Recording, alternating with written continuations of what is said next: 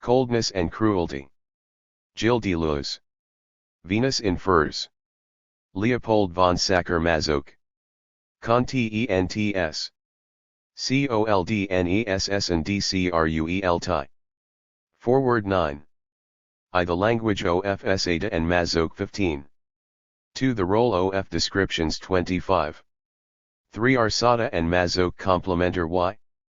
37. 4. The3wo men in Masoch 47.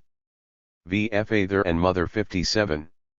6. The art of Masoch 69. 7. Humor, irony, and the law 81. 8. From contract to ritual 91. 9. Psychoanalysis and the problem of Masochism 103. X. The death instinct 111. 11. Sadistic superego and masochistic ego 123. Venus in Furs. Complete text 143. Appendices. A Childhood Memory and Reflections on the Novel 273 2 Contracts of Masoch 277 3 The Adventure with Ludwig 281. Coldness and Cruelty. Gilles to Leuze. 4 EWORD. Most of the information on the life of Sacher Masoch comes to us from his secretary, Schlichtigrol, Sacher Masoch und der Masochismus, and from his first wife, who took the name of the heroine of Tennis in Furs, Wanda, and von Sacher Masoch, Confessions of my Life. Wanda's book is excellent, but it was severely judged by subsequent biographers, who often merely present us with subjective impressions of the work. In their opinion, the image she offers of herself is too innocent, and they assumed her to be a sadist, since Masoch was a masochist. But this may well be a misstatement of the problem. Leopold von Sacher Masoch was born in 1835 in Lemberg, Galicia. He was of Slav, Spanish and Bohemian descent.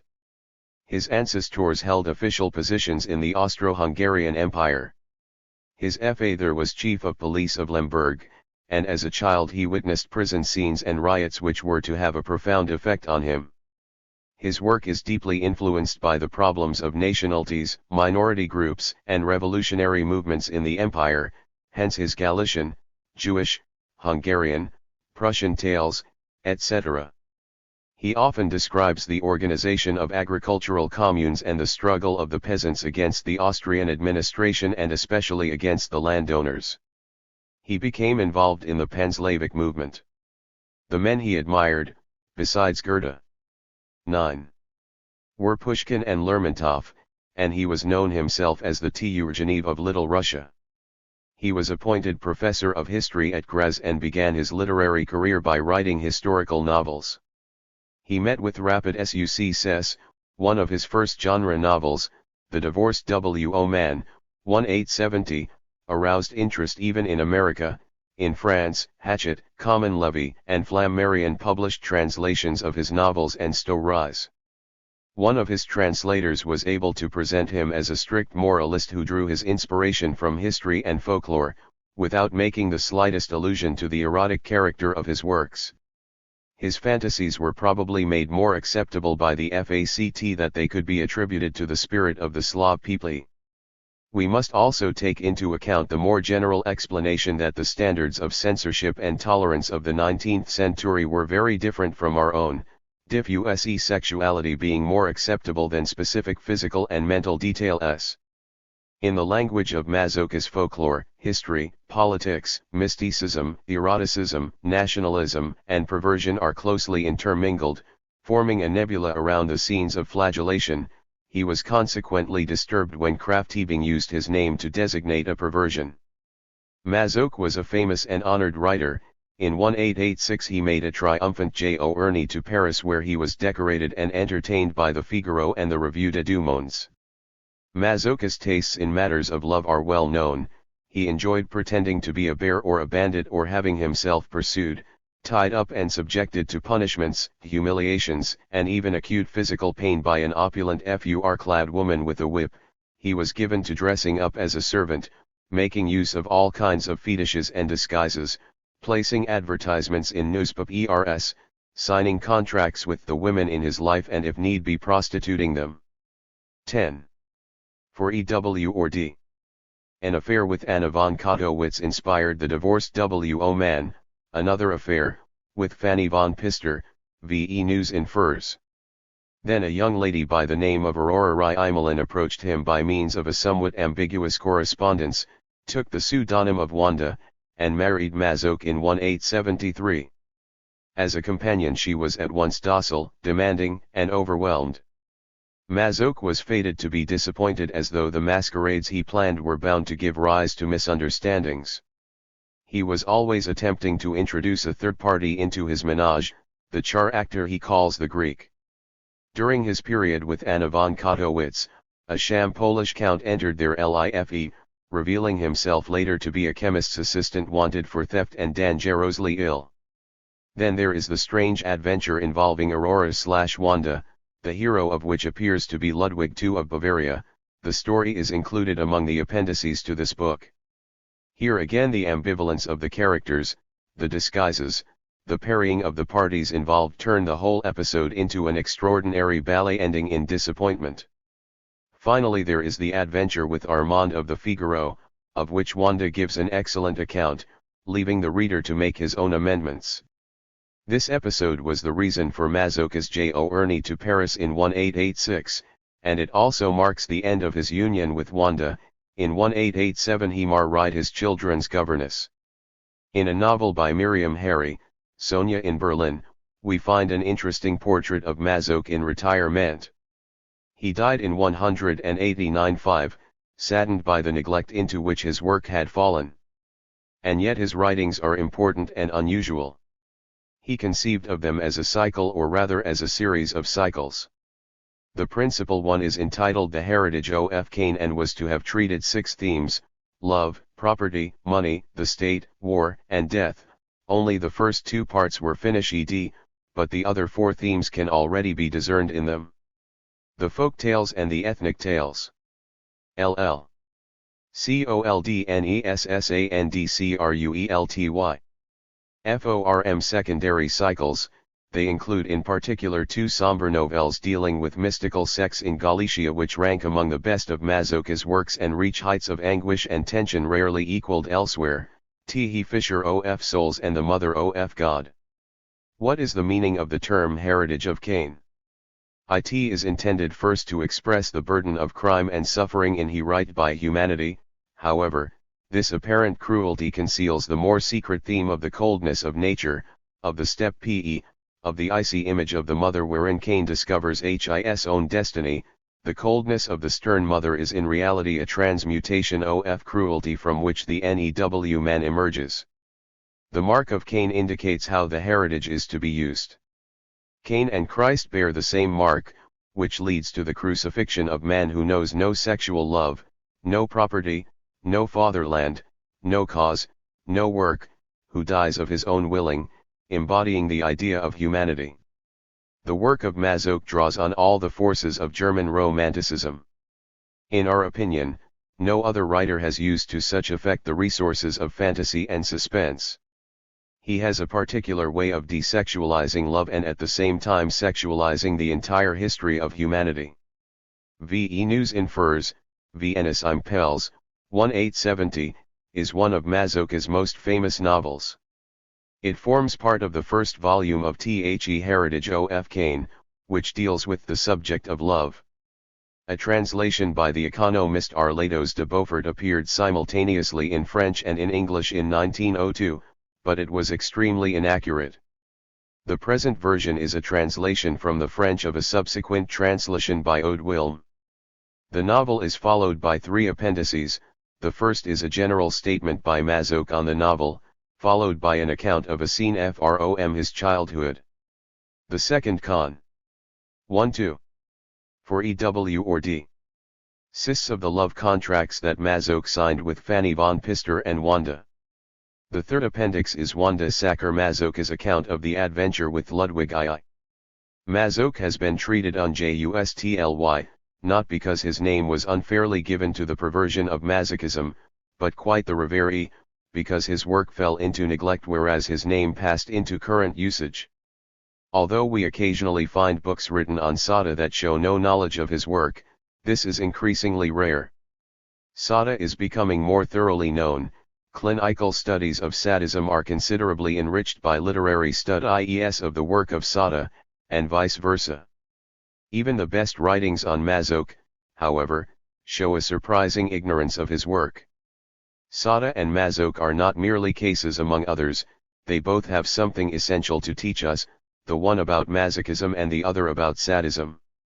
The second reason why Masoch's fate is unjust is that in clinical terms he is considered complementary to Sacher. This may indeed be the reason why people who are interested in Sacher show no particular interest in Masoch. It is too readily assumed that the symptoms only have to be transposed and the instincts reversed for Masoch to be turned into SADE, according to the principle of the unity of opposites.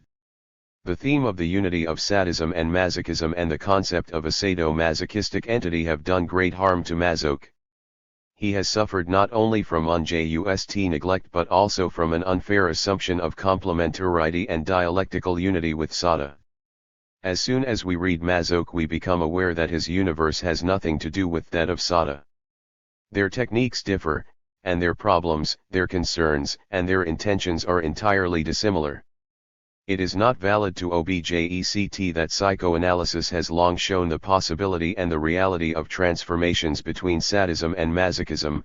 We are questioning the very concept of an entity known as sadomasochism. Medicine distinguishes between syndromes and symptoms, a symptom being the specific sign of an illness, and a syndrome the meeting place or crossing point of manifestations issuing from very different origins and arising within variable contexts. We would like to suggest that sadomasochism is a syndrome that ought to be split up into irreducibly causal chains. It has been stated so often that sadism and masochism are found in the same person that we have come to believe it. We need to go back to the beginning and read Sacher and Masoch. Because the judgment of the clinician is prejudiced, we must take an entirely different approach, the literary approach, since it is from literature that stem the original definitions of sadism and masochism. It is no accident that the names of two writ-ers were used as labels for these two perversions. The critical, in the literary sense, and the clinical, in the medical sense, may be destined to enter into a new relationship of mutual learning. Symptomatology is always a question of art. The clinical specificities of sadism and masochism are not separable from the literary values peculiar to Sacher and Masoch. In place of a dialectic which all too readily perceives the link between opposites, we should aim for a critical and clinical appraisal able to reveal the truly differential mechanisms as well as the artistic originalities. Chapteri. Thelanguage of sad and Masoch. It is too idealistic, and therefore cruel. Dostoevsky, the insulted and injured. What are the uses of literature? The names of Sacher and Masoch have been used to denote two basic perversions, and as such they are outstanding examples of the efficiency of literature. Illnesses are sometimes named after typical patients, but more often it is the doctor's name that is given to the disease, Auger's disease, Parkinson's disease, etc. The principles behind this labeling deserve closer analysis. The doctor does not invent the illness, he dissociates symptoms that were previously grouped together, and links up others that were dissociated. In short, he builds up a profoundly original clinical picture. The history of medicine can therefore be regarded under at least two aspects. The first is the history of illnesses, which may disappear, become less frequent, reappear or alter their form according to the state of the society and the development of therapeutic methods. Intertwined with this history is the history of symptomatology, which sometimes precedes and sometimes follows changes in therapy or in the nature of diseases. Symptoms are named, renamed and regrouped in various ways. Progress from this point of view generally means 1.5. A tendency toward greater specificity, and indicates a refinement of symptomatology. Thus the plague and leprosy were more common in the past, not only for historical and social reasons but because one tended to group under these headings various types of diseases now classified separately. Great clinicians are the greatest doctors. When a doctor gives his name to an illness, this is a major linguistic and semiological step, inasmuch as a proper name is linked to a given group of signs, that is, a proper name is made to connote signs. Should we therefore class Sacher and Masoch among the great clinicians? It is difficult to treat sadism and masochism on a level with the plague, leprosy and Parkinson's disease. The word disease is clearly inappropriate. Nevertheless, Sacher and Masoch present unparalleled configurations of symptoms and signs. In coining the term masochism, Krafft-Ebing was giving Masoch credit for having redefined a clinical entity not merely in terms of the link between pain and sexual pleasure, but in terms of something more fundamental connected with bondage and humiliation. Here are limiting cases of masochism without algolagnia and even algolagnia without masochism. Another question we should ask is whether Masoch does not present a symptomatology that is more refined than Sacher's, in that it enables us to discriminate between disturbances which were previously regarded as identical. In any case, whether Sacher and Masoch are patients or clinicians or both, they are also great anthropologists, of the type whose work succeeds in embracing a whole conception of man, culture, and nature.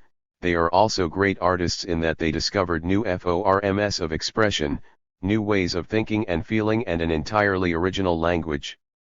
In principle, violence is something that does not speak, or speaks but little, while sexuality is something that is little spoken about.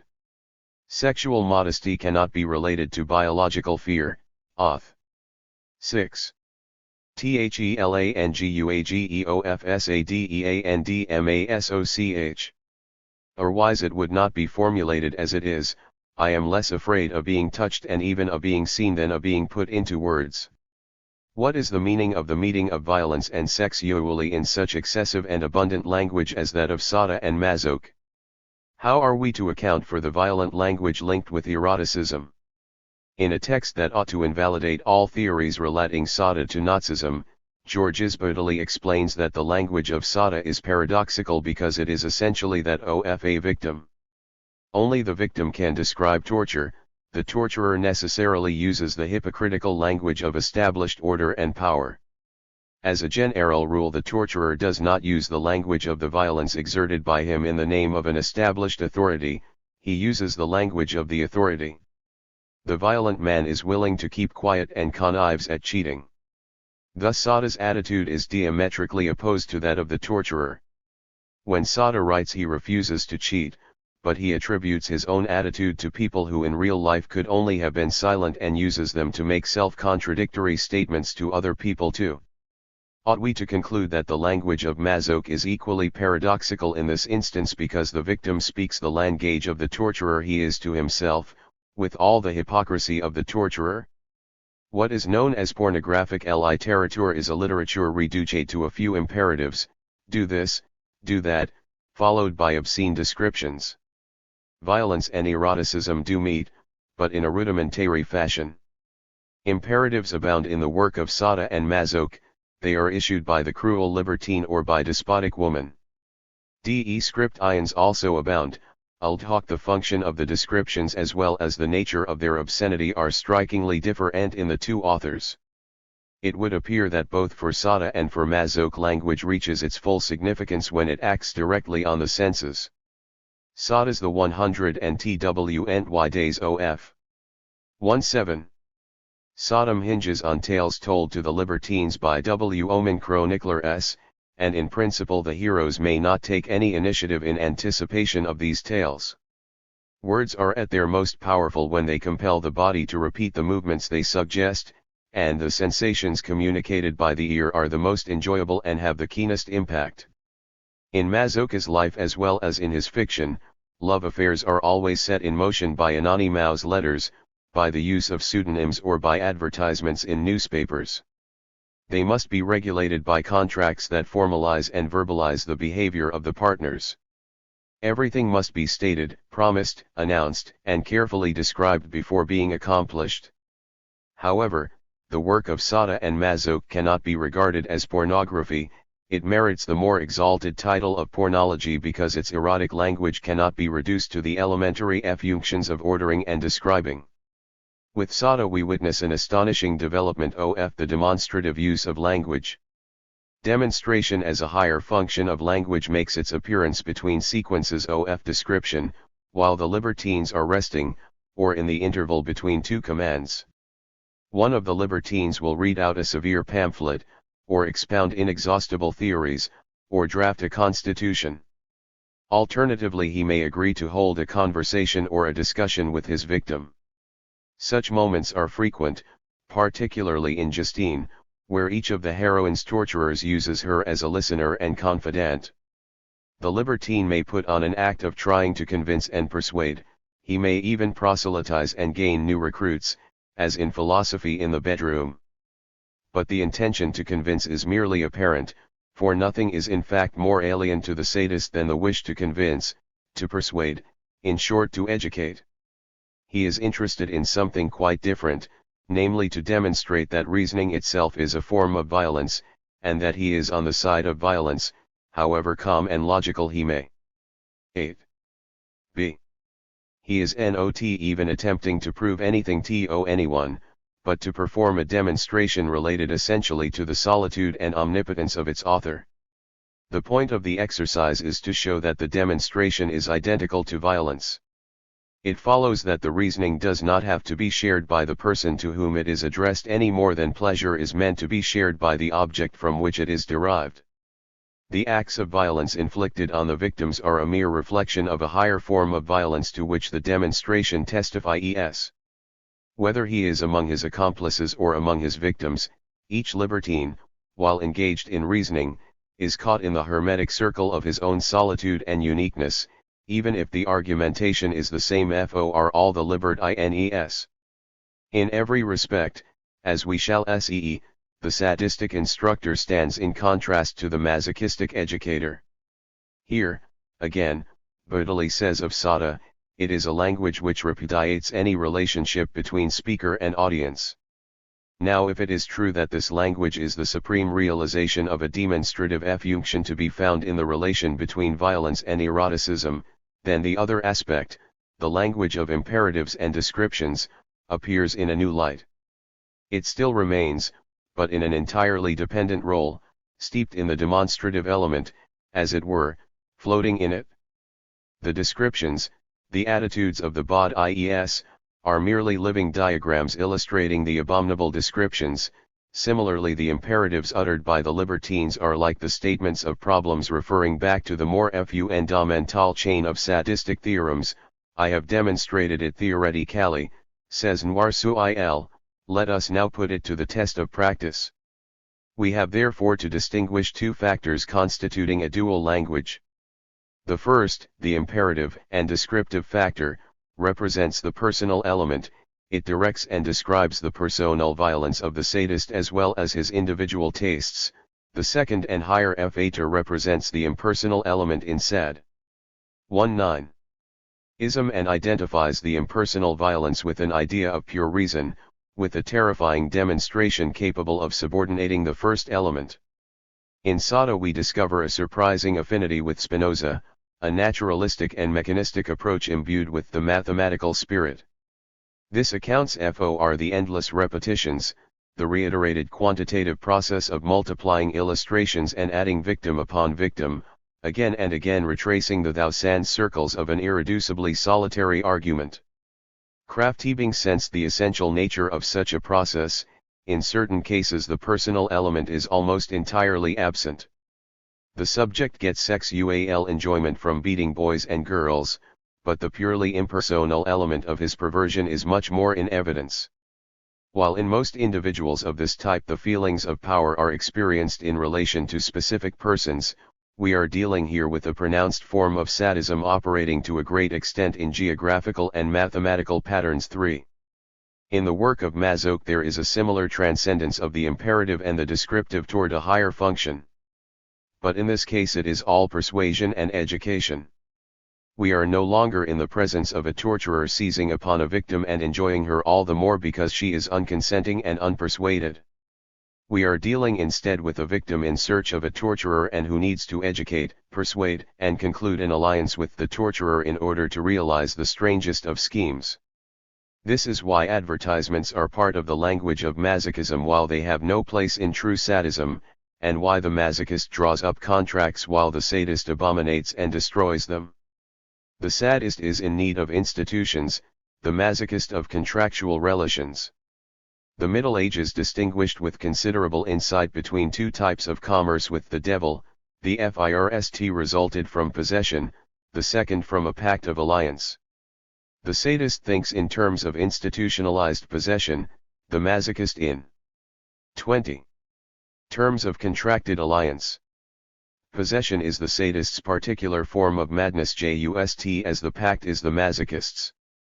It is essential to the masochist that he should fashion the woman into a despot, that he should persuade her to cooperate and get her to sign.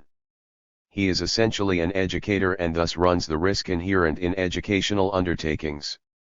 In all Masochist novels, the woman, although persuaded, is still basically doubting, as though she were afraid.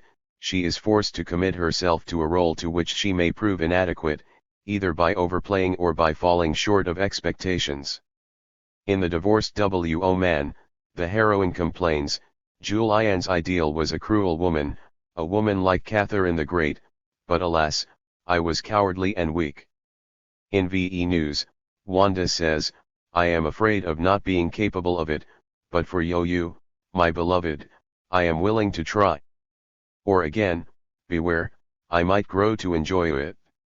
The educational undertaking of Masochist heroes, their submission to a woman, the torments they undergo, are so many steps in their climb toward the ideal. The Divorced W.O. Man is subtitled The Calvary of an Idealist. Severin, the hero of Coldness, takes as a motto for his doctrine of supersensualism the words of Mephistopheles to Faust, Thou sensual, supersensual libertine, a little girl can lead thee by the nose. Übersinnlich in Goethe's text does not mean supersensitive but supersensual, supercarnal, in conformity with theological tradition, where Sinnlichkeit denotes the flesh, sensualitas. It is therefore not surprising that Masochism should seek historical and cultural confirmation in mystical or idealistic initiation rites. The naked body of a woman can only be contemplated in a mystical frame of mind, as is the case in Coldness. This fact is illustrated more clearly still in The Divorced W.O. Man, where the hero, Julian, under the disturbing influence of a friend, desires for the first time to see his mistress naked. He begins by invoking a need to observe, but finds that he is overcome by a religious feeling without anything. 2-1. Sensual about it, we have here the two basic stages of fetishism. The ascent from the human body to the work of art and from the work of art to the idea must take place under the shadow of the whip. Masoch is animated by a dialectical spirit. In News the story is set in motion by a dream that occurs during an interrupted reading of Hegel. But the primary influence is that of Plato. While Sada is Spinozistic and employs demonstrative reason, Masoch is Platonic and proceeds by dialectical imagination. One of Masoch's stories is entitled The Love of Plato and was at the origin of his adventure with Ludwig II. For Masoch's relation to Plato is evidenced not only by the ascent to the realm of the intelligible, but by the whole technique of dialectical reversal, disguise and reduplication. In the adventure with Ludwig II, Masoch does not know at first whether his correspondent is a man or a woman, he is not sure at the end whether he is one or two people, nor does he know during the episode what part his wife will play, but he is prepared for anything, a true dialectician who knows the opportune moment and seizes it. Plato showed that Socrates appeared to be the lover but that fundamentally he was the loved one. Likewise the masochistic hero appears to be educated and fashioned by the authoritarian woman, whereas basically it is he who forms her, dresses her for the part and prompts the harsh words she addresses to him. It is the victim who speaks through the mouth of his torturer, without sparing himself. Dialectic does not simply mean the free interchange of discourse, but implies transpositions or displacements of this kind, resulting in a scene being enacted simultaneously on several levels with reversals and reduplications in the allocation of roles and discourse.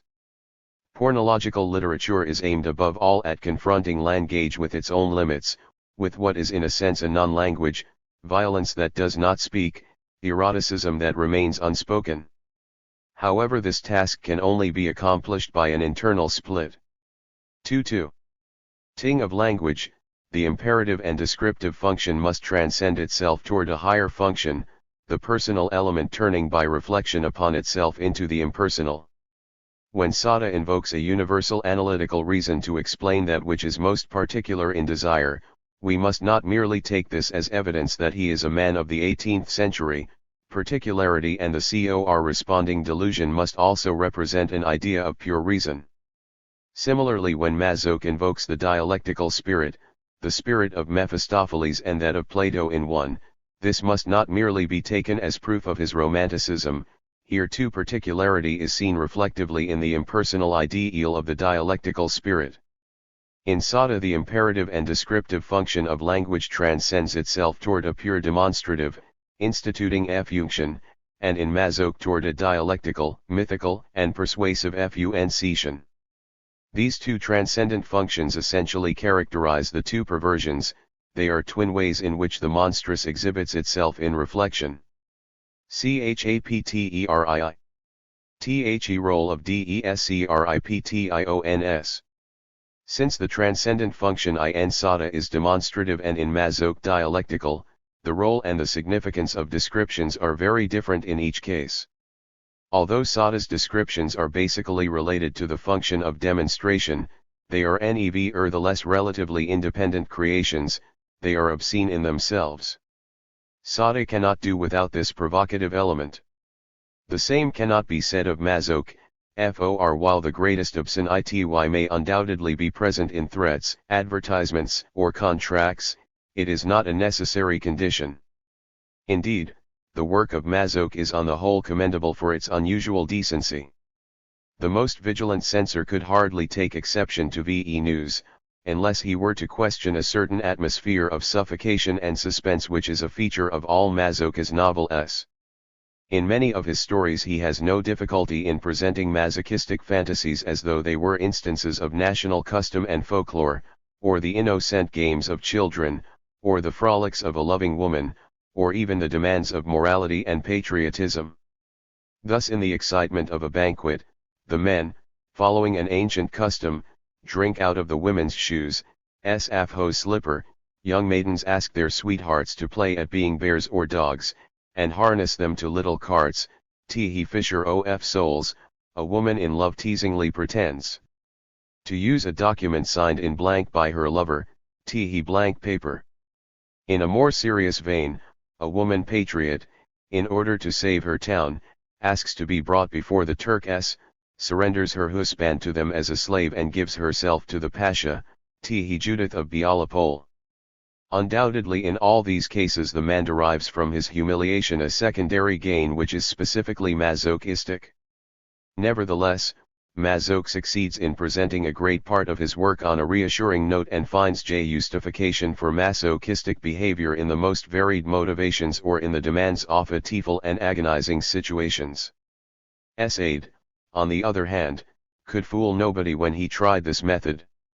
Consequently Masoch was not a condemned author but a feted and honored one. Even the blatantly masochistic elements in his work gained acceptance as the expression of Slavonic folklore or of the spirit of Little Russia. He was known as the Turgenev of Little Russia. He could equally well have been compared to the Comtesse de Segur.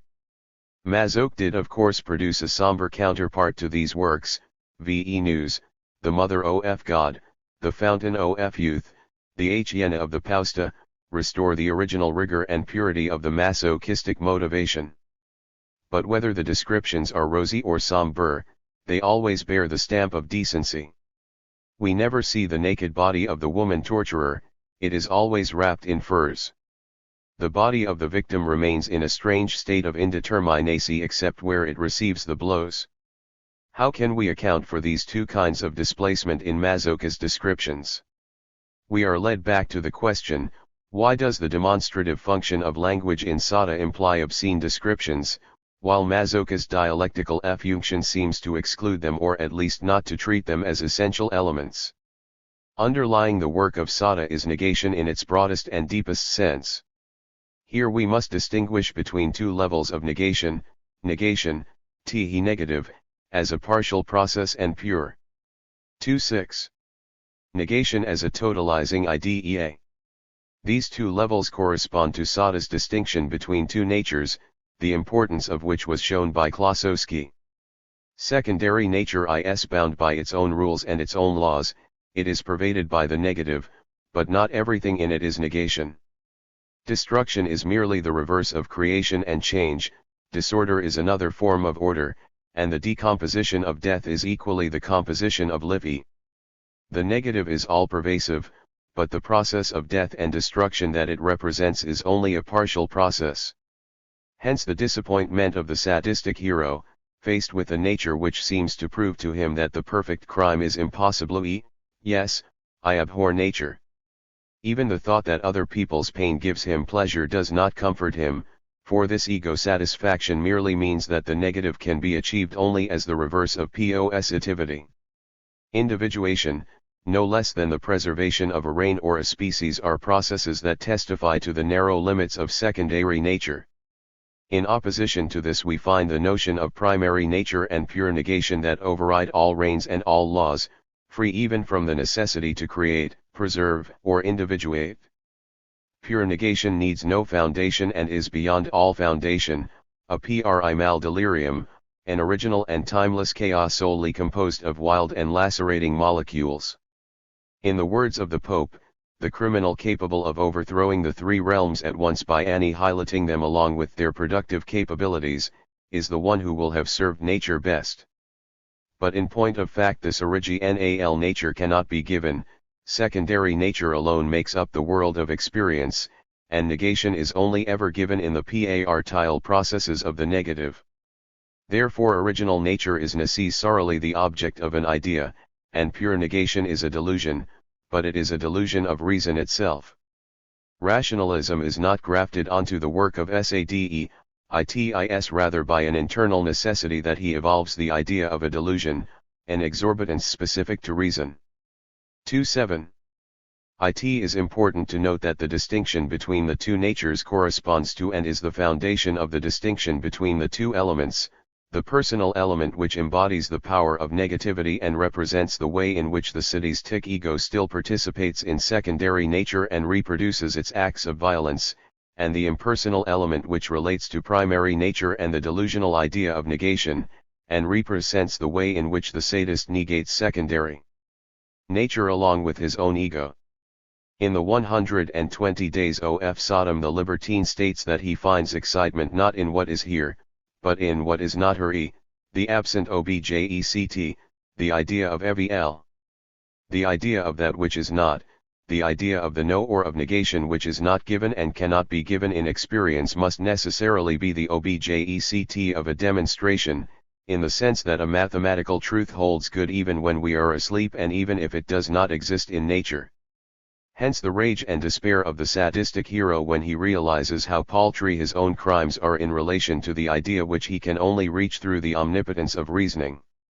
He dreams of a universal, impersonal crime, or as Clairville puts it, a crime which is perpetually effective, even when I myself cease to be effective, so that there will not be a single moment of my life, even when I am asleep, when I shall not be the cause of some disturbance.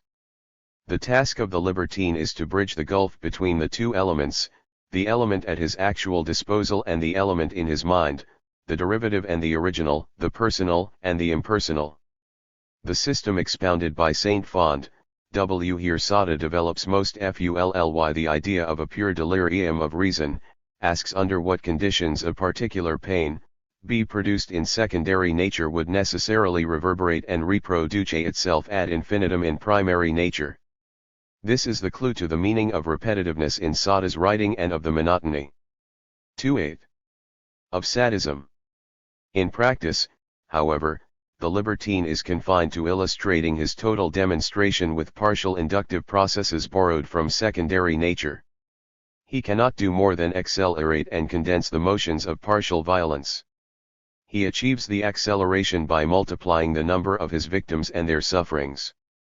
The condensation, on the other hand, implies that violence must not be dissipated under the sway of inspiration or impulse, or even be governed by the pleasures it might afford, since those pleasures would still bind him to secondary nature, but it must be exercised in cold blood, and condensed by this very coldness, the coldness of demonstrative reason.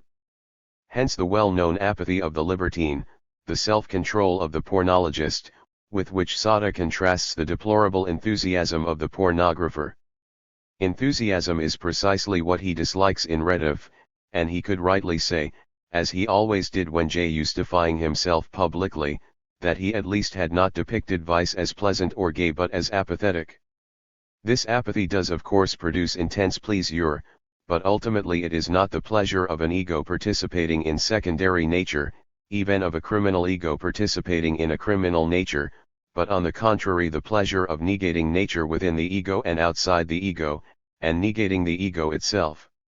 It is in short the pleasure of demonstrative reason.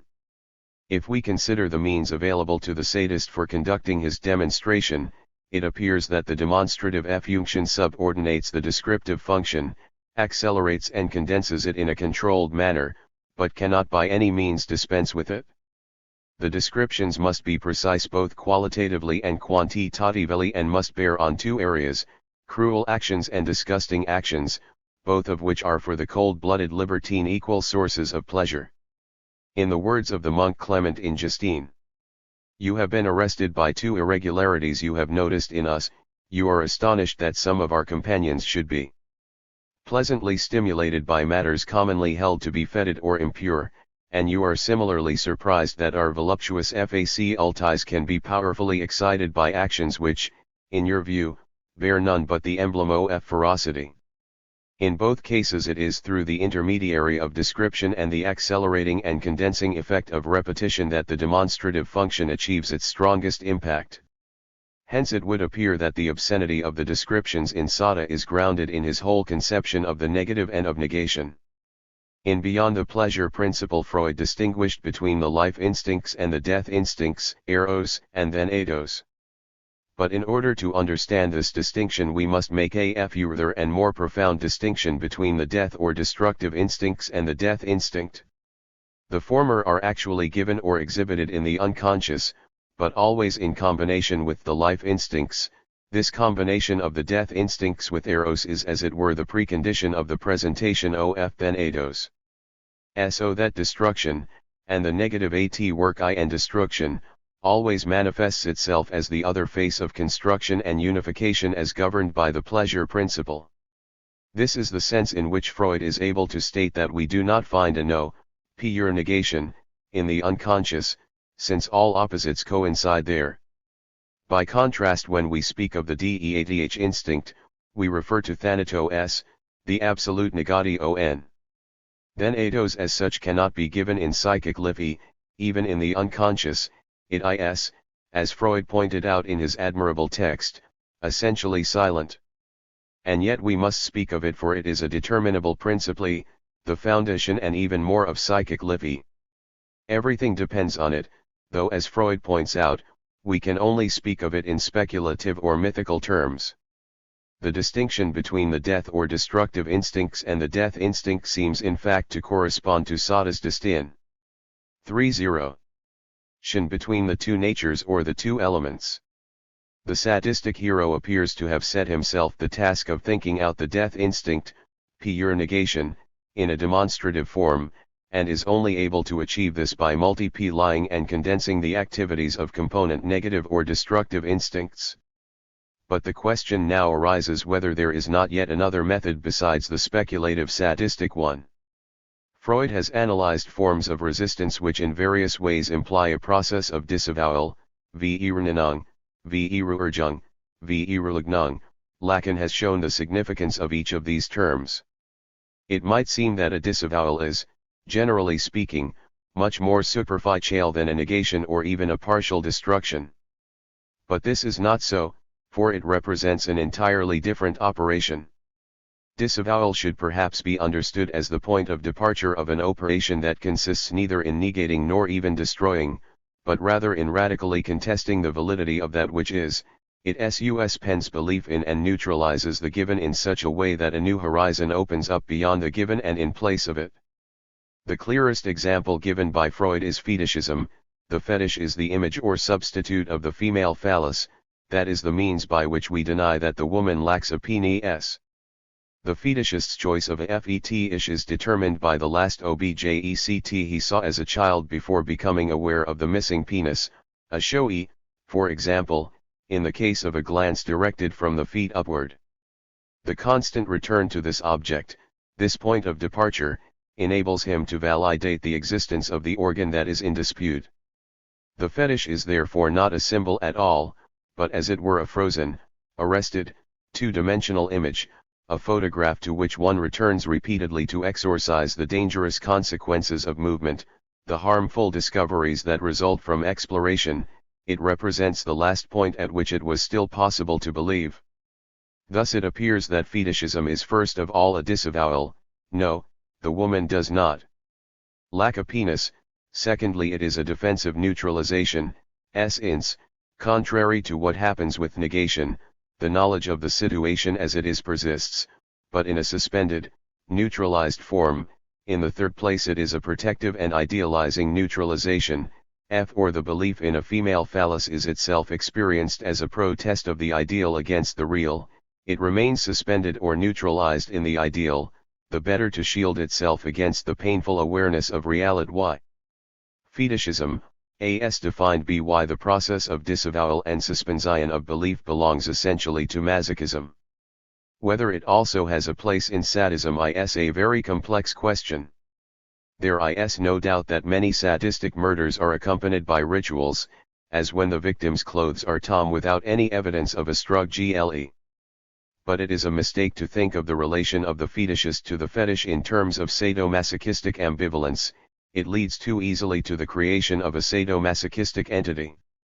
We should not confuse, as is so often done, two very different types of violence, a potential violence toward the fetish itself, and a violence which arises only in connection with the choice and constitution of the fetish, as in hair despoiling.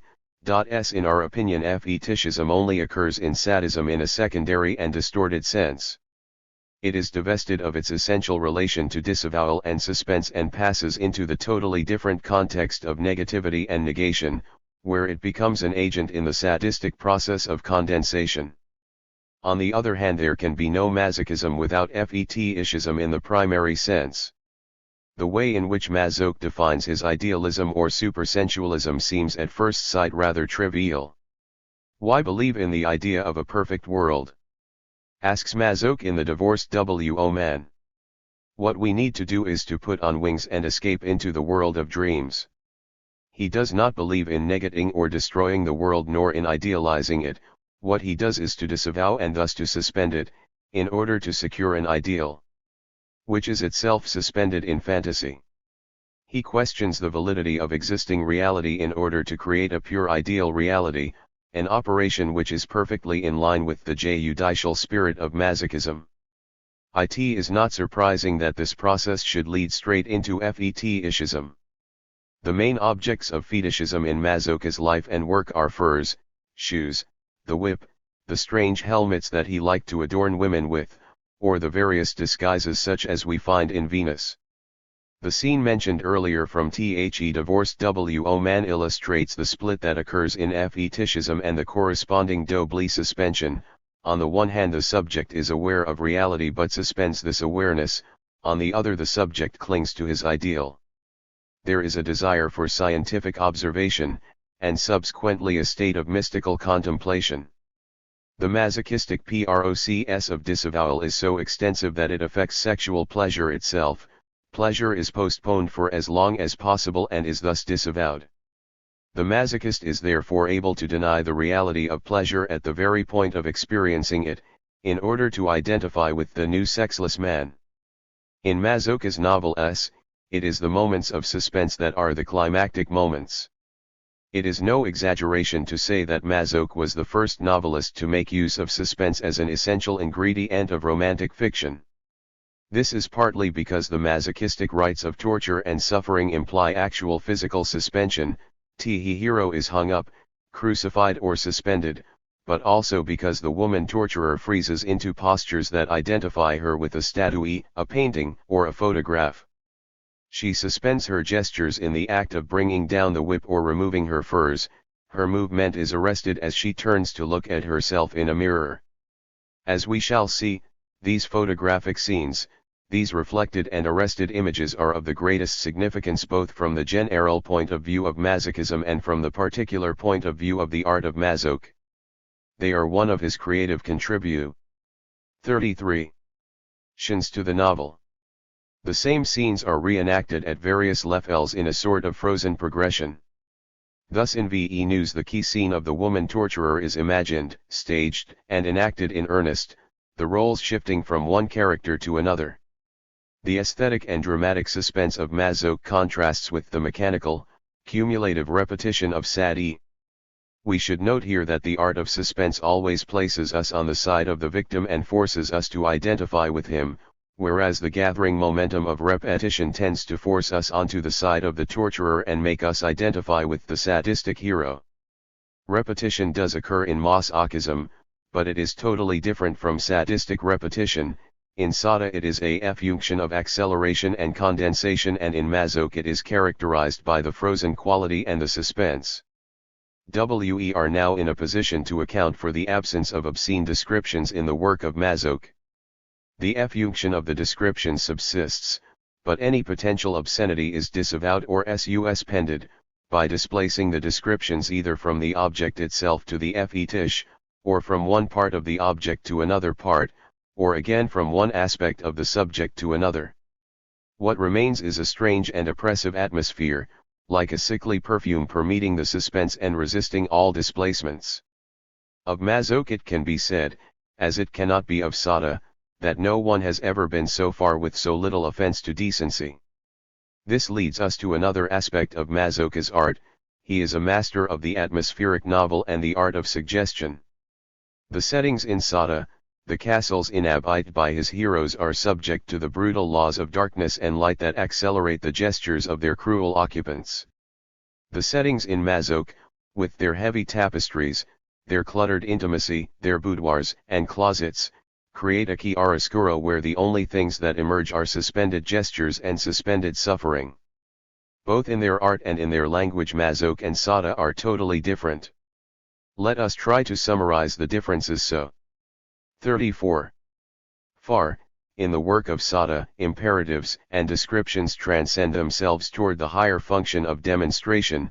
The demonstrative function is based on universal negativity as an active process, and on universal negation as an idea of pure raison. It operates by conserving and accelerating the descriptions, which are overlaid with obscenity. In the work of Masoch, imperatives and descriptions also achieve a transcendent function, but it is of a mythical and dialectical order. It rests on universal disavowal as a reactive process and on universal suspension as an ideal of pure imagination. The descriptions remain, but they are displaced or frozen, suggestive but free from obscenity. The fundamental distinction between sadism and masochism can be summarized in the contrasting processes of the negative and negation on the one hand, and of disavowal and suspense on the other.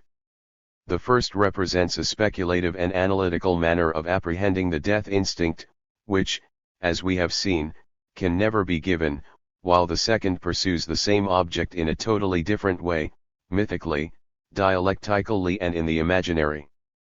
35. Chapterii. Are sad masoch complementary. With Sada and Masoch the function of literature is not to describe the world, since this has already been done, but to define a counterpart of the world capable of containing its violence and excesses. It has been said that an excess of stimulation is in a sense erotic. Thus eroticism is able to act as a mirror to the world by reflecting its excesses, drawing out its violence and even conferring a spiritual quality on these phenomena by the very fact that it puts them at the service of the senses. Said, in Philosophy in the Bedroom, distinguishes between two kinds of wickedness, the one dull-wit and commonplace, the other purified, self-conscious, and because it is sensualized, intelligent. Similarly, the words of this literature create a counter-language which has a direct impact on the senses. It is as though Sada were holding up a perverse mirror in which the whole course of nature and his story were reflected, from the beginning of time to the revolution of 178-9. In the isolation of their remote chateaus, Sada's heroes claim to reconstruct the world and rewrite the history of the heart. They muster the forces of nature and tradition, from everywhere, Africa, Asia, the ancient world, to arrive at their tangible reality and the pure sensual principle underlying them. Ironically, they even strive toward a republicanism of which the French are not yet capable. 3.7. In Masoch we find the same ambition, to hold up a perverse mirror to all nature and all mankind, from the origins of history to the 1848 revolutions of the Austrian Empire, the history of cruelty in love. For Masoch, the minorities of the Austrian Empire are an inexhaustible source of stories and customs, hence the Galician, Hungarian, Polish, Jewish and Prussian tales that form the main part of his work. Under the general title The Heritage of Cain, Masoch conceived of a universal work, the natural history of humanity in a cycle of stories with 6 main themes: love, property, money, the state, war, and death. Each of these forces was to be restored to its cruel physical immediacy, under the sign of Cain. In the mirror of Cain, he was to show how monarchs, generals, and diplomats deserved to be thrown in jail and executed along with murderers. 6 Masoch liked to imagine that the Slavs were in need of a beautiful female despot, a terrible Tsarina, to ensure the triumph of the revolutions of 1848 and to strengthen the Pan-Slavic movement. A further effort, Slavs, if you would become republicans. To what extent can we regard Sada and Masoch as accomplices or complementary forces? The sadomasochistic entity was not invented by Freud, we find it in the work of Krafft-Ebing, Havelock Ellis and Furero. The strange relationship between pleasure in doing and pleasure in suffering evil has always been sensed by doctors and writers who have recorded man's intimate life.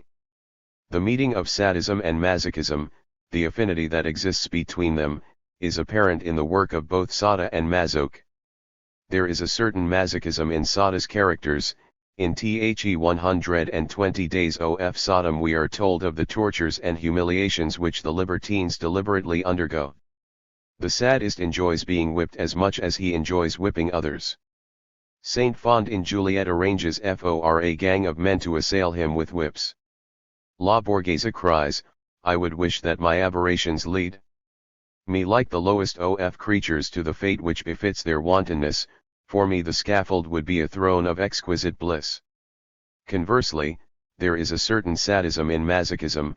At the end of his ordeals, Severin, the hero of Venus in Furs, declares himself cured and turns to whipping and torturing women. He sees himself no longer as the anvil but as the hammer. However, it is remarkable that in both instances the reversal should only occur at the end of the enterprise. Severin's sadism is a culmination.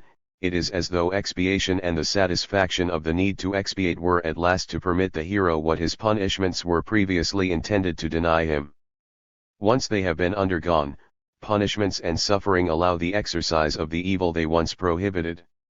Likewise the masochism of the sadistic hero makes its appearance at the outcome of his sadistic exercises. It is their climax, the crowning sanction of their glorious infamy. The libertine is not afraid of being treated in the way he treats others. The pain he suffers is an ultimate pleasure, not because it satisfies a need to expiate or a feeling of guilt, but because it confirms him in his inalienable power and gives him a supreme certitude. Through insults and humiliations, in the throes of pain, the libertine is not expiating, but in Sada's words, he rejoices in his inner heart that he has gone far enough to deserve such treatment. This kind of paroxysm in Sada's heroes is highly significant, for it means, as Maurice Blancot points out, that in spite of the similarity of the descriptions, it seems fair to grant the paternity of masochism to Sacher Masoch and that of sadism to Sade. Pleasure in humiliation never detracts from the mastery of Sada's heroes, debasement exalts them, emotions such as shame, remorse, or the desire for punishment are quite unknown to them. 7. It would therefore be difficult to say that sadism turns into masochism and vice versa. What we have in each case is a para. 39. Do 11 Cal byproduct, a kind of sadism being the humorous outcome of masochism, and a kind of masochism the ironic outcome of sadism. But it is very doubtful whether the masochist's sadism is the same as Sada's, or the sadist's masochism the same as Masoch's. The masochist is able to change into a sadist by expiating, the sadist into a masochist on condition that he does not expiate. If its existence is hastily taken for granted, the sadomasochistic entity is liable to become a crude syndrome that fails to satisfy the demands of genuine symptomatology. It rather falls into the category of disturbances mentioned earlier, which are coherent in appearance only and which must be broken down into discrete clinical entities. We should not deal with the problem of symptoms too lightly. It is sometimes necessary to start again from scratch and to break up a syndrome that blurs and arbitrarily unites radically dissimilar symptoms. Hence our suggestion that Masoch was perhaps an even greater clinician than Sada, in that he provided various elucidations and intuitions which helped to break down the spurious sadomasochistic unity. The belief in this unity is to a large extent the result of misunderstandings and careless reasoning. It may seem obvious that the sadist and the masochist are destined to meet. The fact that the one enjoys inflicting while the other enjoys suffering pain seems to be such striking proof of their complementarity that it would be disappointing if the encounter did not take place. A popular joke tells of the meeting between a sadist and a masochist. The masochist says, "Hurt me." The sadist replies, "No." This is a particularly stupid joke, not only because it is unrealistic but because it foolishly claims competence to pass judgment on the world of perversions. It is unrealistic because a genuine sadist could never tolerate a masochistic victim. One of the monk's victims in Justine explains, they wish to be certain their crimes cost tears, they would send away any girl who was to come here voluntarily. Neither would the masochist tolerate a truly sadistic torturer. He does of course require a special nature in the woman torturer, but he needs to mold this nature, to educate and persuade it in accordance with his secret project, which could never be fulfilled with a sadistic woman. Wanda Sacher Masoch should not have been surprised that Sacher Masoch failed to respond to one of their sadistic woman friends. Conversely, the critics were wrong in suspecting Wanda of lying because she presented a vaguely innocent image of herself, however cunningly and clumsily. Sadistic characters do of course play a part in the masochistic situation as a whole, and the novels of Masoch, as we shall see, offer many examples of this. But their role is never a direct one, and it becomes significant only in the context of the situation that exists before their appearance. The female torturer regards with suspicion the sadist who proposes to help her, as though she sensed the incompatibility of their respective aims. In the Fisher of Souls, the heroine Dragomira expresses this feeling to the cruel Count Boguslav Soltike, who believes she is sadistic and cruel. "You make people suffer out of cruelty, but I castigate and kill in the name of God, without pity, but also without hatred." We tend to ignore this obvious difference. The woman torturer of masochism cannot be sadistic precisely because she is in the masochistic situation, she is an integral part of it, a realization of the masochistic fantasy. She belongs in the masochistic world, not in the sense that she has the same tastes as her victim, but because her sadism is of a kind never found in the sadist. It is as it were the double or the reflection of masochism. The same is true of sadism. The victim cannot be masochistic, not merely because the libertine would be irked if she were to experience pleasure, but because the victim of the sadist belongs entirely in the world of sadism and is an integral part of the sadistic situation. In some strange way she is the counterpart of the sadistic torturer, In Sada's two great novels, which are like the reflections of each other, Juliet and Justine, the depraved and the virtuous girl, are sisters. Sadism and masochism are confused when they are treated like abstract entities, each in isolation from its specific universe. Once they have been cut off from their own wealth and stripped of their flesh and blood, it seems natural that they should fit in with each other. This is not to say that the victim of the sadist is herself sadistic, nor that the torturer of masochism is masochistic. But equally unacceptable is Krafft-Ebing's view, according to which the torturer of Masoch is either a true sadist or else pretends to be one. In our opinion, the woman torturer belongs entirely to Masochism. Admittedly, she is not a masochistic character, but she is a pure element of Masochism. By distinguishing in a perversion between the subject, he person, and the element, he essence, we are able to understand how a person can elude his subjective destiny, but only with partial success, by playing the role of an element in the situation of his choice. The torturess escapes from her own masochism by assuming the active role in the masochistic situation. It is a mistake to think that she is sadistic or even pretending to be so. We must not imagine that it is a matter of the masochist encountering a sadist by a stroke of luck. Each subject in the perversion only needs the element of the same perversion and not a subject of the other perversion. Whenever the type of the woman torturer is observed in the masochistic setting, it becomes obvious that she is neither a genuine sadist nor a pseudo-sadist but something quite different. She does indeed belong essentially to masochism, but without realizing it as a subject, she incarnates instead the element of inflicting pain in an exclusively masochistic situation. Masoch and his heroes are constantly in search of a peculiar and extremely rare feminine nature. The subject in masochism needs a certain essence of masochism embodied in the nature of a woman who renounces her own subjective masochism. He definitely has no need of another subject, i.e., the sadistic subject.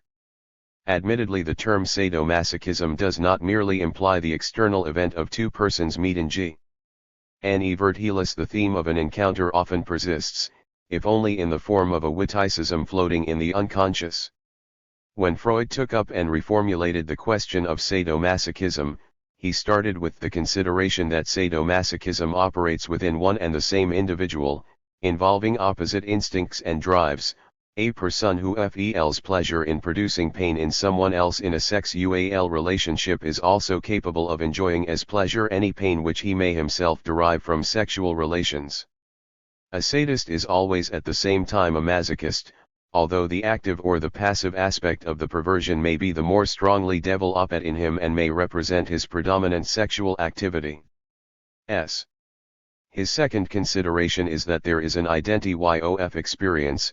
The sadist, qua sadist, is only able to feel pleasure in inflicting pain because he has experienced in the past a link between his own pleasure and the pain he has suffered. This argument is all the more curious in that it is stated in the light of Freud's first thesis, where sadism is made to precede masochism. But Freud distinguishes two types of sadism: the first is purely aggressive and only aims at domination, the second is hedonistic and aims at provoking pain in others. The masochistic experience of a link between one's own pleasure and one's own pain falls between these two forms of sadism. It would never occur to the sadist to find pleasure in other people's pain if he had not himself first undergone the masochistic experience of a link between pain and pleasure. Point 9. Thus Freud's first model is more complex than it seems, and suggests the following sequence: aggressive sadism, turning around. 43. Of sadism upon the self, masochistic experience, hedonistic sadism, by projection and regression. Note that the consideration of an identity of experience is invoked by Sada's libertines, who thus contribute to the idea of a sadomasochistic entity. Noirsuil explains that the libertine's experience of his own pain is related to a stimulation of his nervous fluidity. It is therefore scarcely surprising that a man thus endowed should imagine that he moves the object of his pleasure by the same means that affect him. The third argument is concerned with transformations. It consists in showing that the sexual instincts are liable to merge into one another or to transform themselves directly with respect both to their aims and to their objects, are reversal into the opposite, turning around upon the self. Again, this argument is curious since Freud's attitude toward theories of transformation is extremely reserved. On the one hand, he does not believe in an evolutionary tendency, on the other, the dualism which he always maintained in his theory of the instincts places a definite limitation on the possibility of transformations, since according to this theory they can never occur between one group of instincts and another. Thus, in The Ego and the ID, Freud explicitly rejects the hypothesis of a direct transformation of love into hate and vice versa, owing to the fact that these agencies depend on qualitatively differentiated instincts, eros and then eidos. In fact, Freud shows a much greater affinity with Geoffroy Saint-Hilaire than with Darwin.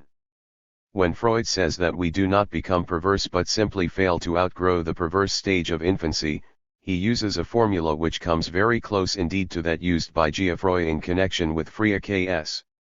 The key concepts of fixation and regression are in direct line of descent from Geoffroy's teratology, arrested development and retrogradation. Geoffroy's point of view excludes all evolution by direct transformation. There is only 44. A hierarchy of possible types and forms, and development within this hierarchy stops at a more or less early stage, or retrogradation sets in more or less severely. We find the same conception in Freud. The various combinations of the two types of instincts make up a whole hierarchy of forms at which the individual may become fixated or to which he may regress.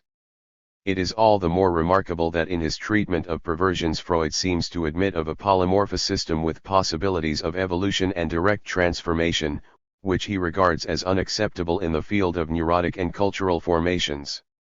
Therefore, if we are to view the concept of a sadomasochistic entity in the light of Freud's arguments, we are faced with a problem.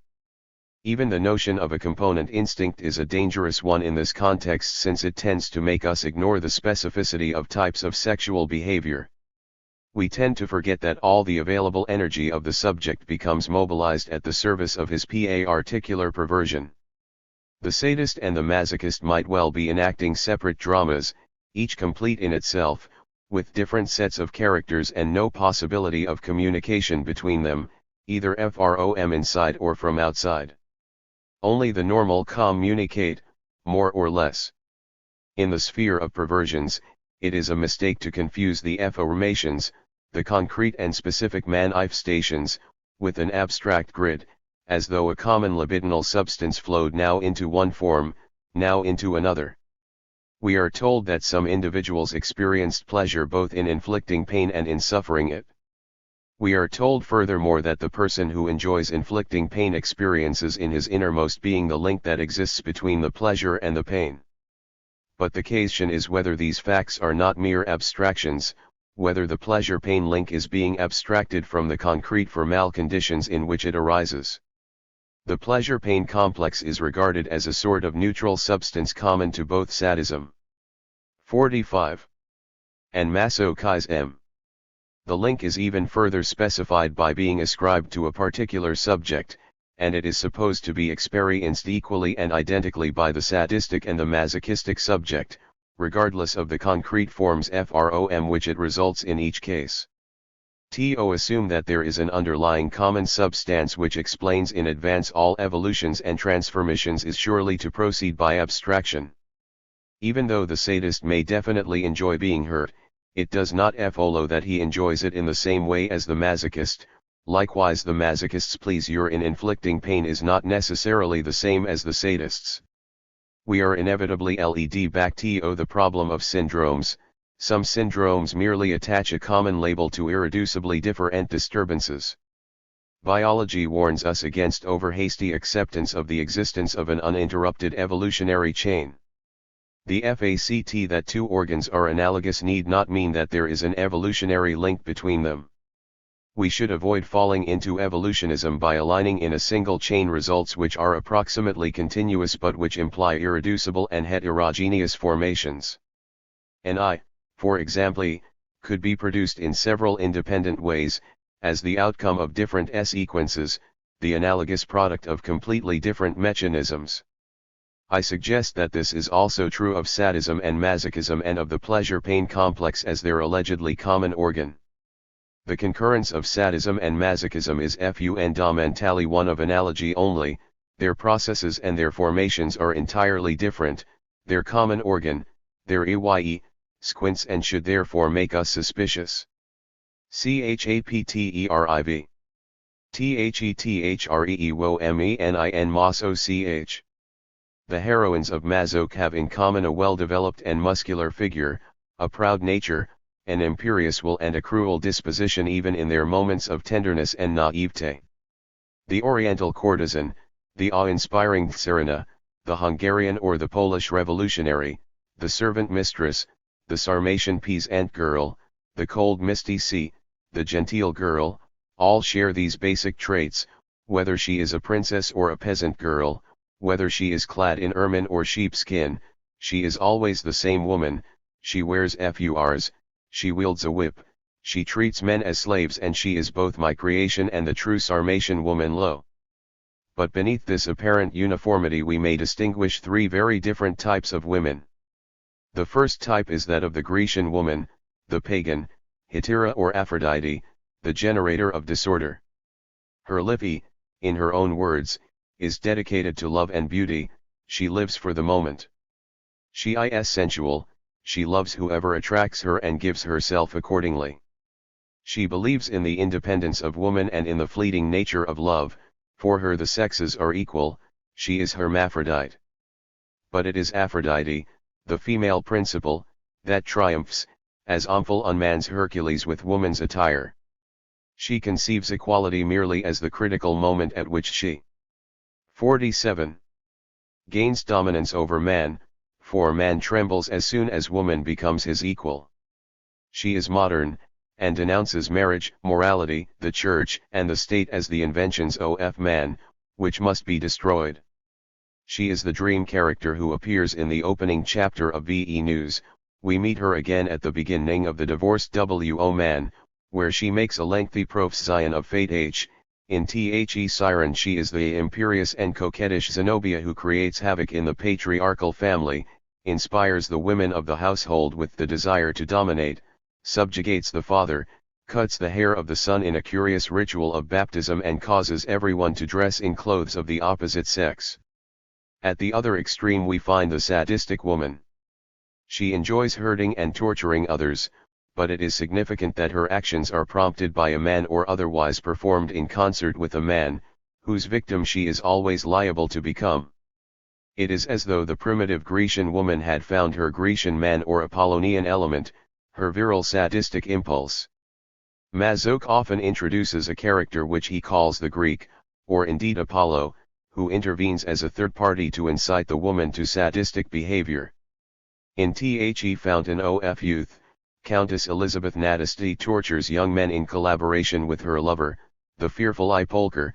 To this end they invent one of the rare machines to be found in Masoch's writing, a steel woman in whose arms the victim is held fast. The lovely inanimate creature began her work, thousands of blades shot out of her chest, her arms, her legs and her feet.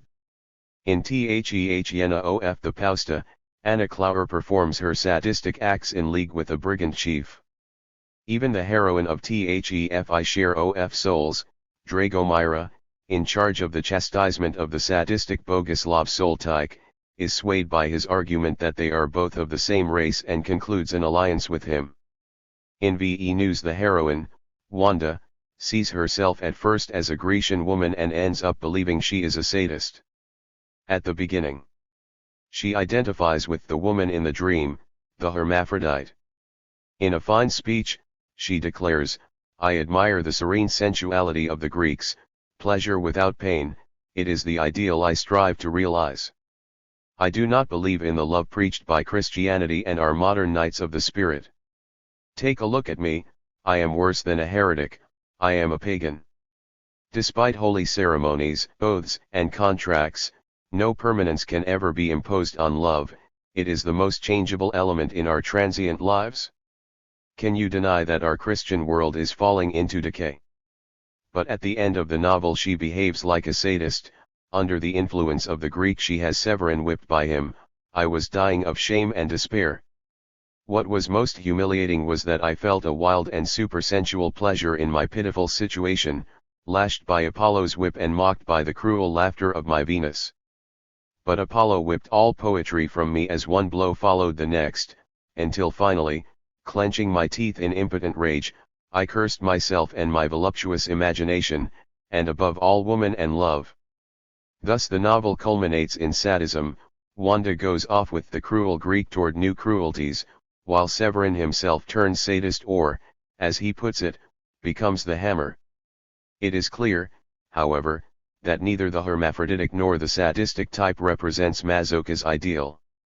In the divorced W.O. man, the egalitarian pagan woman is not the heroine but the friend of the heroine, the two friends being like two extremes.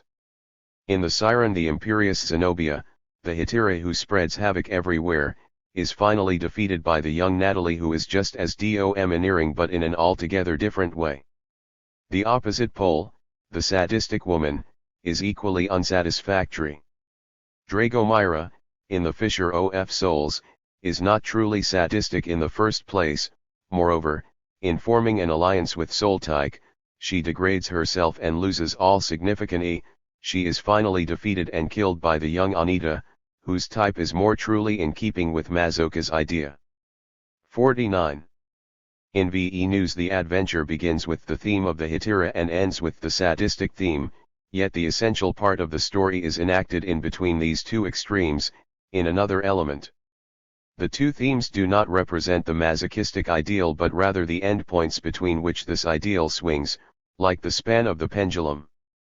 At one extreme masochism has yet to come into operation, and at the other it has already lost its raison d'etre.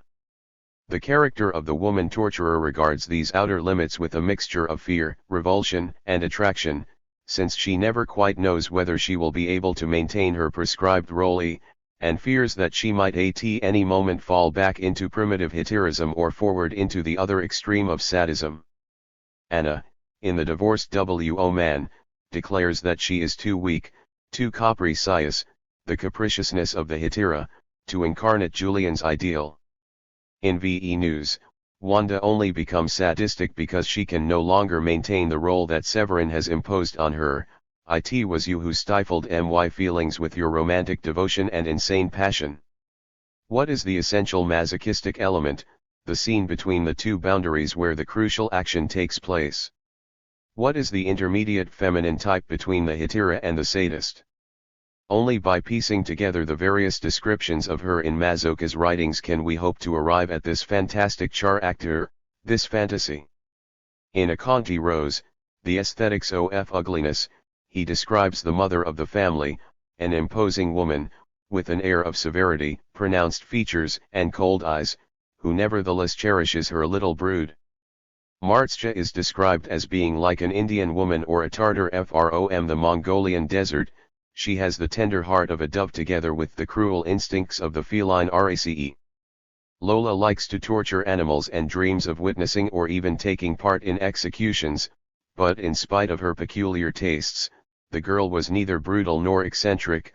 On the 50 contrary, she was reasonable and kind, and showed all the tenderness and delicacy of a sentimental nature. In The Mother of God, Martina is gentle and gay, and yet she is stern, cold and a master torturer. Her lovely face was flushed with anger, but her large blue eyes shone with a gentle light. Naira Baranov is a haughty nurse with a heart of stone, but she becomes the tender fiancée of a dying man, and eventually meets her own death in the snow. In Moonlight we finally come upon the secret of nature. Nature herself is cold, maternal, and severe. The trinity of the masochistic dream is summed up in the words, cold, maternal, severe, icy, sentimental, cruel. These qualities point to the difference between the woman torturer and her counterparts, the hetaira and the sadist. Their sensuality is replaced by her supersensuous sentimentality, their warmth and their fire by her icy coldness, their confusion by her rigorous order.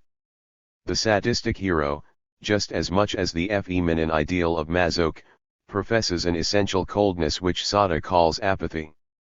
But one of our main problems is precisely to ascertain whether, with respect to cruelty, the apathy of the sadist is not completely different from the coldness of the ideal masochistic type. There is once more a danger of merely reinforcing the sadomasochistic abstraction by equating what are in fact two very different kinds of coldness. The apathy of the sadist is essentially directed against feeling. All feelings, even and especially that of doing evil, are condemned on the grounds that they bring about a dangerous dissipation which prevents the condensation of energy and its precipitation into the pure element of impersonal and demonstrative sensuality. Try to turn into pleasure all things that alarm your heart. All enthusiasm, even and especially the enthusiasm for evil, is condemned because it enchains us to secondary nature and is still a residue of goodness within us. In the novels of Sacher, the true libertines mistrust those characters who are still subject to emotional outbursts, and who show that, even in the midst of evil and for evil's sake, they are liable to be converted to the first misfortune. The coldness of the masochistic ideal has a quite different meaning. It is not the negation of feeling but rather the disavowal of sensuality. It is as if sentimentality assumed in this instance the superior role of the impersonal element, while sensuality held us prisoner of the particularities and imperfections of secondary nature. The function of the masochistic ideal is to ensure the triumph of ice-cold sentimentality by dint of coldness. The coldness is used here, as it were, to suppress pagan sensuality and keep sadistic sensuality at bay.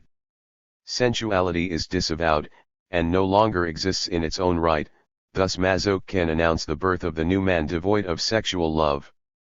Masochistic coldness represents the freezing point, the point of dialectical transmutation, a divine latency corresponding to the catastrophe of the Ice Age. But under the cold remains a supersensual sentimentality buried under the ice and protected by FUR. This sentimentality radiates in turn through the ice as the generative principle of new order, a specific wrath and a specific cruelty. The coldness is both protective milieu and medium, cocoon, and vehicle.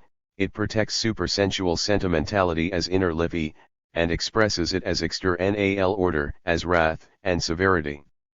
Masoch was acquainted with the work of his contemporary Bachofen, an eminent ethnologist and Hegelian jurist. Not Bachofen, as much as Hegel, the inspiration behind the dream at the beginning of VE News.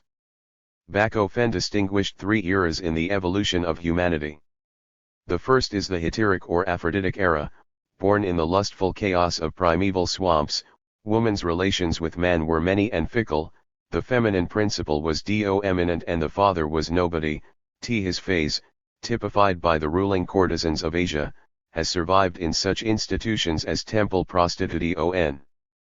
The second, or Demetrian era, dawned among the Amazons and established a strict gynocratic and agricultural order. The swamps were drained. The father or husband now acquired a certain status, but he still remained under the domination of the woman. Finally, the patriarchal or Apollonian system established itself, matriarchy surviving and degenerate Amazonian or even Dionysian forms. To Masoch's three feminine types can easily be recognized in these three stages, the first and third eras being the limits between which the second oscillates in its precarious splendor and perfection. Here the fantasy finds what it needs, namely a theoretical and ideological structure which transforms it into a general conception of human nature and of the world. Talking about the art of the novel, Masoch remarked that we must proceed from the schema to the problem. From our starting point in the obsessive fantasy we must progress to the theoretical framework where the problem arises. 1-2 How does the Greek ideal become transformed into the Masochistic ideal, the chaotic sensuality of the Hitteric era into the new order of gynocratic sentimentality? Obviously through the catastrophe of the glacial epoch, which accounts for both the repression of sensuality and the triumphant rise of severity. In the masochistic fantasy, fur retains its utilitarian function, it is worn less for the sake of modesty than from fear of catching cold. Venus must hide herself in a vast fur lest she catch cold in our abstract northern clime, in the icy realm of Christianity. Masoch's heroines frequently sneeze. Everything is suggestive of coldness: marble body, women of stone, Venus of ice, are favorite expressions of Masoch. His characters often serve their amorous apprenticeship with a cold statue, by the light of the moon. The woman in the dream, at the beginning of Venus, expresses in her speech a romantic nostalgia for the lost world of the Greeks. You cannot begin to appreciate love as pure bliss and divine serenity. You modern men, you children of reason. As soon as you try to 5-3. Be natural, you become vulgar. Stay in your northern mists and Christian incense. Why, oh, you do not need the gods, they would freeze to death in your climate. That is indeed the essence of the matter, the catastrophe of the Ice Age having engulfed the world of the Greeks, and with it the type of the Grecian woman. Both sexes found themselves impoverished. Man became coarse and sought a new dignity in the development of consciousness and thought. As a reaction to man's heightened consciousness, woman developed sentimentality, and toward his coarseness, severity. The glacial cold was wholly responsible for the transformation. Sentimentality became the object of man's thought, and cruelty the punishment for his coarseness. In the cold-hearted alliance between man and woman, it is this cruelty and sentimentality in woman that compel man to thought and properly constitute the masochistic ideal. Like Sacher, Masoch distinguishes two natures, but he characterizes them differently. Coarse nature is ruled by individual arbitrariness, cunning and violence, hatred and destruction, disorder and sensuality are everywhere at work. Beyond this lies the great primary nature, which is impersonal and self-conscious, sentimental and supersensual. In the prologue to Masoch's Galician TALES, a character known as the Wanderer indicts nature for being evil. Nature replies in her own defense that she is not hostile and does not hate us, even when she deals death, but always turns to us a threefold face: cold, maternal, severe. Nature is the steppe. Masoch's descriptions of the steppe are of great beauty, especially the one that appears at the beginning of Franco Balaban, the representation of nature by the identical images of the steppe, the sea, and the mother aims to convey the idea that the steppe buries the Greek world of sensuality and rejects at the same time the modern world of sadism. It is like a cooling force which transforms desire and transmutes cruelty. This is the messianic ideal. 54. Ism of the steppe. It does not follow that the cruelty of the masochistic ideal is any the lesser than primitive or sadistic cruelty, than the cruelty of whims or that of wickedness. Although masochism always has a theatrical quality that is not to be found in sadism, the sufferings it depicts are not, for all that, simulated or slight. Neither is the ambient cruelty less great. Stories of Masoch record excruciating tortures. What characterizes Masochism and its theatricality is a peculiar form of cruelty in the woman torturer, the cruelty of the ideal, the specific freezing point, the point at which idealism is realized. Masoch's three women correspond to three fundamental mother images. The first is the primitive, uterine, heteric mother, mother of the cloaca and the swamps. The second is the Oedipal mother, the image of the beloved, who becomes linked with the sadistic father as victim or as accomplice, and in between these two, the oral mother, mother of the steppe, who nurtures and brings death. We call her intermediate, but she may also come last of all, for she is both oral and silent and therefore has the last word. Freud saw her thus in the theme of the THIRD-WORLDISM, in agreement with many themes from mythology and folklore. The mother herself, the beloved who is chosen after her pattern, and finally the Mother Earth who receives him again. The third of the Fates alone, the silent goddess of death, will take him into her arms.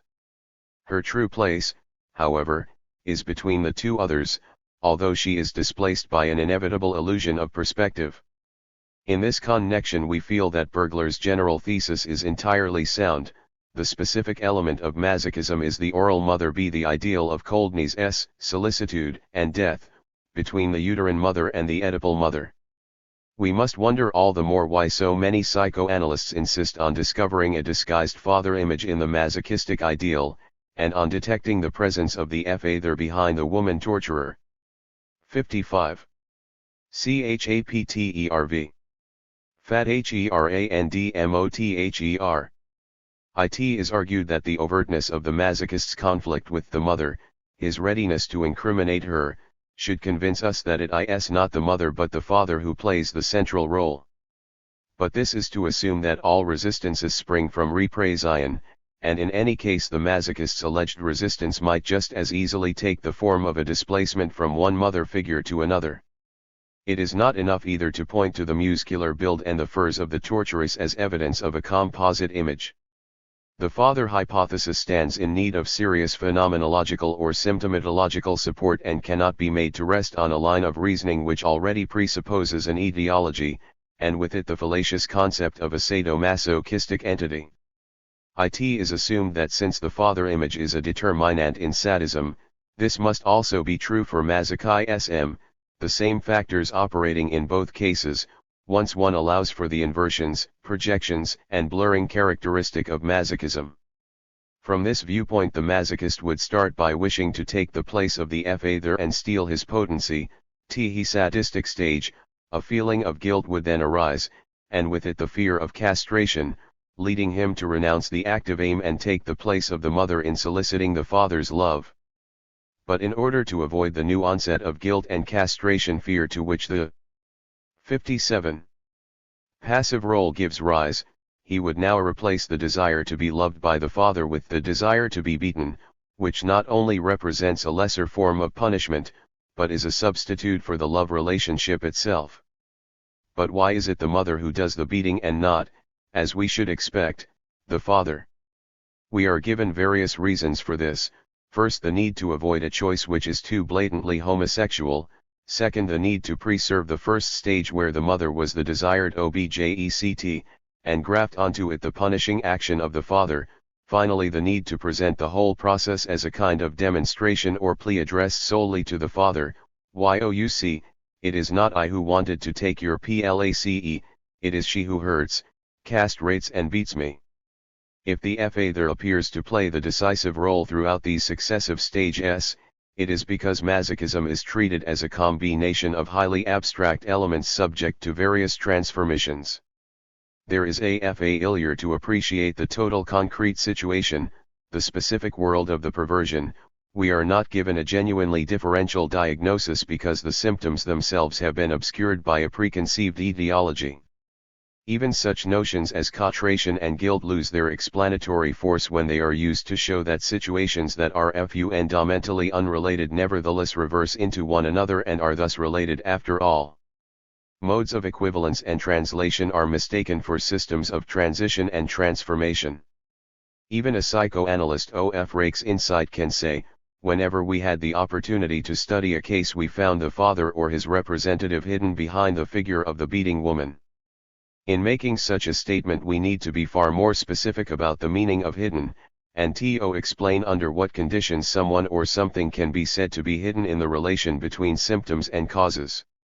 The same author adds, after having considered, tested, and put all this in the balance, there yet remains a doubt. Does not the oldest stratum of masochism as fantasy and action regress after all to the mother-child relationship as to a historical reality? And yet he upholds what he calls his impression concerning the essential and constant role of the father. 14. Is he speaking about symptoms or offering an etiology based on combinations of abstractions? We are again faced with the question whether the belief in the determinant role of the father in Masochism is not simply the result of the preconceived notion of a sadomasochistic entity. The paternal and patriarchal theme undoubtedly predominates in sadism. There are many heroines in Sada's novels, but their actions, the pleasures they enjoy together and their common projects are all in imitation of man. Man is the spectator and presiding genius to whom all their activities are dedicated. Sada's androgynous creations are the product of an incestuous union of father and daughter. Although parricide occurs as frequently as matricide in the work of Sada, the two forms of crime are far from equivalent. Sada equates the mother with secondary nature, which is composed of soft molecules and is subject to the laws of creation, conservation, and reproduction. The father by contrast only belongs to this nature through social conservatism. Intrinsically he represents primary nature, which is beyond all constituted order and is made up of wild and lacerating molecules that carry disorder and anarchy, pater sub natura primae.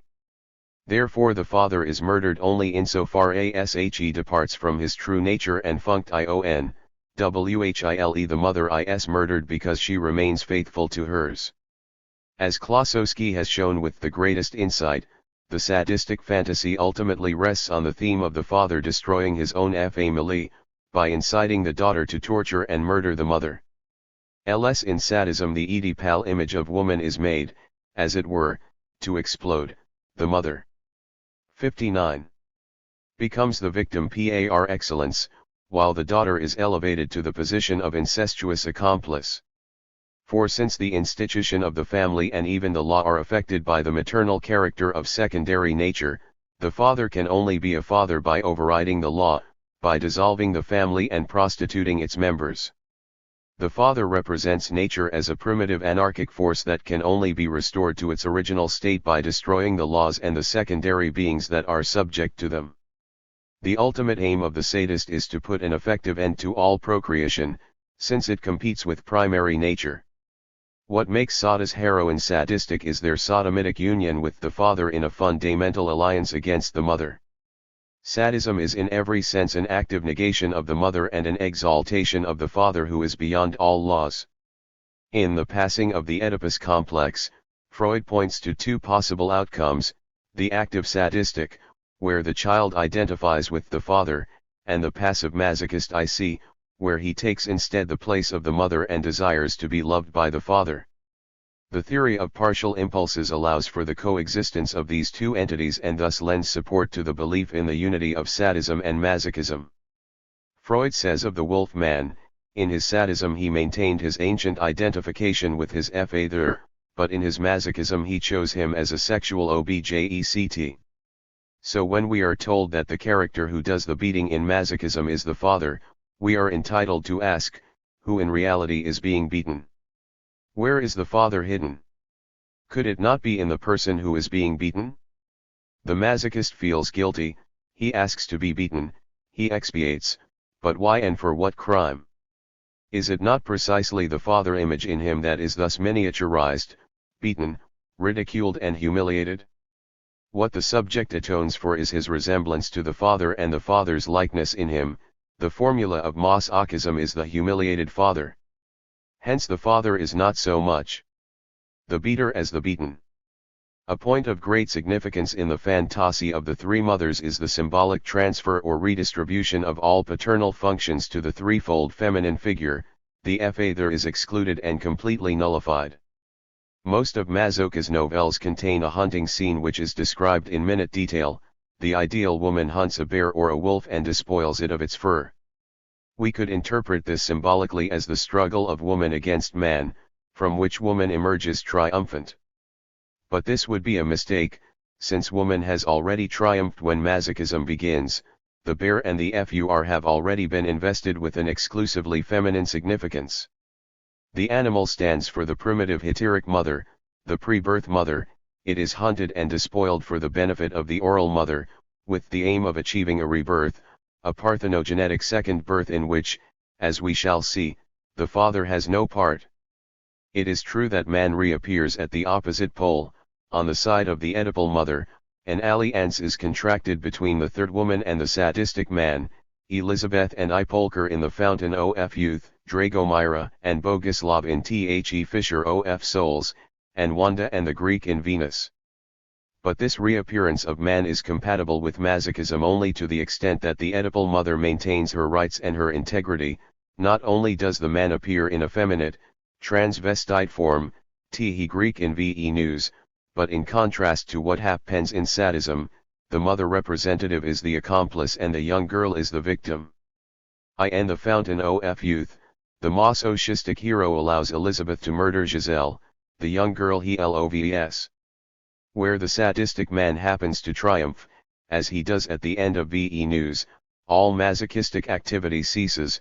Like the forms in Plato, it withdraws or perishes rather than unite with its opposite, sadism. However, the transfer of the functions of the father onto the three mother images is only one aspect of the fantasy. The main 6.1 significance of the fantasy lies in the concentration of all the maternal functions in the person of the second mother, the oral or good mother. It is a mistake to relate masochism to the theme of the bad mother. There are of course bad mothers in Masochism, the two extremes of the uterine mother and the Oedipal mother, but this is because the whole tendency of masochism is to idealize the functions of the bad mother and transfer them onto the good mother. The function of prostitution belongs specifically to the uterine, heteric mother, and is transformed by the sadistic hero into an institution designed to destroy the Oedipal mother and make the daughter into an accomplice. Although we find in Masoch and Masochism a similar propensity to prostitute the woman, we should not regard this as proof that sadism and masochism share in a common nature. The important difference in this case is that in masochism the woman assumes the function of prostitution in her capacity as honest woman, the mother in her capacity as the good oral mother. Wanda relates how Masoch persuaded her to look for lovers, to answer advertisements and to prostitute herself. But he justified this desire as follows: how delightful to find in one's own respectable, honest, and good wife a voluptuousness that must usually be sought among women of easy virtue. The mother, insofar as she is oral, respectable, and pure, must assume the function of prostitute normally reserved for the uterine mother. The same is true of the sadistic functions of the Oedipal mother. The administration of cruelty is taken over by the good mother and is thus profoundly transformed and put to the service of the masochistic ideal of expiation and rebirth. Prostitution should not therefore be regarded as a common feature that links up the two perversions. The dream of universal prostitution, as it appears in Sada's Society of the Friends of Crime, is embodied in an objective institution that aims to destroy the mother and give preferment to the daughter. The mother becomes an outcast and the daughter a partner. In Masoch, on the contrary, the ideal form of prostitution is based on a private contract whereby the masochist persuades his wife, in her capacity as good mother, to give herself to other men. 1/6 Thus the oral mother as the ideal of masochism is expected to assume all the functions of the other female figures. In taking on these functions, she transforms and sublimates them. This is why we feel that psychoanalytic interpretations relating masochism to the bad mother are of very limited applicability. This concentration of functions in the person of the good oral mother is one of the ways in which the father is cancelled out, and his parts and functions distributed among the three women. The way is thus made clear for the struggle and the epiphany of the three women, which will eventually result in the triumph of the oral woman. In short, the three women constitute a symbolic order in which and through which the father is abolished in advance, for all time. This eternal, timeless supremacy of the mother can only be expressed in the language of myths, which is therefore essential to masochism.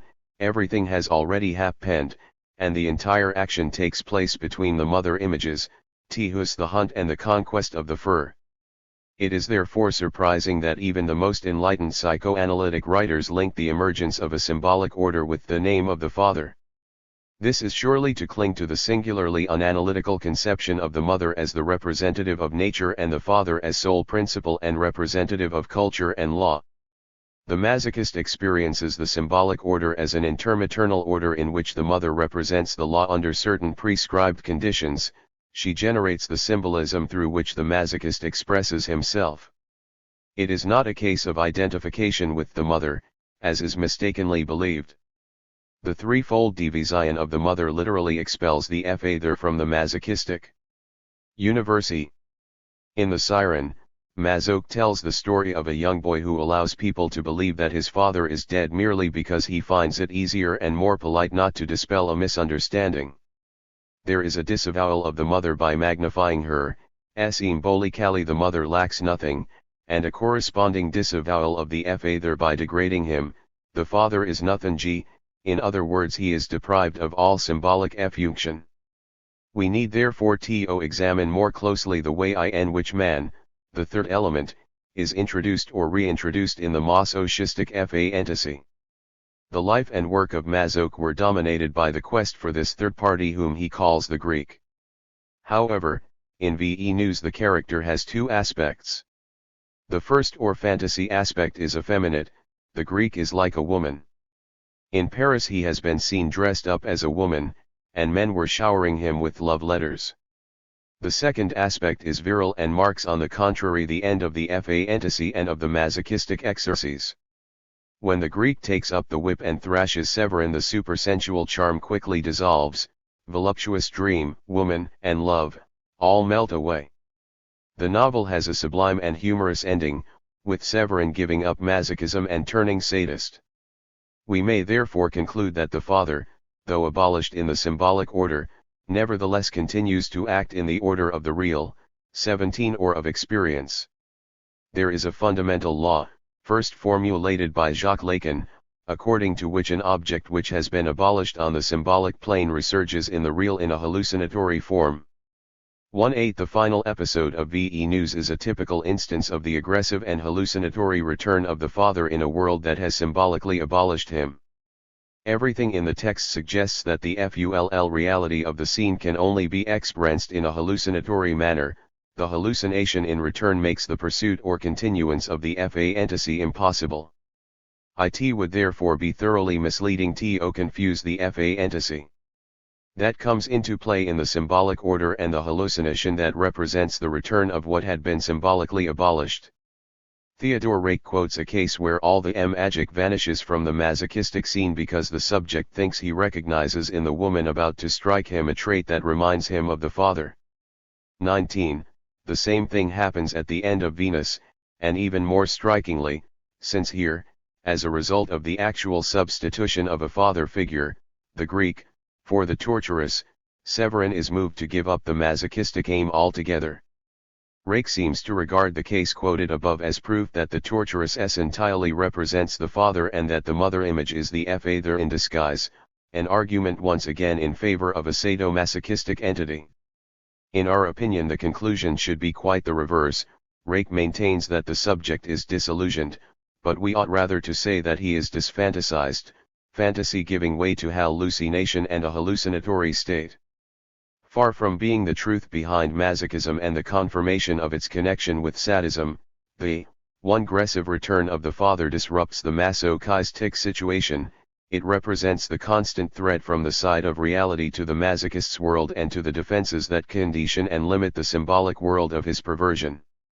It would be wild psychoanalysis to favor this breakdown of his defenses by mistaking the protest from external reality for the expression of an inner reality.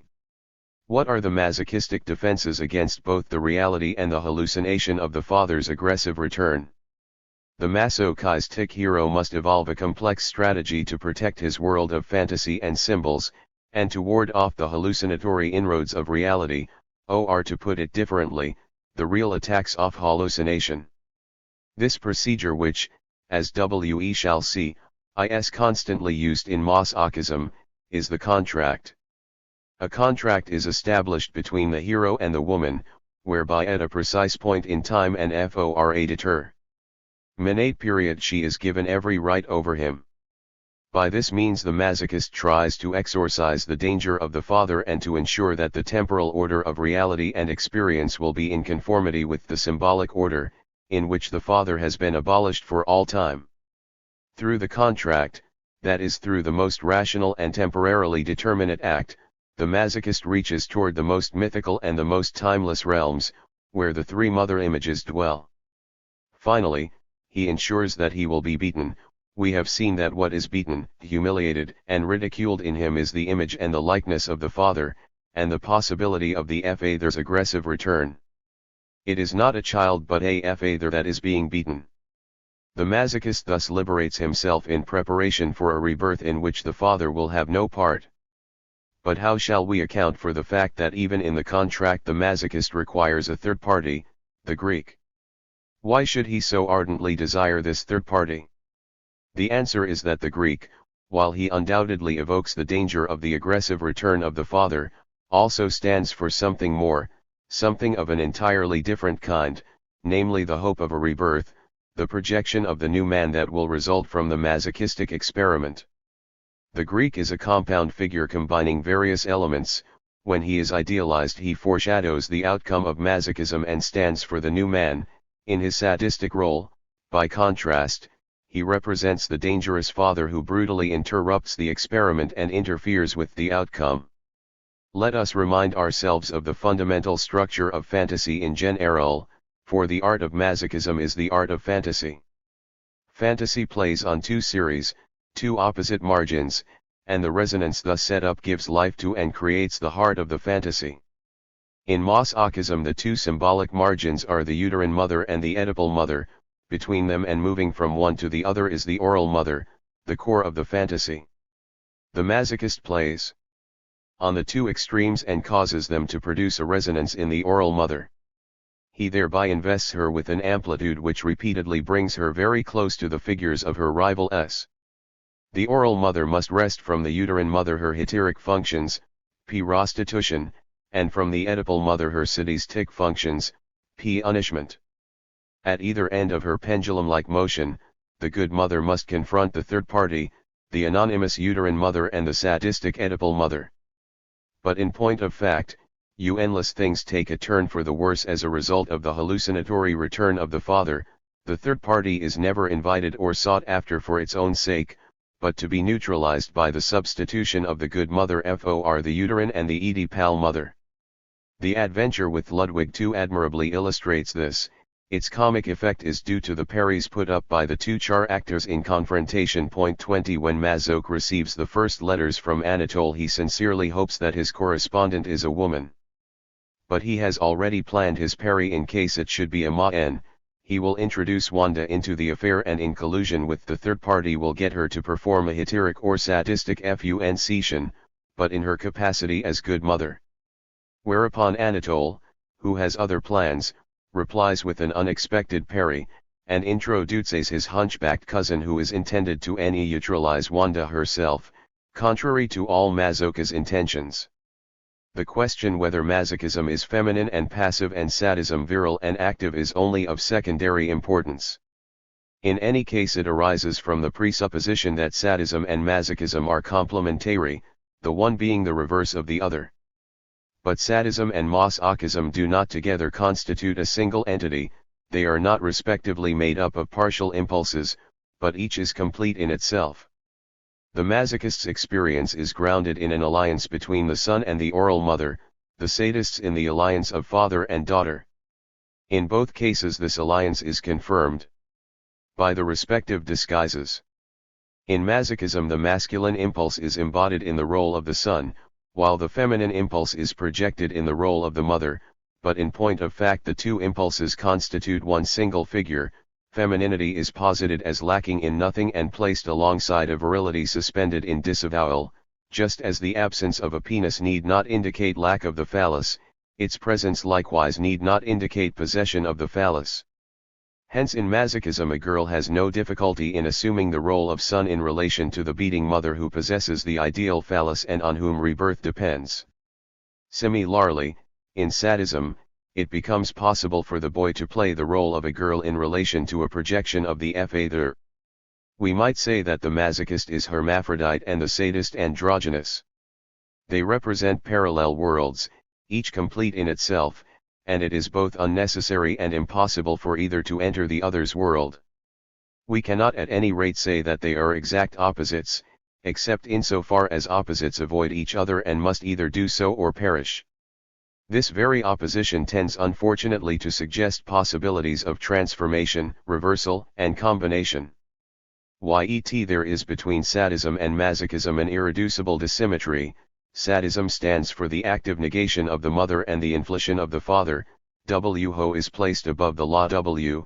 Masochism proceeds by a twofold disavowal, a positive, idealizing disavowal of the mother, who is identified with the law w, and an invalidating disavowal of the father, who is expelled from the symbolic order. Chaptervi. Theart of Masoch.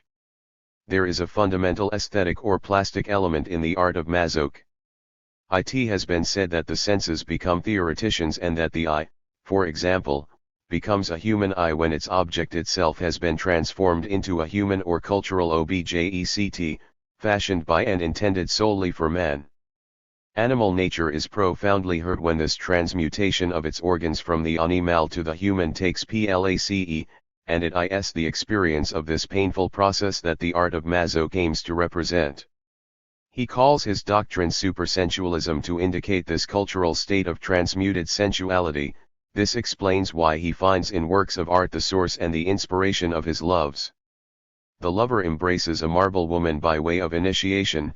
Women become exciting when they are indistinguishable from cold statues in the moonlight or paintings in darkened rooms. Tianus is set under the sign of Titian, with its mystical play of flesh, fur, and mirror, and the conjunction of cold, cruelty and sentiment. The scenes in Masoch have of necessity a frozen quality, like statues, or portraits. They are replicas of works of art, or else they duplicate themselves in mirrors, as when Severin catches sight of his own reflection in the mirror. Sada's heroes, by contrast, are not art lovers, still less collectors. In Juliet, Sada explains why, if only an engraver could record for posterity this divine and voluptuous scene. But lust, which all too quickly crowns our actors, might not have allowed the artist time to portray them. It is not easy for art, which is motionless, to depict an activity the essence of which is movement. Sensuality is movement. In order to convey the immediacy of this action of one soul against another, Sada chooses to rely on the quantitative techniques of accumulation and acceleration, mechanically grounded in a materialistic theory, reiteration and internal multiplication of the signs, precipitation, over determination. The subject is at once parricide, incestuous, murderer, prostitute and sodomite. We have seen why number, quantity, and quantitative precipitation were the specific obsessions of sadism. Masoch, on the contrary, has every reason to rely on art and the immobile and reflective quality of culture. In his view, the plastic arts confer an eternal character on their subject because they suspend gestures and attitudes. The whip or the sword that never strikes, the fur that never discloses the flesh, the heel that is forever descending on the victim, are the expression, beyond all movement, of a profound state of waiting closer to the sources of life and death. The novels of Masoch display the most intense preoccupation with arrested movement. His scenes are frozen, as though photographed, stereotyped, or painted. In VE News it is a painter who says, "Woman, goddess. Do you not know what it is to love, to be consumed by longing and passion?" And Wanda looms with her furs and her WHIP, adopting a suspended posture, like a tableau vivant. "I want to show you another portrait of me, one that I painted myself. Why, oh, you shall copy it. You shall copy it" suggests both the sternness of the order and the reflection in the mirror. Waiting and suspense are essential characteristics of the masochistic experience. Hence the ritual scenes of hanging, cruci, fiction and other forms of physical suspension in Masoch's novels. The masochist is morose, but his moroseness should be related to the experience of waiting and delay. It has often been pointed out that the pleasure-pain complex is insufficient to define masochism, but humiliation, expiation, punishment, and guilt are not sufficient either. It is argued, justifiably, that the masochist is not a strange being who finds pleasure in pain, but that he is like everyone else, and finds pleasure where others do, the simple difference being that for him pain, punishment or humiliation are necessary prerequisites to obtaining gratification. However, this mechanism remains incomprehensible if it is not related to the form and in particular to the temporal form that makes it possible. Thus it is a mistake to treat the pleasure-pain complex as a raw material able intrinsically to lend itself to any transformation, beginning with the alleged transformation of sadism into masochism.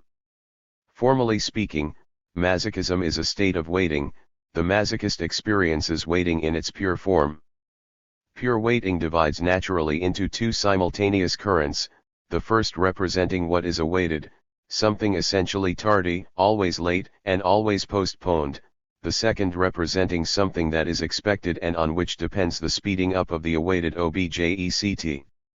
It is inevitable that such a form, Such a rhythmic division of time into two streams, should be filled by the particular combination of pleasure and pain. For at the same time as pain fulfills what is expected, it becomes possible for pleasure to fulfill what is awaited. The masochist waits for pleasure as something that is bound to be late, and expects pain as the condition that will finally ensure, both physically and morally, the advent of pleasure. He therefore postpones pleasure in expectation of the pain which will make gratification possible. The anxiety of the masochist divides therefore into an indefinite awaiting of pleasure and an intense expectation of pain. 7.1. Disavowal, suspense, waiting, fetishism and fantasy together make up the specific constellation of masochism. Reality, as we have seen, is affected not by negation but by a disavowal that transposes it into fantasy. Suspense performs the same function in relation to the ideal, which is also relegated to fantasy. Waiting represents the unity of the ideal and the real, the form or temporality of the fantasy. The fetish is the object of the fantasy, the fantasized object par excellence. Consider the following masochistic fantasy: a woman in shorts is pedaling energetically on a stationary bicycle. The subject is lying under the bicycle, the whirring pedals almost brushing him, his palms pressed against the woman's calves. All the elements are conjoined in this image, from the fetishism of the woman's calf to the twofold waiting represented by the motion of the pedals and the immobility of the bicycle. We should say, however, that there is no such thing as a specifically masochistic kind of waiting, but rather that the masochist is morose, by which we mean that he experiences waiting in its pure form. For example, Masoch arranged to have a healthy tooth pulled out while his wife, dressed in furs, stood before him with a threatening air. What is true of masochistic writing is equally true of masochistic fantasy. There is no specifically masochistic fantasy, but rather a masochistic art of fantasy. The masochist needs to believe that he is dreaming even when he is not. Sadism offers no such discipline in the art of the fantasy. Maurice Blanquat has given an excellent analysis of the position of Sada, and of his characters, in relation to fantasy. His own erotic dream consists in projecting the unreal dynamic of his sensuous enjoyment onto characters who are not dreaming but acting. Therefore the more this eroticism is dreamt, the more it requires a fiction from which dreams are excluded and where debauchery is fully actualized. 21. In other words, Sade needs to believe that he is not dreaming even when he is. In Sadism, a powerful force of paranoid projection transforms the fantasy into the instrument of a fundamental and sudden change in the objective world. Clairville dreams that her wickedness never ceases to impinge on the world even while she is asleep. Hence the pleasure-pain potential characteristic of the fantasy requires for its realization that real characters should experience actual pain, while pleasure accrues to the sadist inasmuch as he can continue to dream that he is not dreaming. Juliet gives the following advice: for a whole fortnight abstain from all lustful behavior, distract and entertain yourselves with other things. Then lie down in the dark and little by little imagine different wanton acts. One of these will affect you more powerfully and become like an obsession, and you must then note it down and promptly put it into action. In this way the fantasy acquires maximum aggressive power, systematization, and capacity of intervention in the real world. The idea is projected with extraordinary violence. The masochistic use of fantasy is totally different. It consists in neutralizing the real and containing the ideal within the fantasy. In our opinion, the difference in the use of the fantasy determines to a certain extent the difference in content. The sadist's destructive relation to the fetish must be interpreted in the light of his projective use of fantasy. To say that the destruction of the fetish implies a belief in the fetish, as profanation is said to imply a belief in the sacred, is to indulge in meaningless generalities. The destruction of the fetish is a measure of the speed with which projection takes place, and of the way in which the dream as such is eliminated and the idea erupts into the real waking world. By contrast, the constitution of the fetish in masochism points to the inner force of the fantasy, its characteristic of patient waiting, its suspended and static power, and the way in which the ideal and the real are together absorbed by it. It would seem that the contents of sadism and masochism are each intended to fulfill a form. Variations in the distribution of the pleasure-pain complex as well as variations in the content of the fantasy, whether the mother or the father is the determinant image, depend on the specific requirements of the form. If we take the material content as our starting point, we solve everything and we arrive besides at the supposed unity of sadism and masochism, but at the price of total confusion. Any given formula for the association of pleasure and pain must take into account certain specific formal conditions, e.g., the form of waiting, the form of projection. Material definitions of masochism based on the pleasure-pain complex are insufficient, as the logician would say, they are purely nominal, they do not indicate the possibility of what they define, they do not show that particular conditions must follow.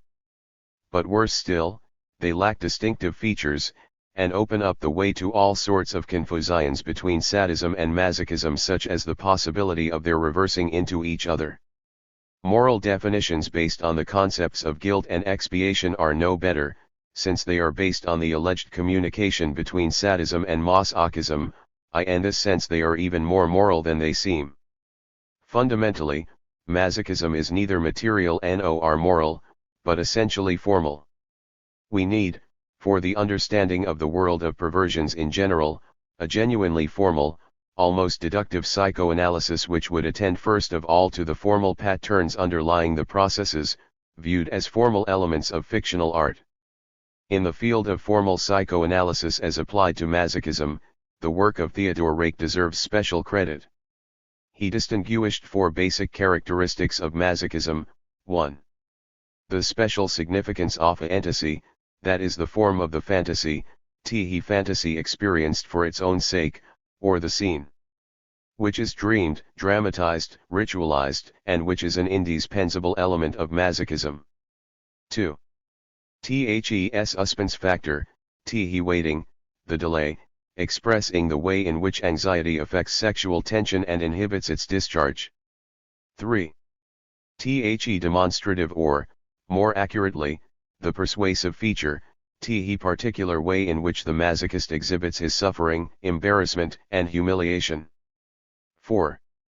The provocative fear, the masochist aggressively demands punishment since it resolves anxiety and allows him to enjoy the forbidden pleasure. 22. It is curious that Reik, no less than other analysts, neglects a fifth factor which is very important, the form of the contract in the masochistic relationship. In Masoch's personal adventures as well as in his fiction, and in his particular case as well as in the structure of masochism in general, the contract represents the ideal form of the love relationship and its necessary precondition. A contract is drawn up between the subject and the torturess, giving a new application to the idea of the jurists of antiquity that slavery itself is based on a contract. The masochist appears to be held by real chains, but in fact he is bound by his word alone. The masochistic contract implies not only the necessity of the victim's consent, but his ability to persuade, and his pedagogical and judicial efforts to train his torturer. In the two contracts of Masoch reproduced here, see Appendix II, it is interesting to note how the conditions alter from the first to the second contract in the direction of greater strictness. The first contract retains a degree of reciprocity of duties, a time limit, a preservation of inalienable rights, the right of work or the subject's honor. The second confers more and more rights on the woman at the expense of the subject, who loses the right to his name, his honor, and his life. 23. The contract in Venus changes Severin's name. The tightening of the contractual bond indicates that the function of the contract is to lay down the law, which, once established, becomes increasingly cruel and restrictive toward one of the parties, in this case the initiator of the contract. The function of the masochistic contract is to invest the mother image with the symbolic power of the law. The question remains why a contract is necessary, and why it develops as it does toward extreme severity. In any case, there is no doubt that masochism cannot do without a contract, either actual or in the mind of the masochist, as in the phenomenon of pagism 24. We have now seen the two aspects of the c alter ism of Masoch, the aesthetic aspect which is expressed in the model of art and suspense, and the juridical aspect which is expressed in the model of the contract and of submission. By contrast, Sacher is not only supremely indifferent to the resources of the work of art, but he regards the contract and any appeal to its authority, or indeed any idea or theory connected with it, with the deepest hostility. The sadist heaps derision on the principle of the contractee. But having said this, we should not simply oppose the culturalism of Masoch to the naturalism of Sacher. Both authors exhibit a form of naturalism and both distinguish between two natures, but they do not make the same kind of distinction, and above all they have very different views on how the passage from one nature to the other is accomplished. According to Masoch, it is essentially the work of art and the contract that makes possible the transition from a lower nature to the great nature, which is sentimental and self-conscious. For Sacher, on the contrary, the transition from secondary nature to primary nature implies no suspense or system of aesthetics, but an attempt to establish a mechanism of perpetual motion, and with it institutions of perpetual motion. Sacher's secret societies, his societies of libertines, are institutional societies. In a word, Sacher thinks in terms of institutions, Masoch in terms of contract. The juridical distinction between contract and institution is well known. The contract presupposes in principle the free consent of the contracting parties and determines between them a system of reciprocal rights and duties. It cannot affect a third party and is valid for a limited period. Institutions, by contrast, determine a long-term state of affairs which is both involuntary and inalienable. It establishes a power or an authority which takes effect against a third party. But even more significant is the difference between the contract and the institution with respect to what is known as a law. The contract actually generates a law, even if this law oversteps and contravenes the conditions which made it possible. The institution is of a very different order in that it tends to render laws unnecessary, to replace the system of rights and duties by a dynamic model of action, authority, and power. Saint Just accordingly demanded that there should be many institutions and few laws, and proclaimed that the republic could not be a republic so long as laws had the supremacy over institutions. 25 In short, the specific impulse underlying the contract is toward the creation of a law, even if in the end the law should take over and impose its authority upon the contract itself, whereas the corresponding impulse at work in the case of the institution is toward the degradation of all laws and the establishment of a superior power that sets itself above them. The affinity of Sacher's theorizing with the theme of the institution, as well as with certain aspects of Saint Just's thinking, has often been pointed out. But it is not enough to say that Sacher's heroes put institutions at the service of their abnormality, or need them as the limits that give full value to their transgressions. Sacher's conception of institutions is more positive and profound, and his relation to revolutionary ideology is accordingly a complex one. He rejects any contractual conception of the republican regime. 77. And is even more strongly against the idea of the law. He found in the revolution what he hated most, the law and the contract, which he regards as the two main obstacles that still prevent the French from achieving a true republic. The crux of Sacher's political thinking is the contrast he draws between the institution and the law, between a republic based on institutions and one based on contractual relations. Saint Just pointed out the following inverse relation: the fewer institutions, the greater the number of laws, as in monarchy and despotism; the fewer laws, the greater the number of institutions, t.e. republic. Sacher seems to have developed this idea to its ironic and perhaps also its most serious conclusion. He asked which institutions would require the fewest possible laws, and ultimately no laws at all, laws so lenient and so few. Laws bind actions, they immobilize and moralize them. Pure institutions without laws would by definition be models of free, anarchic action, in perpetual motion, in permanent revolution, in a constant state of immorality. Insurrection. is not a moral state of affairs, it has nevertheless to be the permanent condition in a republic. It would be both absurd and dangerous to require that those who are to ensure the perpetual subversion of the established machinery should be moral, for the state of a moral man is one of peace and tranquility, while the state of immorality is one of perpetual unrest resembling the necessary state of insurrection in which the republican must always keep the government of which he is a member. It would be a mistake to regard the F.A. Mao's text from Philosophy in the Bedroom, yet another effort, Frenchmen, if you wish to become republicans, merely as a paradoxical application of Sadian fantasies in the field of politics. The problem that it raises, both on the formal and on the political level, is far more serious and original. It is this: granted that both the contract and the law are in the nature of mystifications, the law being used by despotism for its own purposes, and granted that the institution is the only form of political organization that differs essentially from both law and contract, where should we look to for the perfect institution, the one that banishes contracts and allows only the barest minimum of laws? In reply, Sada points to the ironic possibility, under these conditions, of making atheism, calumny, theft, prostitution, incest and sodomy, even murder, into institutions, and shows furthermore that they are necessarily the types of the ideal institution, the institution in perpetual motion. He stresses in particular the possibility of instituting universal prostitution, and he attempts to refute the contractual objection to such universalization. In any case, those who contrast Sada's extreme theoretical pronouncements with his very moderate personal stand during the revolution fail to do justice to his political thought.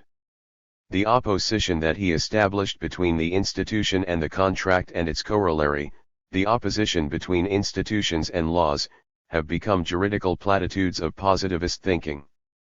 But this is because their original significance and their revolutionary character have been obscured by uneasy compromises.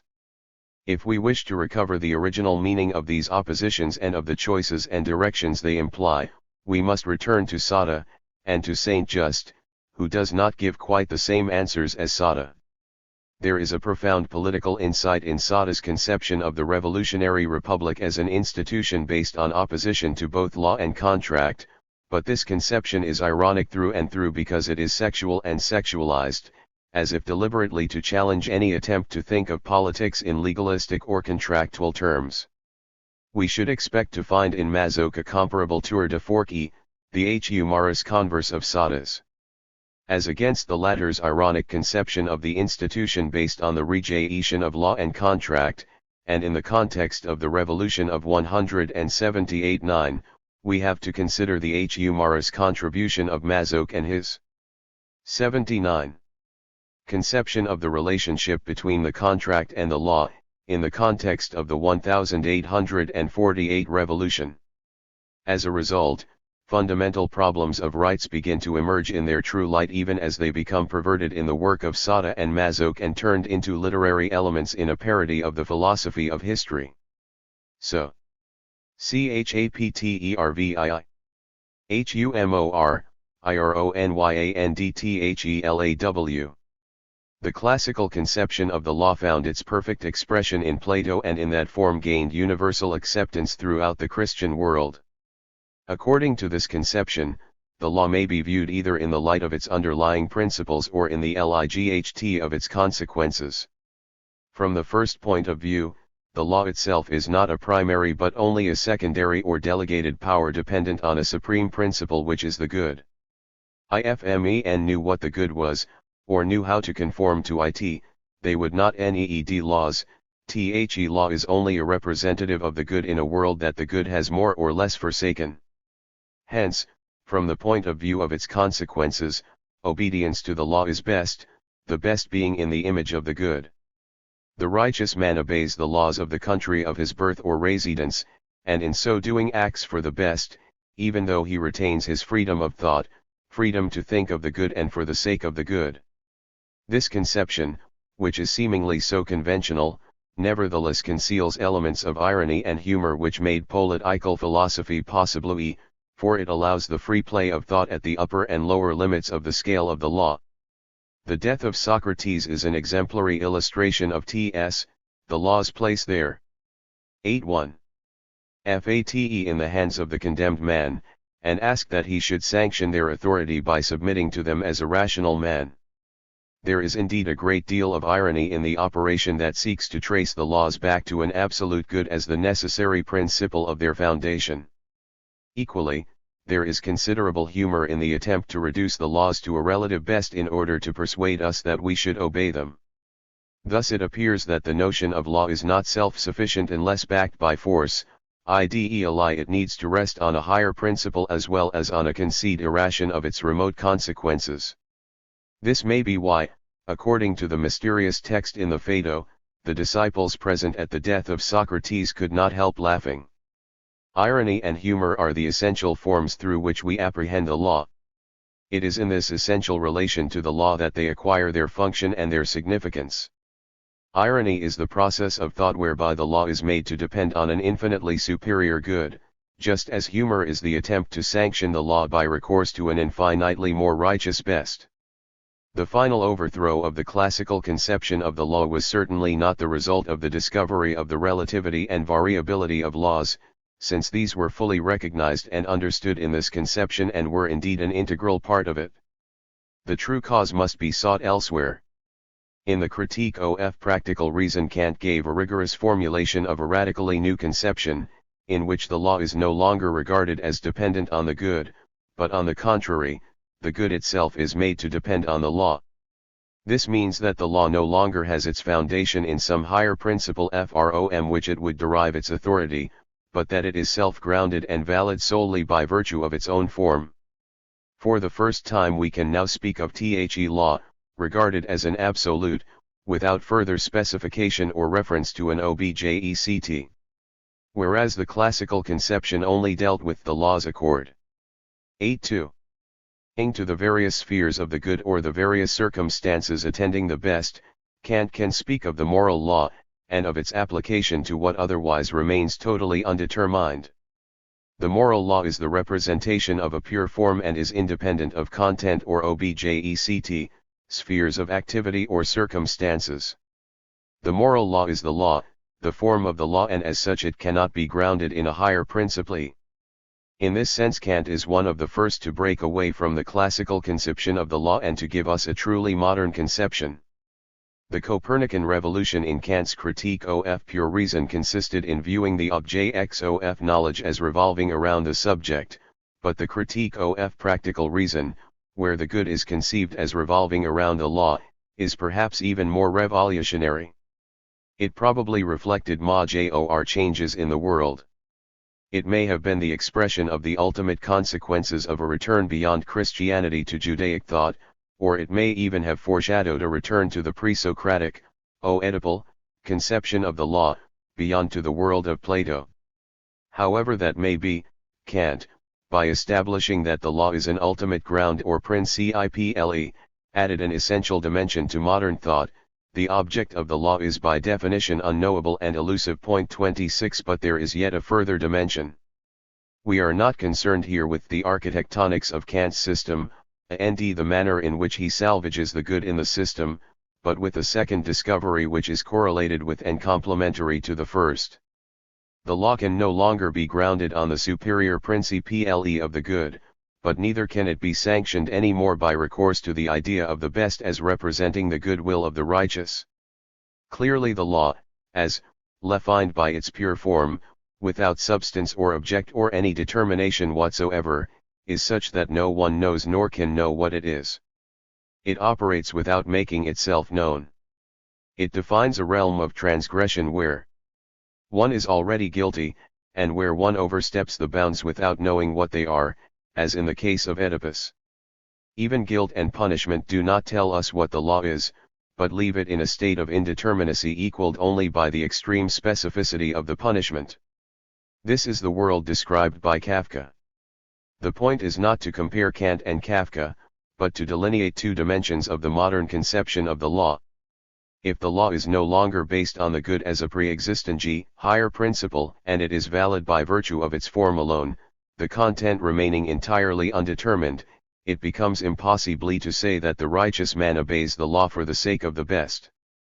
In other words, the man who obeys the law does not thereby become righteous or feel righteous, on the contrary, he feels guilty and is guilty in advance, and the more strict his obedience, the greater his guilt.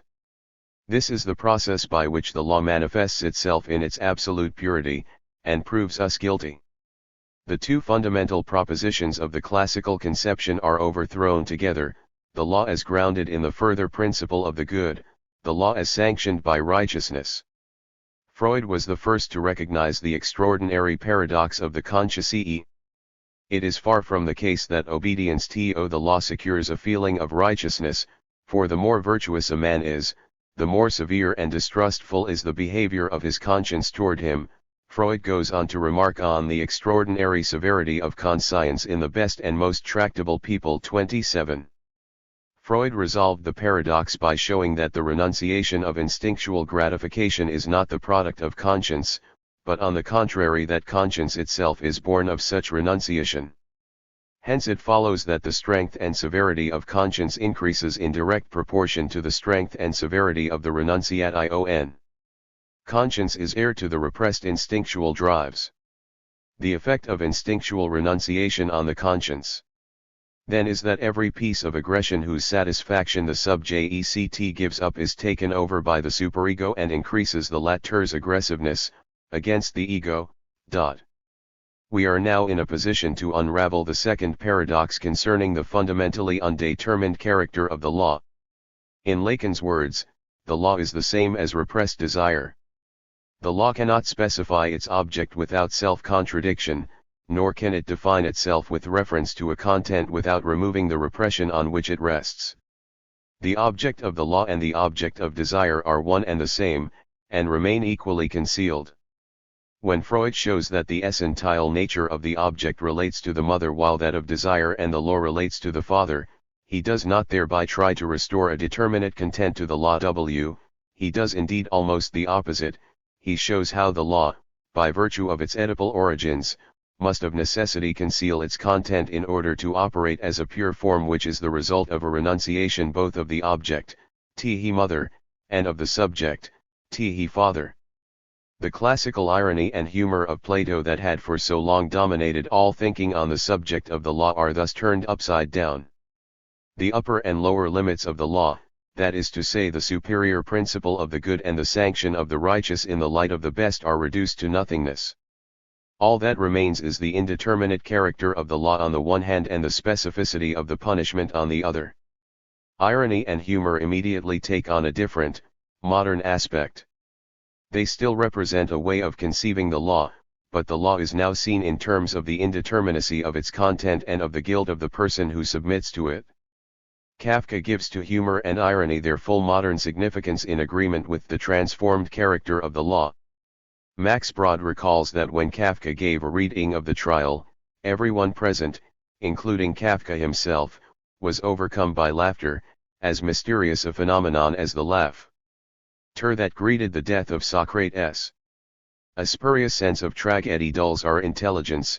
How many authors are distorted by placing a childishly tragic construction on what is more often the expression of an aggressively comic forky. The comic is the only possible mode of conceiving the law, in a peculiar combination of irony and humor. In modem thought, irony and humor take on a new form. They are now directed at a subversion of the law. This leads us back to Sacher and Masoch, who represent the two main attempts at subversion, at turning the law upside down. Irony is still in the process or movement which bypasses the law as a merely secondary power and aims at transcending it toward a higher principle. But what if the higher principle no longer exists, and if the good can no longer provide a basis for the law or a justification of its power? Sacher's answer is that in all its forms, natural, moral, and political, the law represents the rule of secondary nature which is always geared to the demands of conservation. It is a usurpation of true sovereignty. It is irrelevant whether we see the law as the expression of the rule of the strongest or as the product of the self-protective union of the weak. Masters and slaves, the strong and the weak, all are creatures of secondary nature. The union of the weak merely favors the emergence of the tyrant, his existence depends on it. In every case the law is a mystification, it is not a delegated but a usurped power that depends on the infamous complicity of slaves and masters. It is significant that Sacher attacks the regime of laws as being the regime of the tyrannized and of the tyrants. Only the law can tyrannize. I have infinitely less reason to fear my neighbor's passions than the laws in justice, for my neighbor's passions are contained by mine, whereas nothing stops or contains the injustices of the law. Tyrants are created by the law alone, they flourish by virtue of the law. As Gilles says in Juliet, tyrants are never born in anarchy, they only flower in the shadow of the laws and draw their authority from them. Sacher's hatred of tyranny, his demonstration that the law enables the tyrant to exist, form the essence of his thinking. The tyrant speaks the language of the law, and acknowledges no other, for he lives in the shadow of the laws. The heroes of Sacher are inspired with an extraordinary passion against tyranny, they speak as no tyrant ever spoke or could ever speak, theirs is the counter-language of tyranny. We now note a new attempt to transcend the law, this time no longer in the direction of the good as superior principle and ground of the law, but in the direction of its opposite, the idea of evil, the supreme principle of wickedness, which subverts the law and turns Platonism upside down. Here, the transcendence of the law implies the discovery of a primary nature which is in every way opposed to the demands and the rule of secondary nature. It follows that the idea of absolute evil embodied in primary nature cannot be equated either with tyranny, for tyranny still presupposes laws, or with a combination of whims and arbitrariness. Its higher, impersonal model is rather to be found in the anarchic institutions of perpetual motion and permanent revolution. Sacher often stresses the fact that the law can only be transcended toward an institutional model of anarchy. The fact that anarchy can only exist in the interval between two regimes based on laws, abolishing the old to give birth to the new, does not prevent this divine interval, this vanishing instant, from testifying to its fundamental difference from all forms of the law. The reign of laws is pernicious, it is inferior to that of anarchy. The best proof of this is that all governments are forced to plunge into anarchy when they wish to remake their constitutions. The law can only be transcended by virtue of a principle that subverts it and denies its power. While the Sachean hero subverts the law, the masochist should not by contrast be regarded as gladly submitting to it. The element of contempt in the submission of the masochist has often been emphasized, his apparent obedience conceals a criticism and a provocation. He simply attacks the law on another flank. What we call humor, in contradistinction to the upward movement of irony toward a transcendent higher principle, is a downward movement from the law to its consequences. We all know ways of twisting the law by excess of zeal. By scrupulously applying the law we are able to demonstrate its absurdity and provoke the very disorder that it is intended to prevent or to conjure. By observing the very letter of the law, we refrain from questioning its ultimate or primary character. We then behave as if the supreme sovereignty of the law conferred upon it the enjoyment of all those pleasures that it denies us. Hence, by the closest adherence to it, and by zealously embracing it, we may hope to partake of its pleasures. The law is no longer subverted by the upward movement of irony to a principle that overrides it, but by the downward movement of humor which seeks to reduce the law to its furthest consequences. A close examination of masochistic fantasies or rites reveals that while they bring into play the very strictest application of the law, the result in every case is the opposite of what might be expected. Thus whipping, far from punishing or preventing an erection, provokes and ensures it. It is a demonstration of the law's absurdity. The masochist regards the law as a punitive process and therefore begins by having the punishment inflicted upon himself.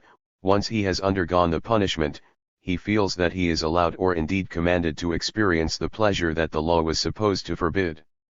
The essence of masochistic humor lies in that the very law which forbids the satisfaction of a desire under threat of subsequent punishment is converted into one which demands the punishment first and then orders that the satisfaction of the desire should necessarily follow upon the punishment.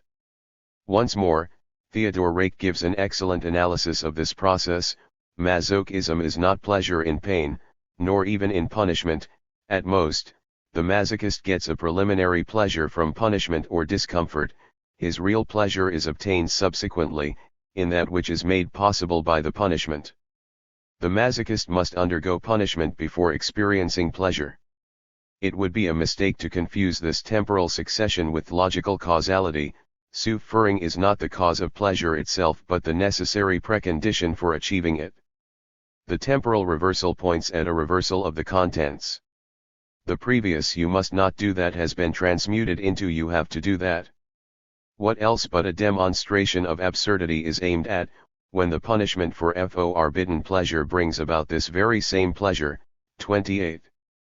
The same process is reflected in the other features of masochism, such as disavowal, suspense and fantasy, which should be regarded as so many forms or aspects of humor. The masochist is insolent in his obsequiousness, rebellio.us in his submission. In short, he is a humorist, a logician of consequences. Just as the ironic sadist is a logician of principles. From the idea that the law should not be based on the principle of the good but on its form alone, the sadist fashions a new method of ascending from the law to a superior principle. This principle, however, is the informal element of a primary nature which aims at the subversion of all laws. In the other modern discovery that the law increases the guilt of the person who submits to it, the masochist in his turn finds a new way of descending from the law to its consequences. He stands guilt on its head by making punishment into a condition that makes possible the forbidden pleasure. In so doing he overthrows the law as radically as the sadist, though in a different way. We have seen how these methods proceed, ideologically speaking. The Oedipal content, which always remains concealed, undergoes a dual transformation, as though the mother-father complementarity had been shattered twice and asymmetrically. In the case of sadism the father is placed above the laws, he becomes a higher principle with the mother as his essential victim. In the case of masochism the totality of the law is invested upon the mother, who expels the father from the symbolic realm. 90. Chaptervii. From contracttorital. Some authors have stressed the importance of anxiety in masochism, cf. Rake, Nacht.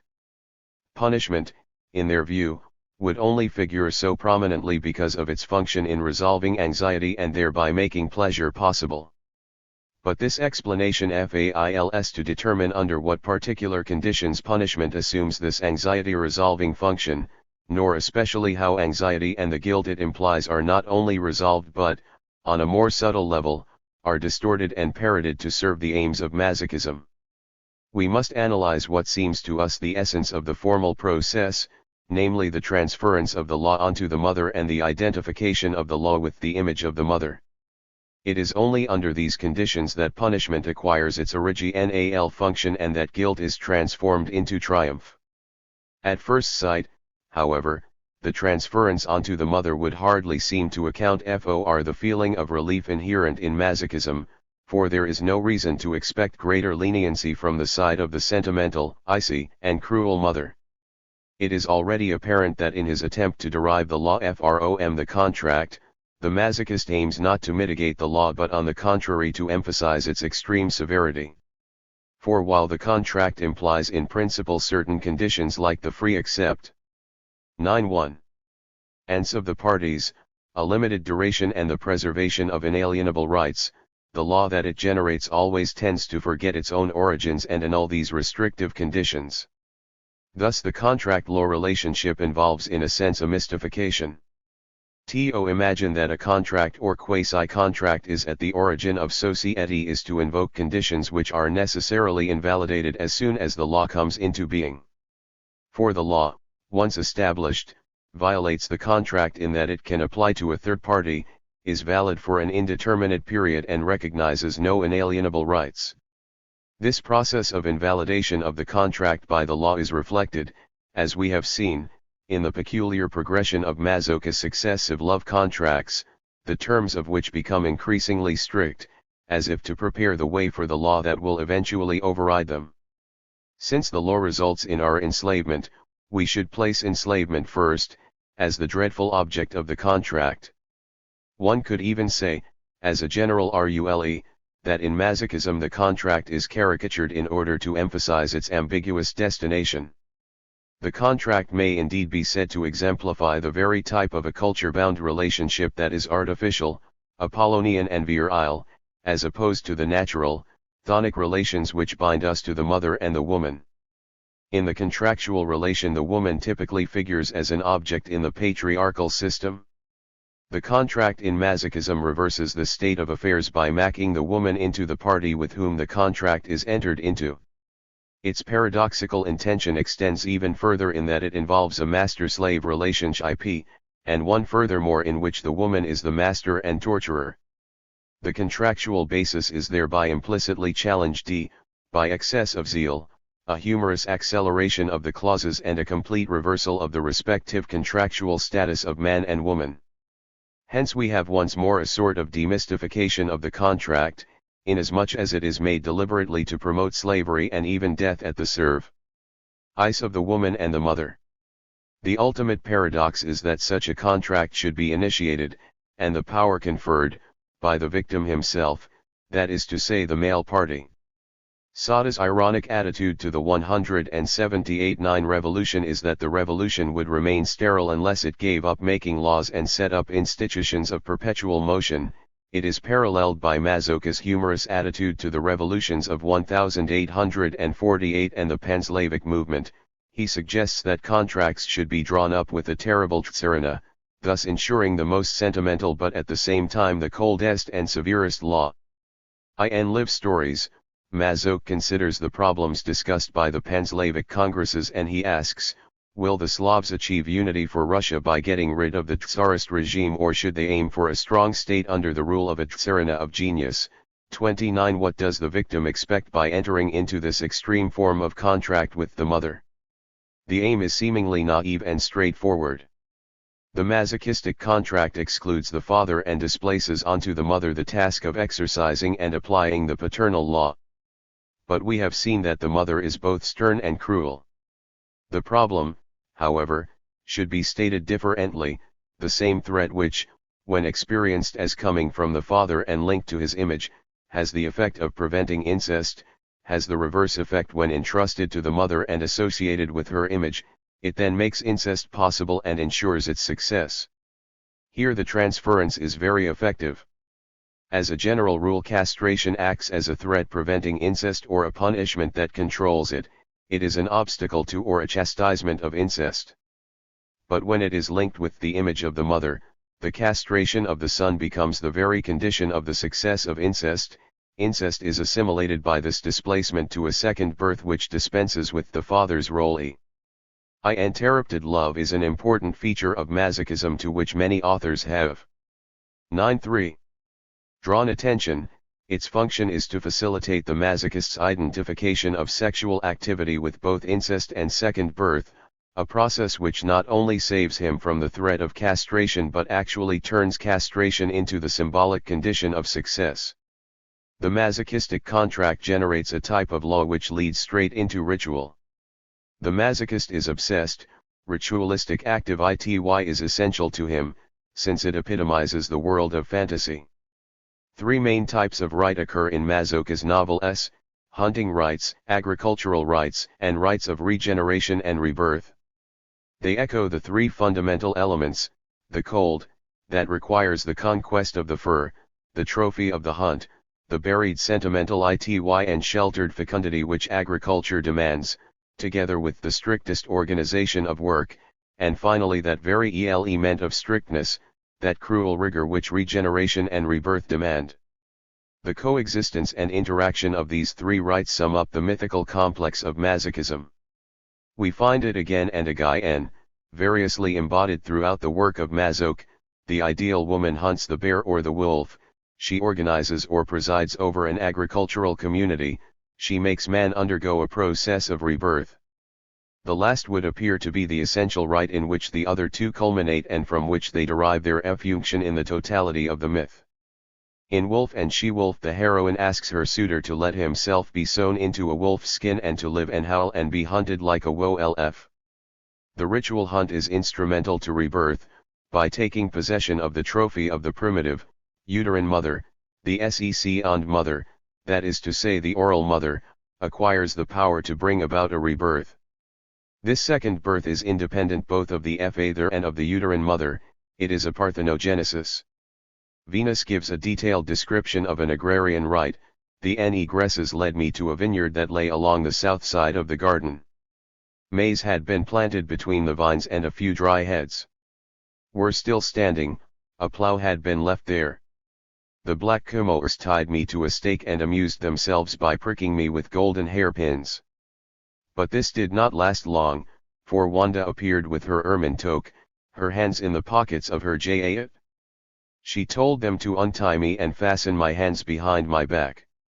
Then she had a yoke laid on my shoulders and I was harnessed to the plough. The black demons pushed me into the field, one drove the plough, the other led me on a leash, and the third goaded me with the whip, while Venus in furs stood by watching the scene. The three negresses stand for the three mother images. We notice, however, that the oral mother is split. She occurs twice, once as an element in the triad, on a par with the other women, and afterward outside the triad, presiding over it, having appropriated and transformed all the functions of the other women in order to serve the theme of rebirth.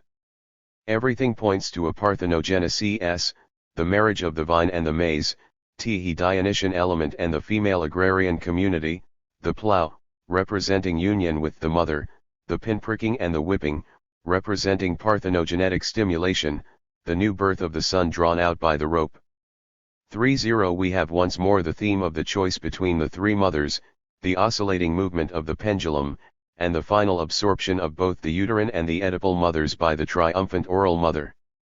She is mistress of the law, what Masoch calls the law of the commune, in which the hunting, the agrarian and the matriarchal elements become fully integrated.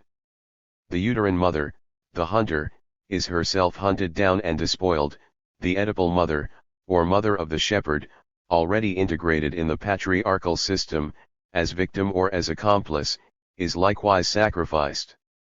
The oral mother alone remains triumphant, she is the common essence of agriculture, matriarchy and rebirth. Hence the dream. 95. Of agrarian communism which recurs throughout the work of Masoch and underlies his Blue Tales of Happiness, Marcella, the Paradise on the Dniester, the Aesthetics of Ugliness. A deep bond is forged between the commune, the law of the commune embodied in the oral mother, and the man of the commune, who can only be born by being reborn of the oral mother. The two principal male figures in Masoch's work are Cain and Christ. Their sign is the same, the sign of Cain prefiguring the sign of the cross which used to be written as X or as plus. That Cain should occupy such an important place in the work of Masoch has a very wide range of significance. He symbolizes in the first place the omnipresence of crime in nature and history, and the immensity of man's sufferings. My punishment is more than I can bear. But beyond TS, there is the fact that Cain is a tiller of the ground and the favorite of the mother. Eve greeted his birth with cries of joy, but did not rejoice at the birth of Abel, the keeper of sheep, who is on the father's side. The mother's favorite went so far as to commit a crime to sever the alliance between the father and the other son. He killed his father's likeness and made Eve into the goddess mother. Hermann Hesse's strange novel, Demian, interweaves Nietzschean and masochistic themes. The mother goddess is identified with Eve, a female giant who bears on her forehead the mark of Cain. Masoch is attracted to Cain not only because of the torments he suffers but also by the very crime that he commits. His crime should not be regarded as a sadomasochistic archetype, for the entire project falls squarely within the world of Masochism, with its attendant features of loyalty to the maternal rule, dedication to the oral mother, expulsion of the father, and its elements of humor and provocation. Cain's heritage is a mark, his punishment by the father represents the aggressive, hallucinatory return of the latter, so much for the first episode. The second episode is the story of Christ. The likeness of the Father is once more abolished. Why hast thou forsaken me? But here it is the mother who crucifies the Son, In the masochistic elaboration of the Marian fantasy, the Virgin in person puts Christ on the cross. This is Masoch's version of the death of God. By putting him on the cross and thus placing him under the same sign as the Son of Eve, the Virgin carries on the aim of the Mother Goddess, the Great Oral Mother. She ensures the parthenogenetic second birth of the Son in his resurrection. But again, it is not the Son who dies so much as God the Father, that is the likeness of the Father in the Son. The cross represents the maternal image of death, the mirror in which the narcissistic self of Christ, cn, apprehends his ideal self, see Christ resurrected. But we may wonder why there should be so much pain in both cases and why expiation should be the necessary precondition of the second birth. Why should such a terrible punishment be inflicted upon Cain, and why should Christ's torture be so unbearable? Why is Christology an all-pervasive element in the work of Masoch? While Sada was concerned above all with rationalistic and atheistic, Masonic and anarchistic societies, Masoch gave his attention to the mystical agrarian sects of his day, as those found in the Austrian Empire. Two of his novels, The Fisher of Souls and The Mother of God, actually deal with these sects. They are among his finest. Their rarefied and stifling atmosphere, their intense portrayal of willingly accepted torture is unparalleled except in the best works of H. Ewers, who also specialized in sex, he Sorcerer's Apprentice. The story of the Mother of God is as follows: the heroine, Mardana, rules over her sect or commune in a manner that combines the qualities of tenderness, severity, and coldness. She is wrathful and orders people to be whipped or stoned, yet she is gentle. Indeed, the whole sect is gentle and gay, though intolerant of sinfulness and hostile to disorder. Mardana, 97. Has a servant girl, Nymphadora, a graceful, melancholy maiden who gashes her arm so that the Mother of God may bathe in the blood, drink of it and thus gain eternal youth. Sabadile loves Mardana, but he loves Nymphadora too, though in a different way. Mardana is disturbed by T.S., and speaking as the Mother of God, she says to Sabadile, "It is the love of the Mother of God that brings redemption and gives new birth to man. I have not succeeded in changing your flesh and transforming your carnal love into divine affection. I have become to you nothing more than a judge." She asks that he consent to be tortured, and orders him to be nailed to the cross. Nymphadora nails down his hands and Mardana his feet. Mardana then enters into a painful ecstasy, while at nightfall Sabadile enacts the Passion of Christ. To Mardana he cries, "Why hast thou forsaken me?" And to Nymphadora, "Why hast thou betrayed me?" The Mother of God must crucify her Son in order that he should truly become her Son and enjoy the privilege of a rebirth from her alone. In The Siren, Zenobia cuts off Theophan's hair and exclaims, "At last I have succeeded in making a man of you." Similarly, in The Divorced W.O. Man, Anna longs to be worthy of her task, to whip Julian and to be able at last to say to him, "You have been through the ordeal, now you are a man." The theme recurs again in a fine short story where Masoch recounts the life of a 17th century Masochism, Sabbatai Y. Sabbatai Y is a Kabbalist and fanatic given to self-mortification. He marries Sarah, but does not consummate the union. He tells her, "You will be by my side, like a gentle torture." On the order of the rabbis he leaves her for Hannah, and repeats his previous behavior with her. He finally marries Miriam, a young Polish Jewess, but she anticipates him and forbids him to touch her. In love with Miriam, he leaves for Constantinople, where he tries to convince the Sultan of his messianic mission. Meanwhile, whole cities are swept with enthusiasm. He has already won over Salonika, Smyrna, Cairo. His fame has even spread as far as Europe. He leads a determined battle against the rabbis, and announces to the JEWS the return to Judea. The Sultana is displeased and informs Miriam that she will have Sabbatai put to death if he does not mend his ways. Miriam then orders him to bathe at the confluence of the three rivers, Arda, Tuncha, and Naraso. One cannot help recognizing in the three rivers and in the three wives of Sabbatai the three mother images, and in Miriam the oral mother, who triumphs over them. Miriam makes him confess to her, crowns him with thorns and whips him, and finally consummates the marriage.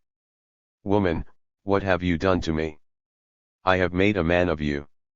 The next day, summoned by the Sultan, he recants and becomes a Muslim. Thereupon, his numerous followers, even among the Turks, declare that the Messiah can only appear in a perfectly virtuous world or else in a totally evil one, and since apostasy is the worst of all crimes, they declare that they will all become apostates to hasten the coming of the Messiah. 3:1 But what is the significance of this constantly recurring theme? Why, oh, you are not a man, I am making a man of you. What does becoming a man signify? It does not mean to be like the Father, or to take his place.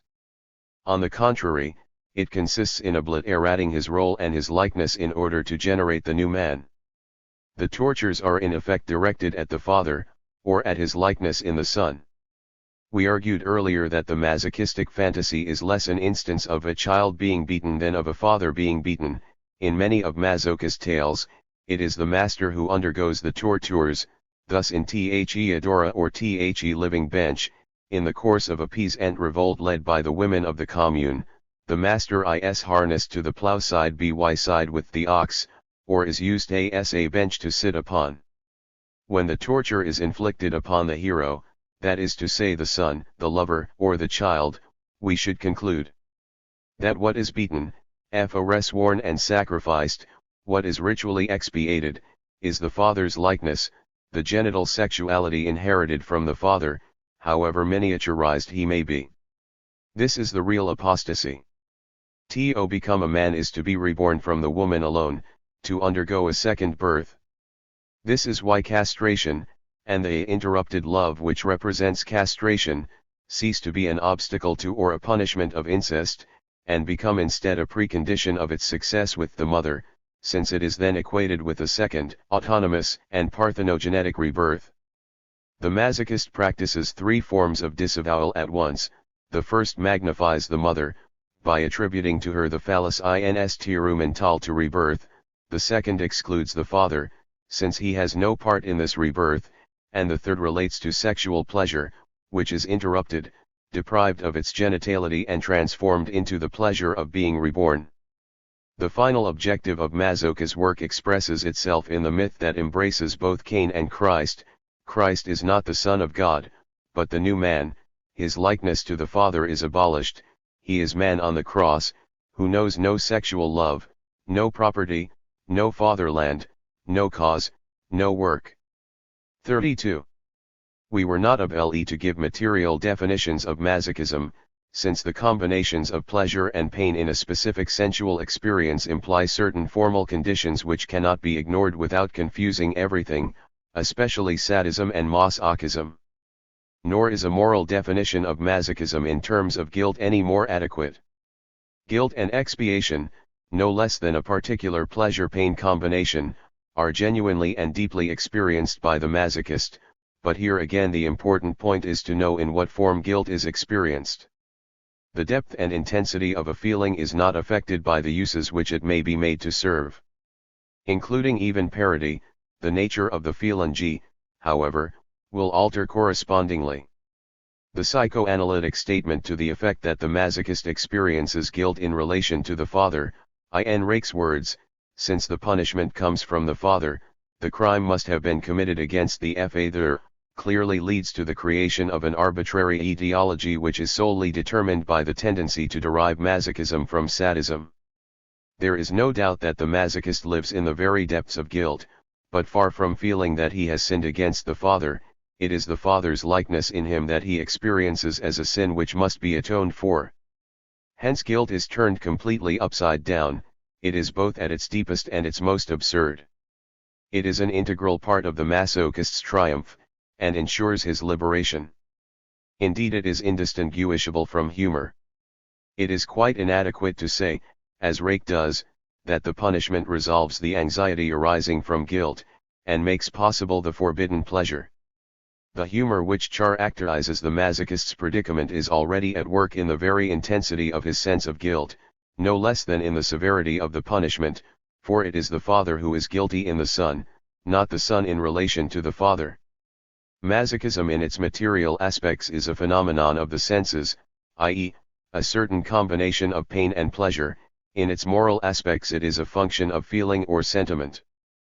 But beyond all sensation or feeling there is a third aspect, a superpersonal element that animates the masochist. This is the story in which he relates the triumph of the oral mother, the abolition of the father's likeness and the consequent birth of the new man. Of course the masochist must use his body and his soul to write this story, but there is nevertheless a formal masochism which pre-exists physical, sensual, or material masochism, just as there is a dramatic masochism before any moral or sentimental masochism. Hence the theatrical impression which is conveyed at the point where the masochist's feelings are at there. 101. Deepest and his pain and sensation most intensely experienced. We have traced a progression from the contract to the myth, through the intermediary of the law for the law transcends the contract but leads us straight into ritual and myth. By means of the contract the paternal function of applying the law was transferred to the mother, resulting in the most radical transformation of the law. The law now ordains what it was once intended to forbid, guilt absolves instead of leading to atonement, and punishment makes permissible what it was intended to chastise. The law has become essentially maternal, leading into those regions of the unconscious where the three images of the mother hold supreme sway. The contract represents a personal act of will on the part of the masochist, but through the contract, and the vicissitudes of the law that issues from it, the masochist is led back into the impersonal realm of fate, which finds expression in the myth and in the rites that we have described. The situation that the masochist establishes by contract, at a specific moment and for a specific period, is already fully contained timelessly and ritually in the symbolic order of masochism. For the masochist, the modern contract as it is elaborated in the bedroom corresponds to the oldest rites once enacted in the swamps and the steppes. The novels of Masoch reflect this twofold history and bring out the identity between its most modern and its most ancient forms. Chapterix. Psekhoanalisisandtheproblem. Of Masochism.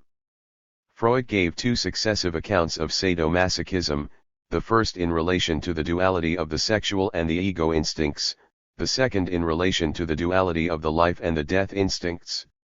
Both accounts tend to treat sadomasochism as a particular entity within which transitions occur from one component to the other.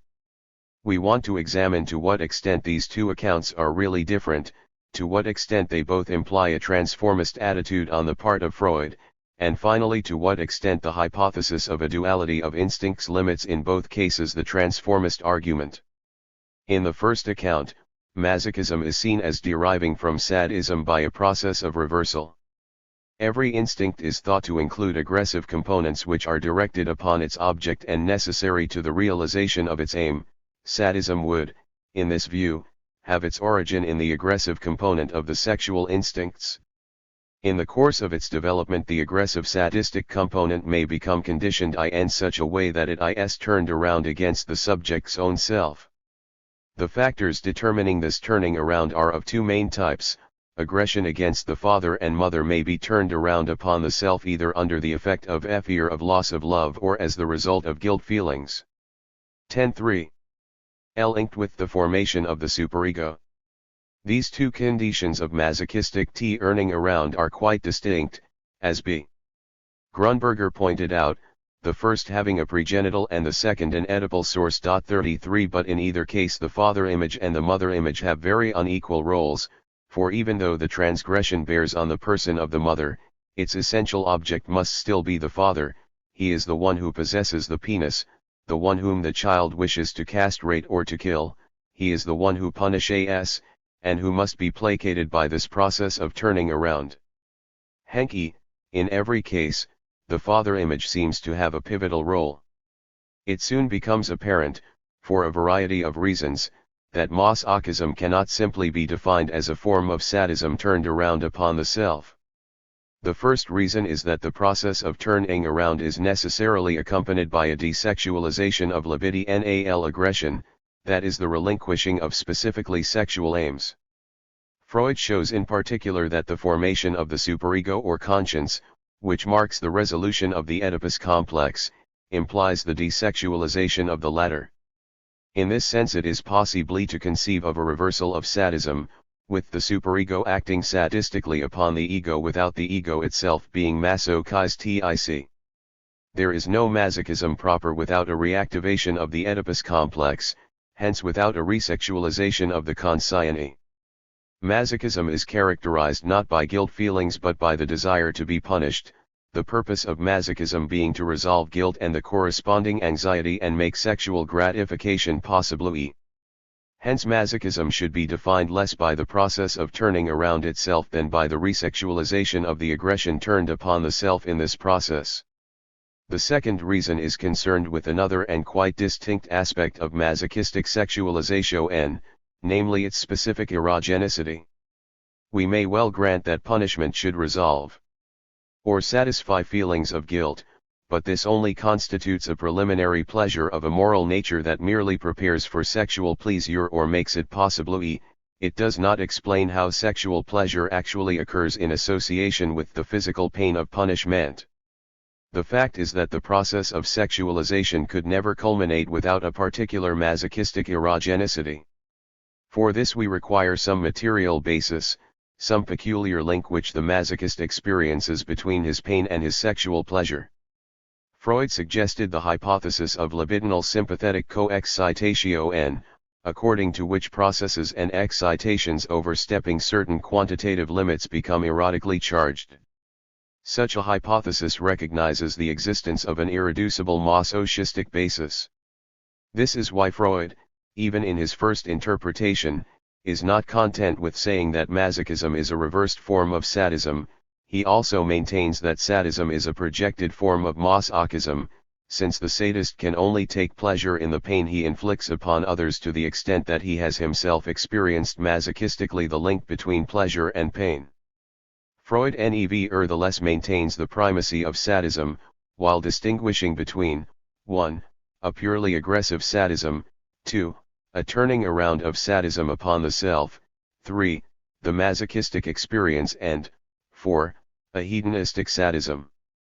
But even if one maintains that the intermediary masochistic experience presupposes a turning around of aggression upon the self, this turning around must be regarded as one of the conditions for discovering the masochistic experience of a link between pain and pleasure, and cannot be said to constitute this link, the very possibility of which must point to a specific masochistic basis.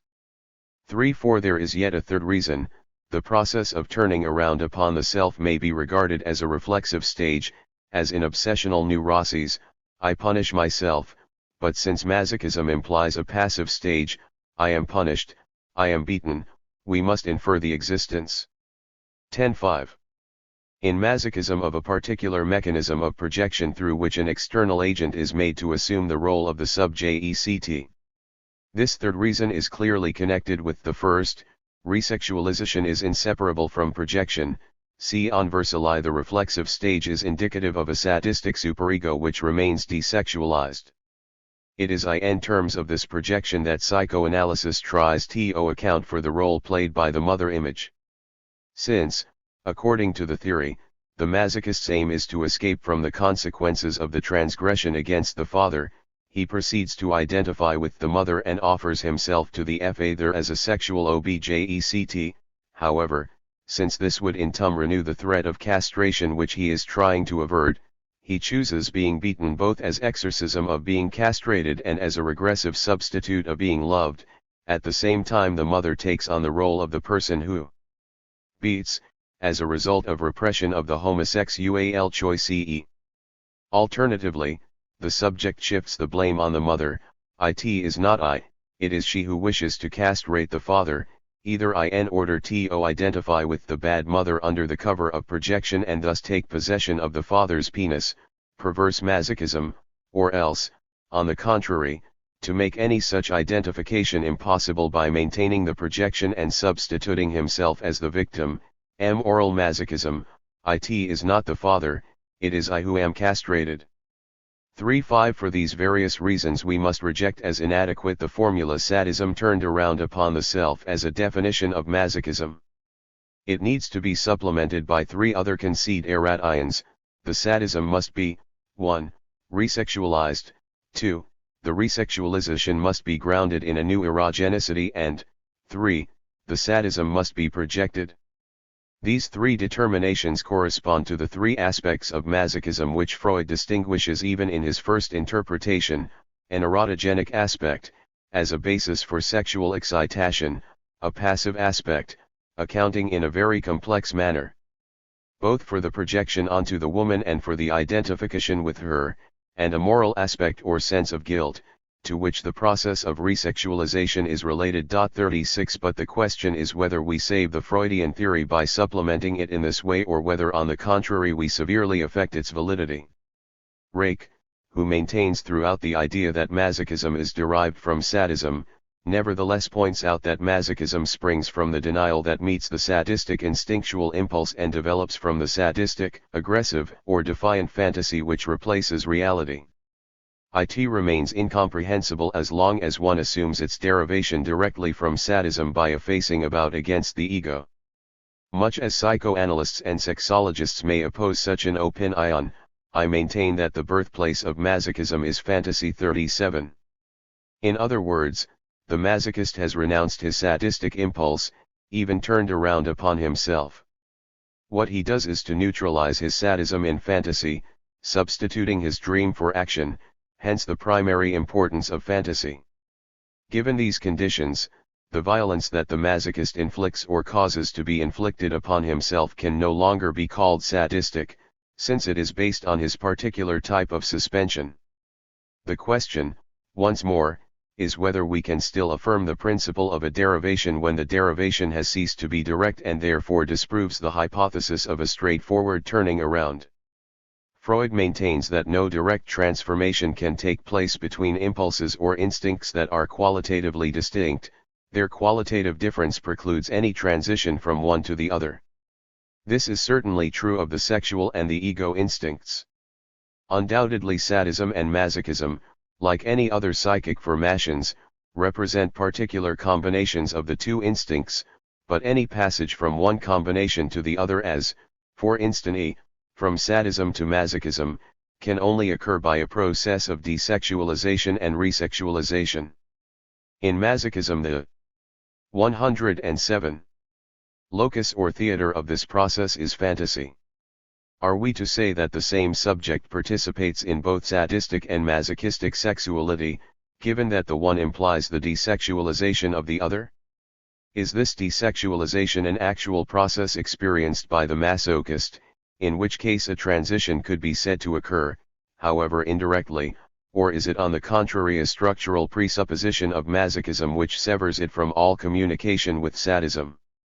When we are given two stories, it is always possible to bridge the gaps that separate them, but in the process we arrive at a third story of a different quality from the other two.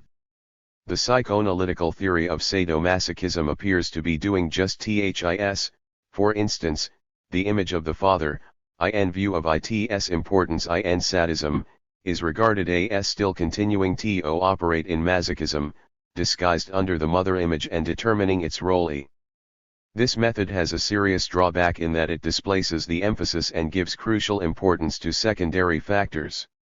For example, the theme of the bad mother does indeed appear in masochism, but only as a marginal phenomenon, the central position being occupied by the good mother. It is the good mother who possesses the phallus, who beats and humiliates the subject or even prostitutes herself. If we ignore this and give prominence to the bad mother, it is all too easy to re-establish the link with the father, and the corresponding link between sadism and masochism. The existence of the good mother, on the other hand, implies the existence of a gap or blank which stands for the abolition of the father in the symbolic order. Again, while the sense of guilt has great importance in masochism, it acts only as a cover, as the humorous outcome of a guilt that has already been subverted, for it is no longer the guilt of the child toward the father, but that of the father himself, and of his likeness in the child.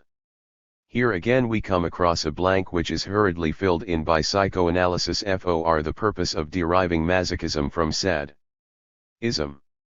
The fallacy is to treat as an ongoing process a state of affairs which must already obtain, which must already be presupposed for masochism to be possible. When guilt is experienced masochistically, it is already distorted, artificial and ostentatious. Similarly, the father is experienced as already abolished symbolically. In trying to fill in the gaps between masochism and sadism, we are liable to fall into all kinds of misapprehensions, both theoretical and practical or therapeutic. Hence our contention that masochism can be defined neither as erotogenic and sensuous, pleasure-pain, nor as moral and sentimental, guilt-punishment. Each of these definitions implies the possibility of any manner of transformation. Masochism is above all formal and dramatic. This means that its peculiar pleasure-pain complex is determined by a particular kind of formalism, and its experience of guilt by a specific story. In the field of pathology, every disturbance is characterized by gaps, and it is only by grasping at the structures demarcated by these gaps and taking the greatest care not to fill them in that we may hope to avoid the illusions of transformism, and to make progress in our analysis of the disturbance. Doubts about the unity and intercommunication of sadism and masochism are further reinforced when we come to Freud's second interpretation. The qualitative duality is now that of the life and the death instincts, eros, and then eidos. Let us immediately note, however, that the death instinct, which is a pure principle, can never be given as such. All that is given or can be given are combinations of the two instincts. Accordingly, the death instinct manifests itself in two different ways, depending on whether, under the action of eros, it is turned outward, sadism, or whether part of it remains as a residue libidinally bound within the organism, masochism. In the latter case we have masochism of the erotogenic type, which is primary and no longer derived from sadism. Vertilis, we reencounter the previous theory in terms of T earned around sadism, which produces the other types of masochism, T passive and the moral, and we are said once again, even more starkly, with our previous doubts. For it now appears that the passage from sadism to masochism implies not only the process of desexualization and resexualization but equally a diffusion of instincts as well as their combination. Both sadism and masochism imply that a particular quantity of libidinal energy be neutralized, desexualized, displaced, and put at the service of thanatos. Thus we never have a direct transformation of one instinct into another, but a displacement of cathectic energy. This is what Freud means by diffusion. He isolated two fundamental occurrences of diffusion, narcissism, and the formation of the superego. The whole problem lies in the nature of these processes of diffusion and in how they are related to the combination of the instincts, effusion. Everywhere we meet with a combination of the two instincts, but at the same time diffusion is at work everywhere. 110. Chapterx. Thedeatinstinct.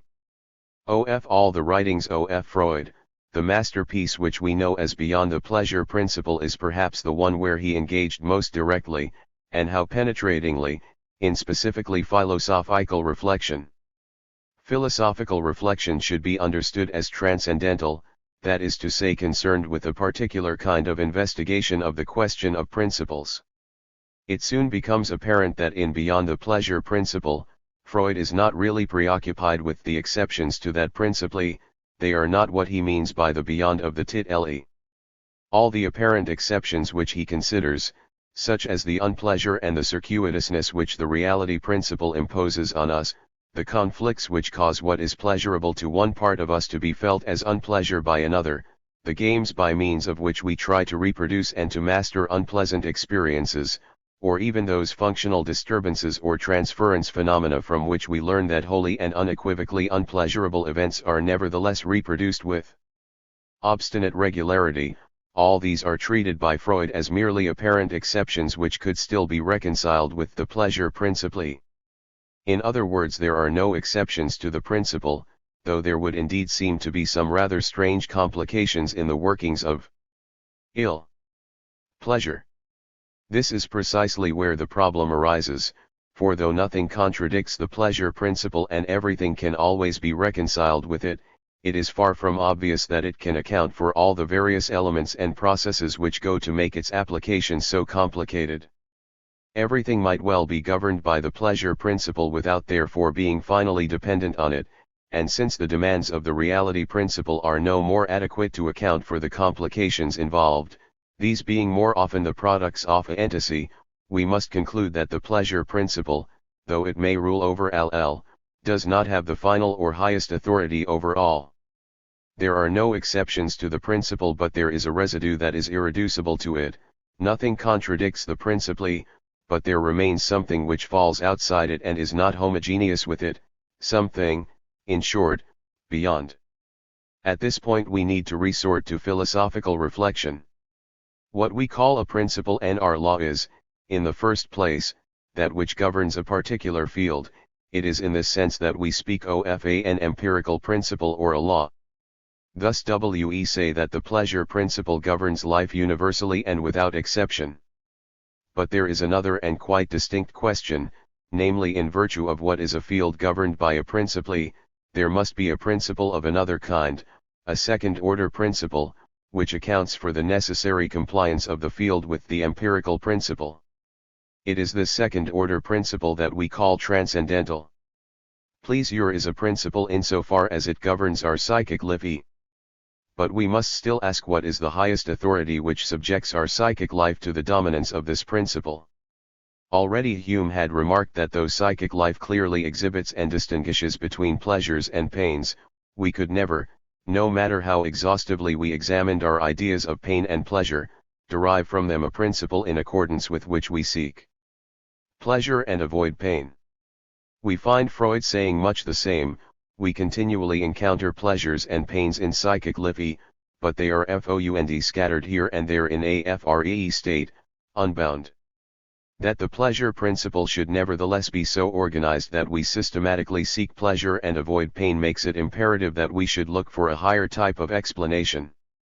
For there is in short something that the pleasure principle cannot account for and that necessarily falls outside it, namely its own particular status, the fact that it has dominance over the whole of psychic life.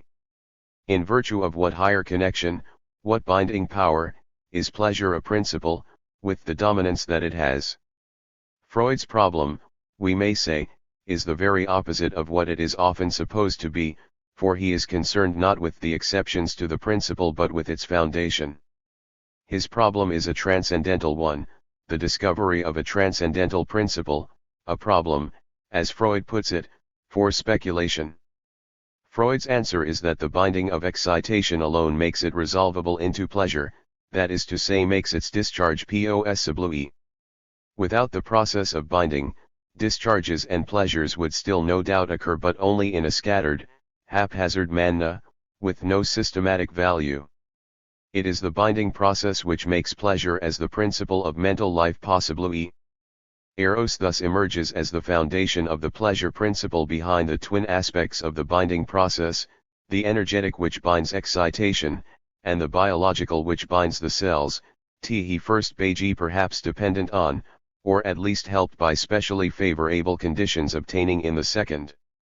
The binding action of Eros, which is constitutive of the pleasure principle may, and indeed must, be characterized as repetition in respect of excitation, and repetition of the moment of life, and the necessary union, necessary indeed even in the case of unicellular organisms. It is in the nature of a transcendental inquiry that we cannot break it off when we please. No sooner have we reached the condition or ground of our principle than we are hurled headlong beyond to the absolutely unconditioned, the groundless from which the ground itself emerged. Musil wrote, "What fearful power, what awesome divinity is repetition! It is the pull of the void that drags us deeper and deeper down like the ever-widening gullet of a whirlpool. For we knew it well all along, it was none other than the deep and sinful fall into a world where repetition drags one down lower and lower at each step. 38. We remarked earlier that repetition characterized the binding process inasmuch as it is repetition of the very moment of excitation, the moment of the emergence of life. Repetition is what holds together the instant, it constitutes simultaneity. But inseparable from this form of the repetition we must conceive of another which in its turn repeats what was before the instant. Before excitation disturbed the indifference of the inexcitable and life stirred the inanimate from its sleep. How indeed could excitation be bound and thereby discharged except by this double action of repetition, which on the one hand binds the excitation and on the other tends to eliminate it? Beyond eros we encounter then eidos, beyond the ground the abyss of the groundless, beyond the repetition that links, the repetition that erases and destroys. It is hardly surprising that Freud's writings should be so complex. Sometimes he suggests that repetition is one and the same agency, acting now demonically, how beneficently, in then eidos and in eros. Elsewhere he contradicts this by insisting on the strictest qualitative difference between eros and then eidos, the difference being that between union, the construction of ever larger units, and destruction.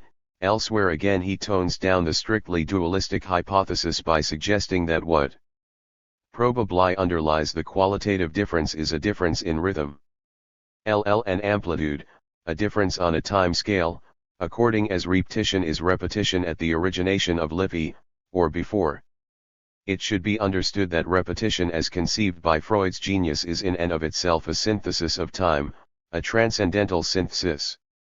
It is at once repetition of before, during and after, that is to say it is a constitution in time of the past, the present and even the future. From a transcendental viewpoint, past, present, and future are constituted in time simultaneously, even though, from the natural standpoint, there is between them a qualitative difference, the past following upon the present and the present upon the future. Hence the threefold determination which we brought out in Freud's treatment, a monism, a qualitative dualism and a difference in rhythm. If it is possible to add the futur, i.e., after, to the other two dimensions of repetition, i.e., before and during, it is because these two correlative structures cannot constitute the synthesis of time without immediately opening up to and making for the possibility of a future in time. To repetition that binds, constituting the present, and repetition that erases, constituting the past, we must add a third, that saves or fails to save, depending on the modes of combination of the other two. Hence the decisive role of transference as a progressive repetition which liberates and saves, or fails. We saw that repetition came before the pleasure principle as the unconditioned condition of the principle.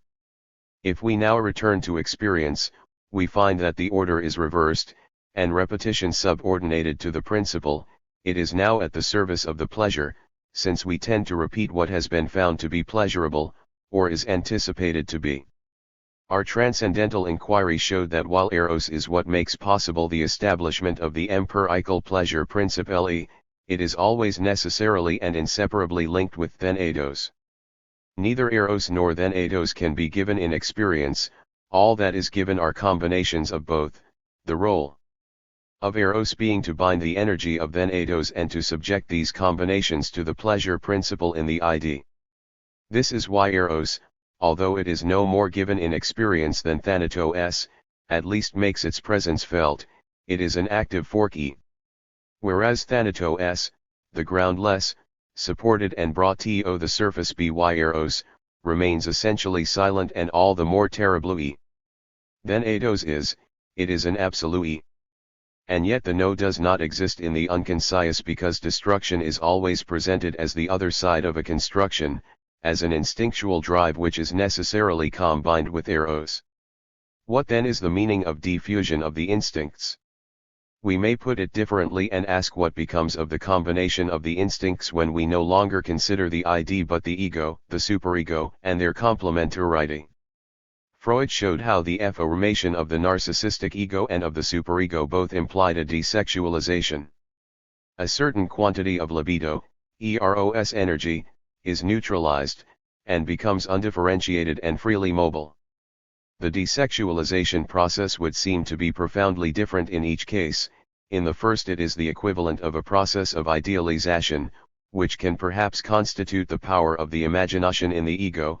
In the second it is the equivalent of identification, which would constitute the power of thought in the superego. Desexualization has two possible effects on the workings of the pleasure principle. Either it introduces functional disturbances which affect the application of the principle, or else it promotes a sublimation of the instincts whereby pleasure is transcended in favor of gratifications of a different kind. In any case it would be a mistake to view diffusion in terms of invalidation of the pleasure principle, as though the combinations that are subject to it were destroyed in favor of the emergence of eros and then eidos in their pure form. Diffusion, with respect to the ego and the superego, simply means the formation of this freely mobile energy within. LL6. The various combinations. The pleasure principle in itself is not in the least invalidated, however serious the disturbances which may affect the function responsible for its application.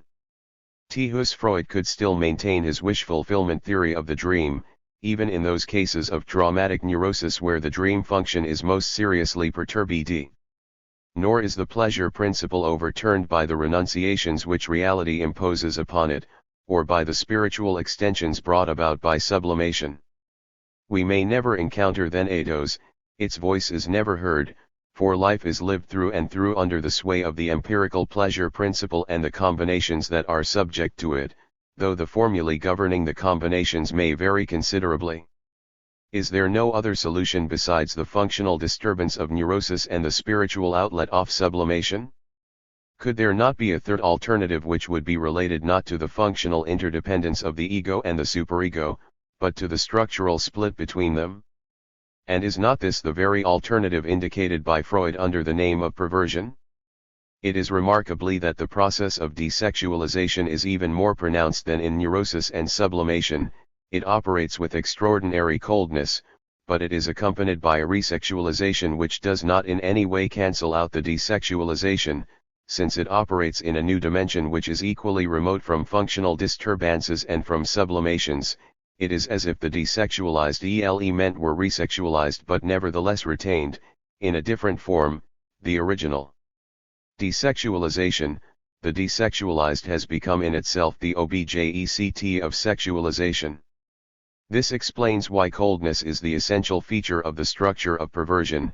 It is present both in the apathy of the sadist, where it figures as theory, and in the ideal of the masochist, where it figures as fantasy. The deeper the coldness of the desexualization, the more powerful and extensive the process of perverse resexualization, hence we can 117. Not define perversion in terms of a mere failure of integration. Sacher tried to demonstrate that no passion, whether it be political ambition, avariciousness, etc., is free from lust, not that lust is their mainspring but rather that it arises at their culmination, when it becomes the agent of their instantaneous resexualization. Juliet, when she discoursed on how to maximize the power of sadistic projection, began by giving the following advice: for a whole fortnight abstain from all lustful behavior, distract and entertain yourselves with other things. Although the coldness of the masochist is totally different from the sadists, the desexualization process in masochism is equally the precondition of instantaneous resexualization, as a result of which all the passions of man, whether they concern property, money, the state, etc., are transformed and put at the service of masochism. The crucial point is that resexualization takes place instantaneously, in a sort of leap. Here again, the pleasure principle is not overthrown, but retains its full empirical dominancy. The sadist derives pleasure from other people's pain, and the masochist from suffering pain himself as a necessary precondition of pleasure. Nietzsche stated the essentially religious problem of the meaning of pain and gave it the only fitting answer: if pain and suffering have any meaning, it must be that they are enjoyable to someone. From this viewpoint there are only three possibilities. The first, which is the normal one, is of a moral and sublime character. it states that pain is pleasing to the gods who contemplate and watch over man. The other two are perverse and state that pain is enjoyable either to the one who inflicts it or to the one who suffers it. It should be clear that the normal answer is the most fantastic, the most psychotic of the three. So far as the structure of perversion is concerned, given that the pleasure principle must retain its dominance here as elsewhere, we must ask what has happened to the combinations which are normally subject to the principle. What is the significance of the resexualization, the leap? Earlier we became aware of the particular role played by the function of reiteration in masochism no less than in sadism. It takes the form of quantitative accumulation and precipitation in sadism and qualitative suspense and freezing in masochism. In this respect the manifest content of the perversion is liable to obscure the deeper issues, for the apparent link of sadism with pain and the apparent link of masochism with pain are in fact subordinate to the function of reiteration. Evil as defined by Sacher is indistinguishable from the perpetual movement of raging molecules.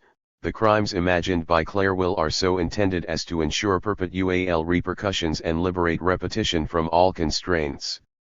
Again, in Saint Faun's system, the value of punishment lies solely in its capacity for infinite reproduction through the agency of destructive molecules. In another context we noted that masochistic pain depends entirely on the phenomenon of waiting and on the functions of repetition and reiteration which characterize waiting. This is the essential point.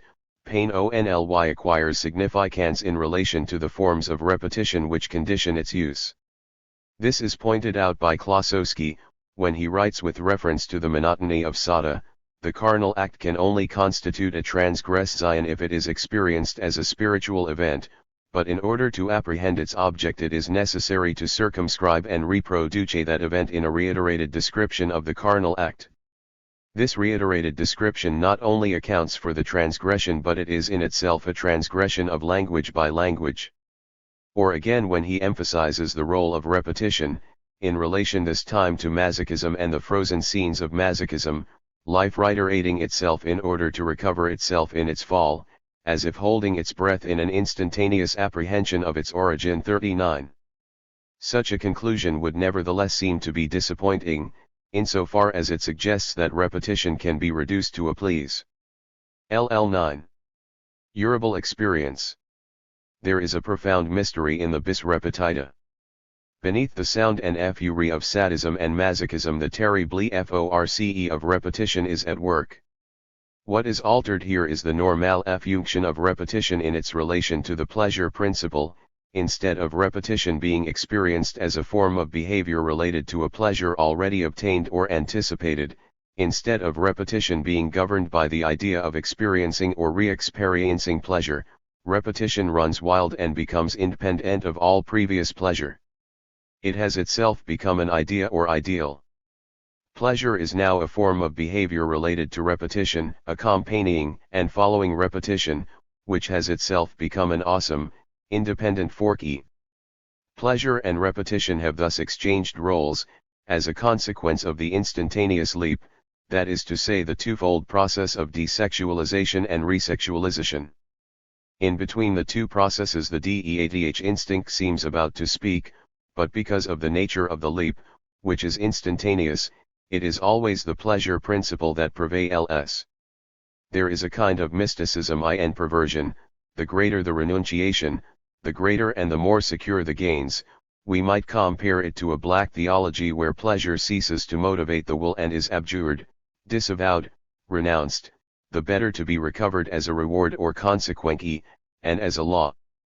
The formula of perverse mysticism is coldness and comfort, the coldness of desexualization, on the one hand, and the comfort of resexualization, on the other, the latter being clearly illustrated by Sacher's characters. As for the anchoring of sadism and masochism in pain, this cannot really be understood so long as it is considered in isolation. Pain in this case has no sexual significance at all. On the contrary, it represents a desexualization which makes repetition autonomous and gives it instantaneous sway over the pleasures of resexualization. Eros is desexualized and humiliated for the sake of a resexualized thanatos. In sadism and masochism there is no 120. Mysterious link between pain and pleasure.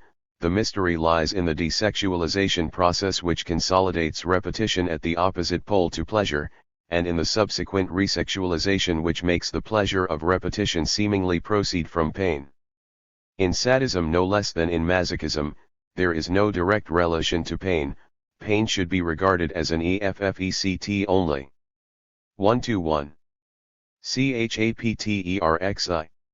Sad isticsuperegoand. Masoch is ticego. If we consider the psychoanalytic interpretation of the derivation of masochism from sadism, here being in this respect no great difference between Freud's two interpretations, in the first the existence of primary masochism is implied, despite his assertion to the contrary.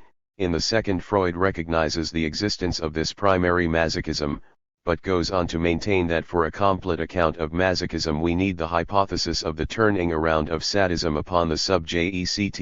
It would appear that the sadist superego is singularly weak, while the masochist suffers from an overwhelming superego which causes sadism to be turned against the ego. Other psychoanalytic interpretations which do not link the process of turning around with the superego should nevertheless be seen either as attempts to complement the Freudian theory, or as variants of it, insofar as they retain the general hypothesis of a reversal of sadism and with it that of a sadomasochistic entity. To simplify matters, we may therefore consider the theory which posits an original aggressive instinct followed by the turning around of aggression upon the subject through the agency of the superego.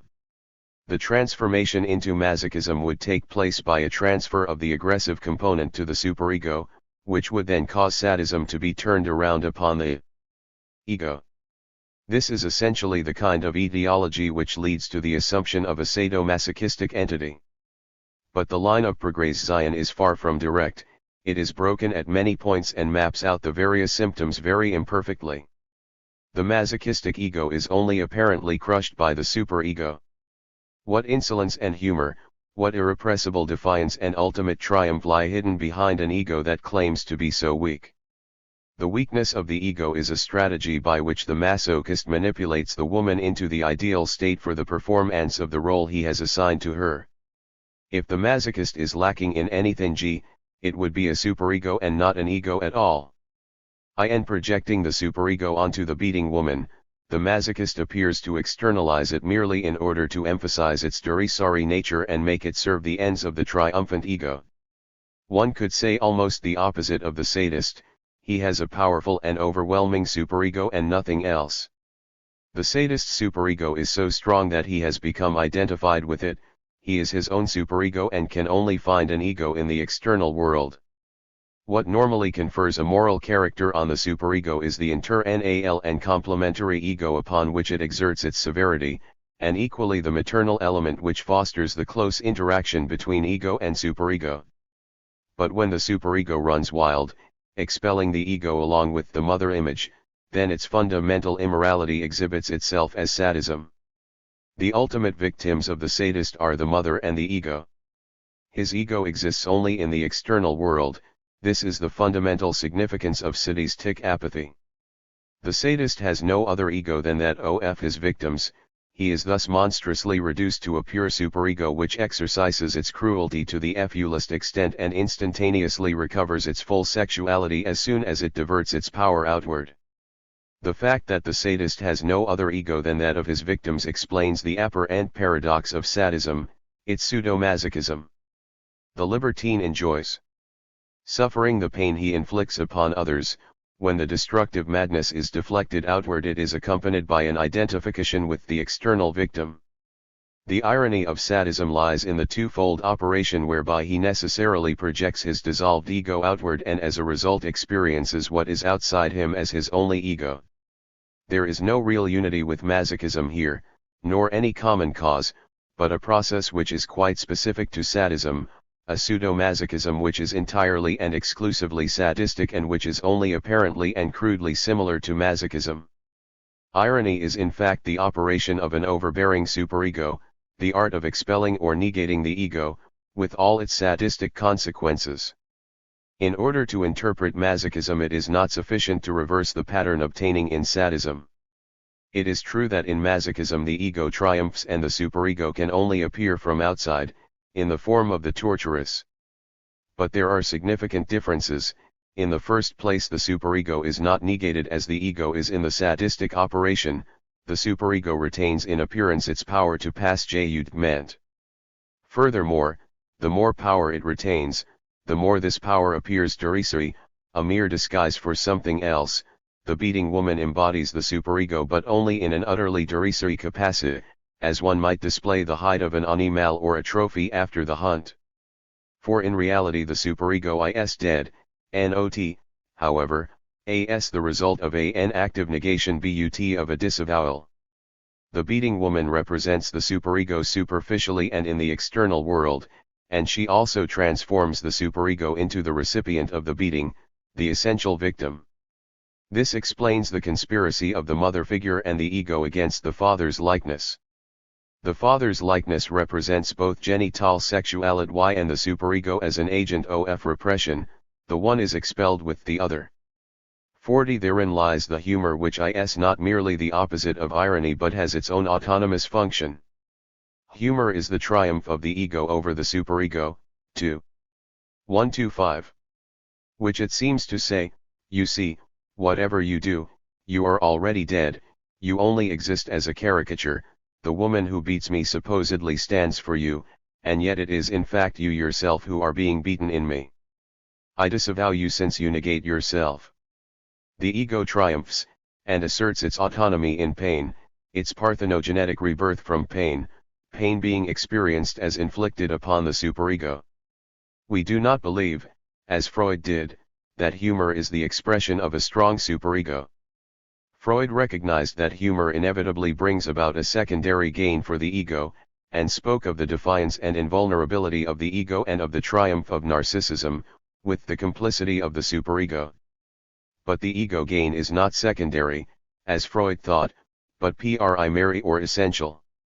We should be falling into the trap of humor if we were to take literally the picture it gives of the superego, for this picture is intended to laugh away and disavow the superego, the very prohibitions of the superego becoming the preconditions for obtaining the forbidden pleasure.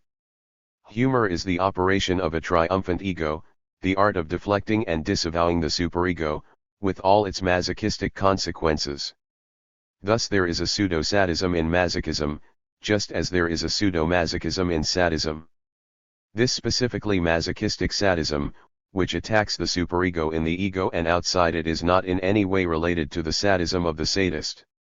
There is a progression in sadism from the negative to negation, that is, from the negative as a partial process of destruction endlessly reiterated, to negation as an absolute idea of reason. It is indeed the vicissitudes of the superego in sadism which account for this progression. Insofar as the sadistic superego expels the ego and projects it into its victims, it is always faced with the task of destroying something outside itself again and again. Insofar as it specifies or determines a peculiar ego ideal, identify cation with its victims, it must add up and totalize all the par. 126. Tile processes in an attempt to transcend them toward an idea of pure negation which constitutes the cold purity of thought in the superego. Thus the superego represents the apex of the desexualization process specific to sadism. The operation of totalizing extracts a neutral or displaceable energy from the combinations in which the negative only features as partial process. But at the culmination of desexualization a total resexualization takes place, which now bears on the neutral energy or pure thought. This is why the demonstrative impetus, and the speculative speeches and statements which embody this energy are not extraneous complications of Sada's novels, but the essential components of the instantaneous operation on which the whole of sadism is based. The essential operation of sadism is the sexualization of thought and of the speculative process as such, insofar as these are the product of the superego. In Masochism we find a progression from disavowal to suspense, from disavowal as a process of liberation from the pressures of the superego to suspense as incarnation of the ideal. Disavowal is a qualitative process that transfers to the oral mother the possession and privileges of the phallus. Suspense points to the new status of the ego and to the ideal of rebirth through the agency of the maternal phallus.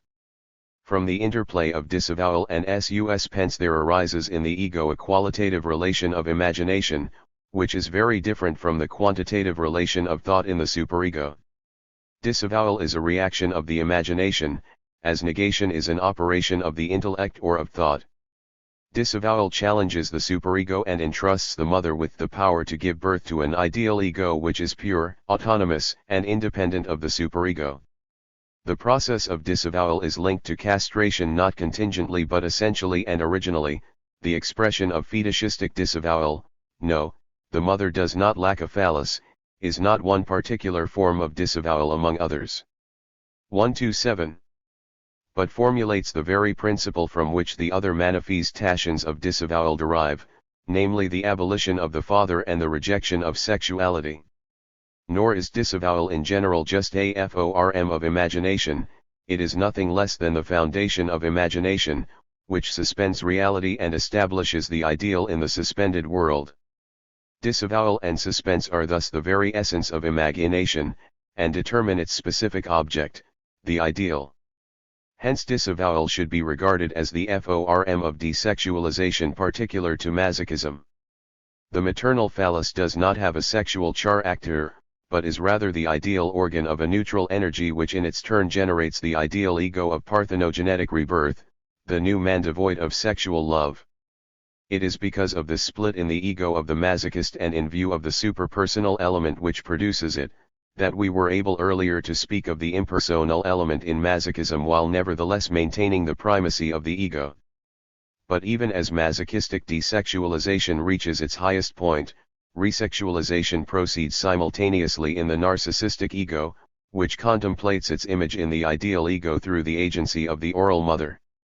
The cold purity of thought in sadism stands in contrast to the iciness of imagination in Masochism. As Rake and Dickhat ed., it is fantasy which must be regarded as the primary theater of Masochism. In sadism the dual process of desexualization and resexualization manifests itself in thought and finds expression in the demonstrative thrust. In Masochism, on the other hand, the twofold process manifests itself in the imagination and finds expression in the dialectical movement. The dialectical element is in the relation between the narcissistic ego and the ideal ego, this relation itself being conditioned by the image of the mother, which introduces the mythical dimension. The etiological fallacy of the unity of sadism and masochism may perhaps be due to an erroneous interpretation of the nature of the ego and the superego and of their interrelations. The 128. Superego is in no way an agency that turns sadism into masochism. The structure of the superego falls essentially within sadism. Desexualization or even diffusion are not by any means modes of transition, as implied by the sequence of a sadism of the ego followed by desexualization in the superego, followed in turn by resexualization in the masochistic ego. Sadism and masochism both possess their integral and particular form of desexualization and resexualization. Their respective connections with pain are a function of formal conditions which are entirely different in each case. Nor can it be said that the DEATHI instinct ensures the unity and intercommunication of the two perversions. It is undoubtedly the common mold in which both sadism and masochism present themselves, but it remains external and transcendent to them, a limiting agency which can never be given in experience. However, while the death instinct is never actually given, it becomes an object for thought in the superego in sadism and for the imagination in the ego in masochism. This responds to Freud's observation that it is only possible to speak of a DEATHI instinct in speculative or in mythical terms. With regard to the death instinct, sadism and masochism are differentiated in every possible way, they have intrinsically different structures and are not functionally related, they cannot be transformed into each other. In short, the true nature of sadism and of masochism is revealed not in any supposed genetic derivation but in the structural ego-superego split, which occurs differently in each of them. Daniel Lagache recently emphasized the possibility of such a split between the ego and the superego. He distinguishes and even contrasts the narcissistic ego-ideal ego system and the superego ego-ideal system. Either the ego undertakes a mythical operation of idealization, in which the mother image serves as a mirror to reflect and even produce the ideal ego as a narcissistic ideal of omnipotency, or else it launches into speculative 129 identification and uses the father image to produce a superego, which in turn appoints an ego ideal as an ideal of authority, which brings into play forces from outside the subject's narcissistic ego. 41 Of course, the polarity of ego and superego, ideal ego and ego ideal, and the types of desexualization corresponding to them may occur together in a structural wholly, where they give rise not only to a great variety of forms of sublimation, but equally to the most serious functional disturbances. Thus Lagache can interpret mania in terms of the functional dominance of the superego ego ideal. But even more significant is the possibility that these two poles of desexualization should operate within the differentiated or dissociated structures of perversions and bring about a perverse resexualization which confers upon each a complete structural self-sufficiency. Masochism is a story that relates how the superego was destroyed and by whom, and what was the sequel to this destruction. Sometimes the story is misunderstood and one is led to think that the superego triumphs at the very point when it is dying. This is the danger in any story, with its unavoidable gaps. The masochist is saying, with all the weight of his symptoms and his fantasies, once upon a time there were 3 women. He tells of the war they wage on one another, resulting in the triumph of the oral mother. He introduces himself into this age-old story by means of a very specific act, the instrument of which is the modern contract, with the most curious consequences, for he abjures the father's likeness and the sexuality which it confers, and at the same time challenges the father image as the repressive author ity which regulates the sexuality and which is constitutive of the superego. In opposition to the institutional superego, he now establishes the contractual partnership between the ego and the 130 oral mother. Intermediate between the first mother and the third mother, or lover, the oral mother functions as an image of death, holding up to the ego the cold mirror of its twofold regeneration. But death can only be imagined as a second birth, a parthenogenesis from which the ego reemerges, liberated from the superego as well as from sexuality. The reflection of the ego in and through death produces the ideal ego in the conditions of independence and autonomy which obtain in masochism. The narcissistic ego contemplates the idej.l ego in the maternal mirror of death. Such is the story begun by Cain with the aid of Eve, continued by Christ with the aid of the Virgin Mary, and revived by Sabbatai with the help of Miriam, and such is the masochistic visionary, with his prodigious vision of the death of God.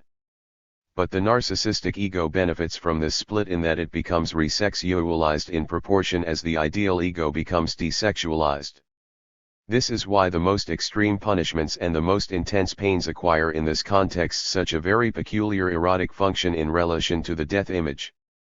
They represent on the one hand, in the ideal ego, the desexualization process which liberates it both from the superego and from the father's likeness, and on the other hand, in the narcissistic ego, the resexualization that allows it to enjoy the pleasures that the superego forbids. Sadism likewise tells a story. It relates how the ego, in an entirely different context and in a different struggle, is beaten and expelled, how the unrestrained superego assumes an exclusive role, modeled on an inflated conception of the father's role, the mother and the ego becoming its choice victims. Desexualization, now represented by the superego, ceases to be of a moral or moralizing character, since it is no longer directed upon an inner ego but is turned outward, upon external victims who take on the quality of the reject Q ego. The death instinct now assumes the character of a devotee of a fearful nature, an idea of 131. Coldnessandcruelty. Demonstrative reason, and resexualization bears on the ego ideal of the sadistic thinker, who thus turns out to be in every way the opposite of the masochistic visionary. Indeed, he recounts a different story altogether. We have merely been trying to demonstrate the following: it is always possible to speak of violence and cruelty in sexual behavior and to show that these phenomena can be combined with sexually in different ways. It is always possible, furthermore, to contrive means of passing from one combination to another. It is assumed that the same person enjoys both undergoing pain and inflicting it, and imaginary points of turning back and turning around are accordingly set up and applied to an extensive and ill-defined whole.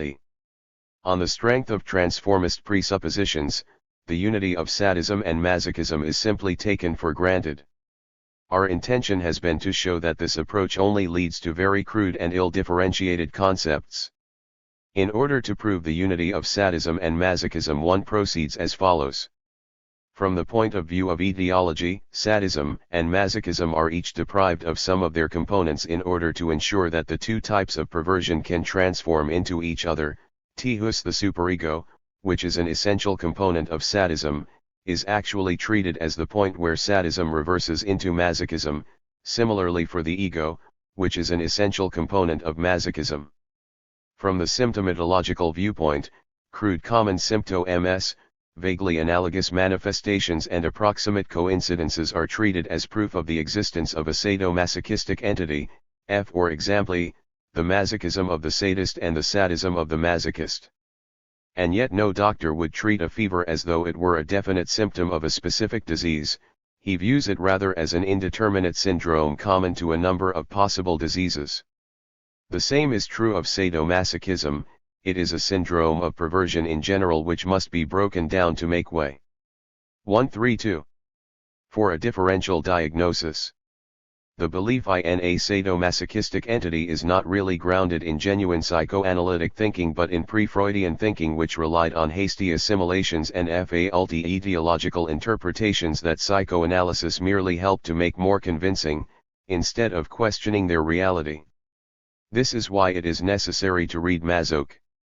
His work has sufficiently read from unfair neglect, when we consider that Sacher has been the object of such penetrating studies both in the field of literary criticism and in that of psychoanalytic interpretation, to the benefit of both. But it would be equally unfair to read Masoch with Sacher in mind, and with the intention of finding in his work a proof or verification that sadism effectively reverses into masochism, even if masochism in turn evolves toward a form of sadism. The genius of Sacher and that of Masoch are poles apart, their worlds do not communicate, and as novelists their techniques are totally different. Sacher expresses himself in a form which combines obscenity in description with rigor and apathy in demonstration, while the art of Masoch consists in multiplying the disavowals in order to create the coldness of aesthetic suspense. There is no reason to suppose that Masoch would suffer from such a confrontation. Influenced by his Slavic background and by German Romanticism, Masoch makes use of all the resources of fantasy and suspense rather than of the romantic dream. By his techniques alone he is a great writer, by his use of folklore he manages to tap the forces of the myth, just as Sacher was able to achieve the full power of demonstration by his use of descriptions. The fact that their names have been linked with two basic perversions should remind us that diseases are named after their symptoms rather than after their causes. Etiology, which is the scientific or experimental side of medicine, must be subordinated to symptomatology, which is its literary, artistic aspect. Only on this condition can we avoid splitting the semiological unity of a dis. 133. Turbance, or uniting very different disturbances under a misbegotten name, in a whole arbitrarily defined by nonspecific causes. Sadomasochism is one of these misbegotten names, a semiological howler. We found in every case that what appeared to be a common sign linking the two perversions together turned out on investigation to be in the nature of a mere syndrome which could be further broken down into irreducibly specific symptoms of the one or the other perversion. Let us now try to summarize the results of our inquiry. 1. Sadism is speculative demonstrative, masochism dialectical imaginative. 2. Sadism operates with the negative and pure negation, masochism with disavowal and suspension. 3. Sadism operates by means of quantitative reiteration, Masochism by means of qualitative suspense. 4. There is a Masochism specific to the sadist and equally a sadism specific to the masochist, the one never combining with the other. 5. Sadism negates the mother and inflates the father, masochism disavows the mother and abolishes the father. 6. The role and significance of the fetish, and the function of the fantasy are totally different in each case. 7. There is an aestheticism in masochism, while sadism is hostile to the aesthetic attitude. 8. Sadism is institutional, masochism contractual. 9. In sadism the superego and the process of identification play the primary role. Masochism gives primacy to the ego and to the process of idealization. 10. Sadism and masochism exhibit totally different forms of desexualization and resexualization. 11. Finally, summing up all these differences, there is the most radical difference between sadistic apathy and masochistic coldness. These 11 propositions taken together should account not only for the differences between sadism and masochism, but equally for the differences in the literary techniques and in the art of Sacher and Masoch. Venus in Furs. Leopoldvonsacher, Masoch. The Lord hath smitten him by the hand of a woman. Book of Judith, 16.7. I was in delightful company. The lady who sat facing me across the massive Renaissance fireplace was none other than Venus. She was no demi-mondaine who had taken a pseudonym to wage war upon the masculine sex, but the goddess of love in person. She had lit a crackling fire and was settled in a comfortable armchair. The firelight flickered over her pale face, her white eyes, and from time to time her feet when she sought to warm them. Her head was magnificent in spite of the stony, lifeless eyes, but this was the only part of her that I was able to see, for the sublime creature had wrapped her marble body in a great fur beneath which she was huddled like a shivering cat. I do not understand, madam, I ventured. It is no longer cold, in fact the past 2 weeks have been delightfully spring-like. It must be your nerves. You may keep your springy, she replied in a toneless voice, and then sneezed divinely twice over. I cannot stand it here, and I am beginning to see why. What, my dear? I am beginning to believe the incredible and understand the incomprehensible, namely the philosophy of the German people and the qualities of their womenfolk. It no longer surprises me in the least that you Northerners are unable to love, for you have not an inkling what love is about. I beg your pardon, madam, I replied, my blood rising, I have really given you no reason to speak in this way. No, it is true, you have not. The Divine One sneezed for the 3rd time and shrugged her shoulders with inimitable grace. That is why I have always been kind to you, and have even paid you a visit now and then, although I invariably catch cold in spite of my furs. Do you remember the first time we met? How could I forget it? I said. You had thick brown curls then, brown eyes and rosy lips, but I recognized you at once by the outline of your face and its marble pallor. You always wore a jacket trimmed with squirrel. Yes, you were truly in love with that jacket, and what an attentive suitor. You taught me the meaning of love. Worshipping you made me forget 2,000 years of history.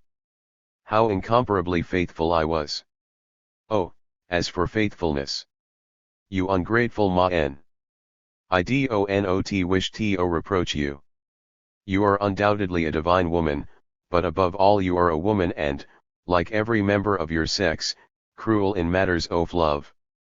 What you call cruelty, the goddess of love retorted, is the very substance of sensual and natural love. It is woman's true nature to give herself wherever she loves and to love whatever pleases her. But can there be greater cruelty for a lover than a beloved's infidelity? Alas, she replied, woman is faithful as long as she loves, but you demand that she be faithful without love and give herself without enjoyment. Who is cruel then, woman or man? You Northerners take love too seriously. Why you speak of duty where it is purely a question of pleasure.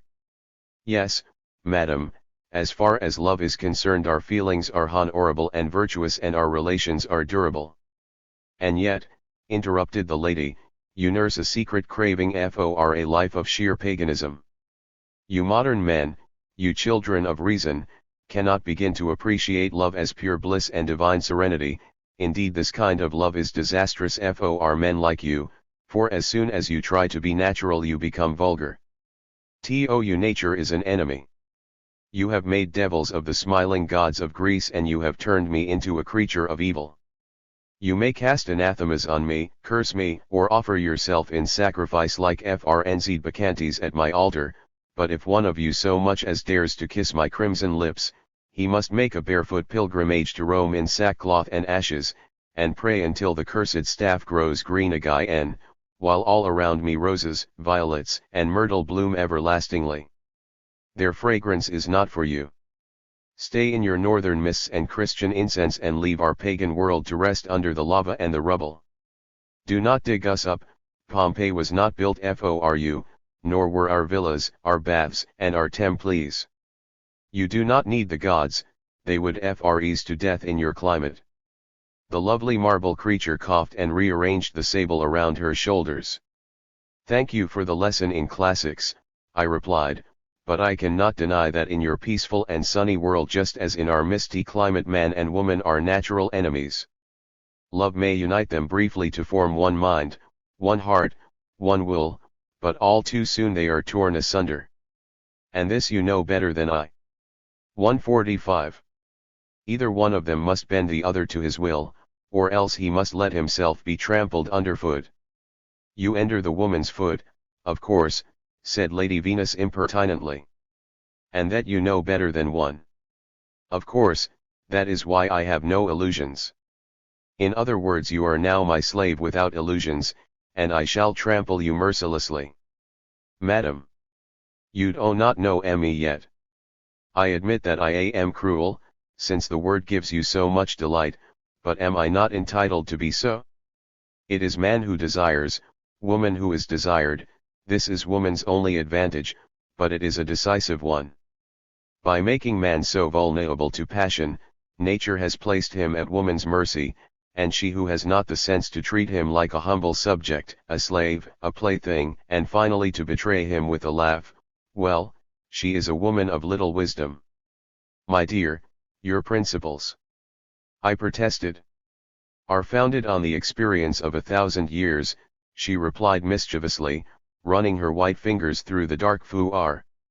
The more submissive woman is, the more readily man recovers his self-possession and becomes domineering, but the more cruel and faithless she is, the more she ill-treats him, the more wantonly she toys with him, and the harsher she is, the more she quickens his desire and secures his love and admiration. It has always been so, from the time of Helen and Delilah all the way to Catherine the Great and Lola Montez. I cannot deny it, I said. Nothing could be more attractive to man than the idea of a beautiful tyrant, both voluptuous and cruel, who insolently and inconsistently changes her favorite to suit her humor. And where's yours, said the goddess. What made you think of that? I know your tastes. Are you aware, I said, that you have become quite a coquette since we last met? What do you mean by that? I mean that I can think of nothing more extravagantly flattering to your white skin than these dark furs.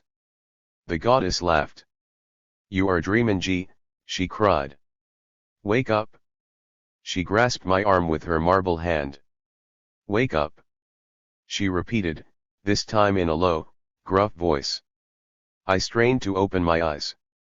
I could see the hand that was shaken me, but suddenly it turned a tawny brown, and the voice became the husky alcoholic voice of my Cossack, who stood towering above me. Do get up, said the good fellow, this is disgraceful. What is disgraceful? To fall asleep with your clothes on and a book in your hand. He snuffed the candles which had burned right down and picked up the volume that had fallen from my hand. He looked at the title page, aha, Hegel. Besides, it is time we left for Mr. Severin's, he is expecting us for tea. Asterisk. A very curious dream, said Severin, when I had finished my tale. He sat with his elbows on his knees, his chin resting in his delicately veined hands, lost in deep thought. As I expected, he remained for a long while without moving, almost without breathing. I found nothing remarkable in his behavior, for over the last 3 years we had become very good friends and I was used to his eccentricities. He was undoubtedly an odd character, although he was not the dangerous madman that his neighbors and indeed the whole district of Cologne considered him to be. Not only did I find him interesting but I had a great liking. 147. For him, and consequently I too was regarded by many people as a trifle mad. For a Galician gentleman and a landowner, especially considering his age, he was barely 30, he was surprisingly lucid and serious almost to the point of pedantry. He followed a rigorous philosophical and practical system, each minute of his life obeyed the dictates of the thermometer, the barometer, and the aerometer, the hydrometer, Hippocrates, Hufeland, Plato, Nigga, and Lord Chesterfield. Occasionally, however, he was subject to attacks of such violence that he seemed about to burst through the very walls. At such times people would wisely avoid him. While he sat there in silence one could hear the faint singing of the fire, the humming of the venerable samovar, the creak of the old rocking chair on which I sat smoking my cigar, and the chirrup of the cricket in the wall. I let my gaze wander over the curious collection of objects, skeletons of animals, stuffed birds, globes, plaster casts. Suddenly my eyes alighted on a picture that I had often seen before but which today in the red glow of the fire made a particularly strange impression on me. It was a large oil painting done in the powerful colors of the Flemish school, and its subject was quite unusual. A beautiful woman, naked beneath her dark furs, was resting on an ottoman, supported on her left arm. A playful smile hovered on her lips and her thick hair was tied in a Grecian knot and dusted with snow-white powder.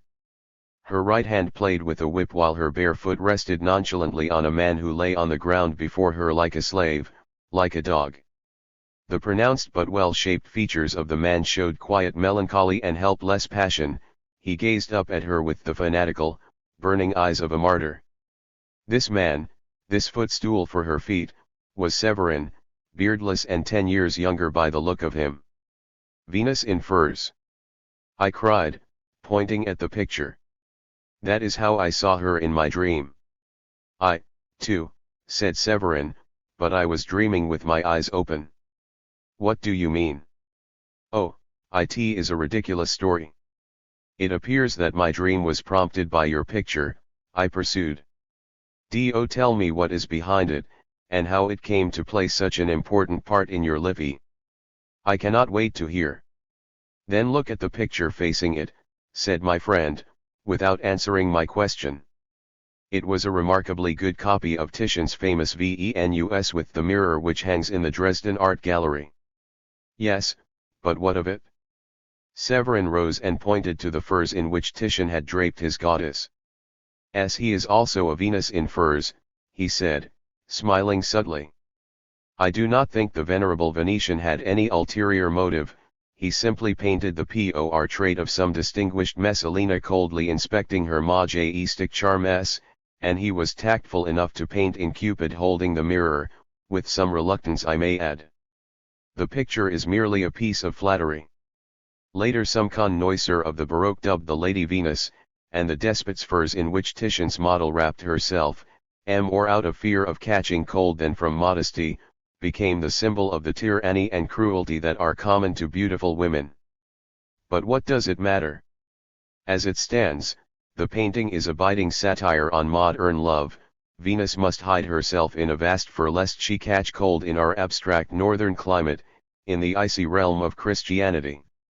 Severin laughed and lit another cigarette. Just then the door opened and a pretty, plump blonde with an amiable and intelligent air, wearing a black silk dress, trotted in with a tray of cold meat and eggs for our tea. Severin picked up an egg and opened it with his nippy. Did I not tell you that I wanted them soft-boiled? He shouted. 149. With a violence that made the young woman quake with fear. But my dear Sochu, she began fearfully. What do you mean, Sochu? He shouted. You are to obey, do you hear? Whereupon he tore down a knout that was hanging beside his weapons. The pretty woman fled from the room like a frightened doe. "Let me catch you doing that again," he shouted after her. "But, Severin," I said, placing my hand on his arm, "how can you treat a lovely little woman like that? Take a look at her," he said, with a sly wink. "If I had flattered her she would have tied a noose around my neck, but because I train her with a knout she worships me.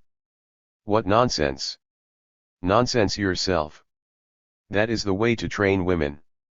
You may live like a pasha in your harem if you choose, but do not foist your theories on me." "Why not?" he exclaimed. Goethe's words, "Be the anvil or be the hammer," are never more true than when applied to the relations between man and woman.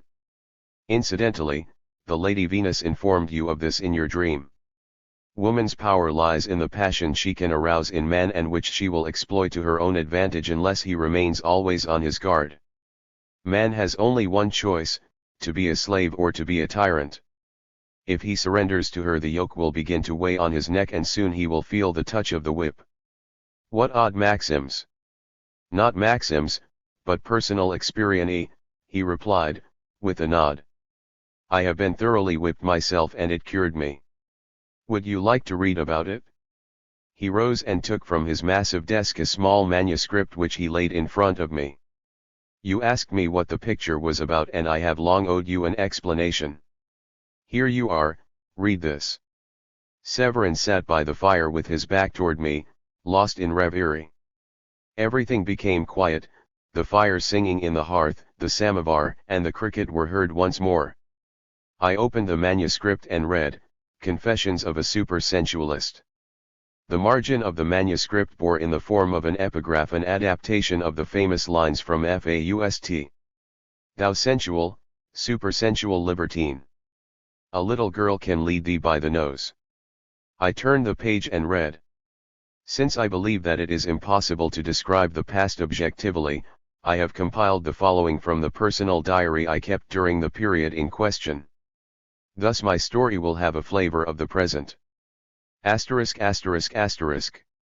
Gogol, the Russian Molière, once wrote, I cannot remember where, the true muse of comedy is a woman with tearful eyes under a smiling mask. Remarkable. A strange feeling comes over me as I write these words. The air seems laden with intoxicating smells that make my head spin and ache, the smoke of the fire rises in spirals that turn into figures, gray-bearded gnomes point at me mockingly, chubby cupids ride on the back of my chair and climb onto my knee. I smile in spite of myself, I even laugh aloud when I think of my adventures. And yet I am writing with no ordinary ink but with the red blood that drips from my heart, the wounds that were healed long ago have opened up again and throb with pain, now and then a tear falls onto the page. The days drift aimlessly by in the little Carpathian health resort. I see nobody and nobody sees me. It is so dull here that one might take to writing idylls. There would be time enough to fill a gallery with paintings, or write enough plays for a whole season, enough trios and duets for a dozen virtuosi, but when it comes to the point all that I manage to do is to stretch the canvas, smooth the bow and line the music paper. For the truth is, no false modesty, Severin, you can deceive others but alas, not yourself. I am nothing but a dilettante, an amateur in painting, poetry, and music and in all the arts that are supposed to be unprofitable but that can nevertheless earn one the income of a cabinet minister or even of a minor potentate. The truth is that I am an amateur in livy. Up to now I have lived exactly as I have painted and written poetry, that is, I have never progressed far beyond the first brush stroke, the outline of the plot, the first stanza. Some people begin everything and finish nothing, I am one of those. But let's get to the point. I lie on my window seat, gazing at the setting of my despair, savoring its poetry, before me, a breathtaking view of the blue mountains bathed in a mist of golden sunlight and veined with silver torrents. How clear the sky is, with its towering snowy domes. How green and fresh the wooded slopes and meadows where small herds are grazing, down to the tawny waves of corn where the reapers stoop and rise rhythmically. The house where I am staying is in a sort of park, or forest, or wilderness, whatever it may be, and is very isolated. Its only other inhabitants are a widow from Lwów and the landlady, Mad. Arn Tartakowska, a little old woman who grows older and smaller each day, an aged dog with a lame leg and a kitten that plays endlessly with a ball of yarn. The ball, I believe, belongs to the lovely widow. The widow is said to be very beautiful, still young, 24 at the most, and very rich too. She lives on the first floor, her green shutters are always drawn and her balcony is overgrown with green creepers. I occupy the ground floor, and the garden affords a pleasant leafy bower where I read, write, paint, and sing like a bird on the tree. I can see what is happening on the balcony, and sometimes I catch sight of a white gown gleaming through the thick tangle of foliage. And yet the beautiful woman up there does not really interest me, for I am enamored of another. My love is quite without hope, and I am far more miserable than the Knight of Toggenburg or the Chevalier in Manenlescott. My beloved is made of stone. In the garden, or rather the small neglected park, there is a charming meadow where a few does graze peacefully. In its center stands a statue of Venus, the original of which I believe is in Florence. This Venus is the most beautiful woman I have ever seen.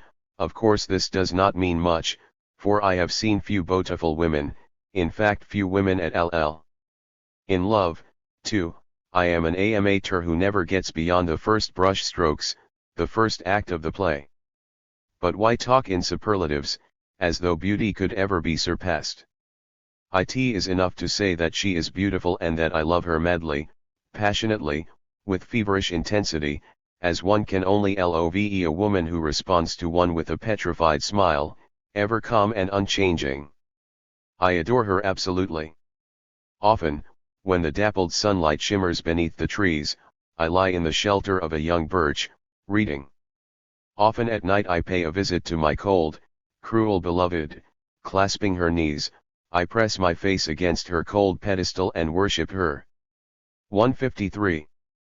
The rising moon, which just now is waxing, creates an indescribable effect. It swims between the trees and floods the meadow with a silvery sheen. The goddess, as if transfigured, seems to bathe in the soft glow.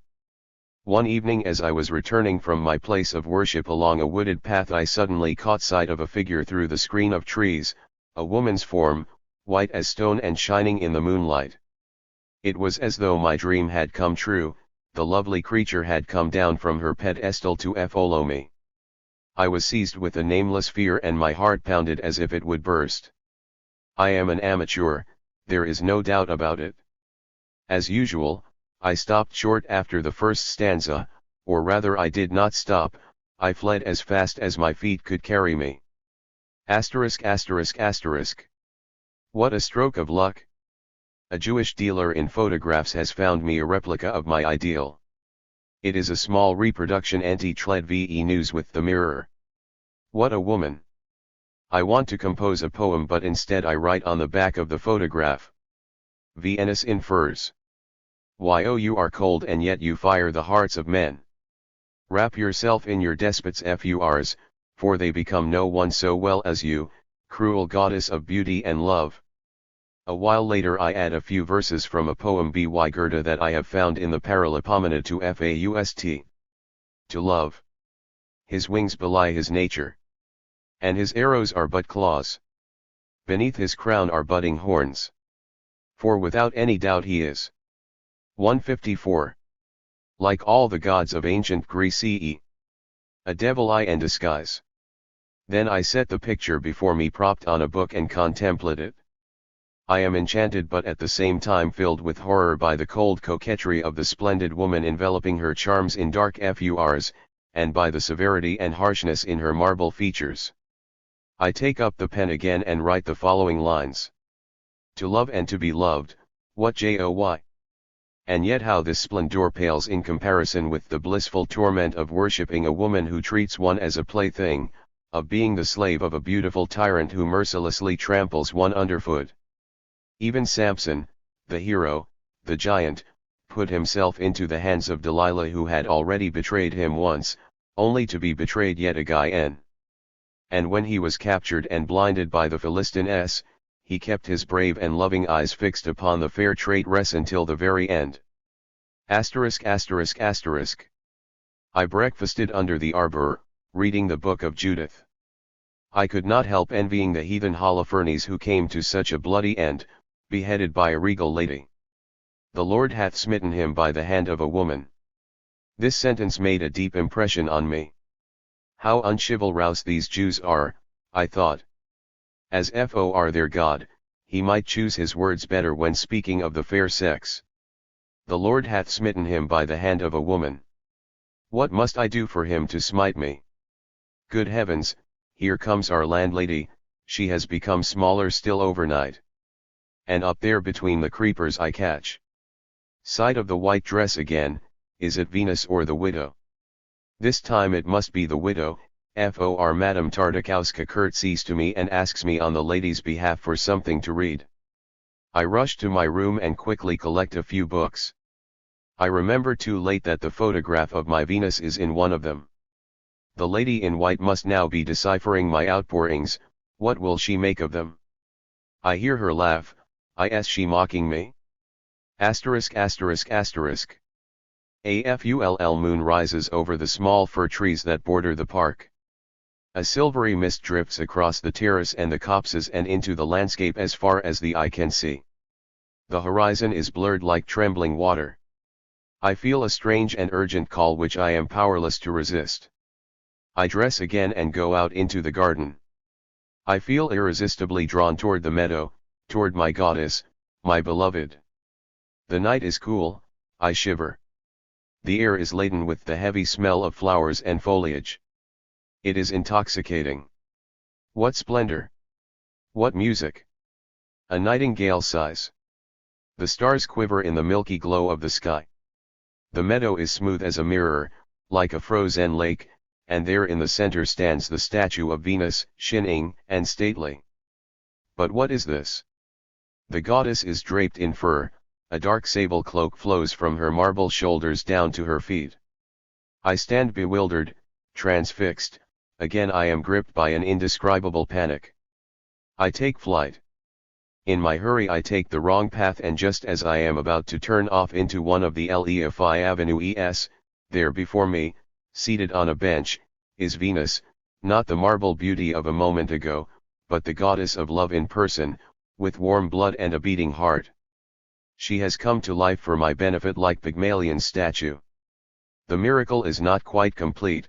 For her hair still seems made of marble and her white dress gleams like moonlight, or is it satin? The dark fur drapes her from shoulder to toe. But her lips are becoming redder, her cheeks are taking on color, suddenly her eyes shine with a wicked green glitter, she is laughing. Her laughter is so strange, so, indescribable. It is breathtaking. I take to my heels and run, but each time I pause to catch my breath I hear the mocking laughter. It follows me down the alleys of scented foliage, over the shining lawns, into the moon-flecked shadow of the thickets. I wander utterly lost, cold beads of sweat on my forehead. At last I stop and say to myself sharply, with oneself one is either very polite or very rude, you fool. The effect is immediate, like a magic formula, atonce I recover my self-possession and become perfectly calm. Delighted with the discovery I go on repeating, you fool. Now everything has become clear and distinct. There is the fountain, there the alley of boxwood, and over there the house which I am slowly approaching. Then all of a sudden, through the screen of foliage embroidered with silver moonlight, I catch sight of the white figure again, the beautiful woman whom I worship and from whom I flee in terror.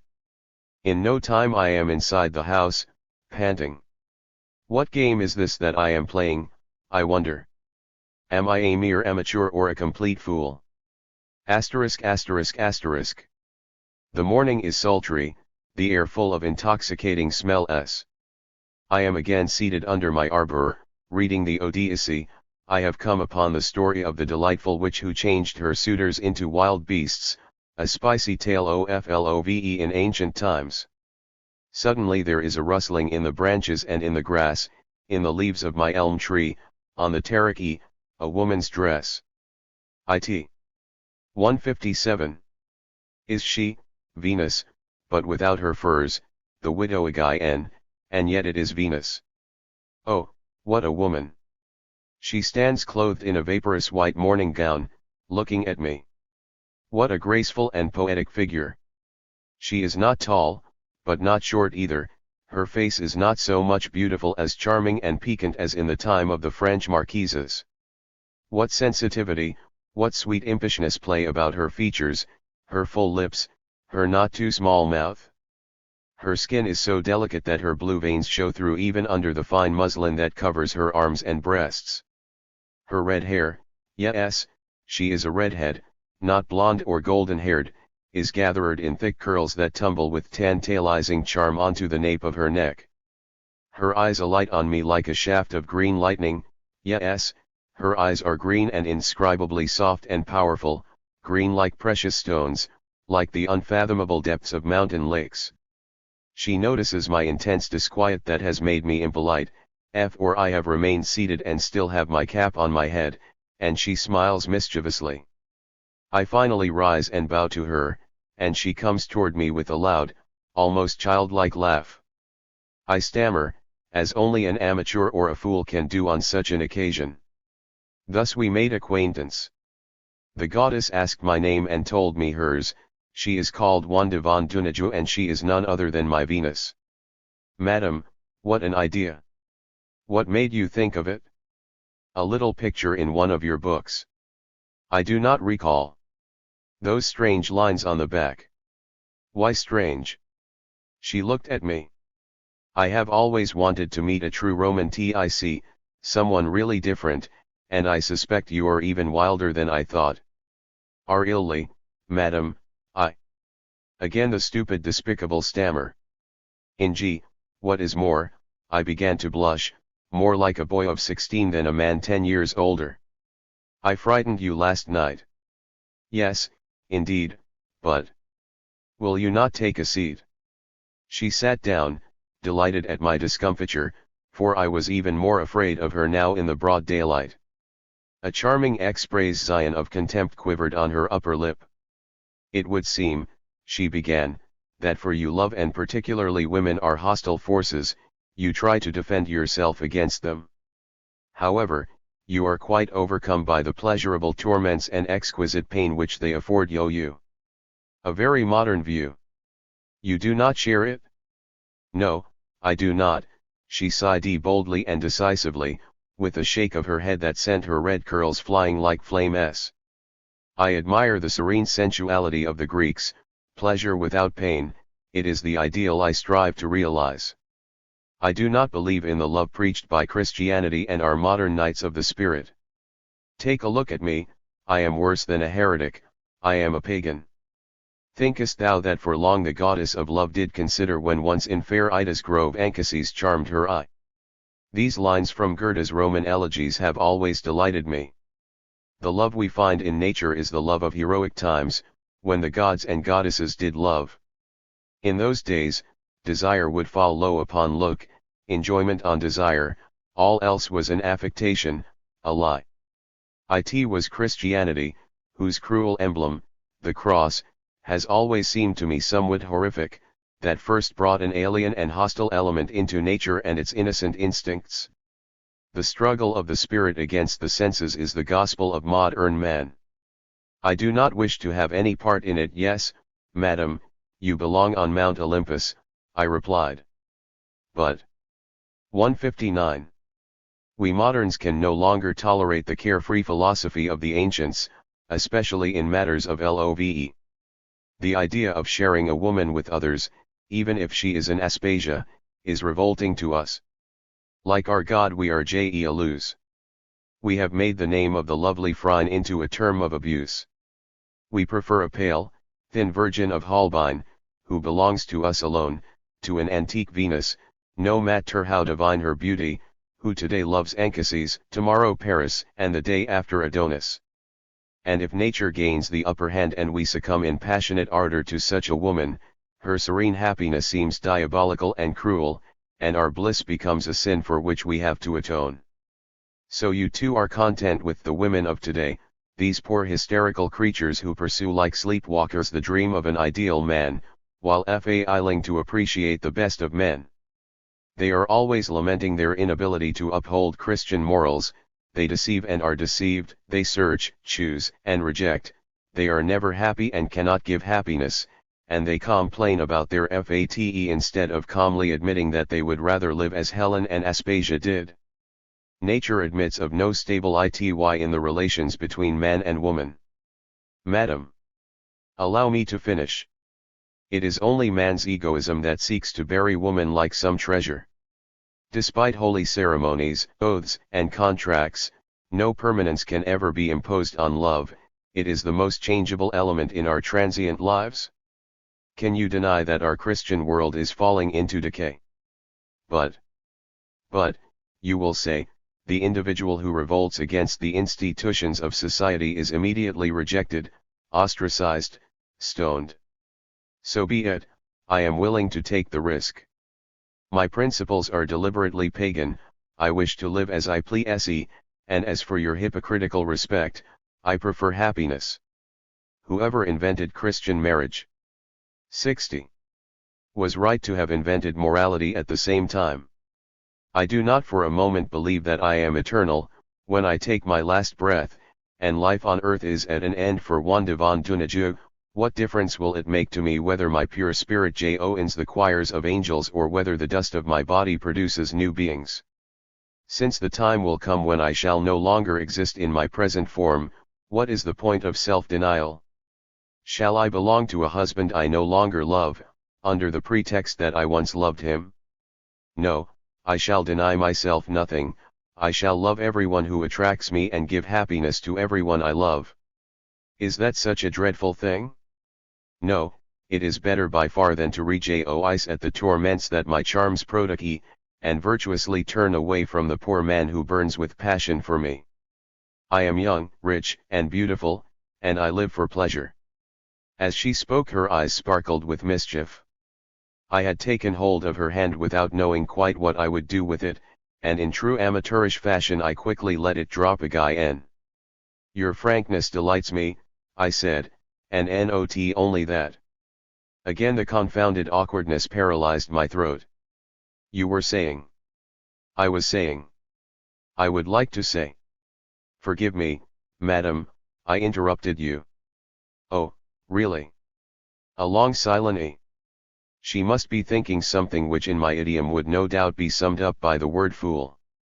If I may ask, madam, I ventured at last, how did you arrive at these opinions? It is quite simple. My father was a sensible man. From early childhood I was surrounded by replicas of classical sculptures. At the age of 10 I read Gilles, at 12, The Maid of Orleans. Where other children had Tom Thumb, Bluebeard, or Cinderella as friends, mine were Venus, Apollo, Hercules, and Laocoon. My 161 husband was of a happy disposition, and even the incurable illness that struck him shortly after our marriage did not more than cast a brief shadow over his natural gaiety. The night before his death he took me into his bed, and often, during the long months when he lay dying in his wheelchair, he would say to me playfully, "Well now, have you taken a lover yet?" I used to blush with shame. "Do not hide anything from me," he said. "Although the thought pains me, I know that you must find yourself a congenial husband, or even several. Why, oh, you are a good wife, but you are still a child and you need playthings." Needless to say that as long as he lived I had no lovers, but it was he who helped me to find my true self, the Grecian woman. "The goddess," I interrupted. She smiled. "Which goddess?" "Venus." She frowned and threatened me with her finger. "Perhaps even Venus in furs." "Wait, I have a very large fur that would cover you from head to foot, I shall catch you in it like a fish in a net." "Do you believe," I said with feeling, or an idea had just occurred to me, quite an inept and commonplace idea which at the time seemed remarkably profound. Do you believe that your theories could be put into practice in our present century? Do you think Venus could display with impunity her naked charms in the world of today? Not naked, of course, but dressed in furs, yes, she laughed. Would you care to see her? But what then? How do you mean, what then? Beautiful, carefree creatures such as the ancient Greeks can only exist if there are slaves to carry out the prosaic tasks of life.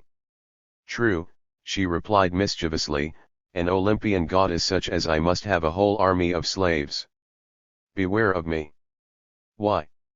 I was frightened at the boldness of my why, but she did not appear in the least perturbed. Her lips curled up slightly to reveal her small white teeth and she asked lightly, as though it were of no consequence. Do you want to be my slave? In matters of love there is no equality, I answered solemnly. If I were faced with the choice of dominating or being dominated, I would choose the latter. It would be far more satisfying to be the slave of a beautiful woman. But I should hate her to be a petty, nagging tyrant. Where should I find a woman to dominate me in a serene and fully conscious manner? Come now, that should not be so difficult. You think not? For example. She laughed and arched her back proudly.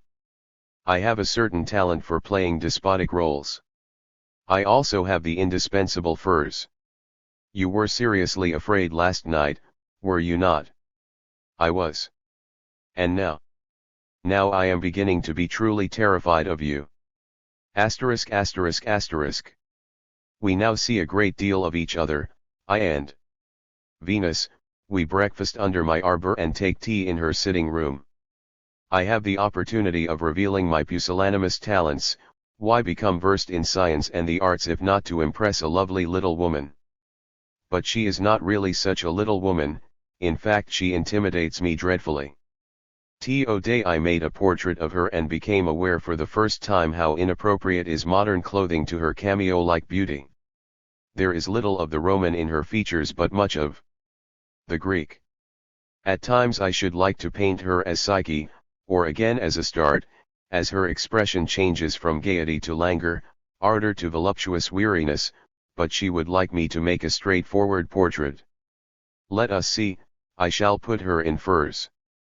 How could I have hesitated? Surely nothing could suit her better than regal fur.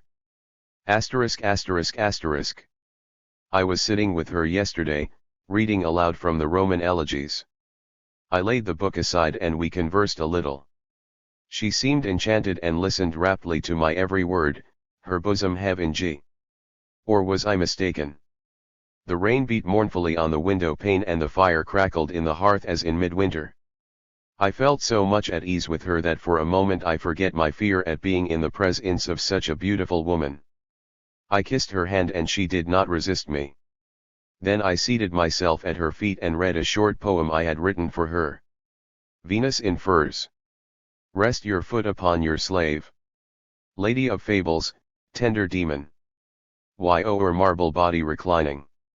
Among the myrtles and the aloes. And so on. This time I had indeed gone beyond the first verse, but in obedience to her wishes I gave her the poem, retaining no copy. Now that I would like to transcribe it into my diary, I am only able to remember this particular verse. I am experiencing strange emotions.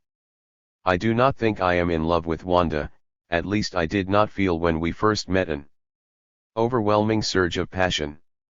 I am aware, however, that her truly divine beauty is working a magical spell on me. It is not a sentimental inclination but a physical surrender that is coming over me gradually and inexorably.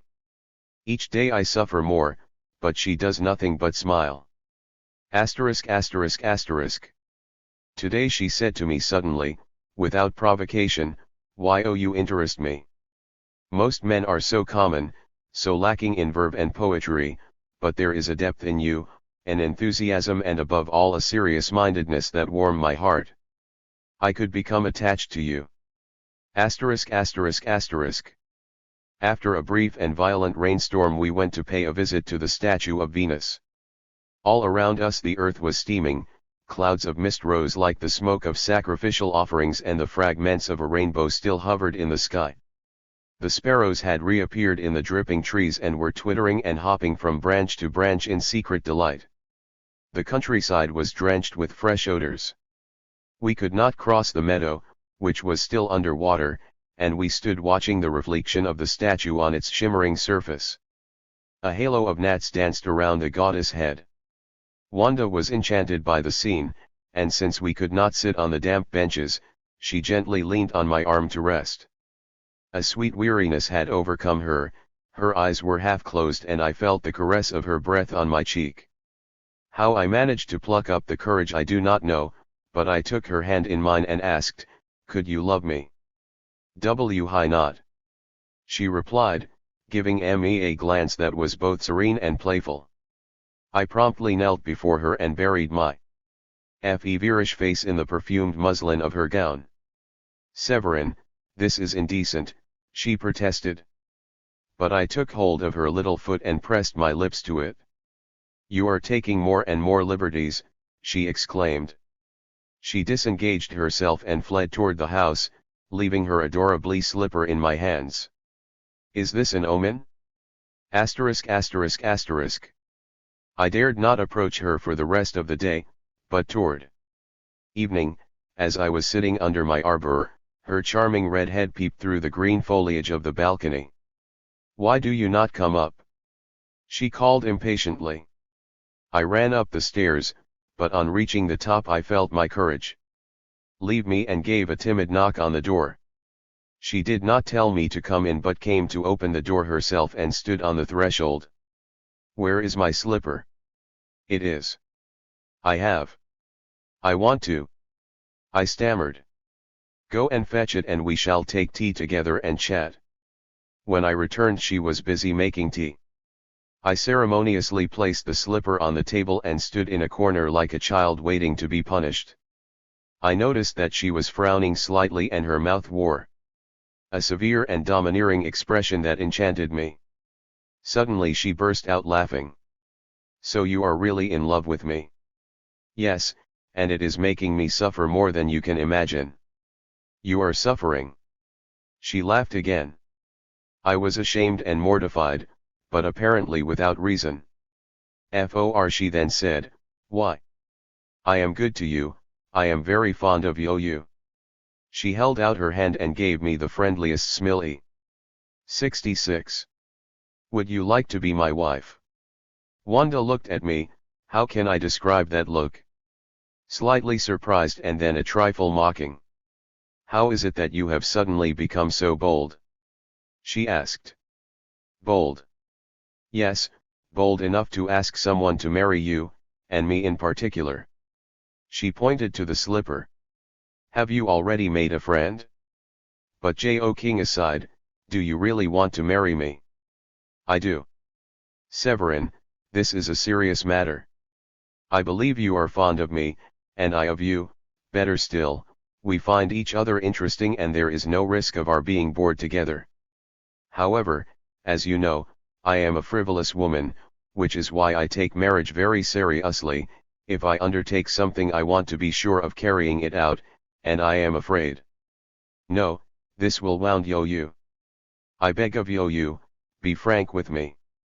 Then, frankly speaking, I do not think I could love a man longer than.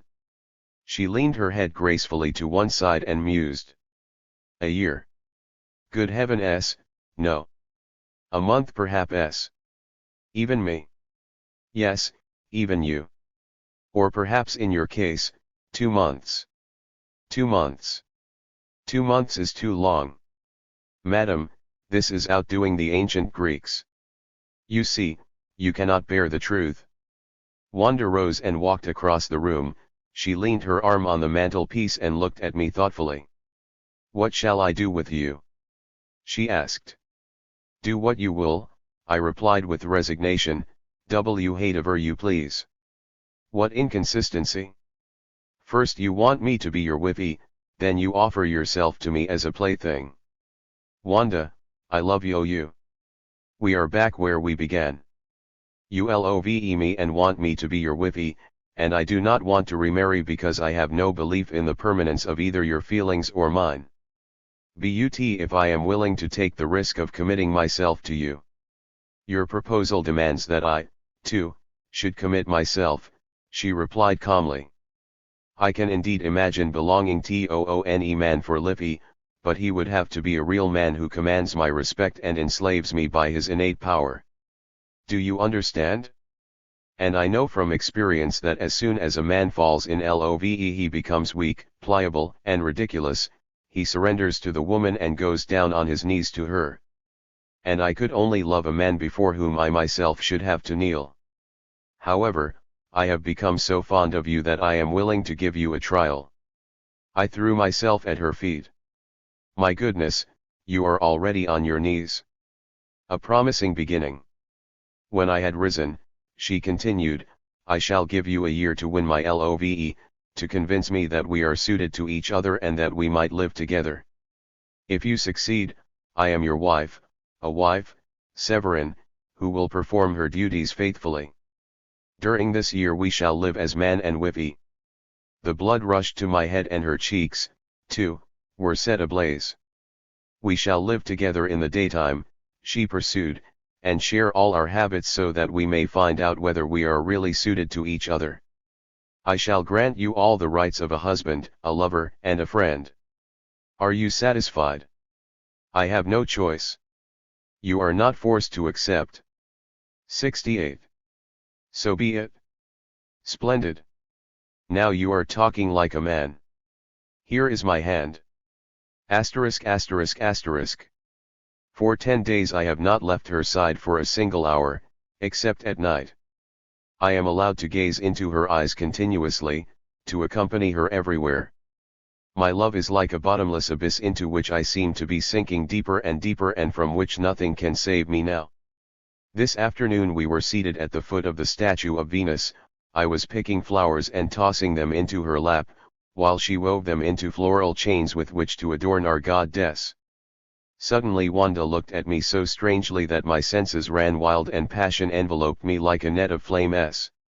I abandoned all restraint, threw my arms around her and kissed her lips, while she pressed me against her heaving breast. Are you angry? I asked. I am never angry about things that are natural, she replied, but I am afraid that you are suffering. Oh, I am suffering dreadfully. My poor friend.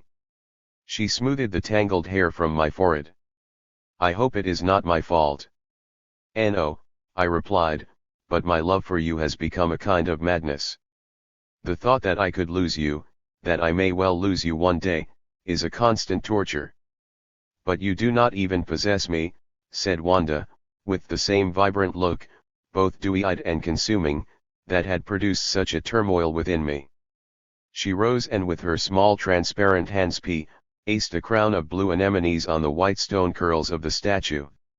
I could scarcely resist putting my arm around her waist. I can no longer live without you, zero beautiful woman. Only believe me, these are not just fine words, this is no mere fancy, I feel in the depths of my soul that my life is bound up with yours, if you leave me, I shall be lost. I shall perish utterly. But that will not be necessary, since I love you. She took me by the chin, you simpleton. But you will only be mine under conditions, while I belong to you unconditionally. Severin, this is all wrong, she said, in an almost frightened voice, do you not know me yet, do you absolutely refuse to know me? I am kind when people behave reasonably, but if they are totally submissive to me then I become tyrannical. So be it. Be a tyrant, be a despot, I cried with exaltation, but be mine, mine forever. I prostrate myself before her and threw my arms around her knees. This will end badly, my friend, she said severely and without the least emotion. Oh, it must never end. I cried, beside myself. Only death shall part us. If you cannot be mine entirely and forever then I want to be your slave, I want to suffer anything to be able to stay by your side. Calm yourself, she said, bending down to kiss my forehead. I am kind to you, but you are not taking the right road to win me and keep me. I will do anything, G, anything you wish, only never leave me. Get up. I obeyed. You are a peculiar man, said Wanda. So you want to possess me at all costs? Yes, at all costs. But what would be the value of possessing me if, for example, she thought for a moment and eyed me in a disquieting manner, if I did not love you anymore, if I belonged to another man? This was too much for me. I looked at her as she sat before me, confident and controlled. Her eyes had an icy brilliancy. She went on, the thought terrifies you. A gentle smile lit up her face. It is true, I am horrified to think that the woman I love, the woman who has accepted my love, could ever give herself to another without any thought for me. But would I still be free to choose? If I love this woman, if I love her to distraction, should I turn my back on her and perish for the sake of my pride? Should I put a bullet through my head? There are two kinds of woman that I can love. I cannot find a noble and spirited woman willing to share my destiny in complete faithfulness, then give me no half measures, no lukewarm compromises. I prefer to be at the mercy of a woman without virtue, fidelity, or pity, for she is also my ideal, in her magnificent selfishness. If I cannot enjoy to the full love's perfect bliss, then let me empty to the dregs its cup of bitterness and woe, let me be ill-treated by the woman I love, and the more cruelly the better. For this is also a form of pleasure. Are you aware of what you are saying? Exclaimed Wanda. I love you with all my soul, I continued, with all my senses. You are necessary to my very existence, you and all that emanates from you. You must choose, make of me what you will, your husband or your slave. Very well, said Wanda tersely, knitting her arched eyebrows, it will be most amusing to have complete power over a man who interests me and who loves me. At least I am sure to be entertained. You are rash enough to leave the choice to me, so I am choosing. I want you to be my slave, I shall treat you like a plaything. Oh, do! I cried, with a mixture of fear and rapture. Marriage can only be founded on equality and mutual understanding, but great passions are born from the meeting of opposites. It is 171. Because we are opposites, indeed almost enemies, that my love for you is part hatred, part fear.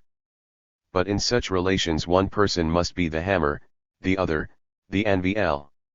I choose to be the anvil. I cannot be happy if I must look down on the woman I love.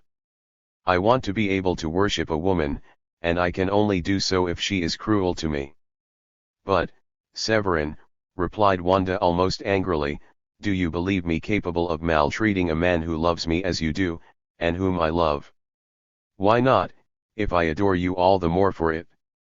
I am only truly able to love a woman who dominates me, who overpowers me with her beauty, her temperament, her intelligence, and her willpower, a woman who rules over me.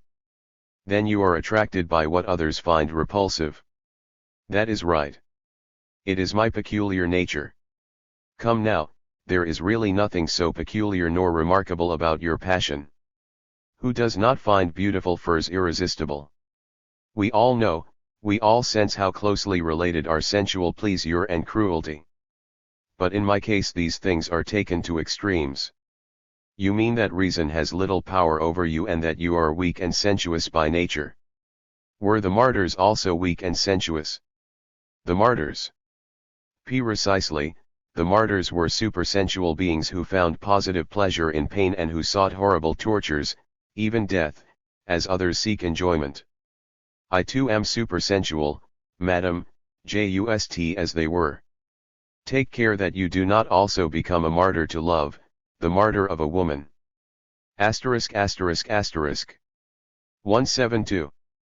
We were seated on Wanda's balcony, the night was warm and filled with the perfumes of summer, a twofold roof sheltered us, First the green ceiling of climbing plants, then the vault of heaven strewn with innumerable stars. The LOW, plaintive call of a lovesick cat floated in from the park, while I sat at the feet of my goddess, telling her about my childhood. Were these tendencies already marked in you in those days? Asked Wanda. Certainly. I cannot remember a period when I was not subject to them. Already in my cradle, as my mother later recounted, I was a supersensualist. I spurned the breast of my sturdy nurse and had to be fed on goat's milk. As a little boy I was inexplicably shy with women, which merely went to show that they affected me profoundly. I was oppressed by the high vaults and shadowy interior of churches, and was seized with anxiety before the glittering altars and the holy images. At times I would steal into my father's library, as if to enjoy a forbidden pleasure, and would gaze upon a plaster statue of Venus. I would kneel before her and recite the prayers I had been taught, the Lord's Prayer, the Hail Mary and the Creed. One night I left my bed to pay her a visit, the light from the crescent moon fell upon me and bathed the goddess in a cold blue light. I prostrated myself before her and kissed her feet in the way I had seen my fellow countrymen kiss the feet of the dead save I or. An insuperable desire took hold of me. I stood up, threw my arms around her beautiful body and kissed her ice-cold lips. A deep shudder went through me. Later in a dream the goddess appeared to me, standing by my bed and raising her arm in a threatening gesture. I was sent to school at an early age and soon graduated to the gymnasium. I greedily seized upon all that the world of antiquity could offer me, and I soon became more familiar with the 173 gods of Greece than with the religion of Jesus. With Paris I gave Venus the fateful apple, I saw Troy burn and I followed Ulysses on his adventures. The archetypes of all that is beautiful deeply penetrated my consciousness, and consequently at an age when other boys are rude and uncouth, I showed extreme disgust for everything base, common and ugly. When I first began to think about love, it seemed to my raw adolescence eyes particularly crude and vulgar. I avoided all contact with the fair sex, while being supersensual in the extreme. When I was about 14 my mother engaged a charming chambermaid, young and pretty, with a well-rounded figure. One day as I was studying Tacitus and going into raptures over the Virtues of the Germanic tribes, she came to sweep my room. Suddenly she stopped, bent over me with her broom in her hand, and her delicious lips gently touched mine. The kiss of this amorous kitten sent a shiver down my spine, but I raised my Germania to shield me against the temptress and left the room in indignation. Wanda broke into a peal of delighted laughter. You really are an exceptional man. But do go on. There is another event from the same period which I shall never forget. A distant aunt of mine, Countess Sobel, came to stay with my parents. She was a beautiful, stately woman with a charming smile, but I hated her because of her reputation in the family of being a Messalina, and I was as rude, nasty, and loutish with her as I could be. One day when my parents had gone to town, my aunt decided to take advantage of their absence to administer justice to me. Wearing her kazabaka, her fur-lined jacket, she burst into my room, followed by the cook, the kitchen maid and the little kitten whom I had spurned. Without asking any questions, they seized me and in spite of my resistance, bound me hand and foot. Then with a wicked smile my aunt rolled up her sleeve and began to beat me with a long switch. She laid about 174 me so hard that she drew blood, and although I tried to be heroic I screamed and wept and finally begged for mercy. She had me unbound but I then had to go down on my knees to her, thank her for the punishment and kiss her hand. What a supersensual lunatic I was. My taste for women was awakened by the blows of a beautiful and voluptuous creature in a fur jacket who looked like an angry queen. From that day on my aunt became the most desirable woman on God's earth. My Cato-like austerity and my shyness in the presence of women were nothing more than an excessively developed aestheticism. Sensuality became my own personal cult, and I swore never to squander its sacred treasures on any ordinary banji, but to reserve them for the ideal woman, if possible for the goddess of love herself. I was very young when I went to the university in the capital, which was where my aunt lived. In those days my room looked like that of Dr. Faustus. Everything was thrown together in wild disorder, large closets stuffed with books which I bought second-hand from AU in Cervanica, globes, atlases, files, astronomical charts, animal skeletons, skulls and busts of famous men. At any moment Mephistopheles might have appeared behind my large green stove in the guise of a wandering scholar. I studied indiscriminately, without system or selection, chemistry, alchemy, history, astronomy, philosophy, jurisprudence, anatomy, and literature. I read Homer, Virgil, Ossian, Schiller, Goethe, Shakespeare, Cervantes, Molière, the Koran, the Cosmos, and the memoirs of Casanova. As this chaos grew from day to day, so did my unbridled imagination and my supersensuality. I always carried the image of the ideal woman in my mind. Sometimes she appeared on a bed of roses surrounded by cupids, in a decor of skulls and leather-bound books. Sometimes she loomed in Olympian garb, with the severe white face of the plaster Venus, and at other times I saw her. 175. With the thick tresses of brown hair, the laughing blue eyes and the kazabaka trimmed with ermine that were my pretty aunt's. One morning when her smiling beauty had once again emerged from the golden mists of my imagination, I set out to see Countess Sobel. My aunt received me in an agreeable and even cordial manner, giving me a kiss that threw my senses into a turmoil. She was approaching 40, but like most of the famous courtesans on whom time leaves no trace, she was still extremely desirable. She was wearing a kazabaka, but this time it was a green velvet one trimmed with mink. There was no longer any trace in her of the severity that had delighted me in the past. Far from treating me cruelly, she allowed me quite naturally to give her proof of my adoration. She found out all too soon what a supersensual, innocent fool I was, and it amused her to make me happy. Indeed, I was as ecstatic as a young god. What delight to kneel before her and be allowed to kiss the hand that had once chastised me. What marvelous hands they were, so well shaped, so white and adorably plump. To tell the truth, I believe it was only those hands I was in love with. I played with them, hid them under the dark fur, held them in the light of the fire and could not have my fill of gazing at them. I noticed Wanda involuntarily glancing at her own hands and could not help smiling. You may form an idea of the heights reached in those days by my supersensuality by the fact that I was in love solely with the fierce beating I had received from my aunt, and 2 years later, when I courted a young actress, with the roles she played on stage. I then fell in love with a most respectable woman who pretended to an inaccessible virtue, but who finally betrayed me with a rich Jew. You see, because I was sold and betrayed by a woman who affected the strictest principles and the most refined sensibility, I developed a hatred for poetic and sentimental virtue. Give me a woman honest enough to say, I am a La Pompadour, a Lucretia Borgia, she is the woman I will worship. Wanda rose and opened the window. You have an extraordinary way of arousing one's imagination, she said. My nerves are all on edge and my pulse is throbbing.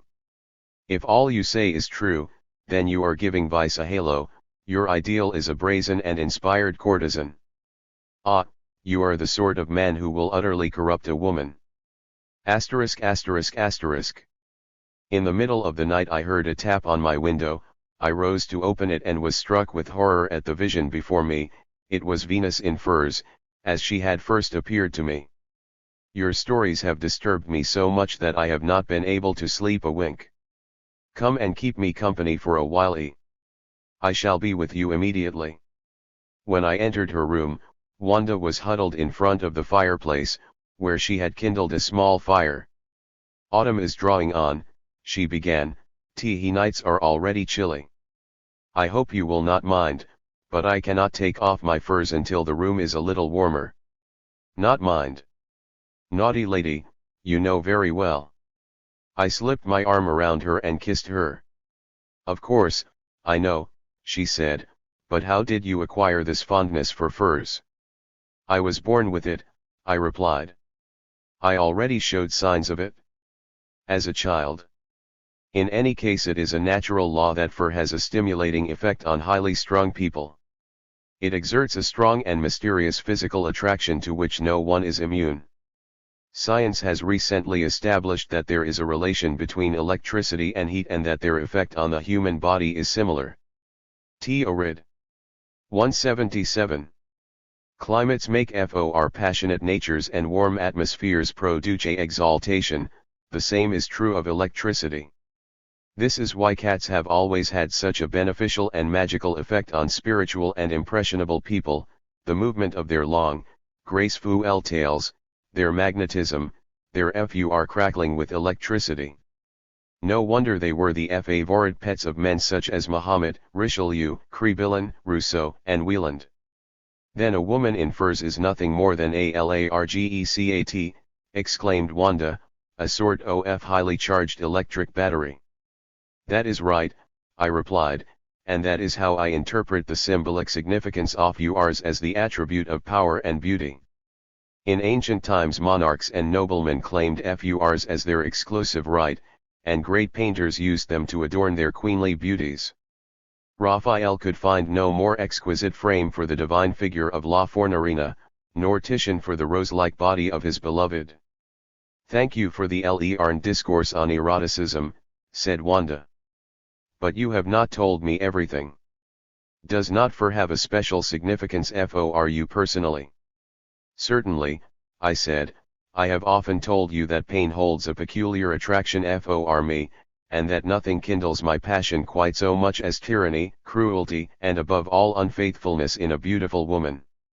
I cannot imagine this woman without furs, she is a strange ideal born of the aesthetics of ugliness, with the soul of Nero in the body of Phryne. I understand, said Wanda, it gives a woman a haughty and imposing quality. That is not all, I continued. As you know, I am a supersensualist, with me everything takes root in the imagination and finds its nourishment there. As a sensitive and mature youngster of about 10, I came across the lives of the martyrs. I read with a horror mingled with intense pleasure how they suffered the worst torments almost with a smile, how they languished in prison cells, were tortured on the rack, pierced by arrows, cast into boiling pitch, thrown to wild animals or nailed on the cross. To endure horrible torture seemed from then on the highest form of delight, particularly if the torturer was a beautiful woman, for to my mind the poetic and the diabolical have always been united in woman. I turned this idea into a veritable religion. Sensuality took on a sacred quality, indeed it seemed the only sacred principle, and woman in her beauty became something divine, since she was called upon to perform the most important function in life, the continuation of the species. Woman seemed to be the personification of nature, she was Isis, and man was her priest and slave. She treated him cruelly just as nature casts aside whatever has served her purpose as soon as she has no more need of it. As for man, it seemed to me that to be abused by woman and even to die at her hand could only be pure bliss to him. I envied King Gunther who was fettered by the mighty Brunhilde on their wedding night. I envied the poor troubadour whose capricious mistress sewed him into a wolf's skin and hunted him like game. I envied the knight Tivat trapped in the steppes of Prague by the fearless Amazon Shurka, who took him to her divine castle and after she had played with him for a while had him broken on the wheel. How abominable! Cried Wanda. I would like you to fall into the hands of such a savage woman. When you were sewn in the wolf's skin, mauled by the hounds or stretched on the rack, poetry would quickly lose its charm. Do you think so? I doubt it. You are not in your right mind. That is quite possible, but let me continue. I went on avidly reading tales of the most fearful cruelty. I gazed with particular relish at paintings and engravings depict 179. Such practices, and I noticed that in every scene furs were the attribute of the torturer. The most bloodthirsty tyrants that ever sat upon a throne, and murderous inquisitors who had heretics persecuted and burned, and all the women whom the great book of history has placed under the sign of beauty, lust, and violence, Libussa, Lucretia Borgia, Agnes of Hungary, Queen Margot, Isabeau, the Sultana Roxolana and the Russian Tsarines of the last century, all wore fur garments and ermine robes. So furs now arouse strange fantasies in you," said Wanda coquettishly, twining the magnificent sable scarf about her so that the dark, shining fur played delightfully around her bust and arms. "Come now, how do you feel at this moment, half on the rack?" Her piercing green eyes looked at me with a strange expression of mocking satisfaction. Overcome by passion, I threw myself at her feet and put my arms around her. "Yes, you have brought my dearest fantasies to life," I exclaimed. "They have lain dormant too long." "And what are they?" She put her hand on the nape of my neck. A sweet dizziness came over me on feeling the warmth of her little hand, and on meeting the tender, searching gaze that she let fall on me through half-closed eyes. To be the slave of a woman, a beautiful woman whom I love and worship. "And who in return ill-treats you," laughed Wanda. "Yes, who fetters me, whips me, and kicks me, and who all the while belongs to another. And who has the impudence, after driving you mad with jealousy, to confront you with your happy rival, to hand you over to his brutality. Why not? Or does the final picture appeal to you less?" I looked at Wanda in horror. "You exceed my wildest dreams."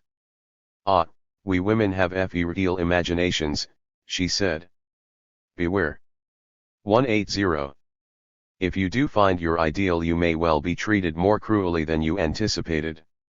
"I am afraid I have found my ideal," I cried, pressing my burning face against her knees. "But not in me?" asked Wanda. She threw off her furs and began to dance around the room laughing. I could still hear her as I went downstairs, and as I emerged, thoughtful, into the courtyard below, her impish laughter floated down to me. Asterisk asterisk asterisk. "Am I to incarnate your ideal?" asked Wanda, with a mischievous air when we met in the park today. At first I could find no answer. The most contradictory feelings battled within me. She sat down on one of the stone benches and began to play with a flower. "Well then, shall I?" I knelt before her and took her hands. "I beg of you once more, be my wifey, my faithful and honest wifey, but if you cannot, then be my ideal, entirely and without reservations.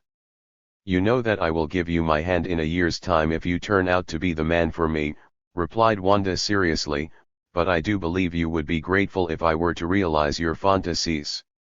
Come now, which would you prefer? I believe that everything I have imagined is already present in your nature. You are under an illusion. I believe, I continued, that you are quite delighted to have a man entirely in your power and that you would enjoy tormenting him." "No, no," she cried. "And yet," she looked thoughtful, "I do not understand myself any longer, but I have a confession to make. You have so corrupted my imagination and inflamed my blood that I am beginning to find all this enjoyable.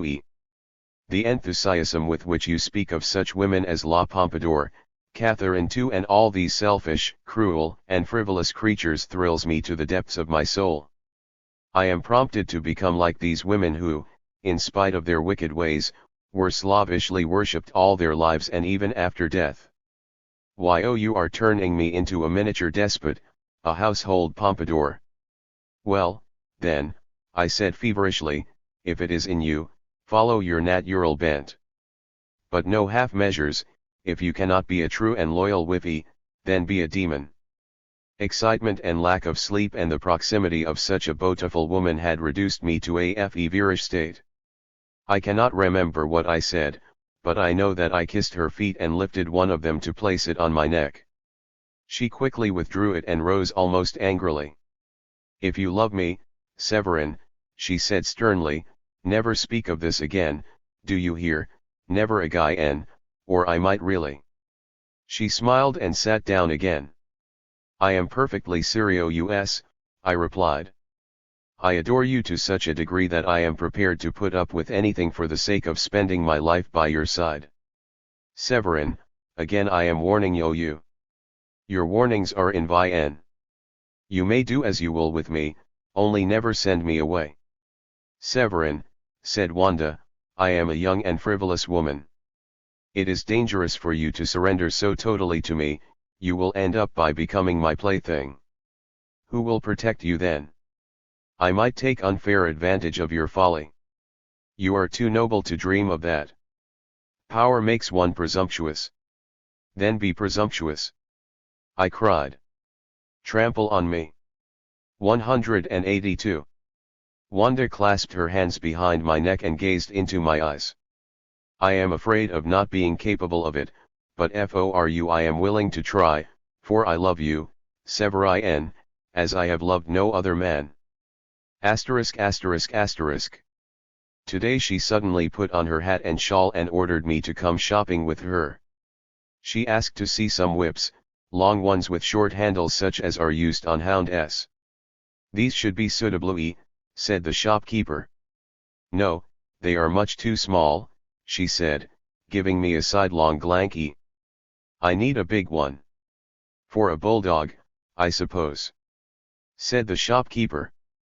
Yes, she cried, like those they use in Russia on disobedient slaves. After some searching she finally chose a whip the very sight of which made me shiver. Now goodbye, Severin, she said, here are a few other things that I want to buy alone. I took leave of her and went for a walk. On my return I caught sight of Wanda coming out of a furrier's. She beckoned to me. You ought to think again, she said gleefully. I have never hidden the fact that I am fascinated by your combination of sensuality and earnestness. I am thrilled at the idea that the most serious-minded man in the world could be entirely devoted to my person, and actually lying at my feet in ecstasy. But will my excitement last? A woman can begin by loving a man, then she treats him like a slave and finally she kicks him away. Very well then, kick me away when you have had enough of me. I want to be your slave. I am aware of dangerous forces lurking within me, said Wanda, after we had gone a few steps. You are awakening them.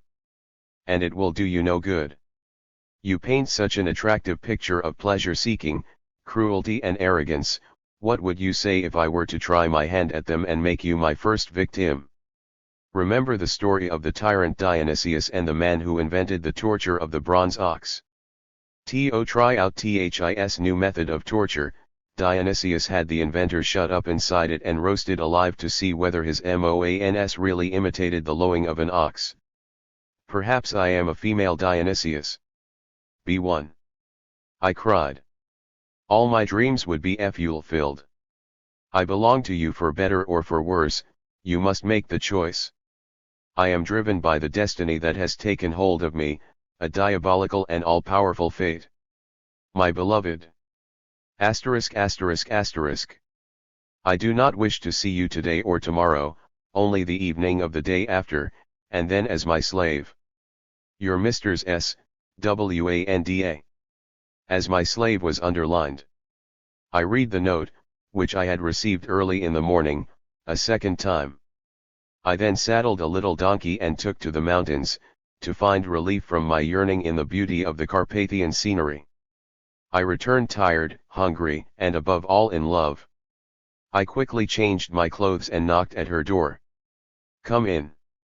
I enter, she is standing in the middle of the room, wearing a gown of white satin that ripples over her body like liquid light, a red velvet kazabaka edged with rich ermine, a small diamond tiara rests on her powdered hair. She stands with her arms folded, on her face. Wanda. I run to put my arms around her and kiss her, but she retreats a step and eyes me from head to foot. Slave. Mistress. I kneel and kiss the hem of her gown. That is better. Oh, how beautiful you are. I please you. She postures in front of the mirror and looks at herself with proud satisfaction. You drive me to distraction. She gives a slight pout of contempt and looks at me with narrowed, mocking eyes. Give me the whip. I look about the room. No, she cries, stay on your knees. She goes over to the mantelpiece, takes the whip off the ledge and, watching me with a smile, makes it whistle through the air, then she slowly rolls up the sleeves of her fur jacket. Wonderful woman. The words escape from my mouth. Quiet, slave. She scowls and suddenly strikes me with the whip. The next moment she bends over me with compassion and tenderly strokes the back of my neck. Did I hurt you? She asks, torn between fear and shame. No, I reply, and even if you had, the pain you cause is pure delight. Whip me if it gives you pleasure. But it does not give me pleasure. Again the strange dizziness overcomes me. Whip me, I implore, whip me without mercy. Wanda brandishes the whip and strikes twice. Have you had enough now? No. Seriously not. Whip me, I beg of you, it is a joy to me. Yes, because you know very well that I am not in earnest, she replies, and that I have not the heart to do you harm. These barbaric games revolt me. If I were really the kind of woman who whips her slave, you would be filled with horror. No, Wanda, I love you more than myself, I am utterly devoted to you. In all seriousness, you may do whatever you wish with me, whatever your whims dictate. Severin. Tread on me. I cry, throwing myself before her. I dislike play acting, says Wanda impatiently. Then hurt me in earnest. A disturbing silence. Severin, I am warning you one last time. If you love me, be cruel to me, I implore. If I love you, repeats Wanda. Very well. She backs away and looks at me with a threatening smile. Be my slave and know what it means to be at the mercy of a woman. Whereupon she gives me a kick. How do you like that? She brandishes the whip. Get up. I begin to rise. Not that way, she orders, stay on your knees. I obey and she proceeds to whip me. The blows fall thick and fast on my back and arms. One of them cuts into my flesh and the burn lingers on, but the pain delights me, for it comes from her whom I adore and for whom at any moment I am ready to lay down my life. She stops. I am beginning to enjoy it, She says. That is enough for today. But a diabolical curiosity has taken hold of me, I want to see how far your strength will go, I have a dreadful desire to see you tremble under my whip, to see you suffer, to hear at last your moans and screams, your cries for mercy, while I go on. 186. Whipping you without pity, until you lose consciousness. Yes, you have awakened dangerous tendencies in me. Now get up. I seize her hand and press it to my lips. What impudence! She shoves me away with her foot. Out of my sight, slave. Asterisk. I wake after a feverish night troubled by nightmares. The dawn is just breaking. Which of my confused memories are real? What have I experienced, what have I merely dreamed? I have been whipped, that much is certain, I can still feel each blow, I can count the burning wheels on my body. And it was she who whipped me. Yes, now I know it all. My dream has come true, what now? Has the realization of my fantasy liberated me? No, I am merely a little tired, and her cruelty fills me with rapture. Oh, how I love her, how I worship her. I cannot begin to express my feelings and the extent of my devotion to her. What bliss to be her slave. Asterisk. She calls me from her balcony. I race upstairs and find her standing on the doorstep holding out a friendly hand. I am so ashamed, she says. I put my arms around her and she rests her head on my shoulder. Why? Try to forget yesterday's horrible scene, she says, in a trembling voice. For your sake I satisfied these mad wishes, now let us be reasonable. We shall be happy and love each other, and in a year's time I shall be your wife. My mistress, I cry, and I your slave. Not another word about slavery, cruelty or whips, interrupts. Wanda. The only thing I shall still grant you is the THIRD-WORLDISM, come and help me into it. Asterisk asterisk asterisk. The little bronze clock surmounted by a cupid informed us that it was midnight. I rose and prepared to leave.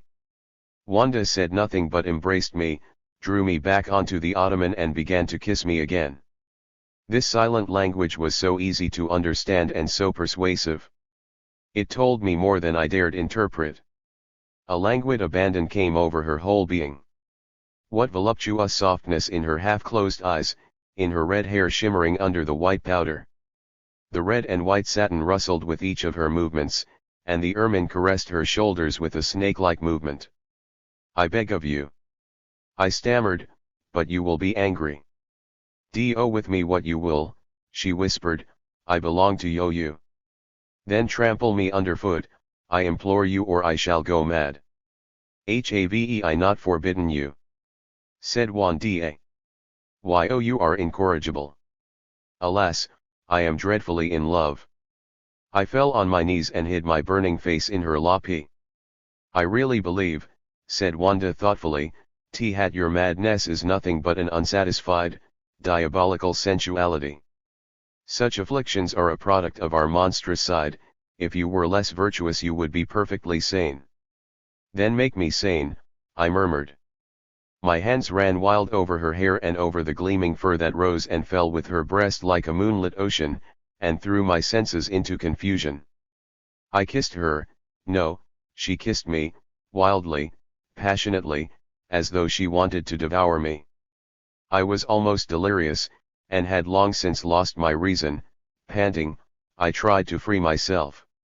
8. From her arms. What is wrong? Asked Wanda. I am suffering horribly. You are suffering. She broke into playful laughter. You may well laugh, I moaned. Have you no notion? Suddenly she became serious again, took my head in her hands and pressed me to her breast. Wanda. I stammered. You really do enjoy suffering, she said, and laughed again. But wait, I shall bring you to your senses. I shall no longer ask you whether you want to belong to me forever or only for a brief instant, I cried. I want to enjoy my happiness to the full. You are mine at this moment and I prefer to lose you than never to possess you. Now you are being unreasonable, she said, kissing me again with those fiendish lips. I tore off the ermine jacket and the lace and felt her naked bosom heaving against mine. Then I lost consciousness. The first thing I remember is when I saw blood dripping from my hand, and asked her in a flat voice, did you scratch me? No, I believe I bit you. Asterisk asterisk asterisk. It is strange how a love affair changes face as soon as a new character appears on the scene. We spent many wonderful days together, we walked in the mountains and by the lakes, we read together, and all the while I completed my portrait of Wanda. How we loved one another. Her lovely face shone with happiness. Then one day a friend of hers arrives, a divorced woman, a little older, a little more experienced and less scrupulous than Wanda. She is already making her influence felt in many matters. Wanda frowns often and shows a certain impatience with me. Does she no longer love me? Asterisk asterisk asterisk. This unbearable constraint has now lasted 2 weeks. The friend lives with Wanda and we can never be alone. Furthermore, the two ladies are surrounded by an admiring circle of gentlemen. With my intensity and passion I cut a ridiculous figure as Wanda's lover. She treats me like a stranger. Today while we were out walking she fell behind the others and waited for me to catch up with her. Realizing that she had done this on purpose I was overjoyed. However, this is what she said. My friend does not understand how I can love you. She finds you neither handsome nor particularly attractive. She regales me from morning till night with tales of the brilliant and frivolous life to be led in the capital. The ambitions I might achieve, the advantages I would enjoy and the distinguished suitors I would attract. But what do I care for all that, since it is you I love? Her words took my breath away for a moment. In God's name, Wanda, do not let me stand in the way of your happiness. Do not be concerned about me. So saying, I raised my hat to her and let her walk ahead, which she did with a surprised look but without saying a word. On the way back, when I found myself accidentally by her side, she squeezed my hand furtively and gave me a glance that was so warm and radiant that all the torments of the last few days were forgotten and all my wounds were healed. Now I know just how much I love her. Asterisk asterisk asterisk. My friend has been complaining about you, said Wanda today. She must have sensed that I despise her. But why do you despise her, you foolish man? Exclaimed Wanda, taking me by the ears. Because she is a hypocrite, isaid. I have time only for a woman who is truly virtuous, or who openly leads a life of pleasure. As I do, replied Wanda playfully. But you see, my child, women can only live up to these ideals in special cases. They can be neither as purely sensual nor as spiritually free as men. Their love is always a mixture of the sensual and the intellectual. Woman's heart desires to enchain man permanently while she herself is subject to change, with the result that discord, lying and deceitfulness invade her life, usually against her will, and her whole character is affected. That is certainly true, I said. The transcendental quality that woman seeks to confer on love leads her into deception. But that is the way the world goes, Wanda interrupted. Take this woman, she has a lover in Lao and she has found a new admirer here, she deceives them both and yet she is worshipped by all and highly respected in society. That may well be so, I exclaimed, but let her leave you out of it. She treats you like a vulgar object. Is there any harm in that? Asked Wanda. Every woman has the instinct and the ability to make the most of her charms. It is an excellent thing to give oneself without love or pleasure. By keeping one's self-control one reaps all the advantages of the situation. Wanda, what are you saying? Why not? Mark these words, never be sure of the woman you love, for there are more snares in her nature than you can ever imagine. Women are neither as good as their admirers maintain nor as bad as their detractors would have them be, their character is merely a lack of character. The best of women can momentarily flounder in the mud, just as the worst can unexpectedly rise to great heights of generosity, to the confusion of those who vilify her. Every woman, good or bad, is capable at any moment of the most diabolical thoughts, actions, or emotions, as well as the most divine, the purest as well as the most sordid. In spite of all the advances of civilization, woman has remained as she was the day nature's hands shaped her. She is like a wild animal, faithful or faithless, kindly or cruel, depending on the impulse that rules her. A profound and serious culture is needed to produce moral character. Man, even when he is selfish or wicked, lives by principles, woman only obeys her feelings. Never forget TS, and never be sure of the woman you love. Asterisk asterisk asterisk. The friend has left, at last an evening alone with her. Wanda is so gracious, so tender, that one might think she had saved for this happy evening all the love she has denied me these last few days. What bliss to feel her lips so constantly close to mine, to swoon in her arms, and then, as she lies against my breast relaxed and totally mine, to melt into each other's pleasure-drunk eyes. I cannot yet understand that this woman is mine, totally mine. And yet she is right on one point, began Wanda, without moving, nor even opening her eyes, as if she were asleep. Is she? She remained silent. Your friend? She nodded. Yes, she is right, you are not a man, you are a romantic spirit, a charming suitor, and you would certainly make a priceless slave, but I cannot imagine you in the role of a husband.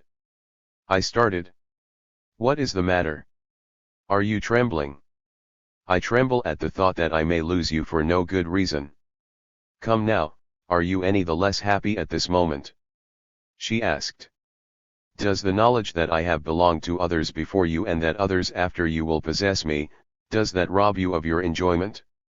Would your pleasure be less great if another man were to share it? Wanda.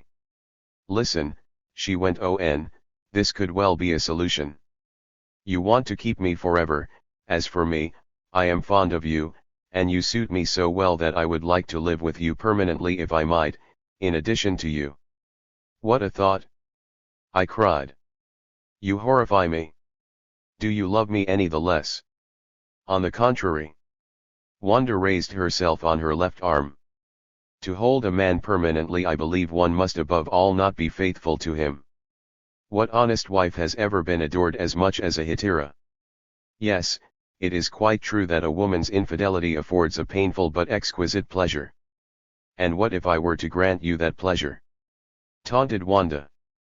I should suffer abominably, but I should only adore you the more. You would have to be entirely honest with me, however, and have the diabolical grandeur to admit, I shall love no one but you, but I shall bestow my favors on anyone I please. Wanda shook her head. Lying is contrary to my nature, but what man is brave enough to take the truth? If I were to say to you, this a fool sensuality, this paganism is my ideal, would you have the strength to bear it? Certainly, I am ready to endure anything in order not to lose you. I am aware how tenuous is my link with you. But, Severin. 193.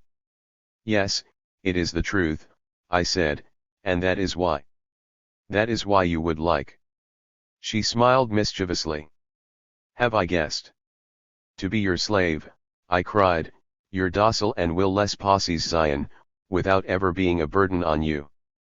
While you drink from the cup of life, while you lie in the lap of luxury and enjoy every happiness, I would like to serve you, to put on your shoes on bended knee.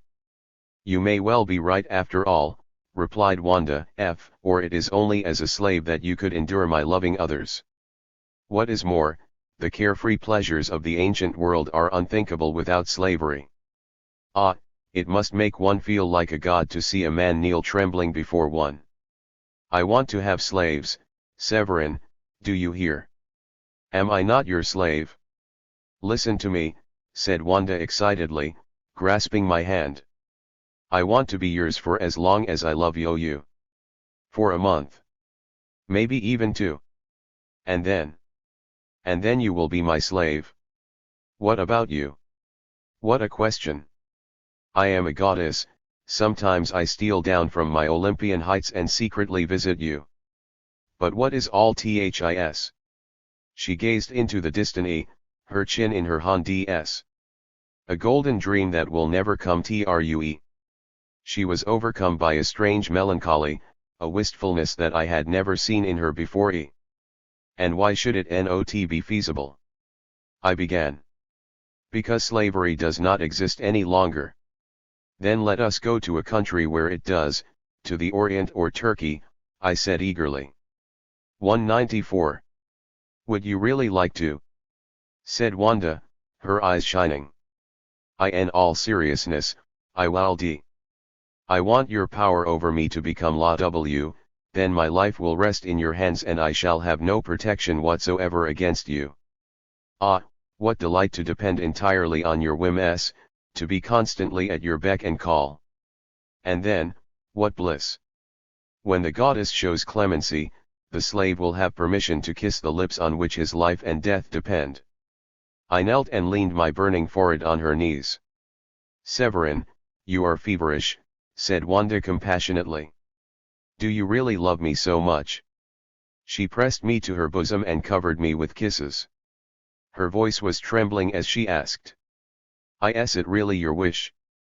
I swear by God and my honor that I shall be your slave, wherever and whenever you wish, as soon as you command, I cried, beside myself with emotion. And what if I should take you at your word? Do so. What an attractive idea! That a man who worships me and whom I love with all my soul should be dependent on my every whim, that he should be my possession, my slave, while I... She gave me a strange look. It will be your fault if I become utterly frivolous. I think you are almost afraid of me now. But I have your oath. And I shall keep it. I shall see to that, she retorted. The idea appeals to me so much that I cannot let it remain a fantasy any longer. You must become my slave, and as for me, I shall try to be Venus in furs. Asterisk asterisk asterisk. I thought I understood her at last, but now I see that I must begin all over again. With what disgust she greeted my theories. 195.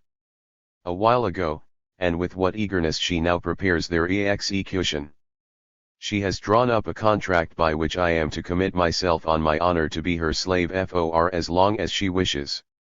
Her arm around my neck, she reads me this incredible document, punctuating each sentence with a kiss. But this contract only mentions my duties, I said teasingly. Naturally, she replied, with great seriousness, you are no longer my lover, and therefore I am relieved of all duties and obligations toward you. You must regard my favors as pure benevolence.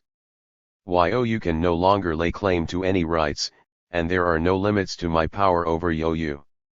Consider that you are little better now than a dog or an object, you are my thing, the toy that I can break if it gives me a moment of pleasure. You are nothing, I am everything, do you understand? She began to laugh and kissed me again. A shudder ran through me. Will you allow me to make a few conditions? I began. Conditions. She frowned. You are afraid already, perhaps you even regret your decision, but it is too late, I have your oath and your word of honor. However, you may speak. First of all, I would like the two following points to be included in our contract, that you should never separate yourself from me completely, and that you should never abandon me to the mercy of any of your admirers. But, Severin, exclaimed Wanda with tears in her eyes, how could you imagine? You, a man who loved me so and who puts himself so totally in my power. That I could. No, I said, covering her hands with kisses. I cannot believe that you would dishonor me. Forgive me this despicable moment. Wanda smiled delightfully, put her cheek against mine and seemed lost in thought. You have forgotten something, G, she whispered naughtily. The most important thing. A condition. Yes, that I should always appear in my furs, she exclaimed. But I promise you that I shall, if only because it makes me feel like a despot. I want to be very cruel with you, do you understand? Shall I sign the contract? I asked. Not yet, said Wanda, I shall first add the conditions and then you can sign in all due form. In Constantinople? No. I have thought things over. What is the point of being a slave in a country where slavery is common practice? I want to be the only one to own a slave. If we live in a cultivated, sensible, Philistine society, then you will belong to me, not by law, right, or power, but purely on account of my beauty and of my whole being. The idea is most exciting. But let us go to a country where we are not known and where you can be my servant without embarrassment, perhaps Rome or Naples. Asterisk asterisk asterisk. We were sitting on Wanda's ottoman. She wore her ermine-trimmed jacket and her hair was loose and wild as a lion's mane. She clung to my lips, drawing my soul from my body, my head was spinning, my heart beat violently against hers. I want to place myself entirely in your hands, Wanda, I exclaimed suddenly, in a storm of passion that deprived me of all reason, without conditions, with no limitations on your power over me. I want to be at the mercy of your every whim. On saying these words I fell at her feet and gazed up at her, intoxicated. How handsome you are now, she exclaimed, with your eyes half closed in ecstasy, you enrapture me. How beautiful your gaze. 197. Would be at the moment of expiring, after you had been beaten to death. You have the eyes of a martyr. Asterisk asterisk asterisk. I sometimes find it disturbing to be so totally at the mercy of a woman. With all the power in her hands, what if she were to take unfair advantage of my passion? I am now actually experiencing those things that have so preoccupied me from early childhood and have always filled me with such sweet fear. What senseless apprehension! She is playing a capricious game with me, no more. Of course she loves me, and she is so good, so noble, quite incapable of treachery. But everything rests in her hands. If she wants to betray me, she can. How exquisite is this agonizing doubt? Now I understand Manon Lescaut and the unhappy chevalier who even in the pillory still adored his faithless mistress. Love knows neither virtue nor merit. When we love, we forgive and forget everything, for we have no choice. It is not our judgment that leads us, it is not the qualities or faults that we discover in the loved one that inflame our passion or cause us to draw back in horror. We are driven by a gentle and mysterious power that deprives us of all will and reason, and we are swept along with no thought for the morrow. *******. When we were in town today, a Russian prince made his first appearance on the promenade. His athletic body, his well-shaped features and his splendid apparel aroused everyone's interest. The ladies in particular were all agape at the sight of this handsome wild animal, but the prince paid attention to no one and went his way with a somber air. He was accompanied by 2 servants, a Negro all dressed in red satin and a Cherkess in brilliant attire. Suddenly he noticed Wanda and fixed his cold, piercing eyes on her. He even turned around, and when she had passed he stood still and followed her with his gaze. As for Wanda, she devoured him with her gleaming green eyes and seemed ready to give anything in the world to see him again. I felt a lump in my throat as I watched the refined coquetry of her walk, the studied gracefulness of her movements as she turned to look at him. When we were home I remarked on T.S. She frowned. "What of it?" she said. "The prince is a man who could be attractive to me. In fact, if I may say so, he fascinates me. After LL, I am free to do as I please." "Do you no longer love me?" I asked in a trembling voice.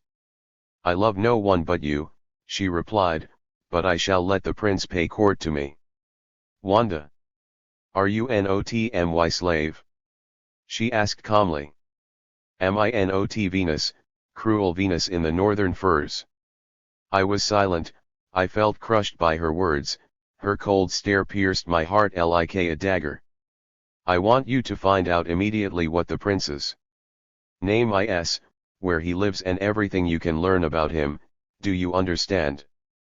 "But no objections, Obey," she cried, with a sternness of which I would never have thought her capable.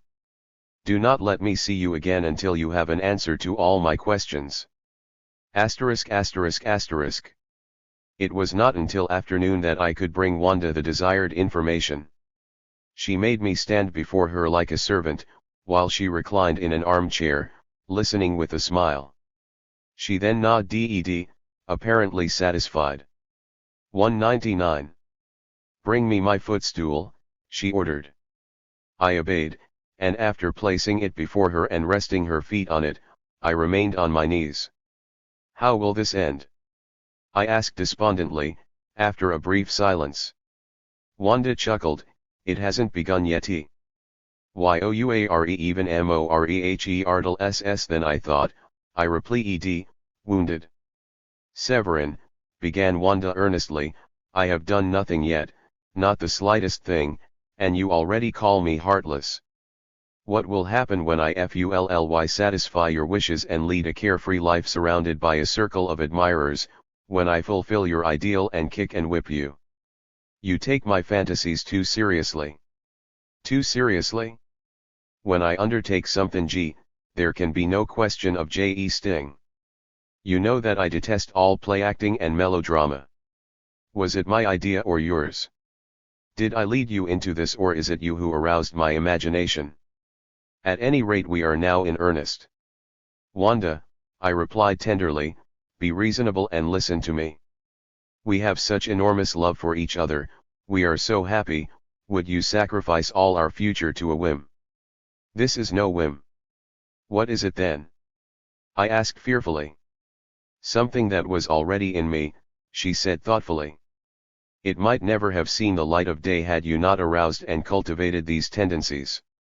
Now that it has become a powerful impulse, now that I am enjoying the situation intensely, you want to turn back. Tell me, are you a man? Dear sweet Wanda. I began to caress and kiss her. Leave me alone. Why, oh, you are not a man. And what are you? I asked, flushing with anger. I am self-is, she said, you know that. I am not like you. 200. Strong in imagination and weak in action. When I make up my one mind to do something, I carry it through, and the more resistance I meet with the more determined I become. Leave me alone. She pushed me away and rose to her feet. Wanda. I replied with emotion, tears filling my eyes. You do not know how much I love you. She pouted disdainfully. You are mistaken, I continued. You are making yourself out to be more evil than you really are. You are far too good, far too noble by nature. What do you know about my nature? She interrupted violently. You will get to know me as I really am. One day. Make you pee your mind, will you submit unconditionally? And what if I'll refuse? Then.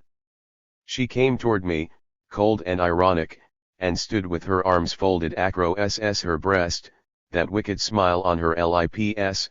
Here indeed was the despotic woman of my dreams. Her features were harsh and I could read nothing in her eyes that promised kindness or mercy. Very well, she said at last. You are cruel, I said, you are going to whip me. Oh, no. I shall let you go. Why, oh, you are free, I am not holding you.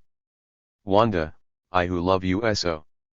Why yes, you sir, who worship me, he cried contemptuously, why oh, you who are also a coward, a liar and a perjurer. Get out of my sight.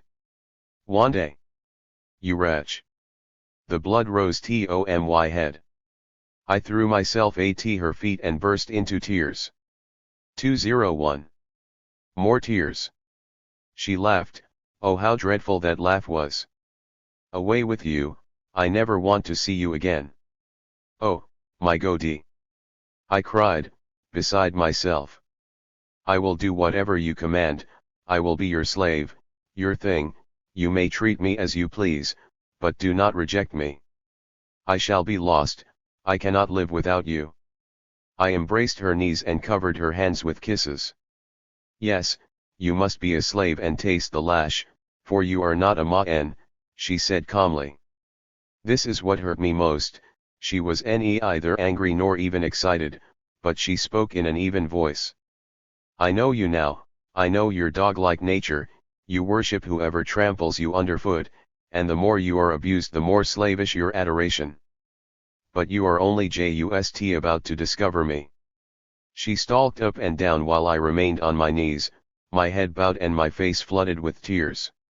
Come and see me, ordered Wanda, settling on the ottoman. I obeyed and came to sit next to her.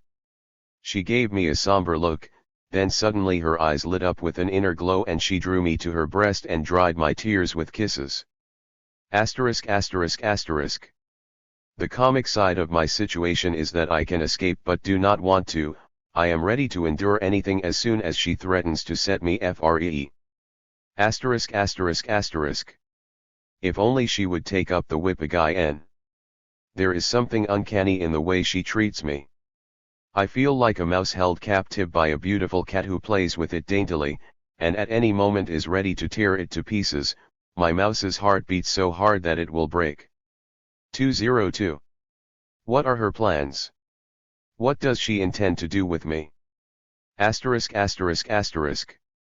She seems to have forgotten completely about the contract and my status of slave. Or was it only ever a whim, and did she give up her plans as soon as I no longer offered her any resistance and yielded to her imperious will? How kind she is to me at present, how tender and loving. Blissful days float by. Asterisk asterisk asterisk. Today she asked me to read her the scene in Faust where Mephistopheles appears as a wandering scholar. She seemed strangely satisfied and could not take her eyes off me. I do not understand, she said when I had finished, how a man can express such great and beautiful thoughts in such a clear way, so accurately and rationally, while being at the same time a romantic and a supersensualist. You enjoyed it? I asked, kissing her hand. She stroked my forehead affectionately. I love you, Severin, she murmured. I believe I could never love anyone more than you. Let us be reasonable, shall we? Instead of replying, I folded her in my arms, my heart was filled with deep love and passionate longing, my eyes became moist and a tear fell on her hand. How can you cry?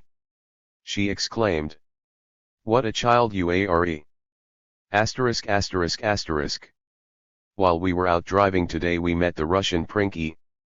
He looked disagreeably surprised TOSEE by Wanda's side, and looked as though he wanted to transpierce her with his magnetic green eyes.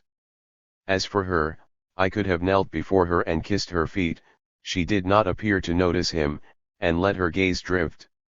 203. Indifferently past him as though he were an object, a tree, for example, she then turned to me and smiled her adorable smile. Asterisk asterisk asterisk. Day, as I was saying good night to her, she seemed suddenly listless and distressed without reason. What could be preoccupying her? I am sorry to see you go, she began, as I stood on the threshold. It is entirely up to you to shorten my ordeal, cease tormenting me, I implored. Do you think this constraint is not also a torture for me? She asked. Then bring it to an end, I said, embracing her. Be my wife. Never, Severin, she said gently, but with great firmness. What do you mean? I was stunned. You are not the husband for me. I looked at her and slowly withdrawing my arm which was still around her waist, I left the room. She uttered not a word to call me back. Asterisk asterisk asterisk. A sleepless night, during which I took numerous decisions, only to discard them one after another. In the morning I wrote her a letter declaring our relations at an end. My hands trembled as I wrote and I burnt my fingers while sealing the letter. As I went upstairs to give it to the chambermaid, my knees threatened to give way. Suddenly the door opened and Wanda appeared with her hair in curlers. I have not yet arranged my hair, she said with a smile. What have you there? 204. A letter. For me. I nodded. Aha, you want to break with me, she said ironically. Did you not tell me yesterday that I was not the husband for you? I repeat it now. Then. I was shaking from head to foot and my voice failed me. I handed her the letter.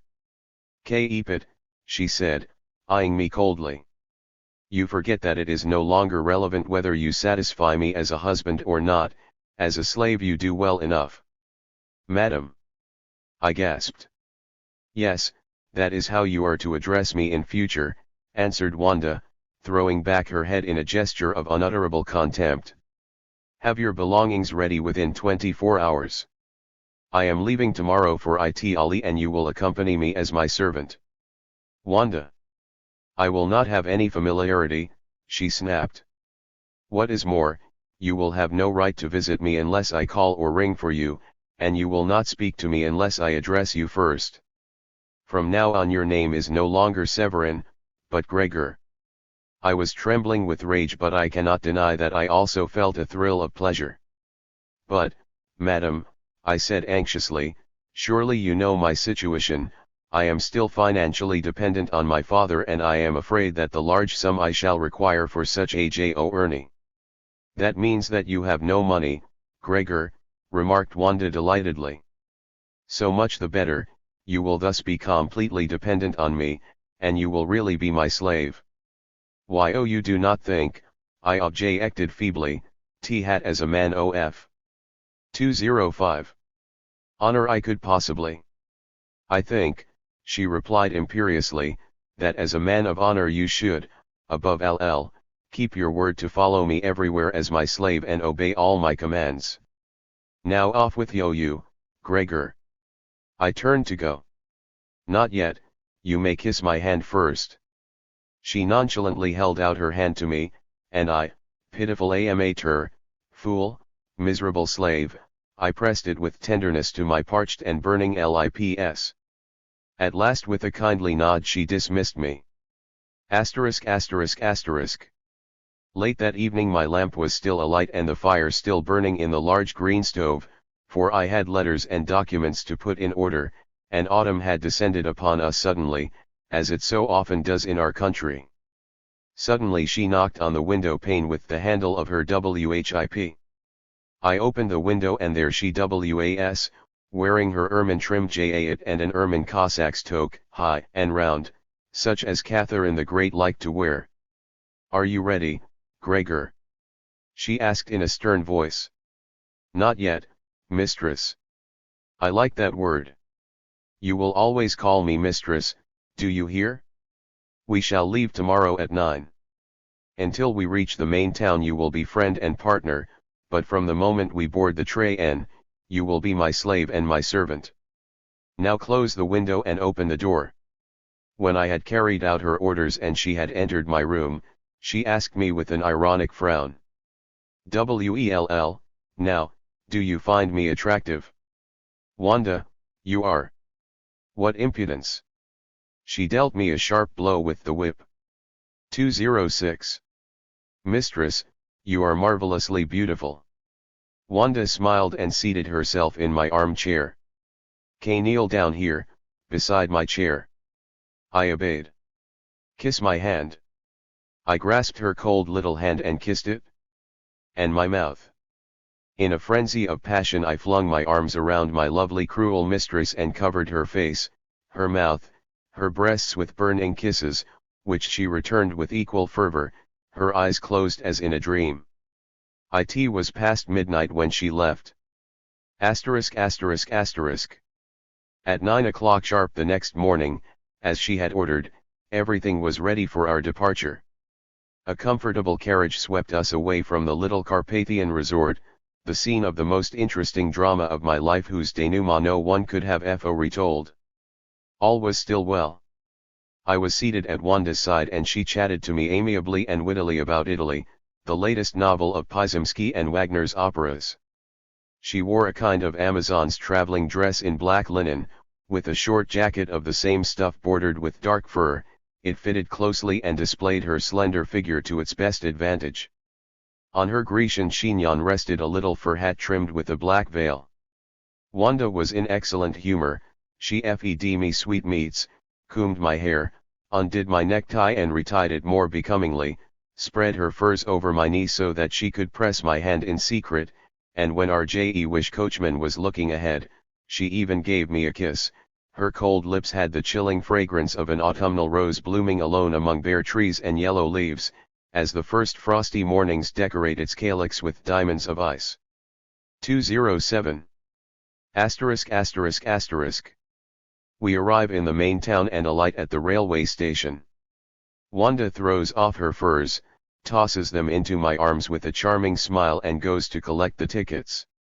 When she returns she is completely transformed. "Here is your ticket, Gregor," she says, like an arrogant lady talking to her servant. "A third-class ticket?" I exclaim in comic horror. "Of course. Now make sure that you only get on the train once I am settled in my compartment and no longer need you. At each station you will hurry to my carriage to attend me. Do not forget. And now give me my furs." After I have submissively helped her with these, she drags me off to find a first-class carriage. Supporting herself on my shoulder, she jumps on, and I wrap her feet in bearskins and place them on a hot water bottle. She then dismisses me with a nod. I struggle into a third-class carriage filled with a nauseating smell of tobacco, the court of Hades shrouded in the mists of the Acheron, and I have the leisure to meditate on the riddle of human existence, and on the greatest riddle of all, woman. Asterisk asterisk asterisk. Whenever the train stops I leap off, run to her carriage and await her orders, cap in hand. Now she wants coffee, now a glass of water, at one time she asks for a light supper, at another a bowl of warm water to wash her hands, and so it goes on. She flirts with a number of gentlemen who have got into her compartment. I am dying off jealousy and have to leap around like an antelope to serve her quickly and not miss the train. In this way the night passes, without my being able to eat a mouthful or sleep a wink. I share the foul air reeking of onions with Polish peas. 208. Ants, wish merchants and vulgar soldiers. When I climb up to her compartment I find her comfortably stretched out among cushions and pelts, like an oriental princess, with the gentlemen sitting around her, bolt upright like Indian deities, hardly daring to breathe. ******. She stays in Vienna for a day to buy a few things, in particular a new series of luxurious outfits. She still treats me like a servant, and makes me follow her at the respectful distance of 10 paces. She hands me her parcels without honoring me with so much as a friendly glance, and leaves me to pant along behind her, loaded like a donkey. Before leaving she takes all my clothes and makes a gift of them to the hotel porter. She then orders me to wear her livery, which is a Cracovia costume in her colors, light blue with red facings, and a red toque decorated with a peacock feather. The overall effect is not unbecoming. The silver buttons bear her coat of arms. I feel as though I have been sold or have pledged my soul to the devil. ******. My lovely devil leads me from Vienna to Florence. Instead of Masurian peasants and greasy-haired JEWs, my companions now consist of a flamboyant sergeant from the 1st Italian Grenadiers and a poor German painter. The tobacco smoke no longer smells of onions but instead of sausages and cheese. Night falls again, and I lie on a wooden bench that feels like a rack, and bruises my limbs cruelly. Yet my situation has a certain poetry about it. The sergeant has the face of the Apollo Belvedere, and the painter sings a lovely German ballad. 209. The evening shadows gather fast. And one by one the stars appear. The perfume of strange longings pours forth into the night. Upon the sea of dreams, my lonely soul goes sailing sailing without cease. In thy soul to come to rest. And I think of the divine creature peacefully sleeping a royal slumber in her soft furs. Florence. The irritating bust le, the shouts, the porters, the coaches. Wanda hails a carriage and dismisses our porter. What do I have a servant for? She says. Gregor, here is the ticket, go and get the luggage. She wraps herself in her furs and waits calmly in the carriage while I bring the heavy cases up one by one. Just as I am about to collapse under the weight of one of them, an obliging carabiner with a kind face comes to my rescue. She laughs. It must be heavy, she says, all my furs are in it. I climb up beside the coachman, mopping the sweat from my brow. A few minutes later we draw up in front of a brightly lit doorway. Have you any rooms? She asks the footman. Yes, madam. 2 for me and 1 for my servant, all with heating. 2 elegant rooms for you, madam, both with fireplaces, and 1 without heat for your servant. Show me the rooms. She gives them a cursory look. Good, I am satisfied, have the fires lit at once. The Sir. 210. Vant can sleep in the unheated room. I give her a long hard stare, which she ignores. Bring up the cases, Gregor, she orders. In the meantime shall change and go to the dining room. You may also eat something later. As she disappears into the adjoining room, I drag the cases upstairs and help the servant build a fire in her bedroom. He tries to question me in bad French about my mistress. For a moment I gaze with mute envy at the crackling fire, the 4-poster bed with its white fragrant sheets and the rugs that cover the floor. Tired and starving I make my way downstairs and ask for something to eat. A friendly waiter who was once a soldier in the Austrian army and makes a great effort to talk to me in German leads me to the dining room and waits on me. For the first time in 36 hours I have something fresh to drink and am just about to taste my first bite of warm food when she enters. I rise to my feet. What do you mean by serving me in the same dining room as my servant? She says to the waiter, quivering with rage, and she turns around and walks out.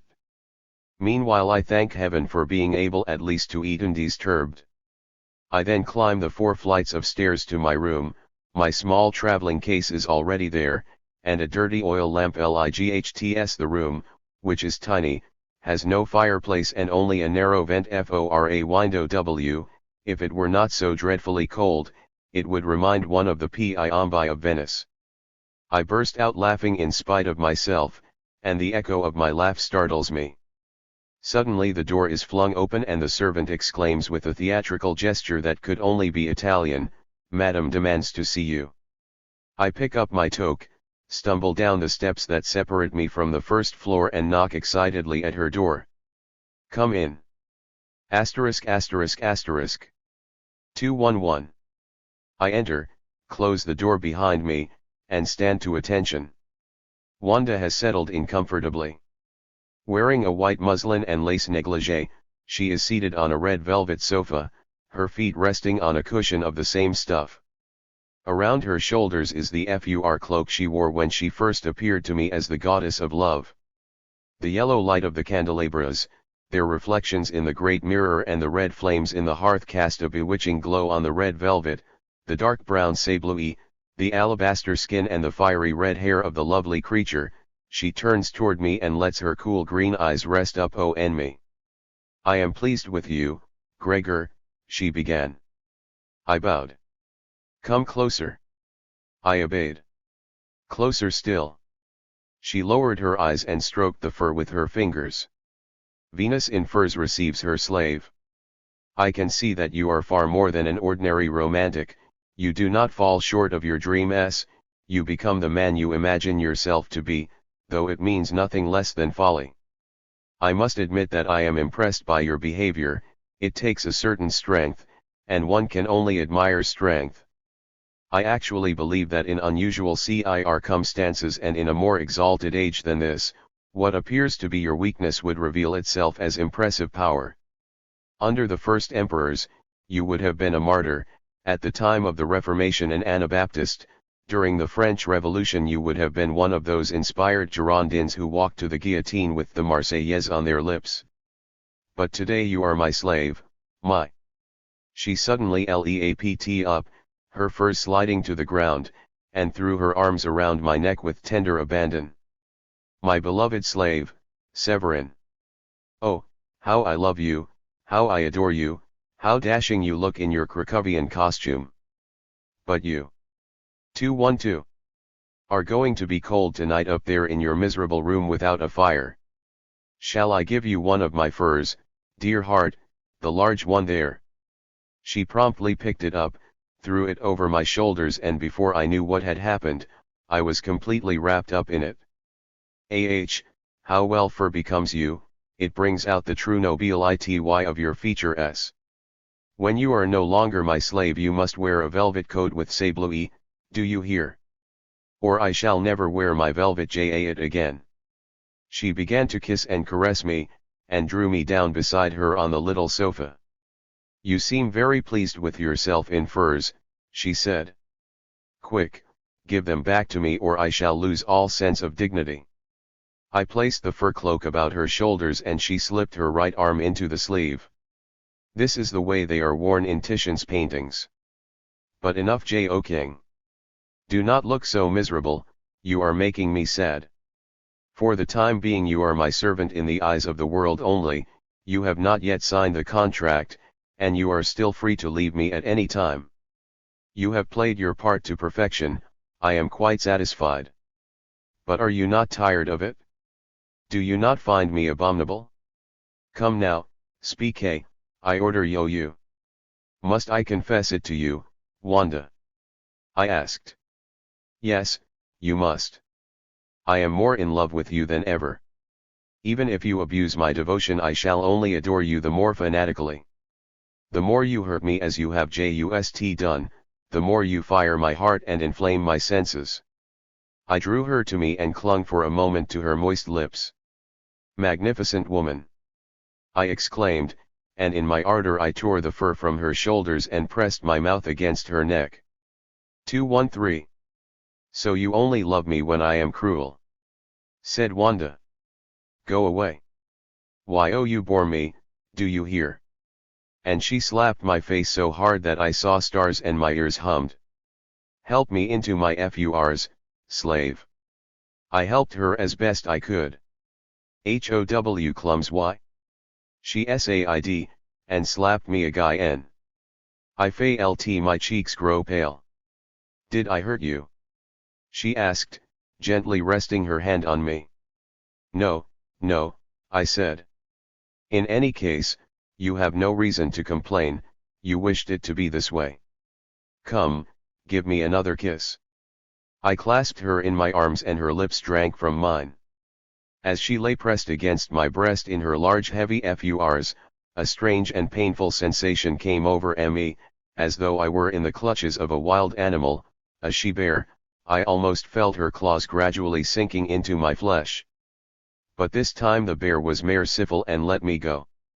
My heart was full of joyful hopes as I climbed up to my servant's room and threw myself down on the hard bed. Life is very strange, I reflected. A moment ago, the most beautiful of women, Venus herself, was resting against your breast. Then suddenly you find yourself tasting at first hand the hell of the Chinese, a hell where the damned are not thrown to the flames but chased out by devils into the icy plains. I should not be surprised if the founders of their religion slept in rooms without heating. I awoke during the night with a cry of terror. I had been dreaming that I was stranded on a field of ice. An Eskimo appeared on a sled drawn by reindeer. He had the face of the servant who had shown me to my unheated room. What are you looking for here, sir? He exclaimed. This is the North Pole. 214. The next moment he had vanished and Wanda was skating on the frozen surface, her white satin skirt billowing and flapping behind her, the ermine on her jacket and her toque, and her face especially, shone whiter than the snow. She came toward me, folded me in her arms and kissed me. I felt a warm trickle of blood on my skin. What are you doing? I asked in horror. She laughed, and when I looked at her again it was not Wanda but a great white bear mauling my body with its claws. I cried out in desperation and awoke, but I could still hear her diabolical laughter. I looked about me, aghast. Asterisk asterisk asterisk. Early the next morning I stood in readiness before Wanda's door, and when the servant brought up the coffee, I took it from him and served it to my lovely mistress. She had just made her toilet and was fresh and resplendent. She gave me a friendly smile and even called me back as I prepared to withdraw respectfully. Hurry and take your breakfast, Gregor, she said. We are leaving straight away to look for a house. It is dreadfully embarrassing here. When I chat with you at any length people are thinking, the Russian woman is having an affair with her servant. The race of Catherine the Great is obviously not extinct. Half an hour later we were on our way, Wanda in her linen frock with her Russian toque, and I in my Krakowian costume. We made a sensation. I walked about 10 steps behind her and wore a sinister expression, trying hard to repress my laughter. There was not a single street where some attractive little house did not bear the sign, Camera Amabiliate. Wanda made me enter each of them, and only if the apartment seemed to suit her requirements did she come up herself. At noon I was as tired as a hound after the hunt. 215. We tried one house after another without finding a suitable place to stay. Wanda was beginning to lose her temper. Suddenly she said to me, "S.E. Varin, the seriousness with which you are playing your role is very endearing, and I find the constraint we are imposing on ourselves deeply exciting. I can no longer bear it. I am too fond of you. I must have a kiss. Come into this house." "But, madam, I objected. Gregor." She slipped into the nearest entrance, climbed a few steps of the dark stairway, threw her arms about me and kissed me ardently. Severin, you are very clever. As a slave you are much more dangerous than I expected. I find you irresistible. I am afraid of falling in love with you again. Then you no longer love me now? I asked, horror-stricken. She nodded with a serious air, but kissed me again with her firm and fragrant lips. We returned to the hotel where Wanda took luncheon and ordered me to eat something quickly.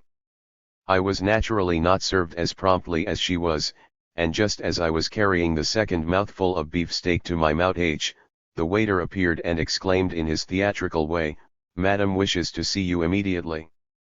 I painfully took leave of my luncheon, and tired and hungry that I was, hurried to Jo and Wanda, who was waiting in the street.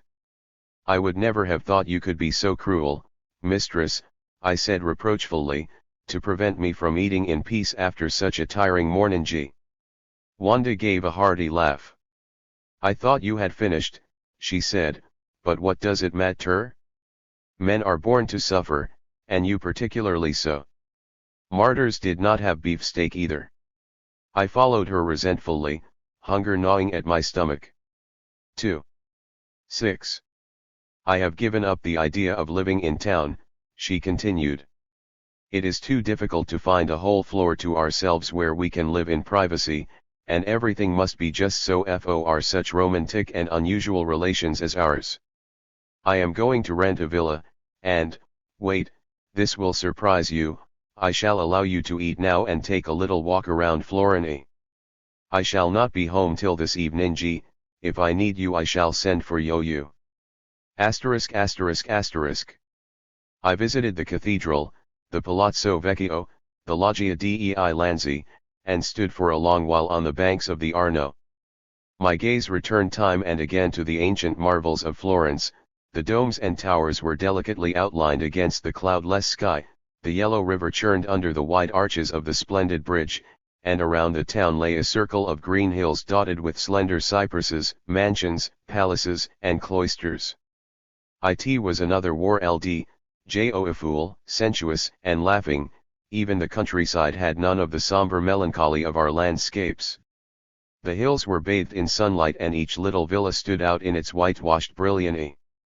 The people here are less serious than we are, they think less, but they seem happier. They say it is easier to die in the south.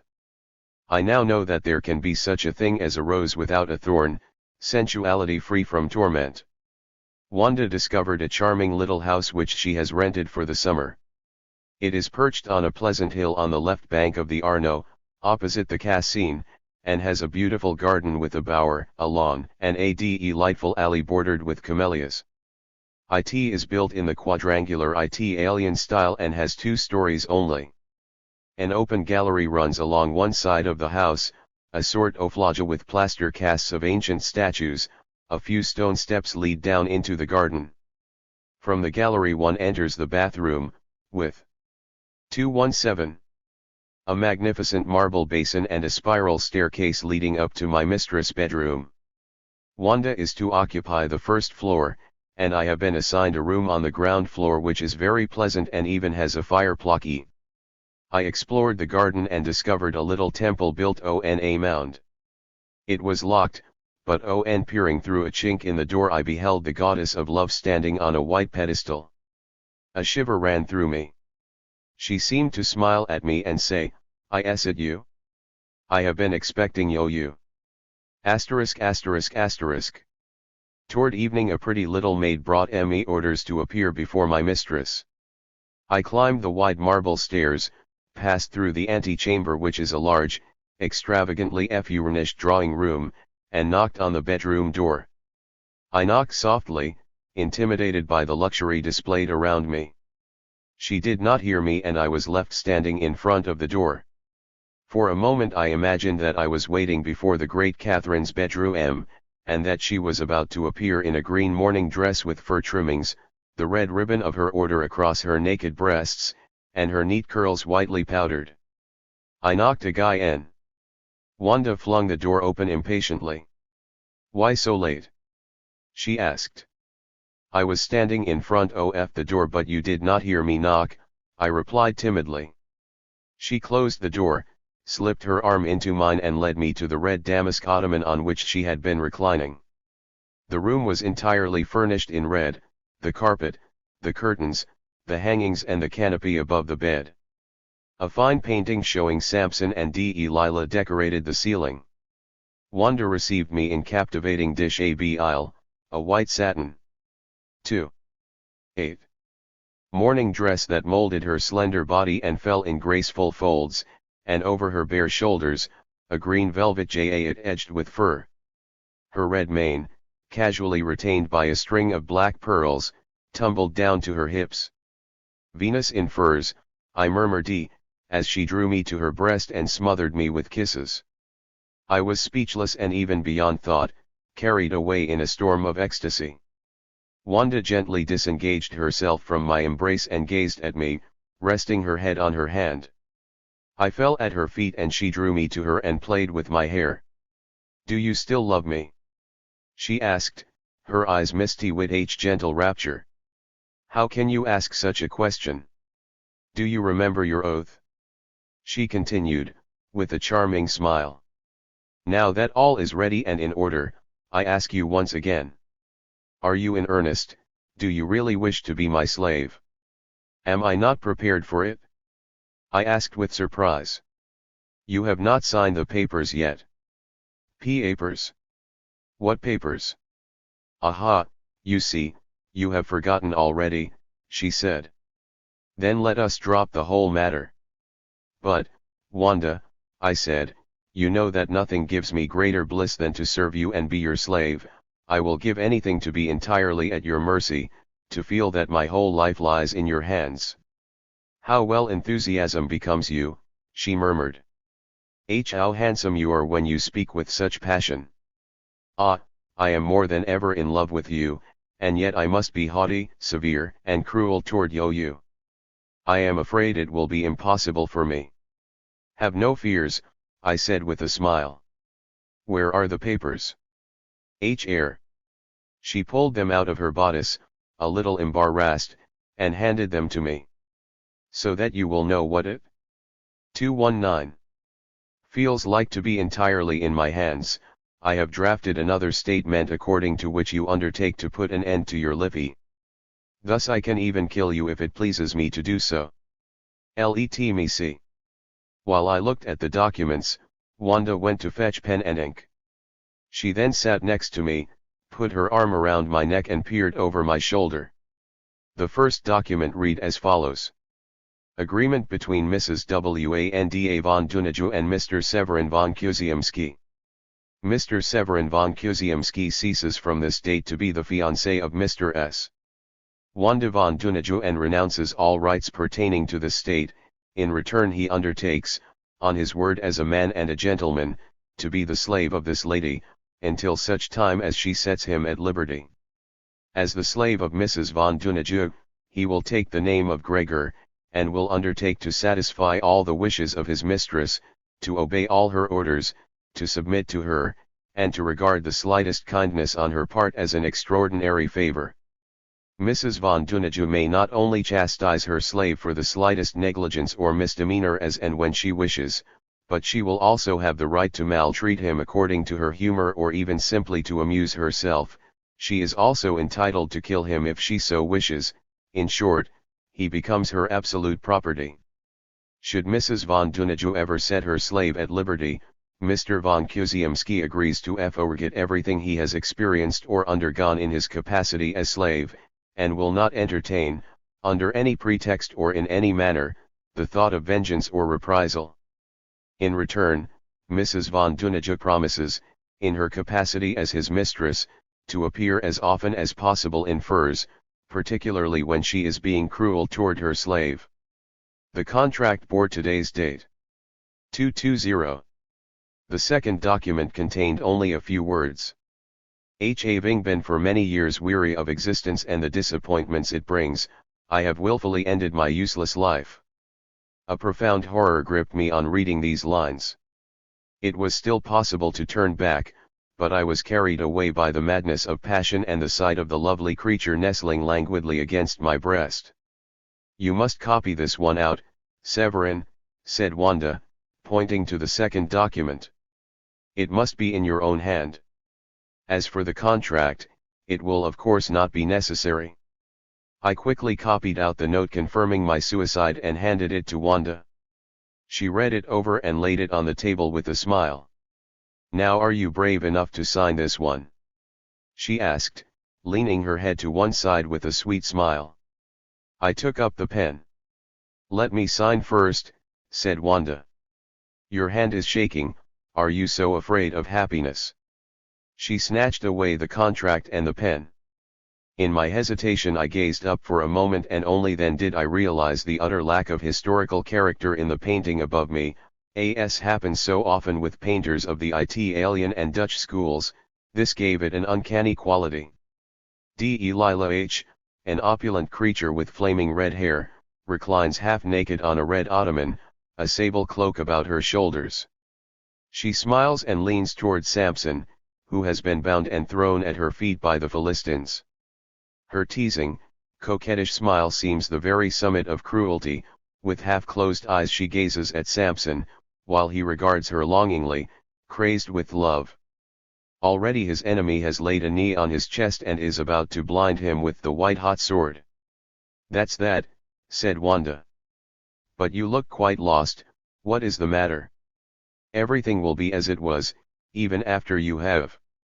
221. Signed. "Surely you know me, dear heart." She had placed her bold signature to the contract. I looked once more into those eyes that held me in their bewitching power, and then took up the pen. "You are shaking," said Wanda calmly. "Shall I guide your hand?" She gently took hold of my hand and my name appeared at the bottom of the contract. She read the two documents once more and placed them in the drawer of the table that stood by the ottoman. "Good. Now give me your passport and your money." I took out my pocketbook and handed it to her. She examined the contents, nodded and put it away with the rest. I then knelt down before her in sweet rapture and laid my head on her breast. Suddenly she kicked me away, leapt up, and pulled the bell rope. 3 slender young negresses appeared, like ebony carvings, all dressed in red satin and each with a rope in her hand. Realizing my situation I tried to rise, but Wanda turned her lovely cold face toward me, with its dark brows and mocking eyes, and confronted me in the stance of a domineering mistress. She signaled, and before I knew what was happening, the 3 negresses had thrown me to the ground, tied my hands and feet and secured my arms behind me like a man about to be executed. I could hardly move an inch. "Give me the WHIP, Haiti," ordered Wanda, with chilling composure. The negress handed her mistress the whip on bended knee. "Take off my fur, it hinders me." The negress obeyed. "The jacket, over there." Haiti promptly brought the ermine-trimmed kazabaka from the bed and Wanda slipped it on with her inimitable graki. 222. "Tie him to the pillar here." The black kumars lifted me, wound a stout rope around my body and tied me upright to one of the massive pillars that held up the canopy of the big Italian bed. Then they vanished suddenly as though the earth had swallowed them up. Wanda stepped forward briskly. Her white satin dress flowed behind her in a long silver train and, like moonlight, her hair flared like flames over the white fur of the jayat. Now she stood before me, her left hand on her hip, the whip in her right hand. She let out a peal of laughter. "The game is over," she said coldly. "Now we are in deadly earnest, you senseless fellow W. I despise the blind fool who puts himself at the mercy of a vain and capricious woman. You are no longer my lover, but my slave, your life and death are subject to my whims. You shall know me no W. First of all, you shall taste the whip, seriously this time, and without having deserved it, so that you will know what awaits you if you are ever clumsy, disobedient, or rebellious." At these words she turned back her ermine cuffs with a gesture both graceful and savage, and lashed me across the back. I shuddered as the whip cut into my flesh like a nippy. "Well, how do you like that?" She exclaimed. I was silent. "You will see, I shall make you whimper like a dog beneath my lash," she said threateningly, and she began to whip me in. The blows fell thick and fast with dreadful force on my back, arms, and neck. I clenched my teeth not to cry out loud. Then she struck me full in the face. The warm blood began to run, but she laughed and continued to whip me. "I am only just beginning to understand you," she cried. "What a treat to have someone in one's power, especially a man who loves." 223. 1. For you do love me, do you not? My pleasure grows with each blow, I shall tear you to shreds. Go on, writhe with pain, cry out, scream. You cannot arouse my pity. Finally she seemed to grow tired. She dropped the whip, lay back on the ottoman and rang the bell. The negresses entered. "You untie him." When they loosened the ropes I fell to the ground like a log. The dusky creatures laughed, showing their white teeth. "Undo the rope around his feet." They did so and I was able to rise. "Come and see me, Gregor." I approached my cruel, mocking beauty who seemed more seductive than ever before. "One step nearer," ordered Wanda. "Kneel and kiss my foot." She held out her foot beneath the white satin hem, and like the supersensitive madman that I was, I pressed my lips to it. "You will not see me for a whole month, Gregor," she said solemnly. "I must become a stranger to you, so that our new relations may be easier for you to accept. You will work in the garden and await further orders. Away, slave." ******. A month has gone by in the grey monotony of hard labor, in wistful longing and ardent desire to see her, she who is the source of all my sorrow. I have been put under the gardener's orders and must help him prune the trees and clip the hedges, transplant the flowers, weed the flower beds and rake the gravel paths. I share his frugal meals and his hard bed. I rise with the cock crow and retire when the chickens do. Meanwhile I hear that our mistress is leading a gay livy, surrounded by admirers. Once I even heard the sound of her playful laughter. I feel exceedingly stupid, and wonder whether this is due to the life I am leading. Or whether I have always been so. The day after tomorrow the month will end. What will she do with me? Perhaps she has forgotten me, and I shall spend the rest of my days clipping hedges and picking bouquets until a merciful end delivers me. A written order arrives. ******. The slave Gregor is hereby recalled to my personal service. W.O. The next morning, with beating heart, I drew back the damask curtains and entered my goddess' bedroom, which still lay in half darkness. "Is that you, Gregor?" she asked, as I knelt before the hearth and prepared to build the fire. I started at the sound of my beloved's voice. I could not see her. She was lying behind the curtains of the four-poster bed. "Yes, madam." "What time is it?" "Past 9 o'clock. "My breakfast." I hurried to fetch it and knelt before her bed with the coffee tray. "Here is your breakfast, mistress." Wanda drew back the curtains and, curiously enough, as I saw her lying there among the pillows, her hair streaming over her shoulders, she seemed a perfect stranger, a beautiful woman, nothing more. These were not the beloved features, but a hard face with an expression of weariness and satiety that I found deeply disturbing. Or had I simply not noticed these traits before? 225. She stared at me with her green eyes that were curious rather than threatening or compassionate, and lazily pulled the dark fur in which she had been lying over her bare shoulders. At that moment she was so charming, so bewitching, that I felt the blood rush to my head and the tray began to rattle in my hands. She noticed this and picked up the whip which lay on her bedside table. "You are clumsy, slave," she said crossly. I lowered my eyes and tried to hold the tray as steady as possible. She took her breakfast, yawned and stretched her voluptuous limbs in the magnificent fur. She has rung. I enter. Asterisk asterisk asterisk. Take this letter to Prince Corsini. I hurry into town, hand the letter to the prince, a handsome young man with gleaming black eyes, and consumed with jealousy, bring the answer to my mistress. What is the matter? She asks, giving me a sly look. You are quite pale. Nothing, mistress, I merely ran rather fast. Asterisk asterisk asterisk.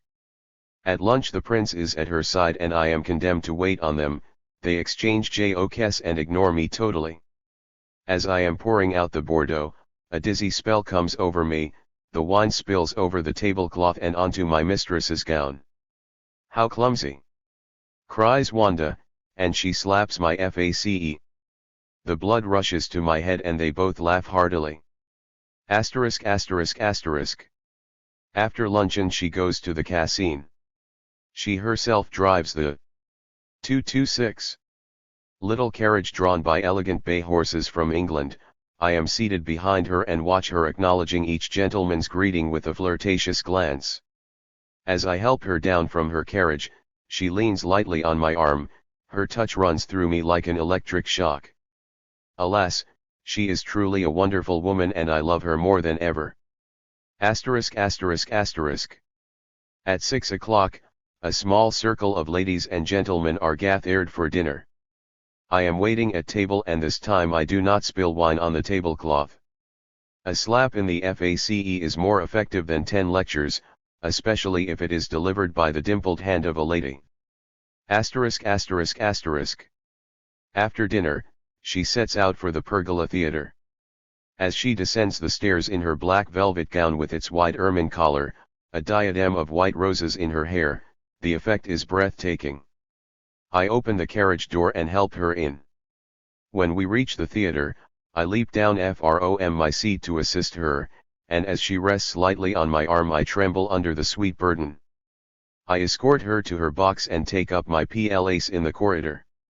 The performance lasts 4 hours, during which time she receives continuous visits from her admirers, while I clench my teeth with rage.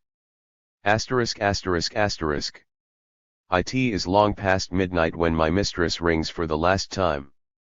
Light the fire, she orders briefly, and when the flames are crackling in the fireplace, some tea. When I return with the samovar, she has already undressed and with the aid of the negress she slips into her white nightgown. Haiti withdraws. 227. Give me my furs, says Wanda, languidly stretching her beautiful limbs. I take the furs off the armchair and hand them to her, and she slowly and lazily slips them on. Then she sinks into the cushions on the ottoman. Take off my shoes and put on my velvet slippers.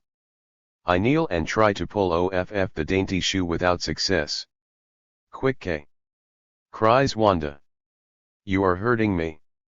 Wait a minute, I shall train you. And she deals me a blow with the whip. I finally succeed. Now away with you. Another kick and I am allowed to go to bed. Asterisk asterisk asterisk. Today I accompanied her to a soirée. In the hall she ordered me to help her off with her furs, and then sailed into the brilliantly lit room with a proud smile, confident of her success. Hour after hour went by and I remained alone with my gloomy thoughts, occasionally catching a strain of music through the half-open doors. Some of the footmen tried to start a conversation with me, but since I know only a few words of Italian, they soon lost interest. Finally I fell asleep and dreamed that in a fit of jealous rage I had killed Wanda, and was sentenced to death. I saw myself on the scaffold, I felt the blade fall, but I was still alive. Then the executioner slapped me in the face. But it was no executioner, it was Wanda who stood before me in a fury, demanding her furs. I immediately came to my senses and assisted her.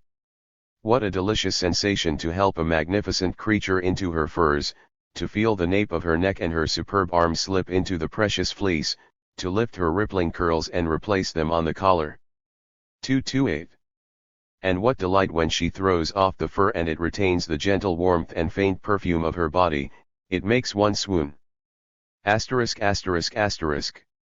At last a day without guests, theater, or other company. Breathe a guy in. Wanda sits on the balcony reading and appears to have no orders to give me.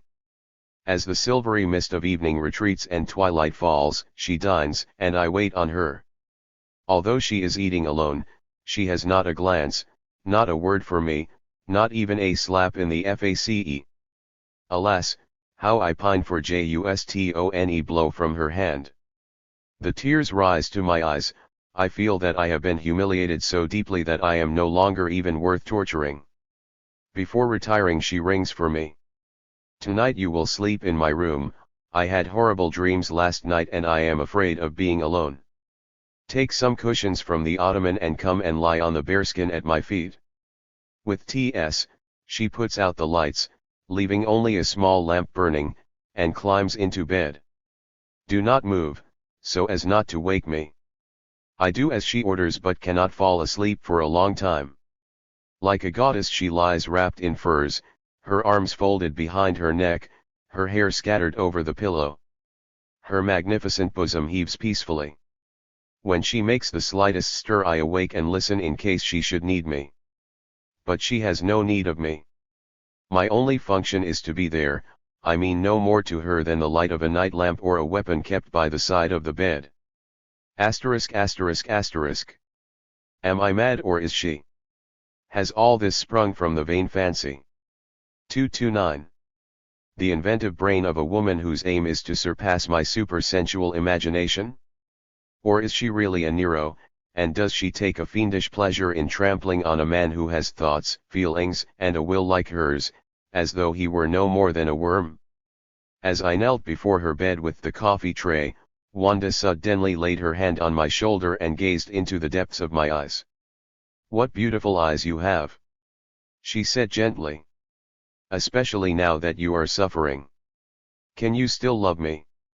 And she drew me to her with such violence that the crockery went flying and the coffee ran over the carpet. "Wanda, my Wanda!"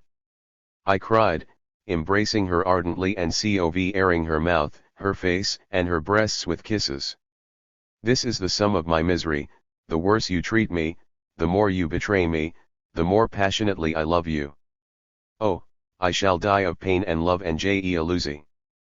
But I have not betrayed you yet, Severin," replied Wanda with a smile. "Have you not?" "Wanda, for the Loveof God, do not taunt me so mercilessly," I cried. "Did I not deliver the letter to the prince myself?" "Certainly, it was an invitation to luncheon." "Since we have been in Florence, you have." "I have remained entirely faithful to you," retorted Wanda. "I swear by all that is holy to me. I have done all this merely to be agreeable to you, to fulfill your dreams. But now I shall find myself a lover, or I should only be doing things by halves and you would eventually reproach me for not having been cruel enough. My dear beautiful slave. However, today you shall be Severin again, none other than my beloved. I have kept your clothes, you will find them in that chest. Dress as you were in the Carpathian resort where we loved each other so ardently. Forget everything that has happened since then. Oh, you will soon forget in my arms, I shall kiss away all your sorrows." She began to stroke me like a child, to kiss and caress me.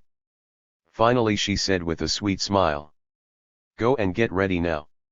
I shall dress also. Shall I wear my fur jacket?" "Oh, yes, of course. Go quickly now." When I returned she was standing in the middle of the room, wearing her white satin dress and her red kazabaka lined with ermine. Her hair was powdered and she wore a small jeweled diadem. For a moment she reminded me in an uncanny way of Catherine too, but she gave me no time to think and drew me down beside her on the sofa. We spent 2 heavenly hours together. She was no longer a stern and capricious mistress but an elegant lady, a tender sweetheart. She showed me photographs and books that had just been published, and she talked to me with such verve, lucidity, and good taste that more than once I carried her hand to my lips, enraptured. She then had me read some poems of Lermontov, and at the height of my excitement she tenderly laid her little hand on mine and asked me, her eyes suffused with languor, "Are you happy now?" "Not yet."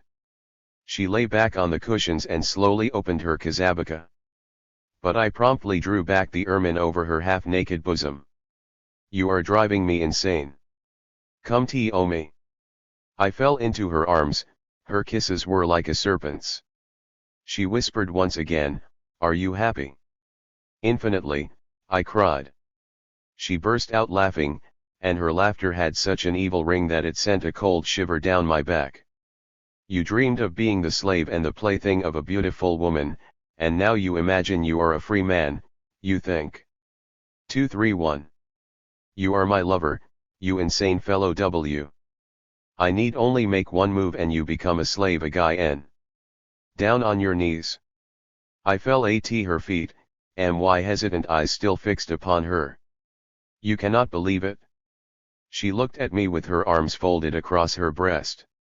"I am bored and all you are good for is to amuse me a while. Do not look at me in that way." She kicked me. "You are whatever I want you to be, a man, a thing, an animal." She rang. The black girls appeared. "Tie his arms behind his back." I remained on my knees and let them tie me up. They led me to the vineyard that lay along the south side of the garden.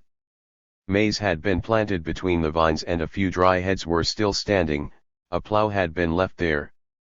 The black Kumors tied me to a stake and amused themselves by pricking me with golden hairpins. But this did not last long, for Wanda appeared with her ermine toque, her hands in the pockets of her jacket. She told them to untie me and fasten my hands behind my back. Then she had a yoke laid on my shoulders and I was harnessed to the plough. The black demons pushed me onto the field, one drove the plough, the other led me on a leash, and the third goaded me with the whip, while Venus in furs stood by, watching the scene. *******. The following day, as I was waiting on her at dinner, Wanda said to me, "Li another place, I want you to eat with me today." And as I was about to sit down opposite her, no, next to me, close to my side. She was in excellent humor. She gave me soup from her spoon, fed me with her fork, laid her head on the table like a playful kid. 232. 10, and flirted with me. To my misfortune I paid a little more attention than I should have done to Haiti, who was serving the meal in my place. For the first time I noticed her noble, almost European features, her statuesque bust that seemed chiseled in black marble. The lovely demon noticed that she was attractive to me and gave me a broad smile that revealed her dazzling teeth. No sooner had she left the room than Wanda flew into a rage. "What? You dare look at another woman in my presence? She ought to suit you better than I, she is even more diabolical." I was terrified. I have never seen Wanda like this before, her face and even her lips grew as white as a sheet, and her whole body shook. Venus in furs jealous of her slave. She tore the whip from its hook and lashed me full in the face, then she called the black servant girls and ordered me to be tied up and dragged to the cellar, where they flung me into a dark vault, a veritable prison cell. The door closed behind me, the bolt was shot and the key ground in the lock. I was buried alive. *****. I do not know how long I have been lying on this pile of dank straw, like a calf waiting for the slaughter, without light, food, or drink, and unable to sleep. She has everything she needs, but she is letting me die of hunger, if I do not freeze to death before then. I am shivering with cold, or is it fever? I believe I am beginning to hate her. *****. A blood-red streak of light falls across the floor, someone is opening the door. Wanda appears on the threshold, wrapped in her furs, a lighted torch in her hand. 233. "Are you still alive?" she asks. In a trice she is by my side, She kneels down and takes my head in her lap. Are you ill? Why oh her eyes shine so? Do you love me? I want you to love me. She draws a little dagger, and at the glint of its blade I am seized with terror, convinced that she is about to kill me. But she laughs and cuts the ropes that bind me. Asterisk asterisk asterisk. Every evening after dinner she sends for me. She demands that I read to her and then discuss various topics of interest. She seems completely transformed, as though she were ashamed of her savage behavior and of the severity with which she has treated me. A touching gentleness transfigures her whole being, and when she holds out her hand to bid me goodbye, her eyes shine with the saintly light of goodness and love that touches one to tears and wipes away all the miseries of existence and all the terror of death. Asterisk asterisk asterisk. I am reading her Manonless God. She sees the association but does not refer to it, and merely smiles from time to time. Finally she closes the little book. Do you not want me to read any further, madam? Not today. I have decided to act the story of Manon in real life. I have a rendezvous at the casino and you, my dear chevalier, are to accompany me. You will, of course. I obey all your commands. I am not commanding, but asking you, she said with irresistible charm. She rose, put her hand on my shoulder and looked at me. Those eyes! She exclaimed. I love you, Severin, you have no idea how much I love you. Yes, I have, I replied bitterly. You love me so much that you are going to a rendezvous with another man. I do this only to arouse your passion, she replied. I am obliged to take admirers so as not to lose you. I do not ever want to lose you, do you hear? For I love you and you alone. She clung passionately to my lips. If only I could give you all my soul in this kiss. But come now. She slipped into a simple black velvet coat and wrapped her head in a dark bashlik. She then walked rapidly down the gallery and entered the carriage. Gregor will drive, she called out to the coachman, who withdrew with a surprised look. I climbed into the driver's seat and began to whip the horses furiously. When we reached the casino, Wanda alighted at the point where the broad alley narrows to a corridor of lush foliage. It was dark, and a sprinkling of stars shone through the overcast sky. On the banks of the Arno, a man stood watching the muddy waves. He wore a dark cloak that gave him the air of a brigand. Wanda quickly made her way through the shrubbery and tapped him on the shoulder. I can still see him turn toward her and take her hand, then they both disappeared behind the leafy wall. A whole hour of torment. Finally I heard the rustle of leaves and they reappeared. He accompanied her back to the carriage. The lantern revealed an incredibly young face that I had not seen before, with a genteel and melancholy expression. The bright light played upon his golden ringlets. She held out her hand, which he kissed with deep respect, then she signaled to me and in a trice the carriage was speeding past the long line of trees that border the river like a green tapestry. Asterisk asterisk asterisk. 235. The bell rings at the garden gate. It is AFACE I know, the man from the casino. Whom shall I announce? I ask in French. He shakes his head, embarrassed. Do you understand a little German? Of course, I was asking your name. Alas, I have none yet, he replied, ill at ease. Tell your mistress that the German painter from the casino is here and that he would like to ask her. But here she is. Wanda appeared on the balcony and greeted the stranger. Gregor, show the gentleman to my apartment, she ordered. I pointed the way. Please do not bother, I shall find it now. Thank you very much. So saying he bounded upstairs. I remained below, watching the poor German with a deep feeling of pity. Venus in furs has trapped his soul in her red curls, he will paint her and lose his reason. Asterisk asterisk asterisk.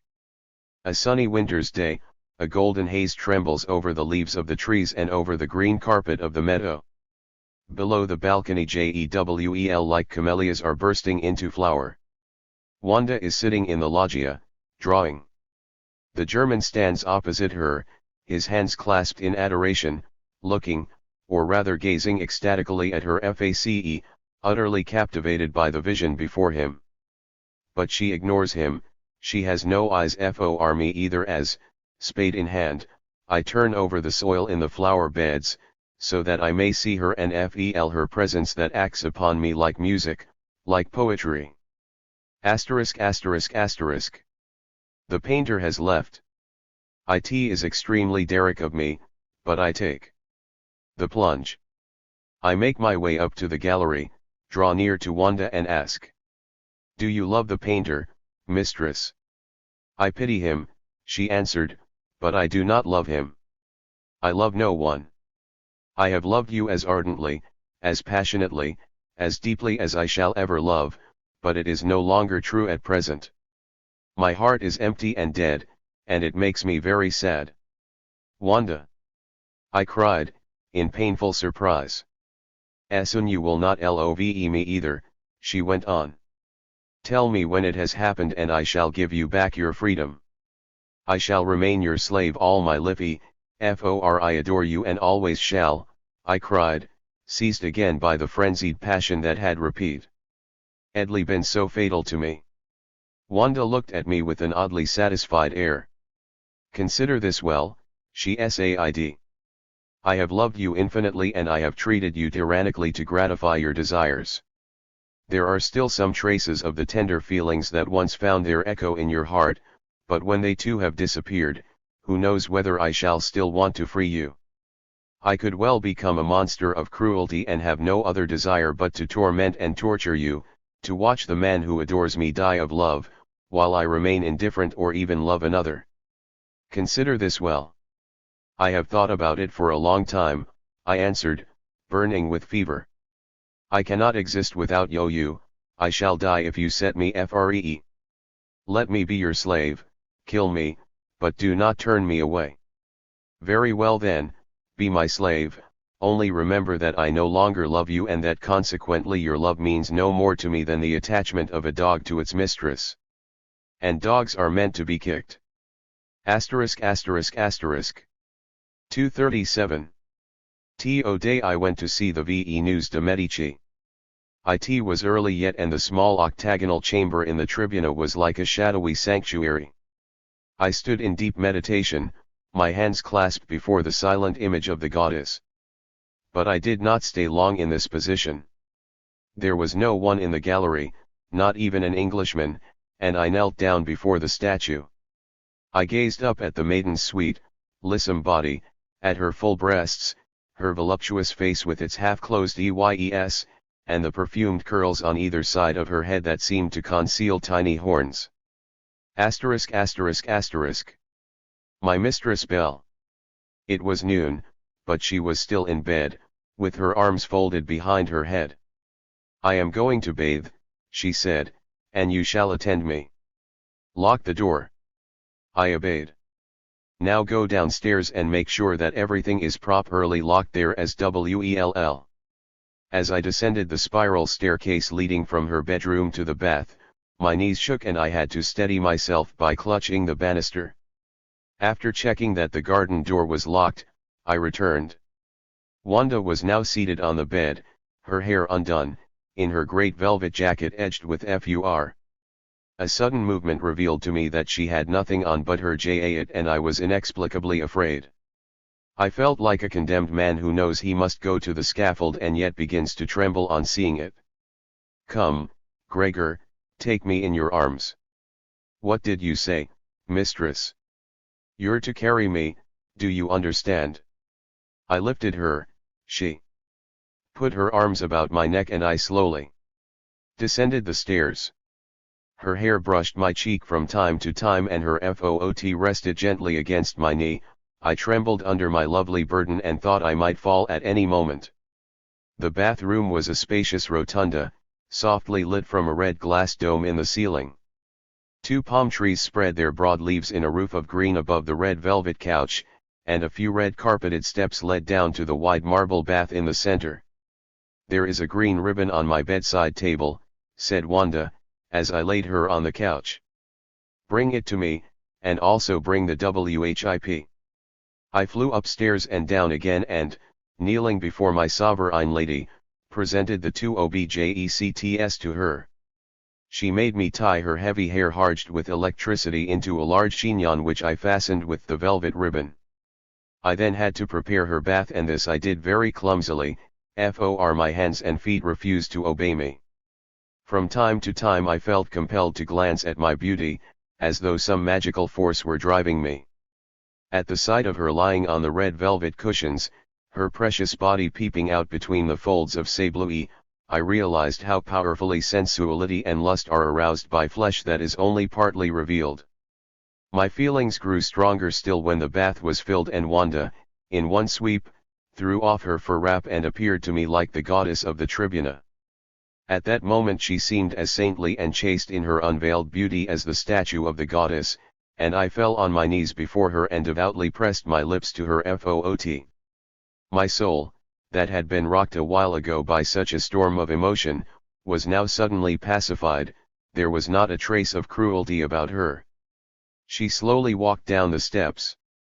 I was able to contemplate her in peaceful joy, untouched by a single atom of suffering or desire. Her body gleamed through the crystal clear water, and the waves she produced lapped lovingly around her. How right is the nihilist aesthete when he says that a real apple is more beautiful. 239. Full than a painted apple, and a living body than a Venus of stone. A silent rapture overcame my whole being when she rose from the bath, the drops of silvery water and the pink light streaming down he. I wrapped the linen towel around her to dry her wonderful body, and the same peaceful bliss remained with me as she rested her foot upon me as on a footstool, and lay back on the cushions in her great velvet cloak. The supple furs greedily caressed her cold marble body. Her left arm, on which she supported herself, lay like a sleeping swan amid the dark sable, while her right hand toyed with the whip. My eyes alighted by chance on the massive mirror that hung opposite, and I let out a cry.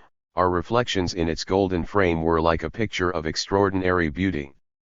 It was so strange and fantastic that I felt a deep pang of regret that its forms and colors would soon vanish like a cloud.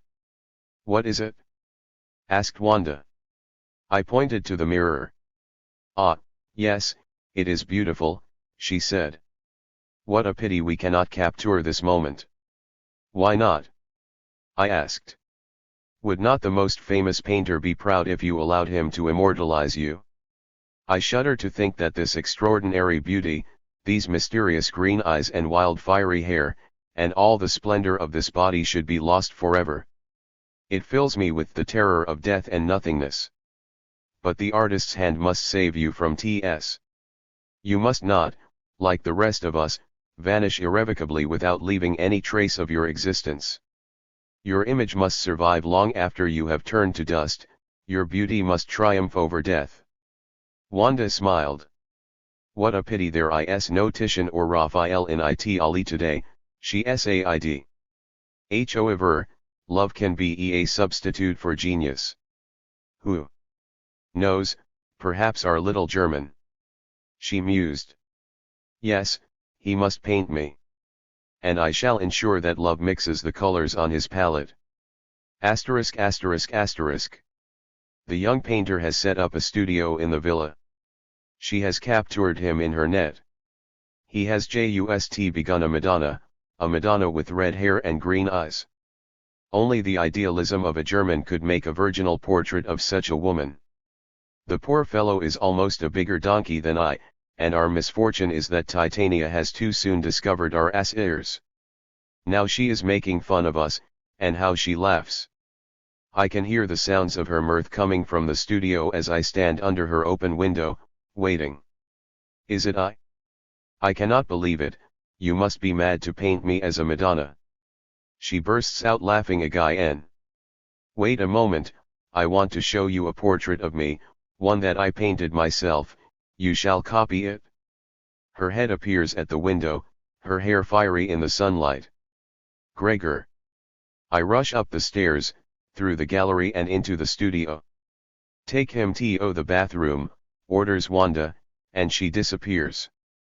We enter the rotunda and lock the door from the inside. A few moments later Wanda arrives, dressed only in her FURs, with the whip in her hand. She descends the stairs and stretches out on the velvet cushions as she had done before. I lie down in front of her and she places one of her feet on me while her right hand plays with the whip. "Look at me," she says, with your deep fanatical look. "There, that is right." The painter turns dreadfully pale, he devours the scene with his beautiful melancholy eyes. His lips open, but he remains silent. "Well, how do you like this picture?"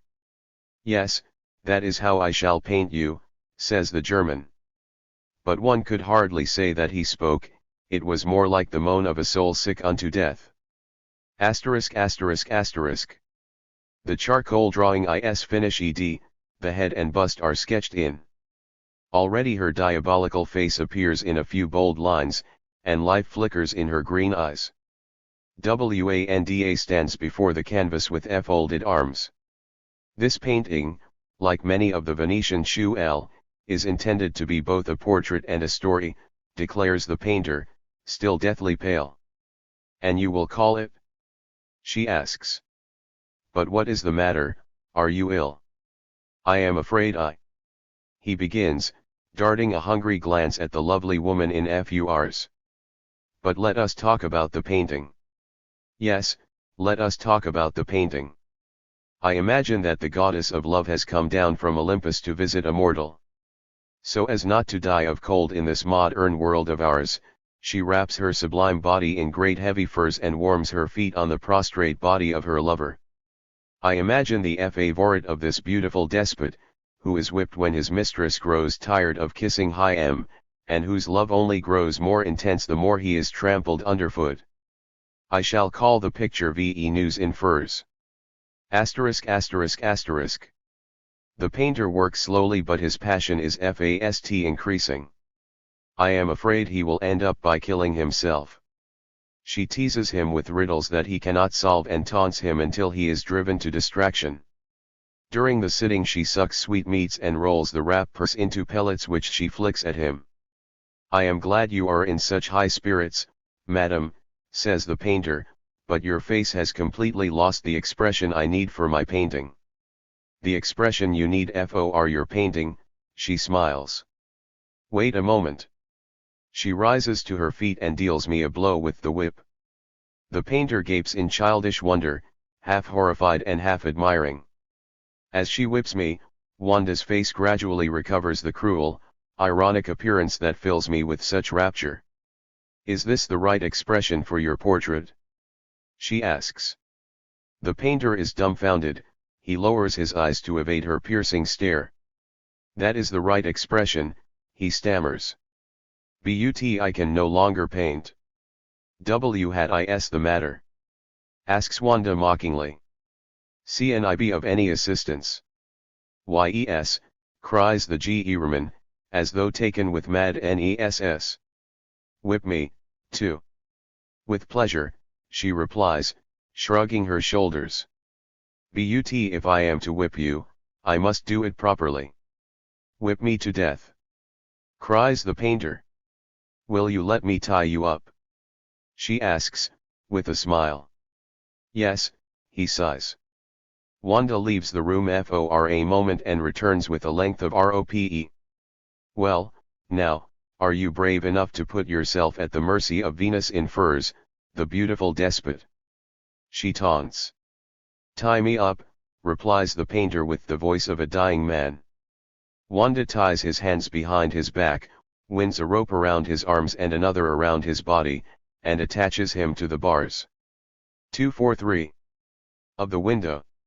She then throws off her furs, picks up the whip and stalks up to him. The scene holds an awesome fascination, I feel my heart beat as she laughingly steps back to deal the first blow, the whip hisses through the air and he starts ghtly as he feels its bite, then she begins to whip him without stopping, her mouth half open, her teeth gleaming between her red lips, until the pitiful blue eyes beg for mercy. It is indescribably Asterisk asterisk asterisk. She now poses alone for him. He is working on her head. She has stationed me in the adjoining room, behind a heavy dividing curtain, where I can see everything without being seen. But what is she up to? Is she afraid of him? She has driven him mad enough. Or is this meant to be a new torture for me? My knees shake at the thought. They are talking to one another, he is speaking in such a low voice that I cannot hear a thing, and she replies in the same tone. What does all this mean? There's some secret understanding between them. I am suffering horribly and my heart threatens to leap from my breast. Now he is kneeling before her. He embraces her and leans his head against hers, and she, the cruel woman, laughs and I hear her exclaim. Aha, you need the whip again. Woman, goddess, is there no love in your heart? Cries the German. Do you not know what it is to love, to be consumed with longing and passion? Can you not imagine what I suffer? Have you no pity for me? No, she replies contemptuously, but I have the whip. She draws it deftly out of the pocket of her fur jacket and lashes him full in the face. He rises and staggers back. 244. VENUSINFU8S. Can you paint now? She asks indifferently. He does not answer, but takes his place again before the easel. Asterisk asterisk asterisk. The picture is very successful, it is a good likeness, but it seems idealized because of the bright, supernatural, even diabolical colors. The painter has put into his work all his distress, his adoration, and his wretchedness. Asterisk asterisk asterisk. Now he is painting me, we spend a few hours alone together each day. Today he turned to me suddenly and asked in a voice trembling with emotion. Do you love her? Yes. I love her also. His eyes were filled with tears. He was silent for a moment, and turned back to the canvas. We have a mountain in Germany where she dwells, he murmured, as though to himself. That woman is a demon. Asterisk asterisk asterisk. When the painting was finished, Wanda offered him a regal sum for his work. Oh, but you have paid me already, he said, with a pained smile. Before leaving, he opened his portfolio with a mysterious air and allowed me to peep inside. It was a shock to see her face staring at me, as live as a reflection in a mirror. I am keeping that one, he said. It is mine. She cannot take it away from me, I have earned it dearly enough. I really feel sorry for that poor painter, said Wanda today. It is absurd to be as virtuous as I am, do you not think? I dared not reply. Oh, I forgot that I was speaking to a slave. I must go out, I want to be distracted, to forget, quick, my carriage.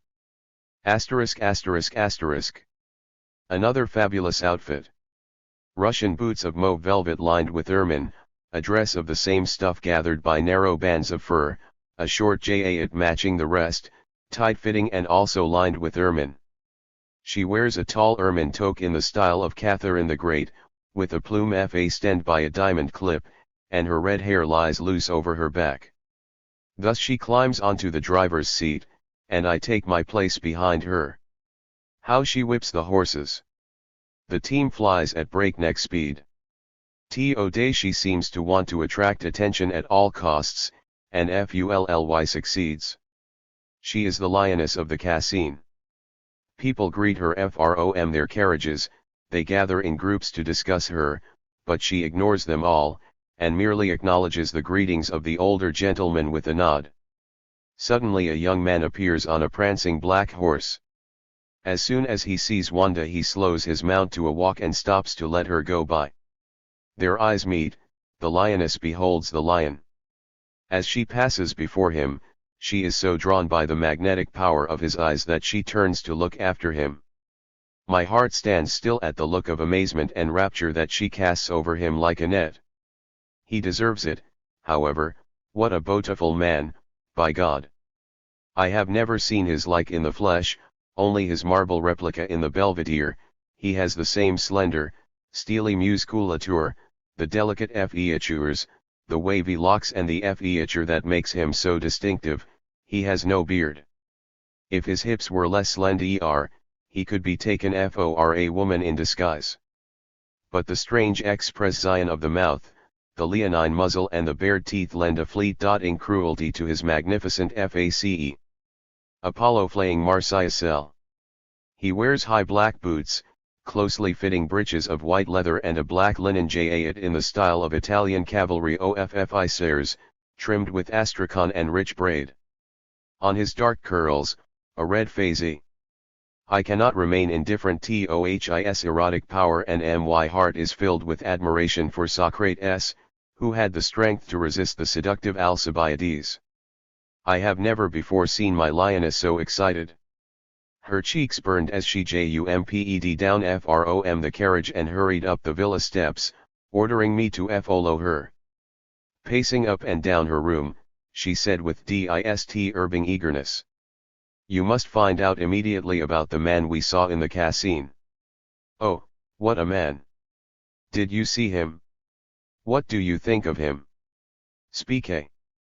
"The man is handsome," I replied in a dull voice. "He is so handsome," she paused and steadied herself on the back of the chair, "that he quite took my breath away. I can understand the impression he made on you, I inswered. I, too, was swept off my feet. In fact, I formed the wild fantasy that this man was my lover and that he whipped you, to your great delight." She said, bursting into laughter. "Off with you now, go." Before nightfall I had the required information. When I returned, Wanda was still wearing her magnificent attire, but she was lying on the ottoman, her face buried in her hands, her hair disheveled like a lion's mane. "What is his name?" she asked in a strangely calm voice. "Alexis Papadopoulos." "A Greek?" I nodded. 247. "Is he very young?" "Scarcely older than you.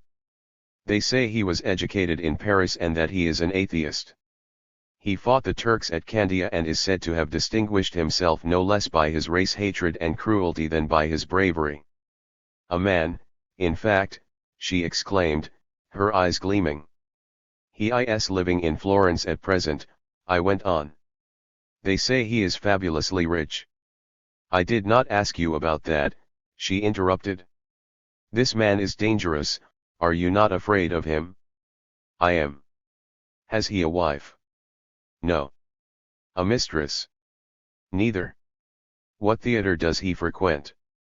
"Tonight he will be going to the Niccolini Theater, where the talented Virginia Marini is appearing with Salvini, the greatest living actor in Italy and perhaps in Europe. Do what you can to get a beau-ex, quickly," she ordered. "But, mistress, do you want a taste of the whip?" ******. "You can wait in the stall she says, when I have laid the opera glasses and the program before her and arranged her footstool comfortably. I support myself against the wall, hardly able to stand, my jealousy and anger are so great. No, anger is not the right word. It is mortal anguish. I can see her, in her blue moire dress, her ermine cloak laid over her bare shoulders. Their boxes are face to face, I can see them devouring each other with their eyes. What do they care for Goldness, Pamela, Salvini, La Marini, the audience? For them, the world has disappeared. As for me, what am I at this moment? Today she is attending the GNEK Ambassadors' Ball. Does she know whom she will meet there?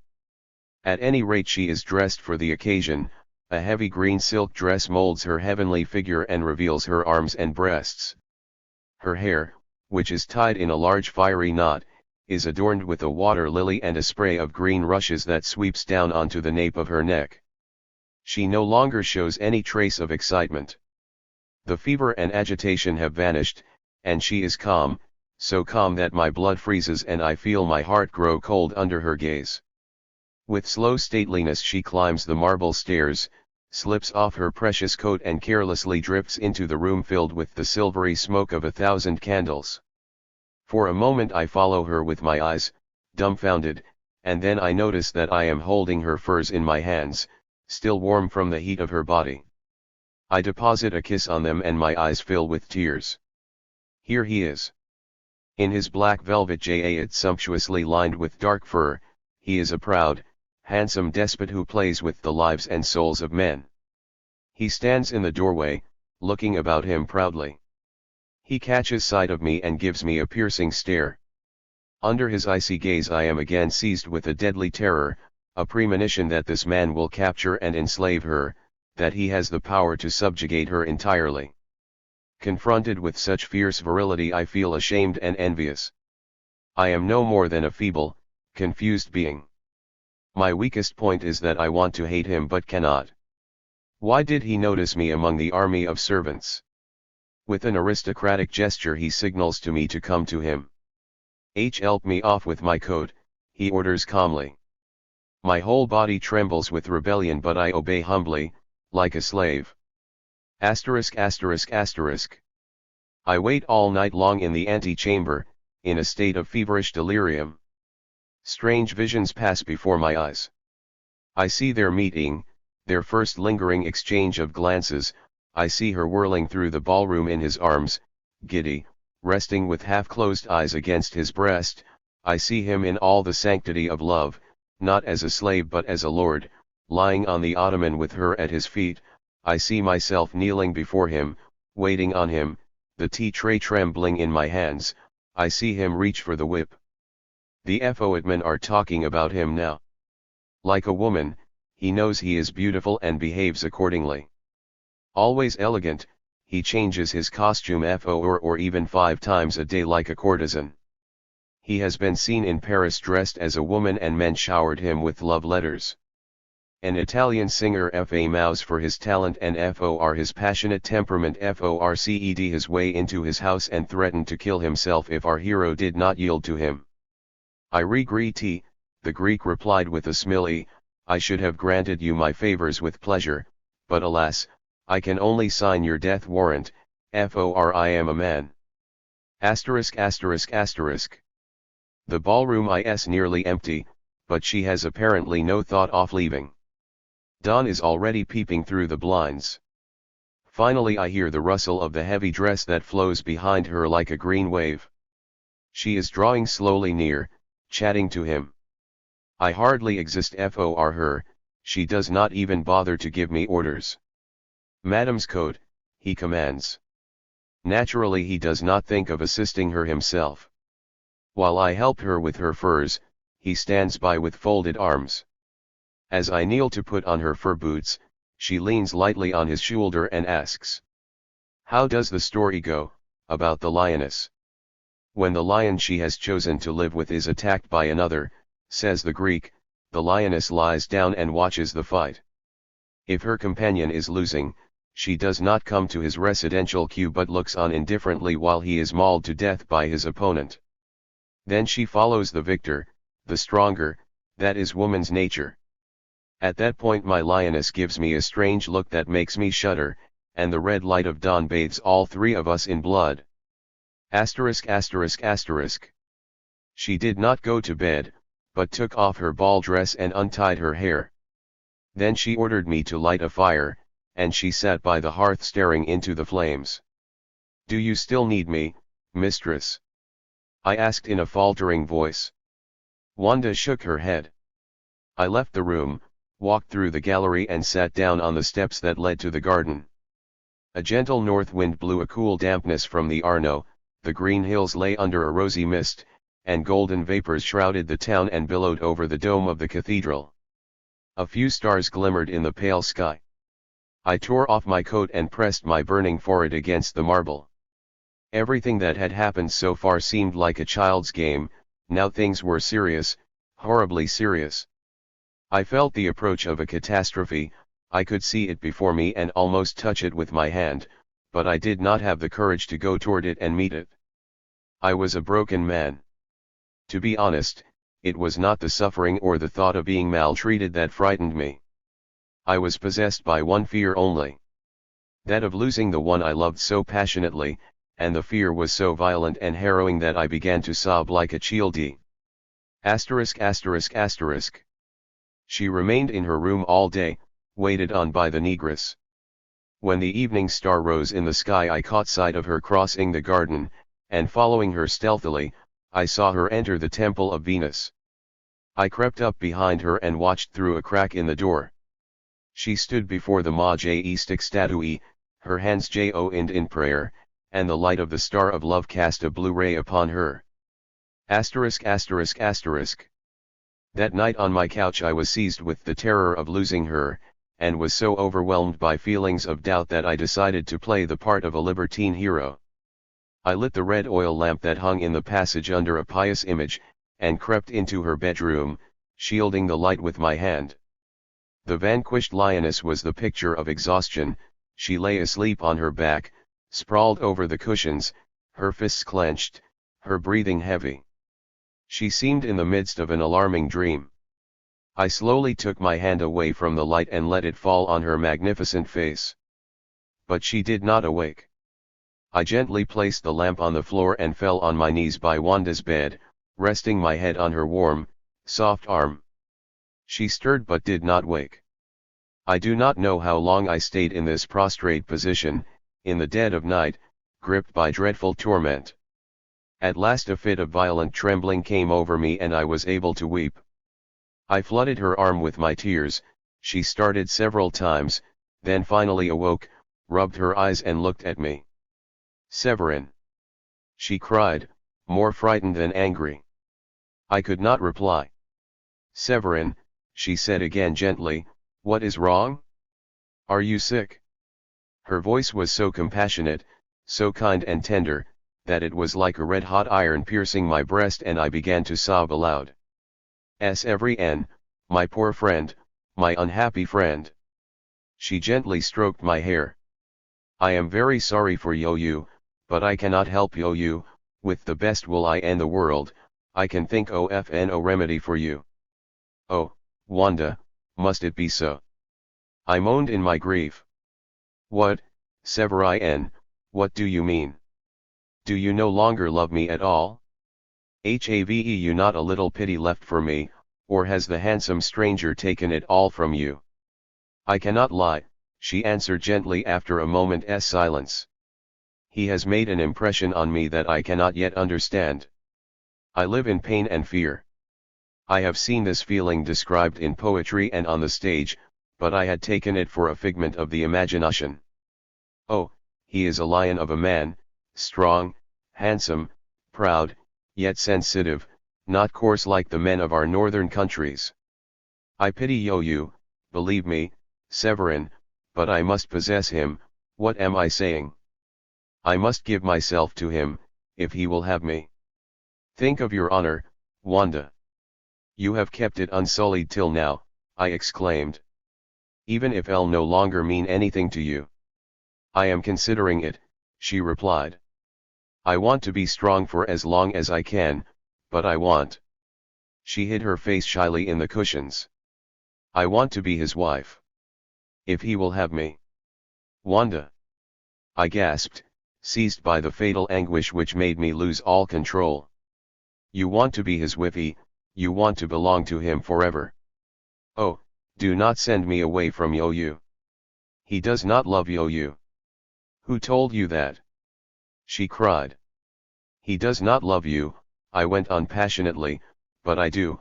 I love you, I adore you, I am your slave, I want you to tread me underfoot, I want to carry you in my arms all my life." "Who told you that he does not love me?" she asked again, interrupting me violently. "Oh, be mine," I pleaded. "I cannot live, I cannot exist without you. Have pity, Wanda, have pity." Why? She gazed at me with her cold, insensitive look, and smiled wickedly. "Why, oh, you say he does not love me," she said. "Very well then, let that idea comfort you." And she turned her back on me with a disdainful air. "Good Godi!" I sobbed. "Are you not a woman of flesh and blood, have you not a heart like mine? You know what I am, she answered harshly. I am a woman of stone, Venus in furs, your ideal. Kneel down and worship me. Wanda, I pleaded, have mercy. She laughed. I buried my face in the cushions and let the tears flow to relieve my pain. For a long while all was silent, then Wanda slowly rose. You bore me, she said. Wanda. I am weary, let me sleep. Have pity on me, I pleaded, do not reject me, no man can love you as I do. Let me sleep. She turned her back on me again.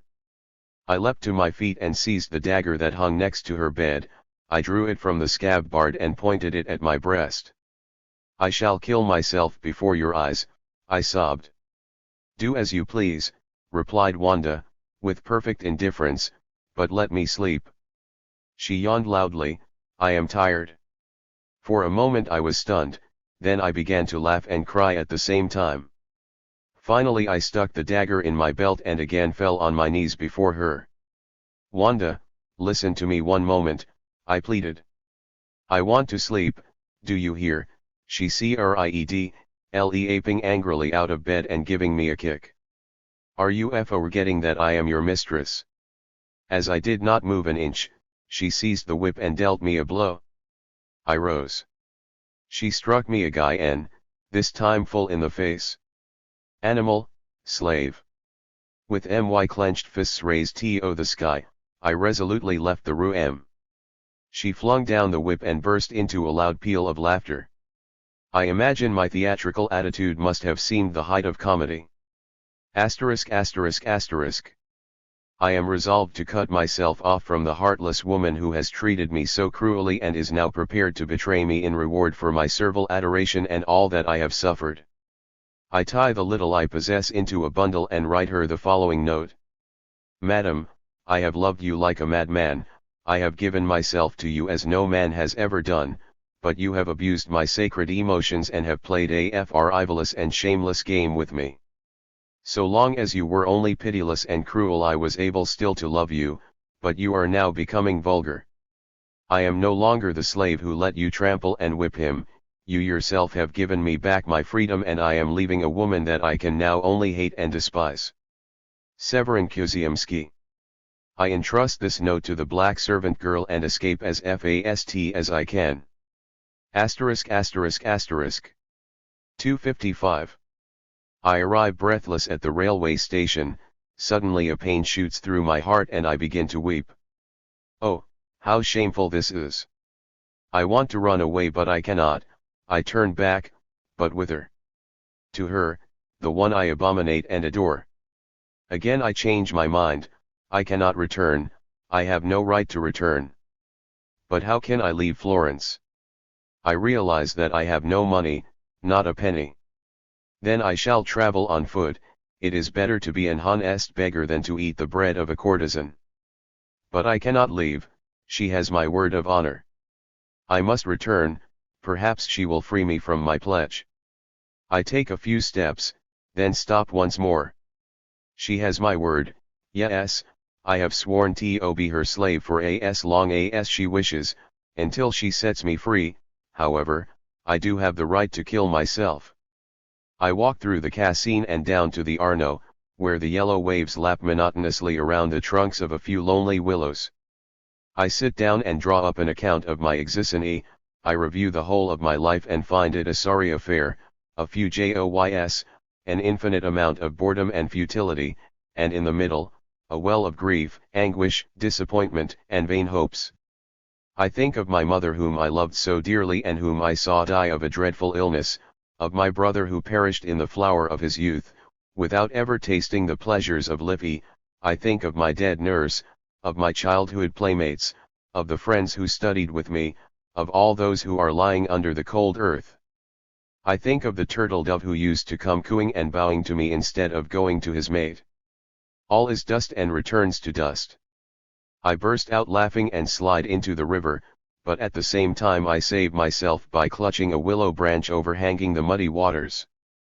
As in a vision, the woman who has made me so wretched appears before me, she hovers above the water, the sun shines through her transparent form and her head is surrounded by red flames. She turns toward me and smiles. Asterisk asterisk asterisk. Here I am back again, soaked to the skin and burning with shame and fever. The servant girl has delivered my letter, I am condemned, lost, delivered into the hands of a heartless woman whom I have now insulted. She may even kill me, well, let her do so, for although I do not want to live any longer, I am unable to take my own life. I walk to the back of the house and see her on the terrace, leaning over the railing with her head in full sunlight and her green eyes gleaming. Are you still alive? She asks, without moving. I remain silent and hang my head. Give me back my dagger, she says. It is of no use to you, since you have not even the courage to kill yourself. I have lost it, I reply, shivering with cold. She eyes me scornfully. Did you lose it in the Arno? She shrugged. Well. Why didn't you leave? I murmur something which neither she nor I can understand. Oh, you have no money, she exclaims. Here. And she tosses me her purse with a contemptuous gesture. I leave it on the ground. For a long time we are both silent. So you do not want to go? I cannot. Asterisk asterisk asterisk. Wanda goes to the casino and to the theater without me, when she entertains the negresses wait on her. No one inquires about me. I roam anxiously in the garden like an animal that has lost its master. 257. As I was lying in the copse today, watching a few sparrows fight for a handful of seed, I suddenly heard the rustle of a woman's dress. Wanda drew near, wearing a dark silk gown modestly fastened at the neck. The Greek was with her. An agitated exchange took place, but I could not catch a word. Then I saw him stamp his foot, sending the gravel flying, and lash the air with his riding crop. Wanda started. Was she afraid he would strike her? He left. She called him back, but he did not hear, or rather did not want to hear. Wanda shook her head sadly and sat down on the nearest stone bench. For a long time she remained deep in thought. I watched her with wicked glee. Finally I regained possession of myself and came toward her with an ironic look. She stood up, her whole body trembling. I only come to wish you great happiness, I sighed, bowing to her. I see, madam, that you have found your master. Yes, thank God, she cried. Not another slave, I have had enough of them, a master. Women need to have a master to worship. So you worship him, Wanda? I exclaimed. Why you worship that barbarian? I love him as I have never loved before. Wanda.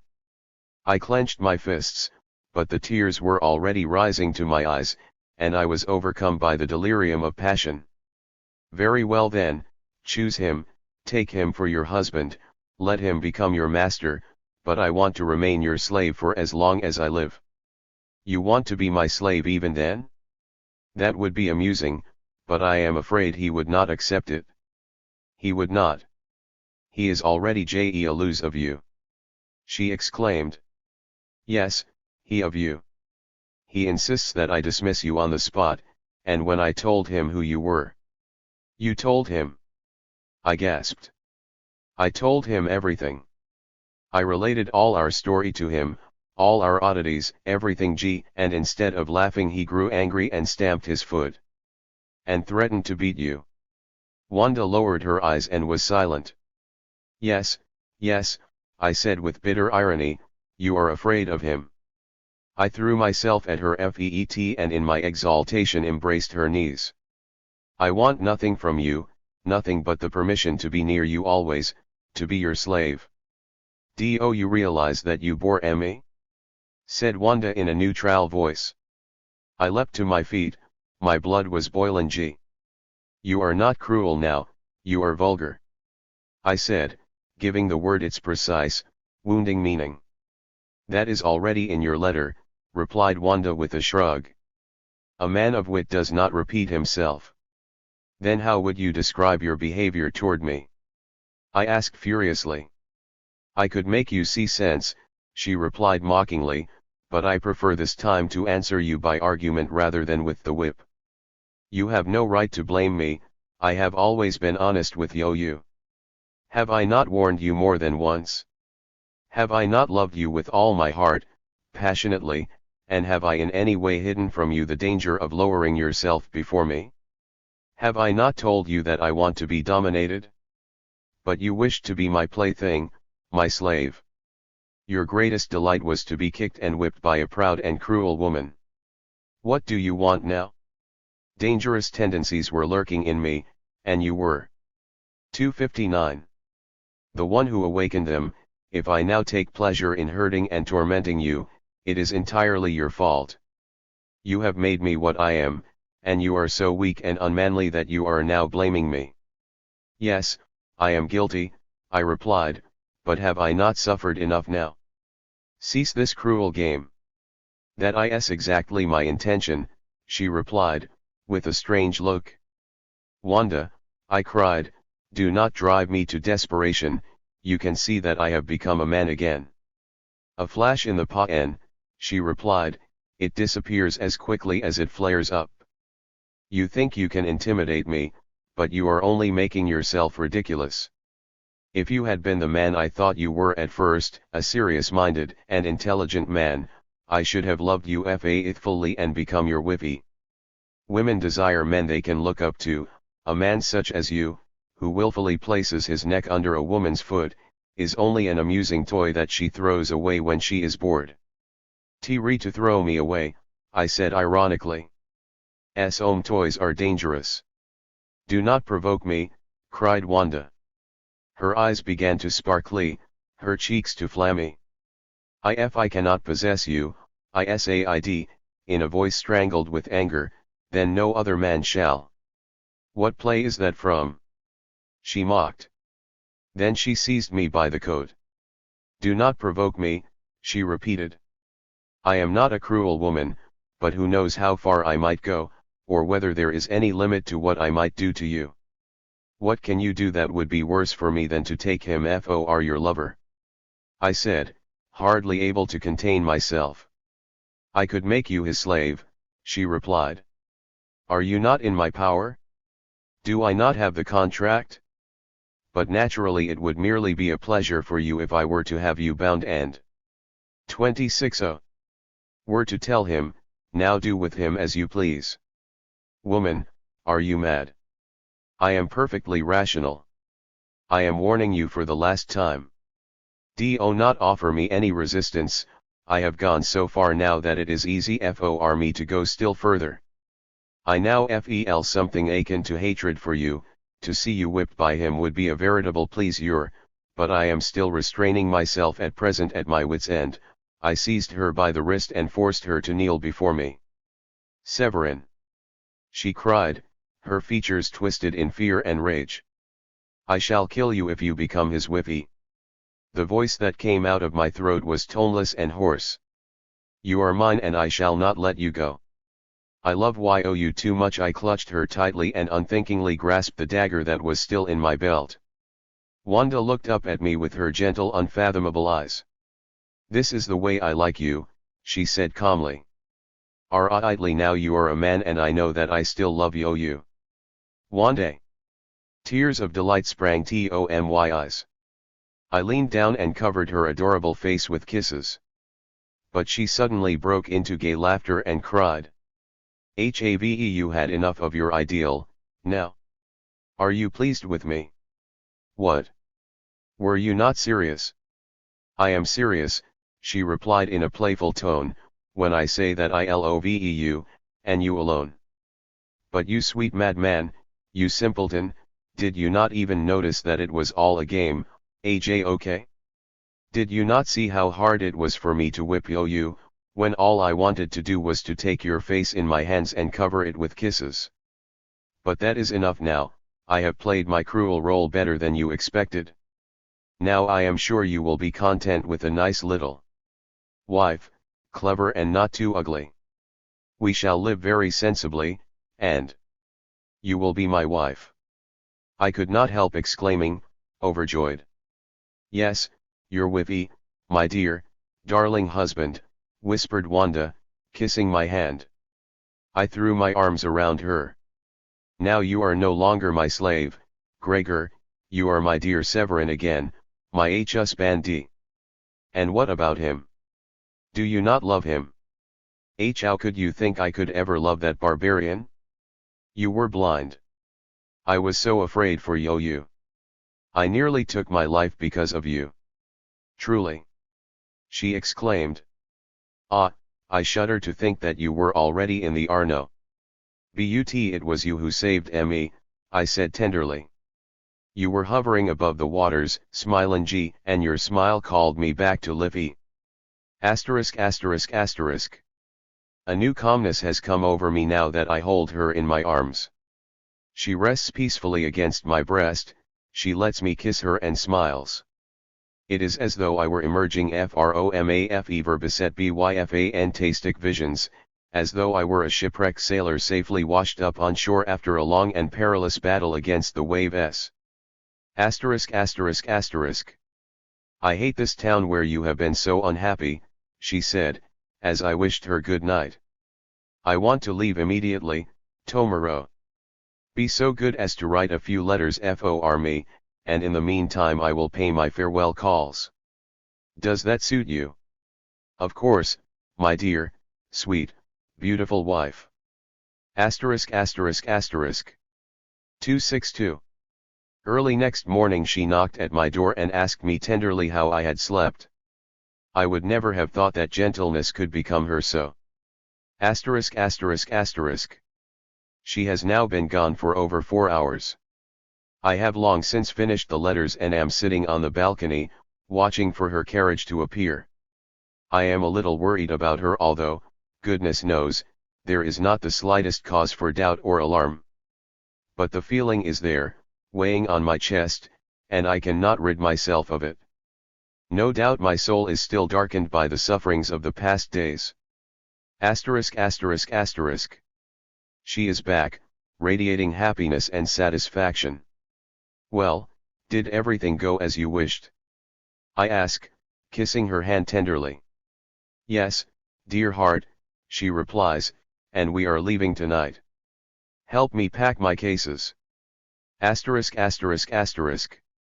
During the evening she asked me to go to the post office and mail her letters myself. I took the carriage and returned within an hour. The mistress wants to see you, said the black girl with a smile, as I climbed the wide marble stairs. Has someone called? No one, she replied, crouching on the stairs like a black cat. Asterisk. Slowly I passed through the hall and found myself before her bedroom door. Why was my heart beating so? I was perfectly happy. Slowly I opened the door and drew back the curtain. Wanda was lying on the ottoman and did not seem to notice me. How lovely she looked in her silver grey silk dress that molded her figure and revealed her arms and her incomparable breasts. Her hair was tied with a black velvet ribbon. A great fire crackled in the hearth, the lamp cast a red glow, and the whole room seemed bathed in blood. Wanda! Elle cried at last. Oh, Severin, she said, leaping up and embracing me, I have missed you so. She sat down again among the sumptuous cushions and tried to draw me to her, but I fell on my knees and gently rested my head in her lap. Do you know, I am very much in love with you today, she murmured, stroking a lock of hair from my forehead and kissing my eyes. What beautiful eyes you have.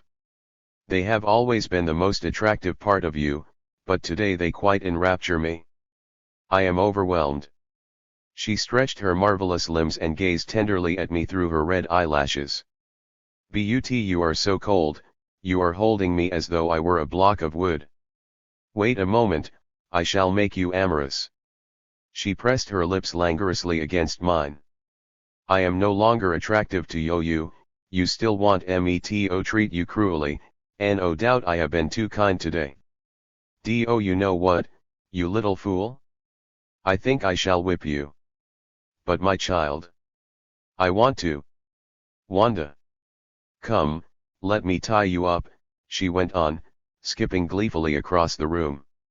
I want to see you very much in love, do you understand? Here are the ropes, I wonder if I shall still be able to do it. She began to tie my feet together, then she fastened my hands securely behind my back and finally she wound a rope around me like a prisoner. There, she said with playful eagerness. Can you move? No. Good. She tied a loop in a stout rope, threw it over my head and let it fall to my hips, then drew it tight and secured me to the pillar. A strange shudder went through me. I felt like a condemned man, I murmured. That is because you are to be thoroughly whipped today, she said. Then wear your fur jacket, I beg of you. I shall grant you that pleasure. She fetched her kazabaka and put it on with a smile.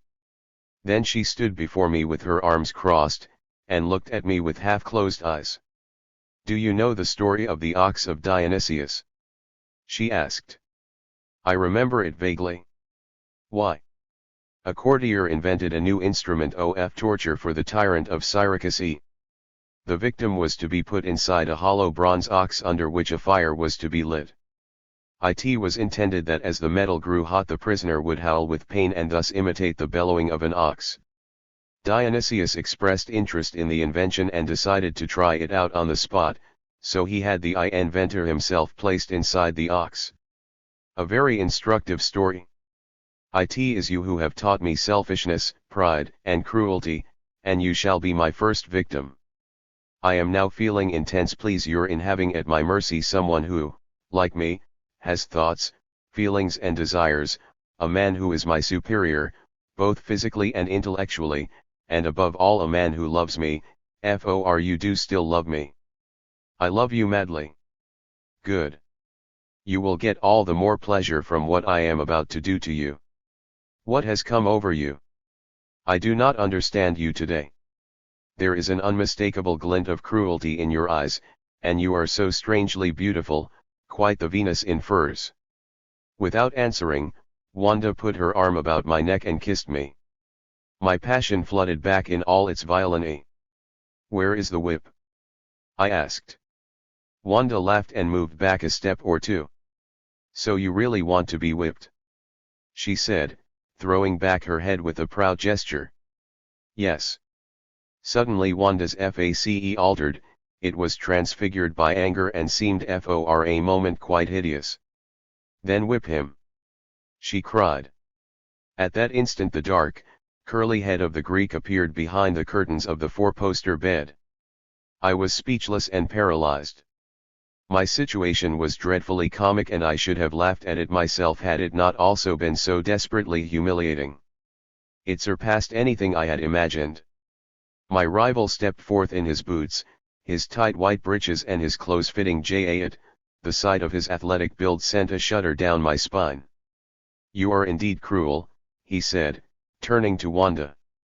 Only thirsty for pleasure, she replied fiercely. Pleasure alone makes life worth while. Whoever suffers or lives in privation greets death as a friend, but whoever surrenders to pleasure does not easily part with life.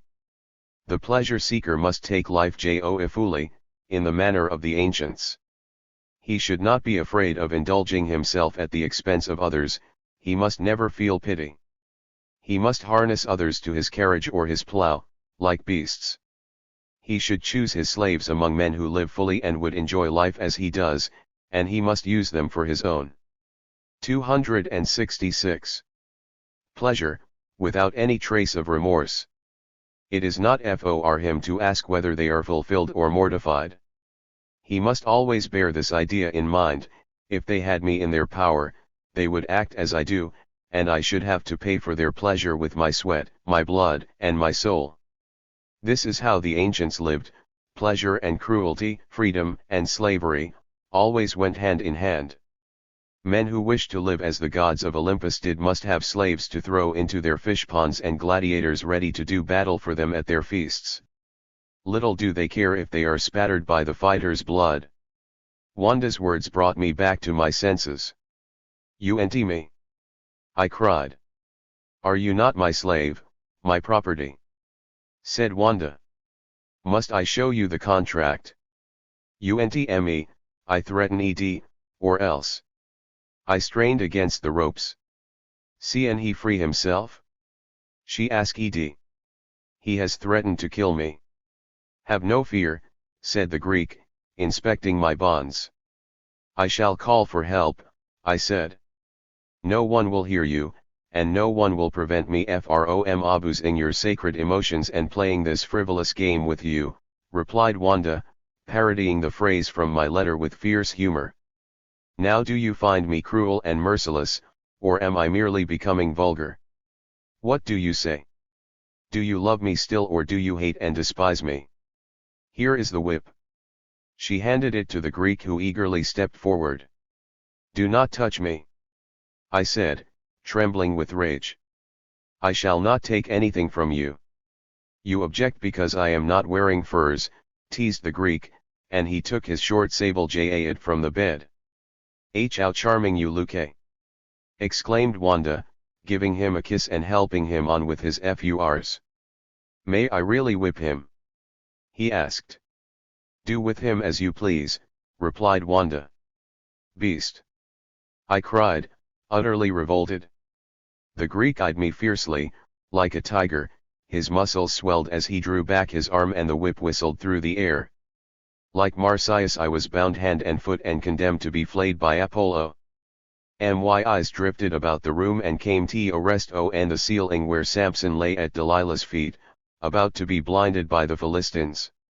The painting suddenly appeared as a symbol, the timeless image of the love, the passion, and the lust of man for woman.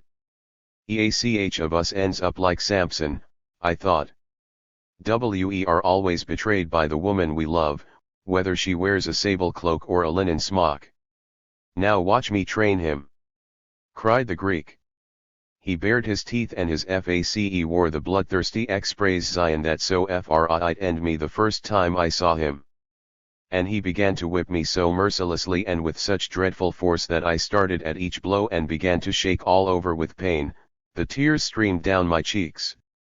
Meanwhile Wanda lay on the ottoman, her head in her hand, watching the scene with fiendish curiosity and amusement. The sensation of being whipped before the eyes of a woman one adores by a successful rival is quite indescribable. I was dying of shame and despair. What was most humiliating was that I felt a wild and supersensual pleasure in my pitiful situation, lashed by Apollo's whip and mocked by the cruel laughter of my Venus. But Apollo whipped all poetry from me, as one blow followed the next, until finally, clenching my teeth in impotent rage, I 268 cursed myself, my voluptuous imagination, and above all woman and love. I suddenly saw with alarming clarity how blind passion and lust have always led men, from the time of Holofernes and Agamemnon, into the net of woman's treachery, into poverty, slavery, and death. It was as though I were awakening from a long dream. My blood was flowing under the whip, I curled up like a worm being crushed, but still he continued to whip me without mercy and she to laugh, and all the while to fasten her cases and slip into her traveling furs. She was still laughing as they went downstairs arm in arm and got into the carriage. A moment's silence. I held my breath. The door slammed, the horses moved off and the noise of the carriage could be heard for a while, then all was quiet. Asterisk. For a moment I thought of revenge, I thought of killing him, but I was bound by the wretched contract, I could do nothing but keep my word and grit my teeth. Asterisk. The first thing I felt after the most cruel disaster of my life, was the desire to live rough and experience danger and privation. I wanted to become a soldier and go to Asia or Algeria, but my father was old and sick and wanted me to stay near him. So I simply returned home and for 2 years shared his worries, administered our estate, and also learned something which was quite new to me and which now refreshed me like a draught of clear water, to work and to fulfill my duties. Then my father died, and quite naturally and without altering my way of life I became the master of the house. I donned my father's boots of Spanish leather and continued to lead a well-ordered life, as though he were still standing behind me, watching over my shoulder with his great wise eyes. One day I received a box accompanied by a letter. I recognized Wanda's writing. Strangely moved, I opened it and read. Sir, now that 3 years have elapsed since that night in Floriny, I can admit that I loved you deeply. But it was you who stifled my feelings with your romantic devotion and insane passion.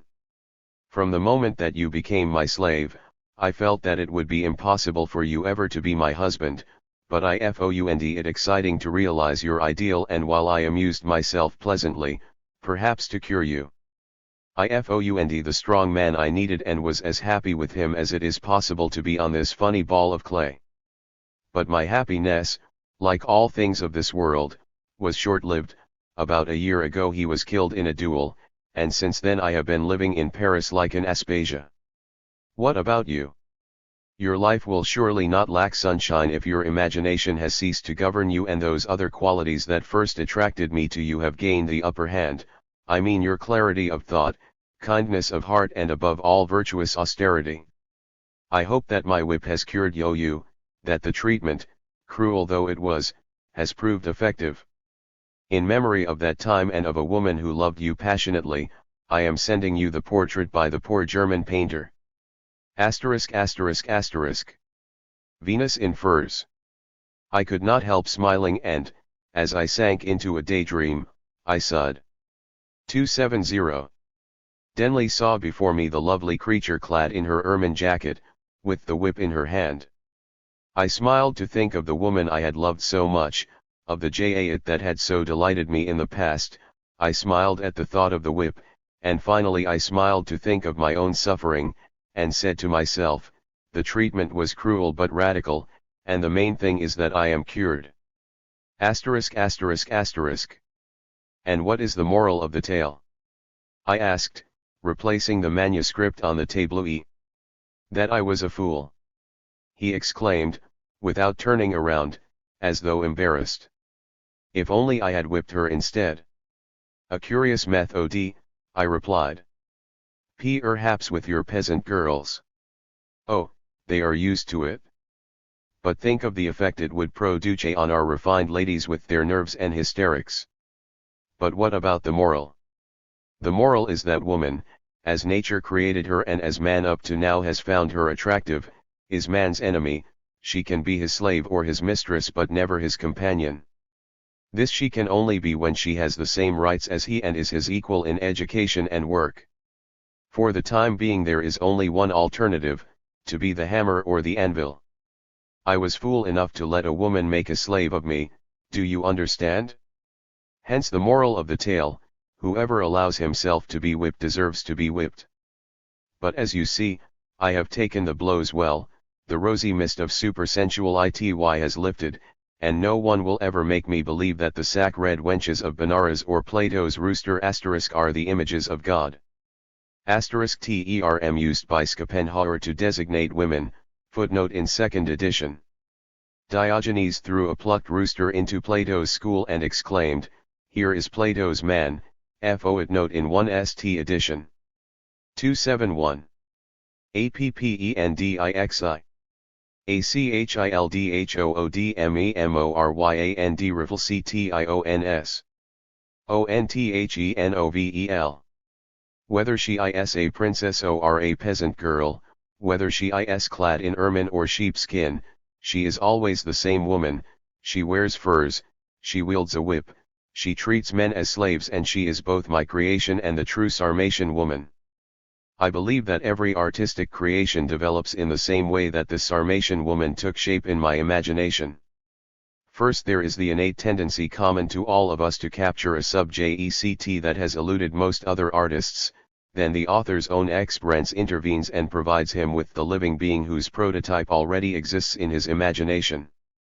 This figure preoccupies him, seduces him, captivates him, because it corresponds to his innate tendencies and mirrors his particular nature. He then transforms it and gives it body and soul. Finally, in the reality which he has transformed into a work of art, he encounters the problem that is the source of all subsequent images. The inverse path that leads from the problem back to the configuration is not an artistic one. When I was still a child I showed a predilection for the cruel in fiction. Reading this type of story would send shivers through me and produce lustful feelings. And yet I was a compassionate soul who would not have hurt a fly. I would sit in a dark secluded 273 corner of my great aunt's house, devouring the legends of the saints. I was plunged into a state of feverish excitement on reading about the torments suffered by the martyrs. At the age of 10 I already had an ideal woman.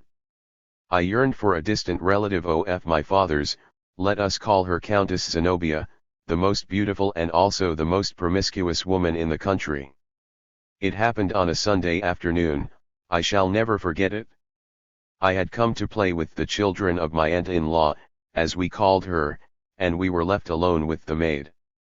Suddenly the Countess, proud and resplendent in her great sable cloak, entered the room, greeted us, kissed me, which always sent me into raptures, and then exclaimed, "Come, Leopold, I want you to help me off with my FURs." She did not have to ask me twice. I followed her into the bedroom, took off the heavy furs that I could barely lift, and helped her into the magnificent green velvet jacket trimmed with squirrel that she wore about the house. I then knelt to put on her gold-embroidered slippers. On feeling her tiny feet in my hands I forgot myself and kissed them passionately. At first my aunt stared at me in surprise, then she burst out laughing and gave me a little kick. While she was preparing our tea we played hide and seek. I do not know what devil prompted me to hide in my aunt's bedroom. As I stood concealed behind a clothes rack, I heard the doorbell and a few moments later my aunt entered the bedroom followed by a handsome young man. She closed the door without locking it and drew her lover into her arms. I did not understand what they were saying, still less what they were doing, but my heart began to pound. I was acutely aware of my situation. If they discovered me I would be taken for a spy. Overcome with dread, I closed my eyes and blocked my ears. I was about to betray my presence by sneezing, when suddenly the 274 APPENDIXI door was flung open and my aunt's husband rushed into the room accompanied by two friends. His face was crimson and his eyes flashed with anger. But as he hesitated for a moment, wondering no doubt which of the two lovers to strike first, Zenobia anticipated him. Without a word, she rose, strode up to her husband and gave him an energetic punch on the nose. He staggered, blood was pouring from his nose and mouth. But my aunt was still not satisfied. She picked up a whip and, brandishing it, showed my uncle and his friends the door. The gentlemen were only too glad to slip away, and not last among them, the young admirer. At that moment the wretched clothes rack fell to the ground and all the fury of Madame Zenobia was poured out on me. "So you were hidden, G, were you? I shall teach you to play at spying." I tried in vain to explain my presence, but in a trice she had seized me by the hair and thrown me on the carpet. She then placed her knee on my shoulder and began to whip me vigorously. I clenched my teeth but could not prevent the tears from springing to my eyes. And yet I must admit that while I writhed under my aunt's cruel blows, I experienced acute pleasure. No doubt her husband had more than once enjoyed a similar sensation. Soon he returned to her room, not as an avenger but as a humble slave. It was he who fell down at the feet of the treacherous woman and begged her pardon, while she pushed him away with her foot. Then they locked the door. This time I was not ashamed, and did not block my ears, but listened attentively at the door, either from spite or childish jealousy, and again I heard the crack of the whip that I had tasted only a moment before. This event became engraved on my soul as with a red-hot iron. I did not understand at the time how this woman in voluptuous furs could betray her husband and maltreat him afterward, but I both hated and loved the creature who seemed destined, by virtue 275 of her strength and diabolical beauty, to place her foot insolently on the neck of humanity. Subsequently other strange sin es, other figure es, in regal ermine, in bourgeois rabbit fur or in rustic lamb's fleece, produced new impressions on me, until one day this particular type of woman became crystallized in my mind, and took definite shape for the first time in the heroine of The Emissary. Much later I isolated the problem that inspired the novel Venus in Furs. I became aware first of the mysterious affinity between cruelty and lust, and then of the natural enmity and hatred between the sexes which is temporarily overcome by love, only to reappear subsequently with elemental force, turning one of the partners into a hammer and the other into an anvil. Sacher Masoch, Choses Vécues. Review Bluey, 1888. APPENDIXII. TWO con TRACTS of VONSACHER, Masoch. Contract between Mrs. Fanny von Pister and Leopold von Sacher Masoch. On his word of honor, Mr. Leopold von Sacher Masoch undertakes to be the slave of Mrs. von Pister, and to carry out all her wishes for a period of 6 months. On her behalf, Mrs. von Pister shall not demand anything of him that would dishonor him in any way, as a man or as a citizen. Moreover, she shall allow him 6 hours a day for his personal work, and shall never look at his letters and writings. On the occurrence of any misdemeanor or negligence or act of lèse-majesté, the mistress, Fanny von Pister, may punish her slave, Leopold von Sacher Masoch, in whatever manner she pleases. In short, the subject shall obey his sovereign with complete servility and shall greet any benevolence on her part as a precious gift. He shall not lay claim to her love nor to any right to be her lover. On her behalf, Fanny von Pister undertakes to wear furs as often as possible, especially when she is behaving cruelly. Later deleted at the end of the 6 months, this period of enslavement shall be considered by both parties as not having occurred, and they shall make no serious allusion to it. Everything that happened is to be forgotten, and the previous loving relations restored. 277. These 6 months need not run consecutively, they may be subject to interruptions beginning and ending according to the whims of the sovereign lady. We, the undersigned, hereby confirm this contract, Fanny Pister Bagenau Leopold, Knight of Sacher Masoch. Came into operation 8th December 1, 869. Contract between Wanda and Sacher Masoch. My slave. The conditions under which I accept you as my slave and tolerate you at my side are as follows. You shall renounce your identity completely. You shall submit totally to my will. In my hands you are a blind instrument that carries out all my orders without discussion. If ever you should forget that you are my slave and do not obey me implicitly in all matters, I shall have the right to punish and correct you as I please, without your daring to complain. Anything pleasant and enjoyable that I shall grant you will be a favor on my part which you must acknowledge with gratitude. I shall always behave faultlessly toward you but shall have no obligations to do so. You shall be neither a son nor a brother nor a friend, you shall be no more than my slave groveling in the dust. Your body and your soul too shall belong to me, and even if this causes you great suffering, you shall submit your feelings and sentiments to my authority. I shall be allowed to exercise the greatest cruelty, and if I should mutilate you, you shall bear it without complaint. You shall work for me like a slave, and although I may wallow in lux. Appendixii. Uri, whilst leaving you in privation and treading you underfoot, you shall kiss the foot that tramples you without a murmur. I shall have the right to dismiss you at any time, but you shall not be allowed to leave me against my will, and if you should escape, you hereby recognize that I have the power and the right to torture you to death by the most horrible methods imaginable. You have nothing save me, for you I am everything, your livy, your future, your happiness, your unhappiness, your torment, and your joy. You shall carry out everything I ask of you, whether it is good or evil, and if I should demand that you commit a crime, you shall turn criminal to obey my will. Your honor belongs to me, as does your blood, your mind, and your ability to work. Should you ever find my domination unendurable, and should your chains ever become too heavy, you will be obliged to kill yourself, for I will never set you free. I undertake, on my word of honor, to be the slave of Mrs. Wanda von Dunaju, in the exact way that she demands, and to submit myself without resistance to everything she will impose on me. Dr.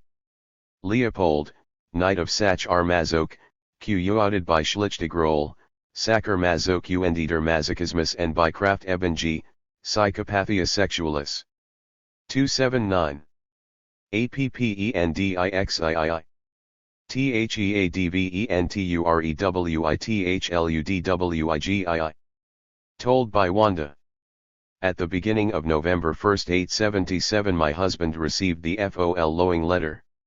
What remains within you of the new Plato? What can your heart offer? Love for love? Think. If all your desires have not been a lie, you have found what you seek. I am because I'm USTB, your Anatole. The letter was posted in ISCHL, but gave a poste restante address in another town, Salzburg, I believe. Leopold was thrown into a state of intense excitement and curiosity. The letter alluded to one of the stories in the Heritage of Cain, the love of Plato.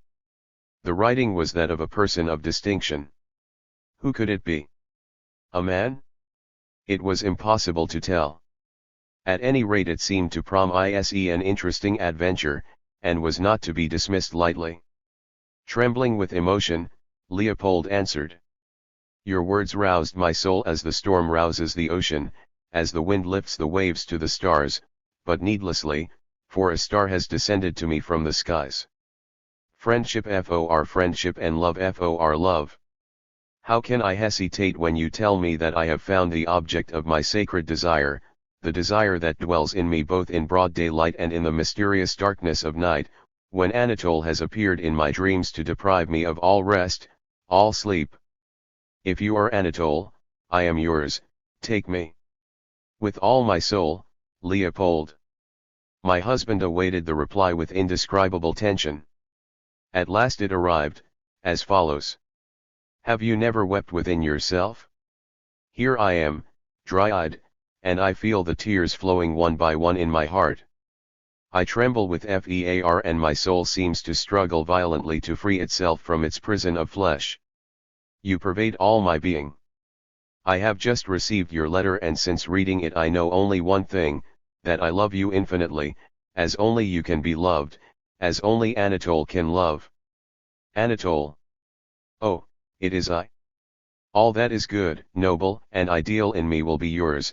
I want to kindle within me the divine spark that is in every man, until it grows into a flame dedicated to you, and if this pure, spiritual, and sacred love does not make me your Anatole, then I am not he. I am Anatole, your Anatole. What a child I was to doubt it, to sin against the mysterious miracle working within us. Now it has come to me with terrifying clarity, we belong to each other for all eternity, ceaselessly, endlessly, or do you think that such a love can die with us?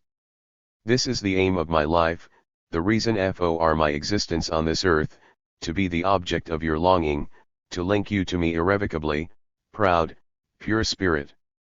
This is indeed great, this is divine. 282.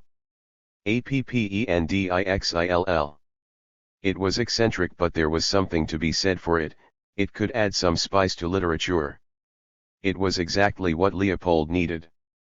Besides, is a fine work of art any the less fine if it is made up of abnormality and falsehood? Thus I was determined to lend a hand in this venture, as far, naturally, as I should be allowed. It was most interesting to observe Leopold. When he replied to the letters he was convinced that he really was the ideal man that others took him for, and yet he found himself very pathetic. But once he had sent off the letters his enthusiasm was somewhat dampened, and he began to see the whole matter in a more practical light. Whereas the exaltation of his correspondent seemed quite genuine, my husband knew that his own was not, and that although he did not admit it to himself, he was entirely fabricating it. Besides, the love of Plato was not his style at all, and the man who wrote under the name of Anatole must have known very little about Sacher Masoch to have imagined otherwise. Leopold believed and sincerely hoped that it was a woman, but because he was afraid of creating a conflict between us, he pretended to believe and to desire quite the opposite. In either case, the spiritual relationship in question was nothing but a lie. However, it was the kind of lie to which he used to cling with all his might and which he never would have recognized as such, even if it had been exposed to the full light of the truth, because it was the foundation of his faith in himself and in his moral worth. Without this faith he could not have survived. This exalted Anatole, as blind as a child, this woman in love surrendering her soul, made me sorry, for I could see the day of disillusionment dawning. Our correspondent seemed to know nothing of Sacher Masoch's personal life. How could he be ignorant, for example, of the fact that he was married? Plato married. Anatole had certainly never dreamt of that. The correspondence continued. As the letters were never posted from the same place, and the address to which one had to reply was always different, the letters took a long time to arrive. They came from Salzburg, Vienna, Paris, Brussels, or London. Clearly Anatole wanted at all costs to establish a personal relationship, even if the identity of his correspondent was to remain secret. This irritated Anatole. What was the use of a personal relationship when their love was spiritual? He tried to avoid the issue, but he was not reckoning with Leopold's eloquence and persistence. Finally, after prolonged hesitation and so to speak, in a gesture of despair, Anatole consented to an interview, under the express condition that Leopold follow point by point the instructions he would lay down for him. Obviously the man had much to lose from an indiscretion and was indeed afraid that one might occur. Leopold naturally accepted the conditions. It was arranged that the interview should take place in Bruck. The choice of a place where we had lived for so long and had only recently left, where Sacher Masoch was well known and where a chance occurrence could, without him being in any way responsible, reveal to him the identity of his friend, only confirmed my impression that Anatole knew nothing of the circumstances of our life. It was a dreadfully cold December day when my husband set out. He had been told which train to take, and he was to stay at the Bernauer Hotel where he was to wait, blindfolded, in a completely dark room with tightly drawn curtains, until midnight, when he would hear 3 knocks at the door. At the third knock only he was to say, "Come in," and not make any movement. Such precautions could only make sense if they were planned by a woman. Coming from a man they would have seemed ridiculous. My husband therefore took leave of me tenderly, in the appendixil firm belief that he was about to spend the night with a beautiful woman. That night I could not have slept more peacefully. I did not consider that I had the right to let any petty considerations interfere with an affair that could be so interesting and valuable to my husband. Once I had made up my mind on this point, I had the strength not to think of it further. Besides, Leopold, except where the sex of his new acquaintance was concerned, had shown complete loyalty to me, and I certainly considered this an attenuating circumstance to what was happening at that moment in Bruck. He returned the next day as full of trepidation and doubt about Anatole as when he left. Here is what he told me. On arrival in Bruck he went directly to the Bernauer Hotel, took supper there and was given a room where he waited. After a short while, a letter from Anatole was delivered to him, 3 pages of close writing that expressed all his anguish at the thought of what he was about to do, his intense joy at the prospect of the interview and his dread of its consequences. If Leopold had still harbored the slightest doubt about the sex of the person he was waiting for, this letter should have dispelled it. Only a woman, and a woman of high social position whom the slightest indiscretion could endanger gravely, could possibly write such a letter. It was so pleading, so desperate, it implied such great perils that Leopold was seized with pity and also with fear at the idea of the responsibility he was taking on. He thought for a moment of withdrawing, and regretted not being able to communicate this intention to Anatole, whose name he was not allowed to pronounce. He had no choice but to follow the course of events. Besides, these feelings disappeared over the long waiting period. The desire awakened by the mysterious and beautiful woman soon had the better of his pity. When the hour of midnight approached, and he drew the curtains, blindfolded himself and waited, every nerve in his body taut, for the last few minutes to elapse, he was firmly resolved to grasp and never to lose hold of the happiness that Fate was bringing within his reach. On the last stroke of midnight, Leopold heard heavy steps ascending the stairs and drawing near to his room. He was convinced that it was a hotel servant bringing him another letter which would shatter his hopes, and was about to take the kerchief off his eyes, when he heard the 3 light, cautious knocks that were the agreed signal. He cried, "Come in," and heard the door open, and then the same heavy steps ring out in the room. So it was a man. As my husband tried to master his disappointment, a fine musical voice filled with emotion said, "Leopold, where are you? Guide me, I cannot see a thing."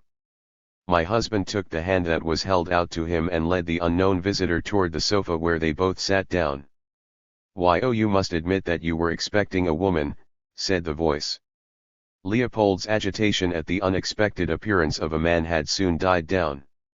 Since it was not a woman whom he could cast in the role of Venus in furs, then he would make the man into the Greek, which would be better still.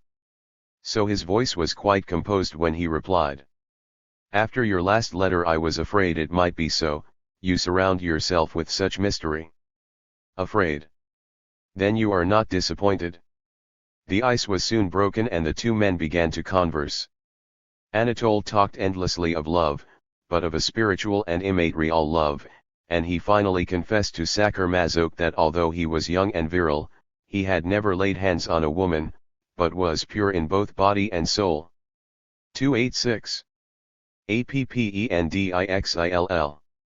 The man who said these words was no longer an adolescent, he was still young, it is true, but he was a man, taller and stronger than Leopold, and he had never touched a woman. What could this mean? My husband possessed a dangerous eloquence that was gripping, if not convincing, and whoever found themselves exposed to it without warning never failed to succumb to its influence. This is what happened to Anatole, who was moreover in a very emotional state during the whole time the interview lasted. Leopold easily captured his mind and maneuvered him into the position he had planned. He told him that he was married, that he had a charming wife and a child as beautiful as an angel, and that it was delightful still to be in love with his wife after 5 years of marriage. Anatole, touched, said almost humbly, "Oh, I am grateful to you. You have relieved me of a great fear. Are you handsome?" asked Sacher Masoch, who was still blindfolded. "I do not know. Are you considered handsome?" "I am a man, who would ever tell me if I were?" "You yourself. You are handsome, I can feel it, with such a voice you must be. But perhaps you would not find me attractive after all. You are my master and my king. But if you are so afraid, show yourself first to my wife Wanda, she knows me, if she tells me that I may see you, then I shall believe her." Thus one of them was being pressed by the other, and was retreating. It was time to take leave, they exchanged adieus, my husband felt a burning kiss on his hand, and they parted. Leopold took the next train to Graz. The correspondence started again. I was now involved person. Ally. Leopold sent him photographs of us both, and asked him for his, but he always put off sending it. A correspondence subject to so many detours becomes tedious. Besides, excursions into the infinite realm of fantasy are the privilege of the idle rich, the practical problems and painful realities of life soon bring one down to earth. Even my husband's interest in the affair began to fade. He was sensitive to the wounding aspect of these continual protestations of love coupled with such mistrust. The mistrust was of course understandable, although Sacher Masoch would have shown complete discretion in all respects. But it could not go on indefinitely, we were caught within an endless circle, and my head was beginning to spin. I therefore wrote Anatole an unequivocal letter. It had the desired result. We received a letter of farewell, covering many sad and painful pages. Leopold, I have given up peace of mind, the gentle bliss of friendship, the joys of life and all the pleasure in the world in the exquisite hope of finding a resting place in your heart. And what have I gained? An ardor, a torment that consumed me, and the agony of my own desire increased 1,000-fold by your senseless reproaches. After a long struggle with myself I have finally embarked on the most difficult, the only action of my life. I am seized by dread when I think how you will interpret these words. I have read Wanda's letter, and each sentence deeply touched my heart. If you wish me to believe that your love is sincere, then act like a man. For 2 long days I have had to struggle with my selfish feelings. I have emerged victorious. I am speaking to you for the last time, and I am calling you Leopold, my beloved, my greatest, most sacred gift, for Anatole bids you farewell. I have severed all relations with the male. 288. Appendixil. And I shall receive no more letters after you read this one. You will write in vain. And now let me tell you how I reached this decision. Why your desire to have me near you cannot be realized.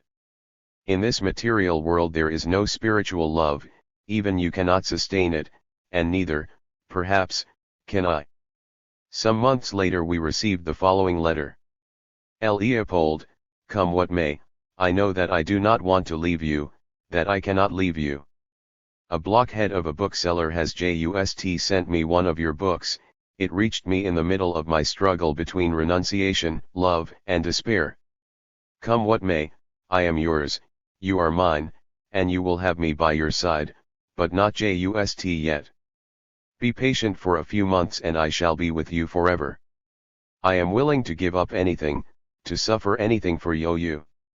Do you still love me? Do you still believe in your Anatole?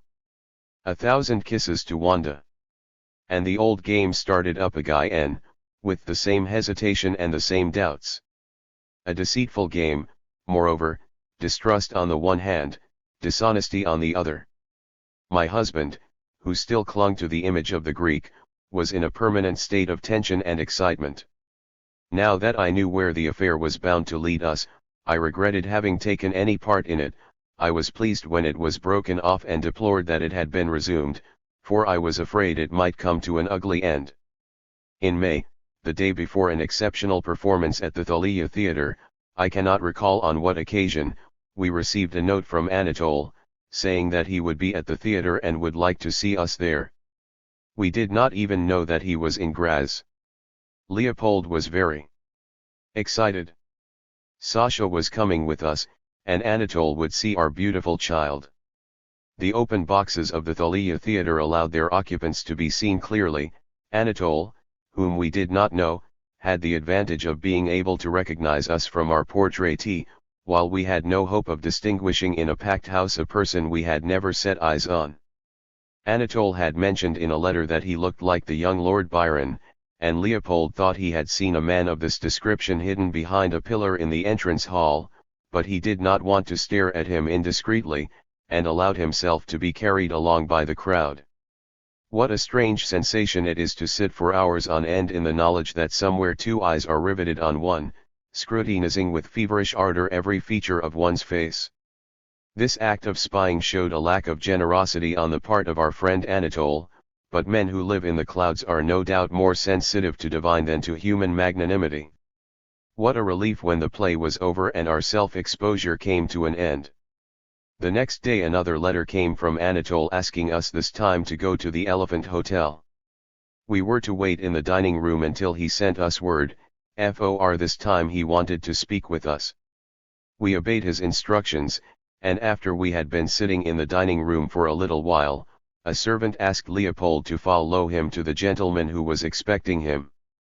Leopold returned shortly afterward and told me that Anatole wished me to go to his room, and that a servant was waiting to take me there.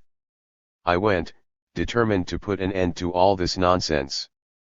The servant, who was no mere porter and had a certain style about him, led me up a staircase and along several corridors to an elegant and brilliantly lit drawing room, and then on into a room that was in complete darkness.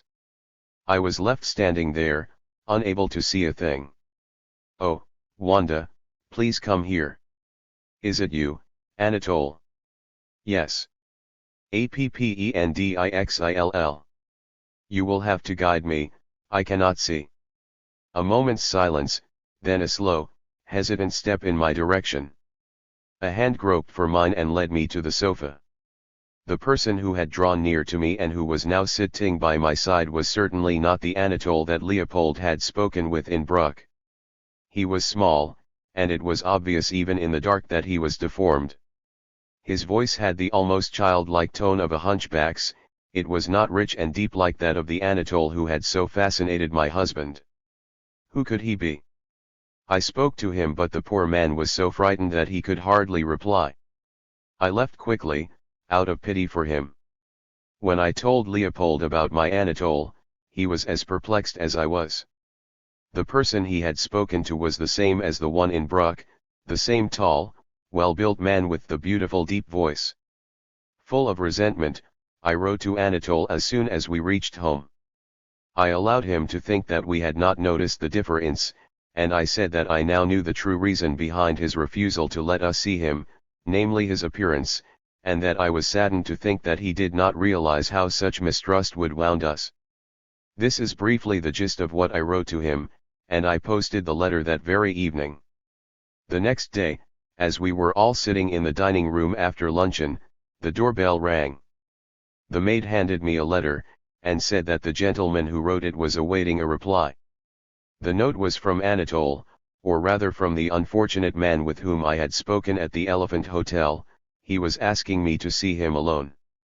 As I entered my bedroom, which served as a sitting room, a short, deformed young man with reddish blonde hair and a pale, gentle, and sad face such as many invalids have, entered through the other door. An indescribable and painful emotion caused him to tremble. His serious, soulful eyes looked at me, so pleading and so timid that I was seized with pity, and I rushed up to him, took both his hands in mine and spoke to him affectionately. He fell on his knees before me and hid his face in my lap. Stifled sobs racked his poor deformed body. I laid my hands on his head to calm him down. I no longer remember what I said to him, but my words certainly came from the depth of my heart, for his boundless grief moved me to deep pity. When he raised his tear-stained face to me, his smile was full of happiness and gratitude. "I am leaving tonight by the 11 o'clock train. Would you do me the kindness of coming to the National Theatre with Leopold, so that I may see you until the last moment and breathe the same air as you? When the performance is over, I shall wait for you in my carriage, by the cathedral, in the hope that you will not refuse me the favor of a last handshake, a farewell kiss." That evening we went to the theatre, and after the performance we walked across to the carriage which was standing in the shadow of the cathedral. As we drew close, a face wearing a mask appeared at the window of the carriage, and two arms reached out to Leopold and drew him close in a long embrace. In turn my hands were grasped and I felt his burning kiss upon them. The masked man slumped back into his seat, the window was shut and the carriage drew away. Not a word had been exchanged during the whole scene. We stood there speechless, our eyes following the flight of the mystery as it disappeared into the dark night. Who was it? Anatole or the cripple? We had no idea. We received another farewell letter which ended with a reproach. We had not been capable of spiritual love, and thus we had broken the spell, etc.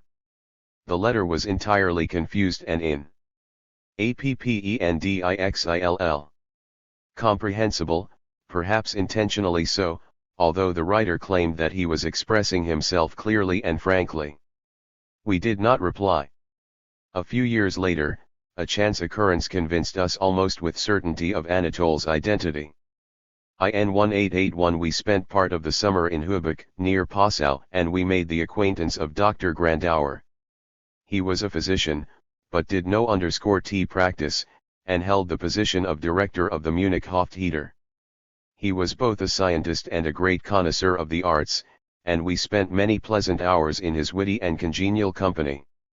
One day as we were talking about art and the treasures of the Bavarian royal castles, he mentioned the artistic tastes of Ludwig II, and spoke of the king's eccentricity, his relationship with Richard Wagner, their strange correspondence, the aversion the king had for the company of men, his distant attitude to women, his solitary nature, and his passionate and unsatisfied yearning for an ideal life. Our interest was aroused by what Dr. Grandauer was saying, it had such a familiar ring about it. We looked at each other with the same name on our lips, Anatole. When the doctor had finished speaking, I asked him point blank, what about the little deformed man who is said to be the king's friend?